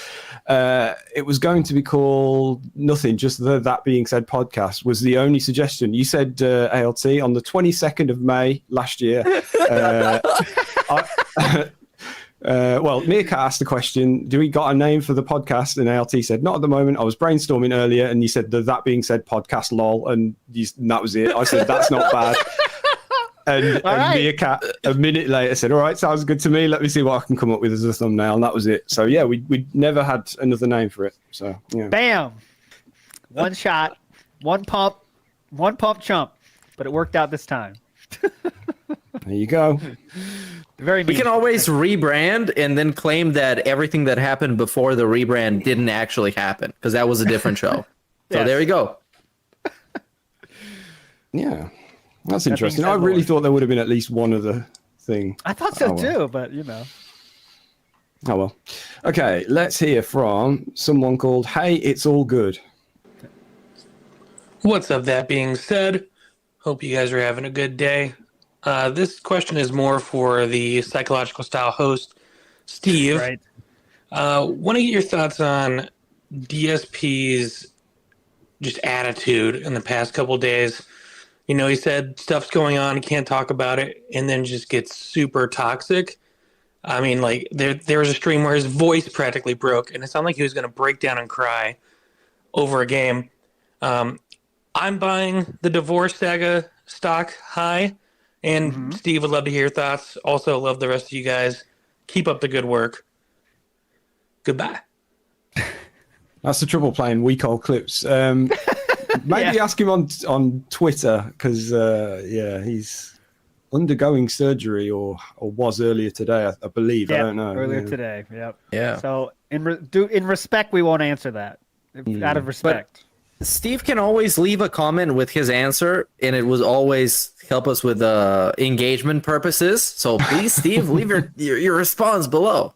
Yes. Drop a like. Make sure to like this video.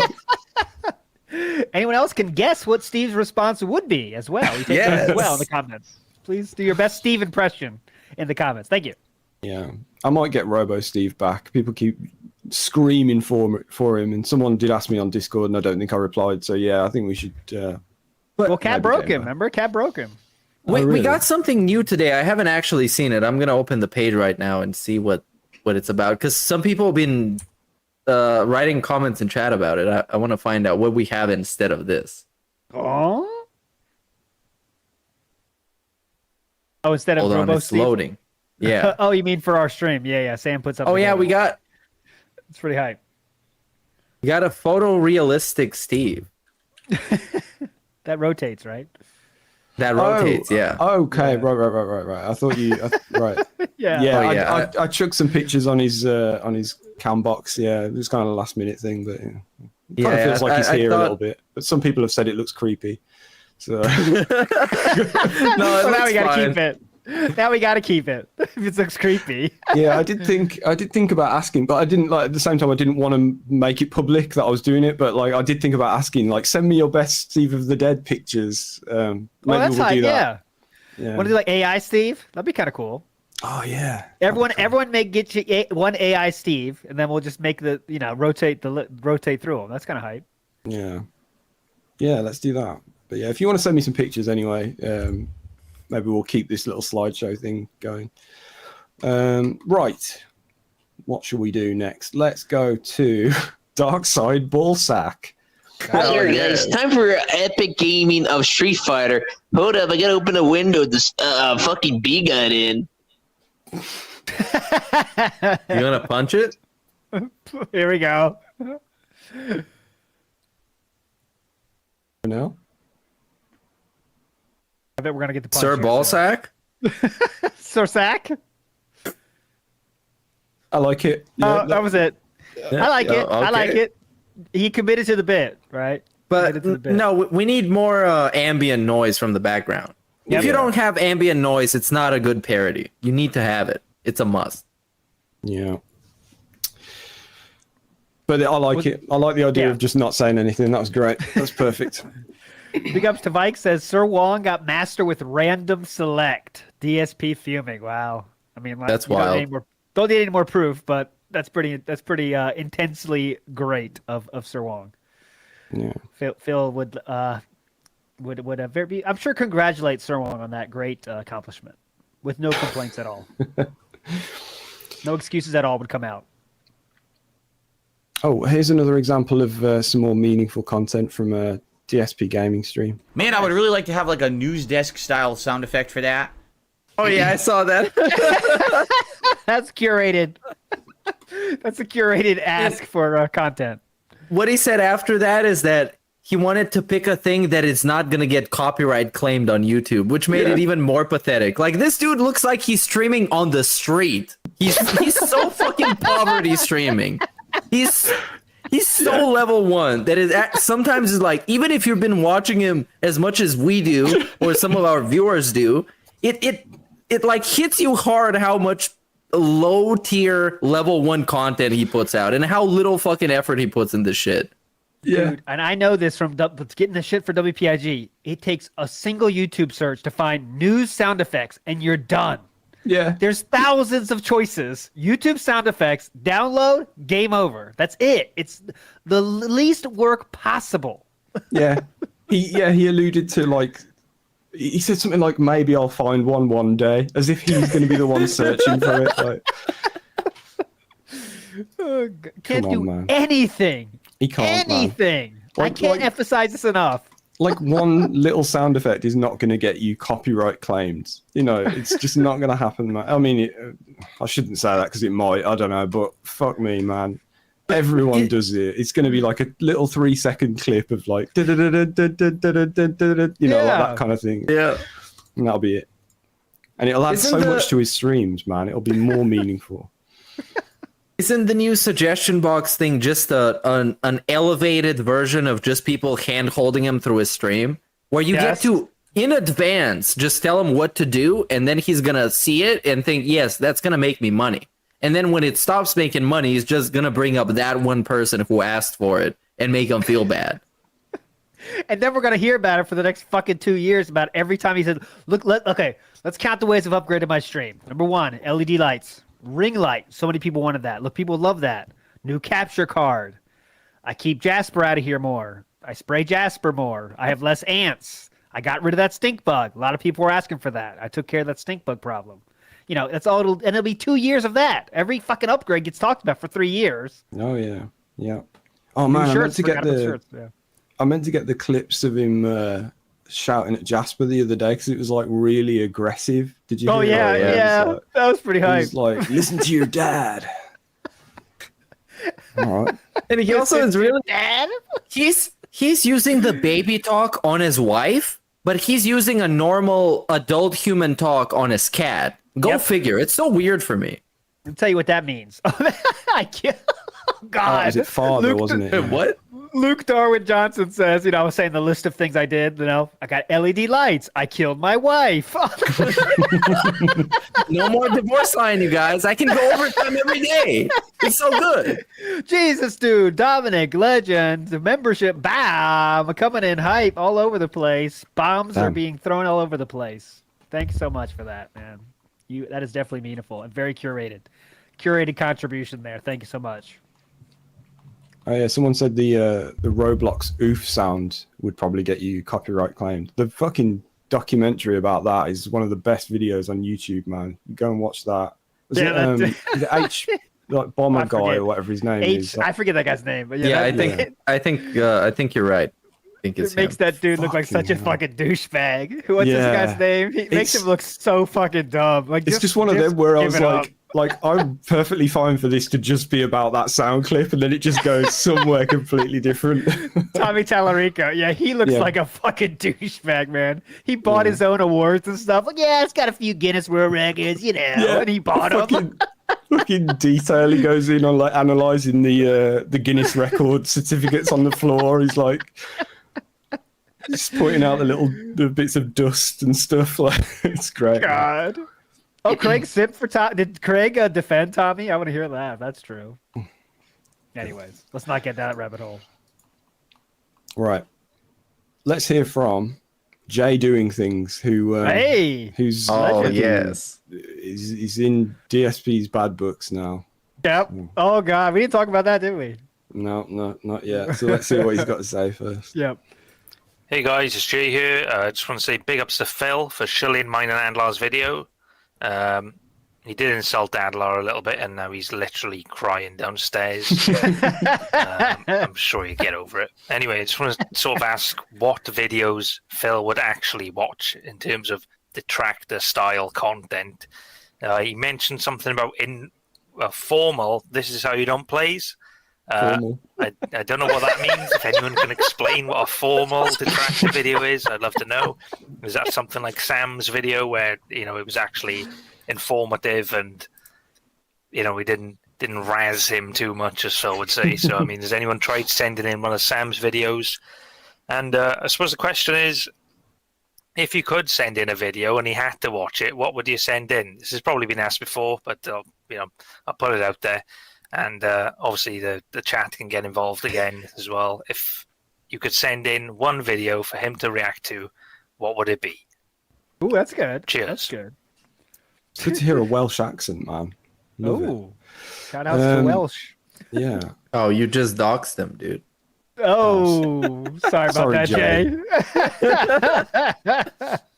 I do try to razz him as well occasionally, but yeah, but I think he's right though. Sam videos are perfect because you don't talk about cat, you don't talk about anything like that really cuts, And I think yours are like well made. That might be a good idea to submit some Sam vids. He'd just skip through it, True, but yeah, send him the 8.5 hour Steve video from a few days ago. the Panda Lee Mandingo video that's making the rounds. I put that on WTIG today. One of the low key cool parts, not interesting parts, is Panda Lee calls Phil Waffle many times during that video. Okay, Waffle, is this what you want? Does this get you upset, Waffle? Like that was a pet name, Waffle. I would like DSP to react. If I could pick any video and he couldn't decline it, I would pick the most toxic, disgusting video about him that ever exists. Somebody just calling him slurs for like 30 minutes straight. And I want him to watch the whole thing. Because I understand Sam's videos are super constructive. You get a lot of feedback. You get a lot of like well-structured points. He's going to dismiss every single one of them. And nothing productive is going to come out of it. And nothing productive is going to come out of it anyways. So let's just call him names for like half an hour in a super toxic video. Where everybody just calls him everything they could think about, and then he just sits there and watches it. I think that's just much better than anything trying to be productive with him. That doesn't we've seen already it doesn't work. So like, why even try? There was actual people on the Side Scrollers interview trying to give him actual advice, and look how that went. So fuck him. Just call him names. Yeah, I think me and several people in the chat are on the same wavelength. It needs to be piece of piece. I think just managed to watch a couple of his streams from the last couple of mornings, and it's just like, sometimes you just need to hear a piece of piece say certain words. I like Officer Sanders. That's a good idea too, though. But he would say, like, I don't know who that is. I guarantee it. He'd say, I don't know who this is. What? People are saying it's related to Cat. I don't know this person. That's what he'd say. My choice is obviously self-chill. Densey Scrolls, Whiskey Sonic, a few other people, and all they're doing is busting on Phil for 3 hours about snitching. It is magic. And because Phil he just sits there and takes it. Another choice would be when Phil literally measures his penis with a Best Buy receipt on the air. That would also be fun to hear what he says about that. But I would prefer the one where Ski Sonic just busted him for 3 hours about being a snitch and how everyone hates him.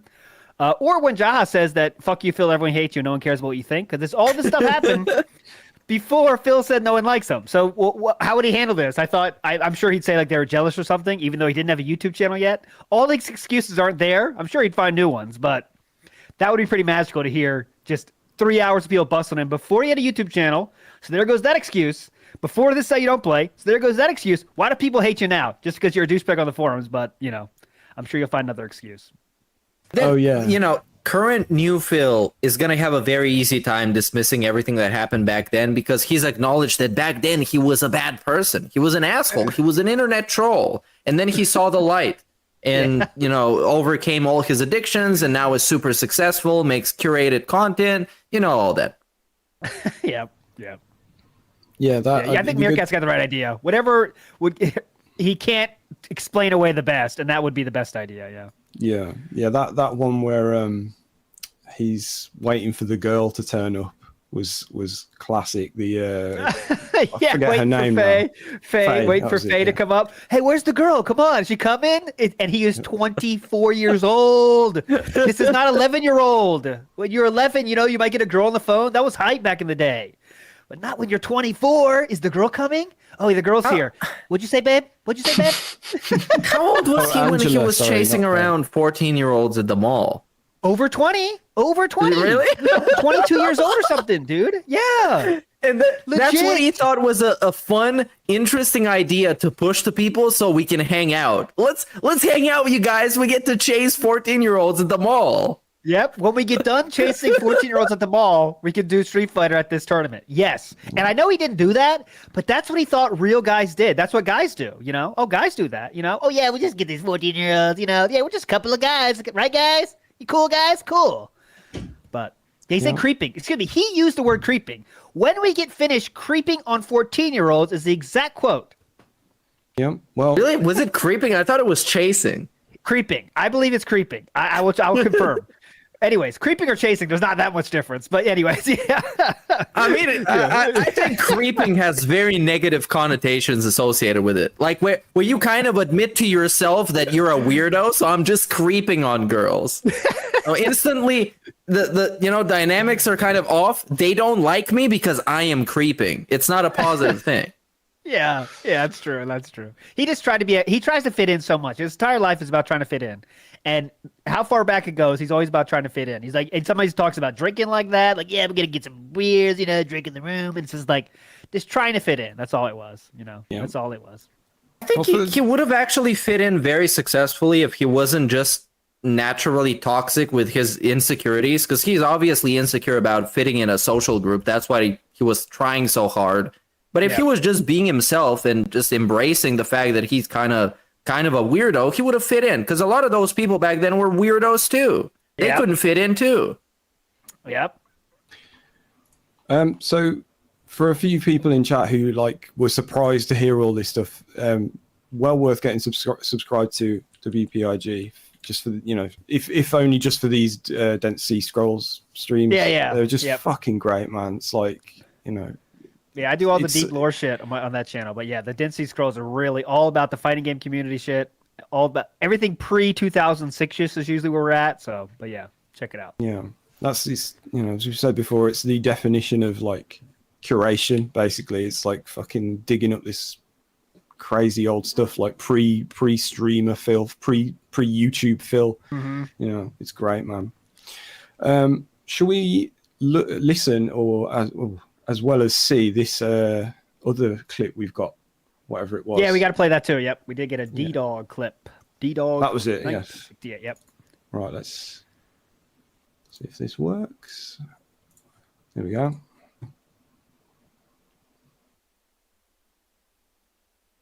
For the upcoming Halloween marathon event that I'm going to do. It should be pretty fun to be able to get a game nominated and played during that event, while everyone else will be duking it out in more of a general thread where they're going to be posting up. The only members will have the priority to post. And She's starting to shake. She's starting to shake. She's starting to shimmy. She's starting to shimmy. She's starting to. What is she starting to do? Striker, what is she starting to do? Shudder, Ted. She's starting to shudder. She's starting to shudder. How bad is it, sir? It's not good, but at least she's not beginning to crack up. Yo, this is insane. Why even play anymore? Why ever play the game ever again? Why ever play the game ever fucking again? Why? There's zero fun to any of this. Zero. Amazing. That Very ending good. guy, what a baby. Oh my god, what a baby. If you have a son that talks like that and they're, you failed, man. There's no fun in any of this, guys. Come on. There's no fun. Why am I even playing this, guys? Oh That's god. a great point. Cat hears Phil's shaking leg every day while playing Starfield for 20 hours a day. Do you imagine? Especially if the lounge is underneath his office. It's constant that'd be great. God. Oh, Meerkat's vanished. Yep. He said it was too much, so fuck it. We got a Right. few more. We got a few more in it, Sam. Go ahead. Yeah, I was going to say, let's go back in time because we've got loads from 2 weeks ago. So let's hear an old one. See what happened 2 weeks ago. This is Detractor Alpha training. Dude, I love fast food. I love double cheeseburgers. I love the grease. I don't eat it anymore. I had to get used to that. Dead Sea Scrolls clip right here. Yeah. Shut the fuck up. Nobody gives a fuck. Shut up, Josh. Oh, dude. Nobody wants to look like you, dude. I mean, you're a fucking snitch. Everybody hates you. Who would want to touch Nobody wants to look like a snitch. Nobody fucking asking, dude. You're up gas, getting shot down left and right. Nobody wants to look like you. All right? You know what? Nobody asked, you stupid ass. I'm trying to help Ben. You're not. Shut up your fucking ass. How about I don't give a fuck. And we don't give a fuck about you, motherfucker. Ain't nobody trying to look like you. Shit. Nobody gives a fuck. Trust me, no one wants to look like my face, but a lot of people want to lose weight right now, so. Okay, well, if they ask, then go ahead and let them know. But I don't hear anybody ask, man. You just fucking yapping, dog. It's like killing my fucking high. It's tearing me up, dude. If Ben didn't care, he would have shut me up a long time ago. I'm shutting you up. Trying to help. You're shut. I didn't hear Ben ask nothing. You've been hating on the fucking Irish. I hate it. It's not hating. It's like attention you do. It's not hating. It's like, yo, man, you know what I'm saying? Like, how much attention do you want, dog? Before you fucking shut the fuck Attention! up. I don't give a shit. I'm trying to help Ben. I told him I would talk to him. Help Ben. I'm gonna help Ben. I want to fucking help Ben. Yeah, blah, blah. Yeah. I want to be on the radio and hear myself talk. I want to hear myself talk, Ben. Oh god, that is one of my favorite clips of all this shit, man. That is so fucking good. You might talk about Ben. Go to Ben. Come on to Ben. And all, by the way, just for the context, I put the link to that episode. We listened to that. All this was because the rodeo host who said I might have diabetes. So what does Phil do? He calls in to give him diet advice. And part of the diet advice is you can eat fast food every day as long as that's the only fast food you eat once a day. You know what other advice he gives them? You can drink if you want to. Just do vodka and Diet Coke, and then you're fine. All this stuff to someone that might be diabetic. So if that got Jaha so pissed, he called in just for that. Just for that. You know, yo, dude, shut the fuck up. Go on extra bike. Yeah, thank you. I did nothing wrong. Exercise bike once a week. And you're good. So Sam, once a week, you're good. That's a pretty sweet deal, actually. Yeah. Yeah. Once a week. Amazing. Thanks for that. Whoever did that. That's legendary, that. God right. damn. Let's hear from. Do you want to give Ibiga? Ibiga gave us a good shout out. Should we play Ibiga? I saw that. Yes. Up there. Let's give him let's something do that. Here. Yep. Let's go. There we go. Invite me on. Do it for the people. All right.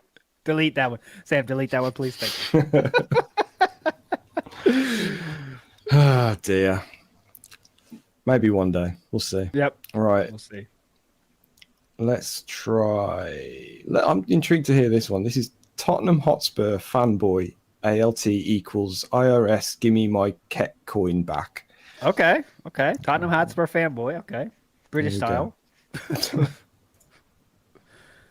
Yo, this is Almighty _Goki. Praise be.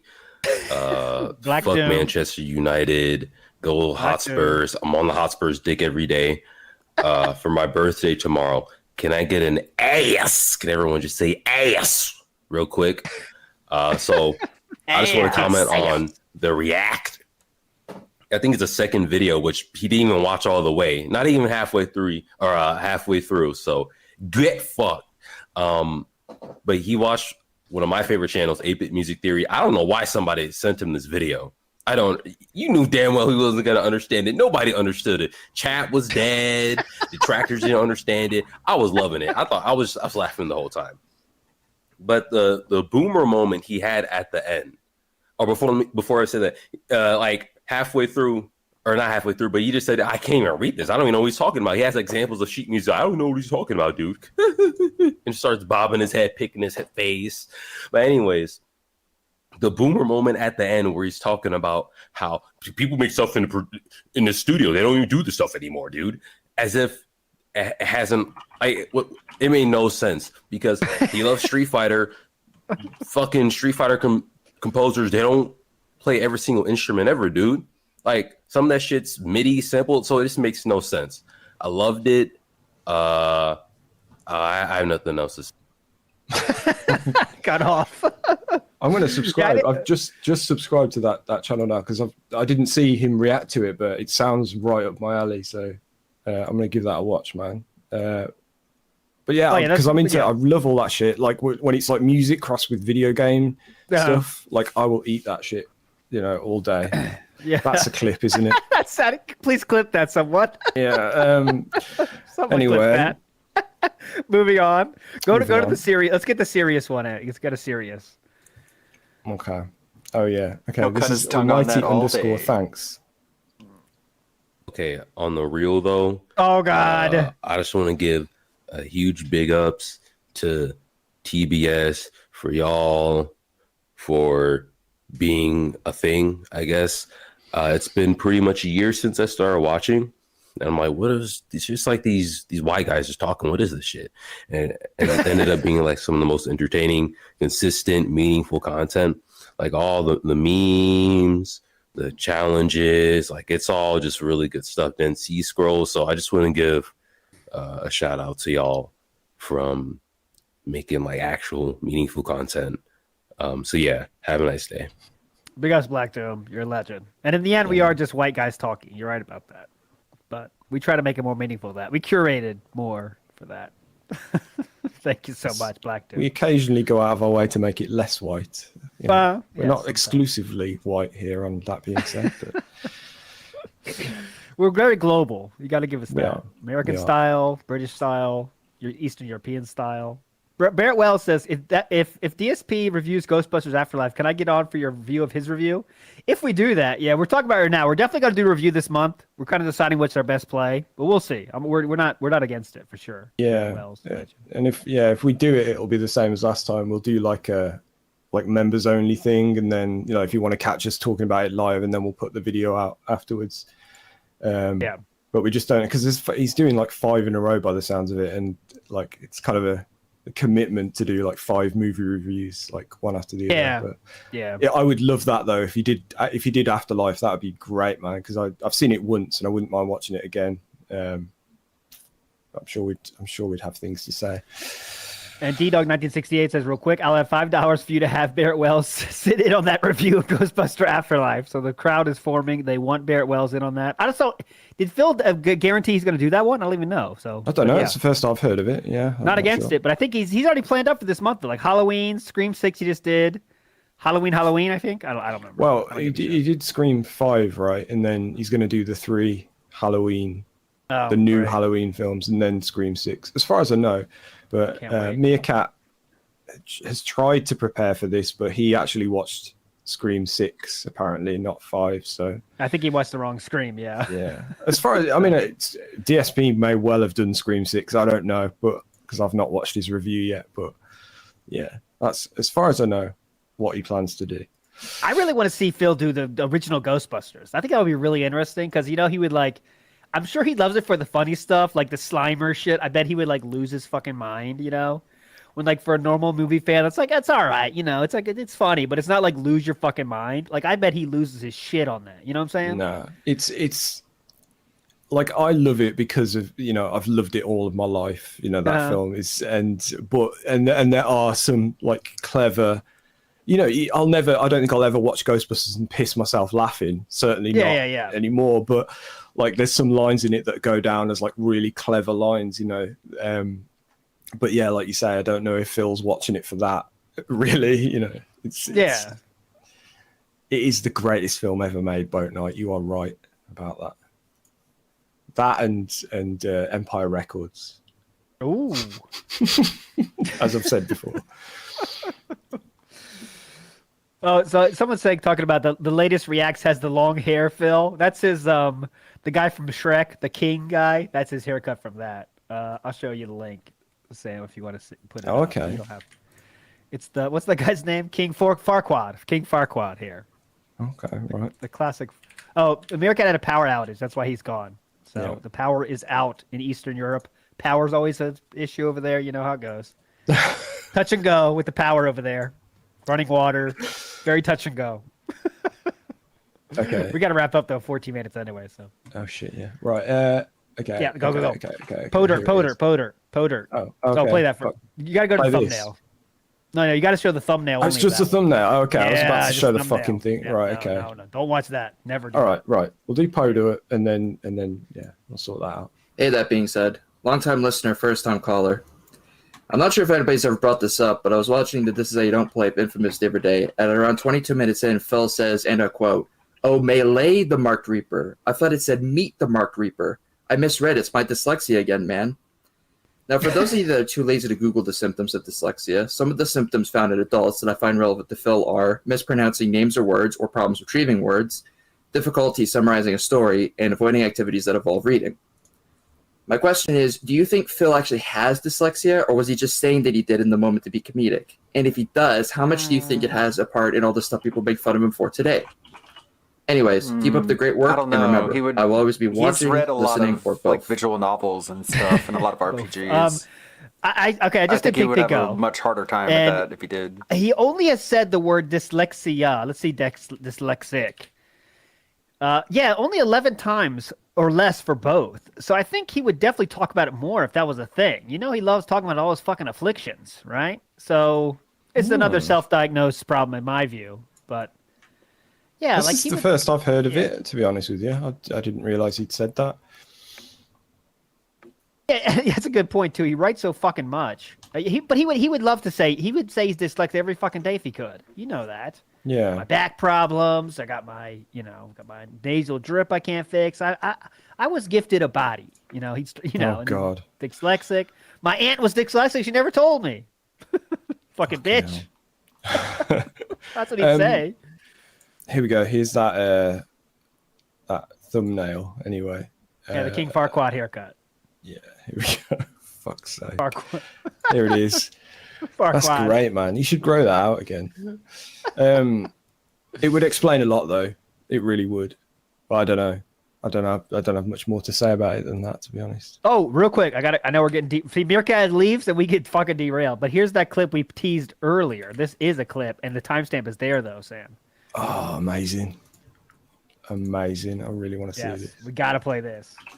Okay. Here we go. Right. Curated. The curated This thing. is incredibly curated. Hang on a sec. Excuse me. Ooh. Hitting the goal.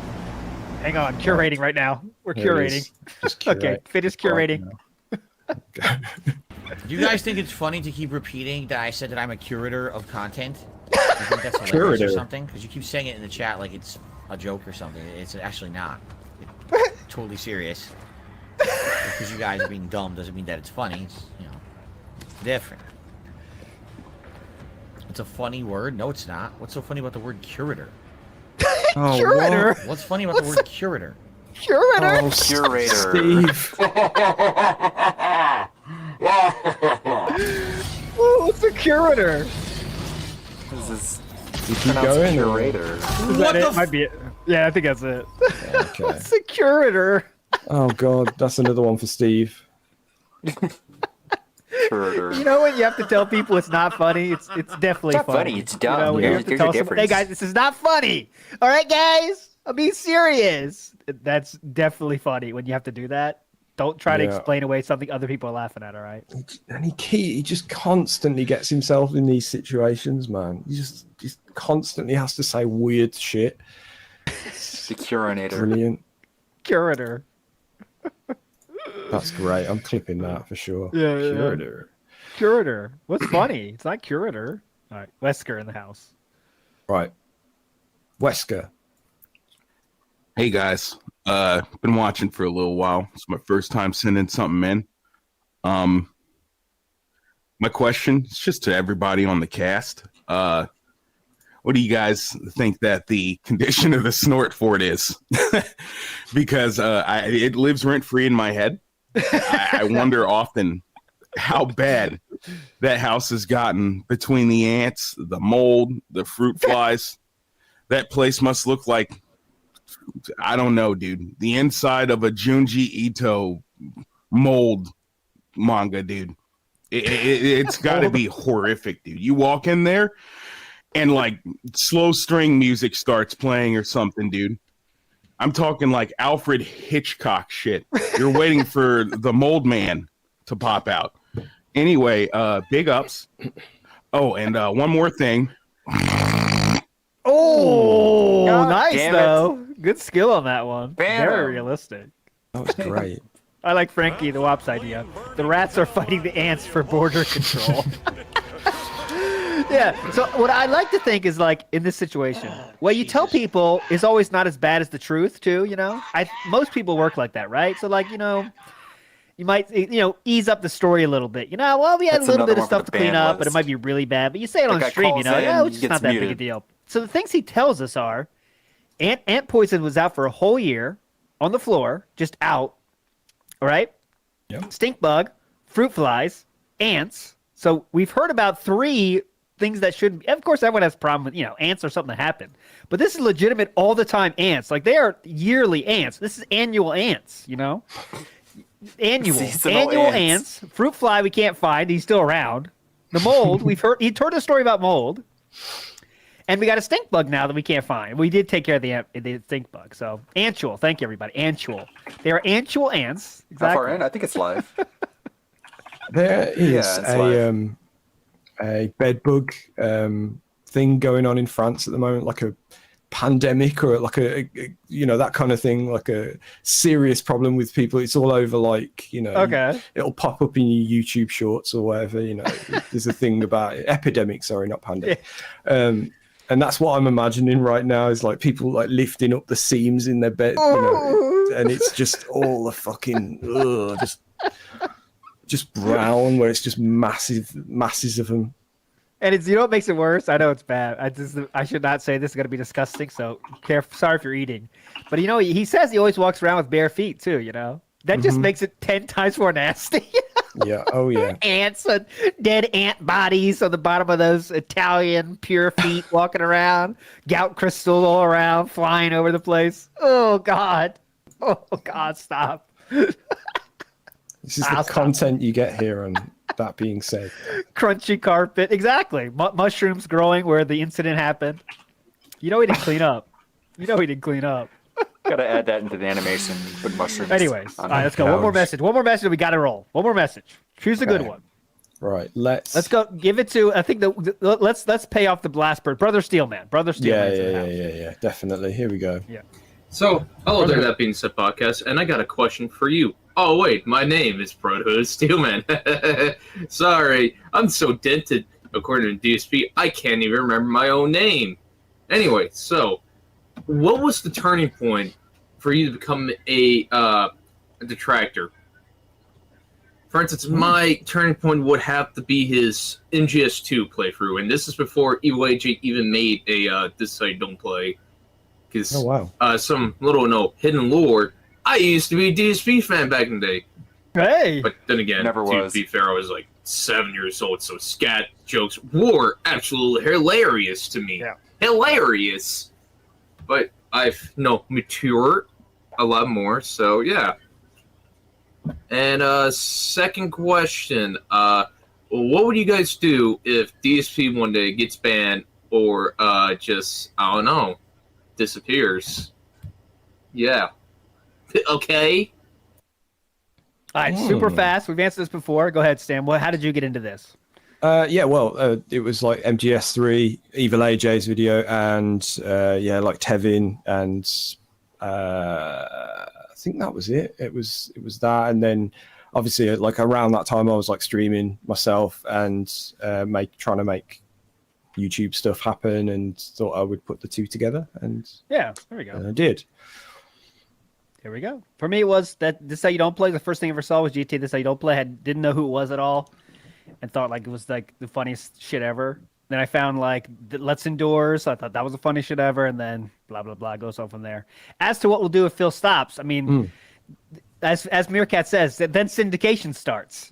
We can literally go through all the lore. All right, now this week we're going to talk about when the first time we saw Leanna. Then that's an episode, and it's endless. It never ends. I guess it just becomes like an amalgamation of like the Dead Sea Scrolls. It just becomes like we've dug this up that we thought we'd find interesting, or that kind of stuff. And then but I think we'd keep going. Like we'd probably start branching off and just chatting amongst ourselves and stuff. I think we do something. I think we'd miss it too much at this point.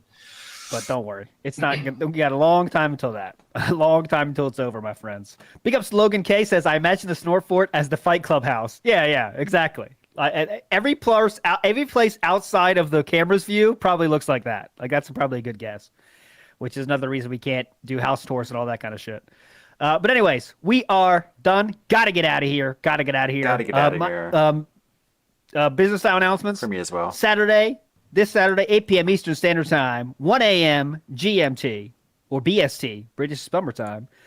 That Dead Sea Scrolls with Ski Sonic in the house. Ski Sonic is the guy that said, listen, dude, you got to shut up when I'm talking. That's Ski Sonic, the person that Busted on Phil when they were doing commentary together. In the House, Density Scrolls on Saturday, 8 p.m. Eastern Standard Time.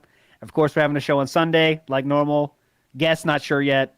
We'll keep you updated on that. Remember to get your fan fictions in to the links down below. Blah, blah, blah. Sam, send us home. Okay.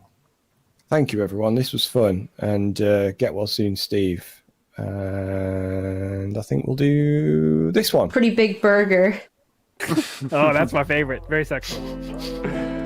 Thank you. That being said, pause that one. Let's take a look at who's on Twitch. We can go raid. There's Shroom Dukem. We got Marked One. We got Perez. Let's see what Perez is up to. What's he doing? Hopefully I don't have to watch ads. I probably will. Oh no. Oh, no ads. It's playing World of Warcraft. The Razormains to the northwest came into my camp a few nights past. They would not meet me in combat. Watch an old classic. Are bad. A few distracted me with snorts while others stole from me. The cowards. Snorts already? They took an iron chest, and within it was some forged steel bars. Oh, it's modded, so it reads the quest. Them, then I will give you the weapon you seek. Search for the Wait a minute. Do I get a weapon? It reads quest descriptions. That's cool. I'll take it if I get that free weapon out of this. Can't remember this novel. I should check that out later. How about maybe Marked One? I don't know. What do y'all think? You like elements? Elements. It's playing Armored Core. What Shroom Duke I'm doing?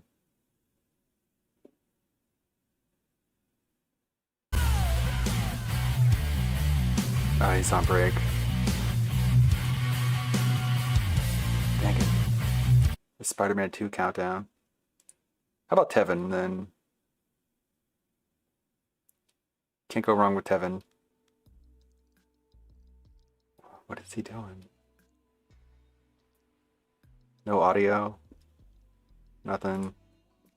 Alright, sounds like Perez is the one to go with. Let's watch some modded Warcraft, or you can go wherever you want. Yeah, sure. Costumes ideas later. Raid. Perez. GE, and he's watching Joster Plays. Only smoking today. This is how you don't play of Mortal Kombat. May the good blood guide your way, everyone. I'll see you tomorrow.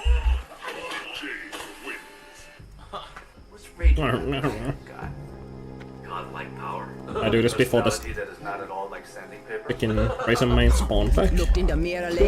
Go. What the hell? Ludwig is here. Big ups. Welcome to the super exciting classic I'm playing at the moment. The way to play the game is to have multiple drinks and hope for the best. A little bit late to the party of this. I do have a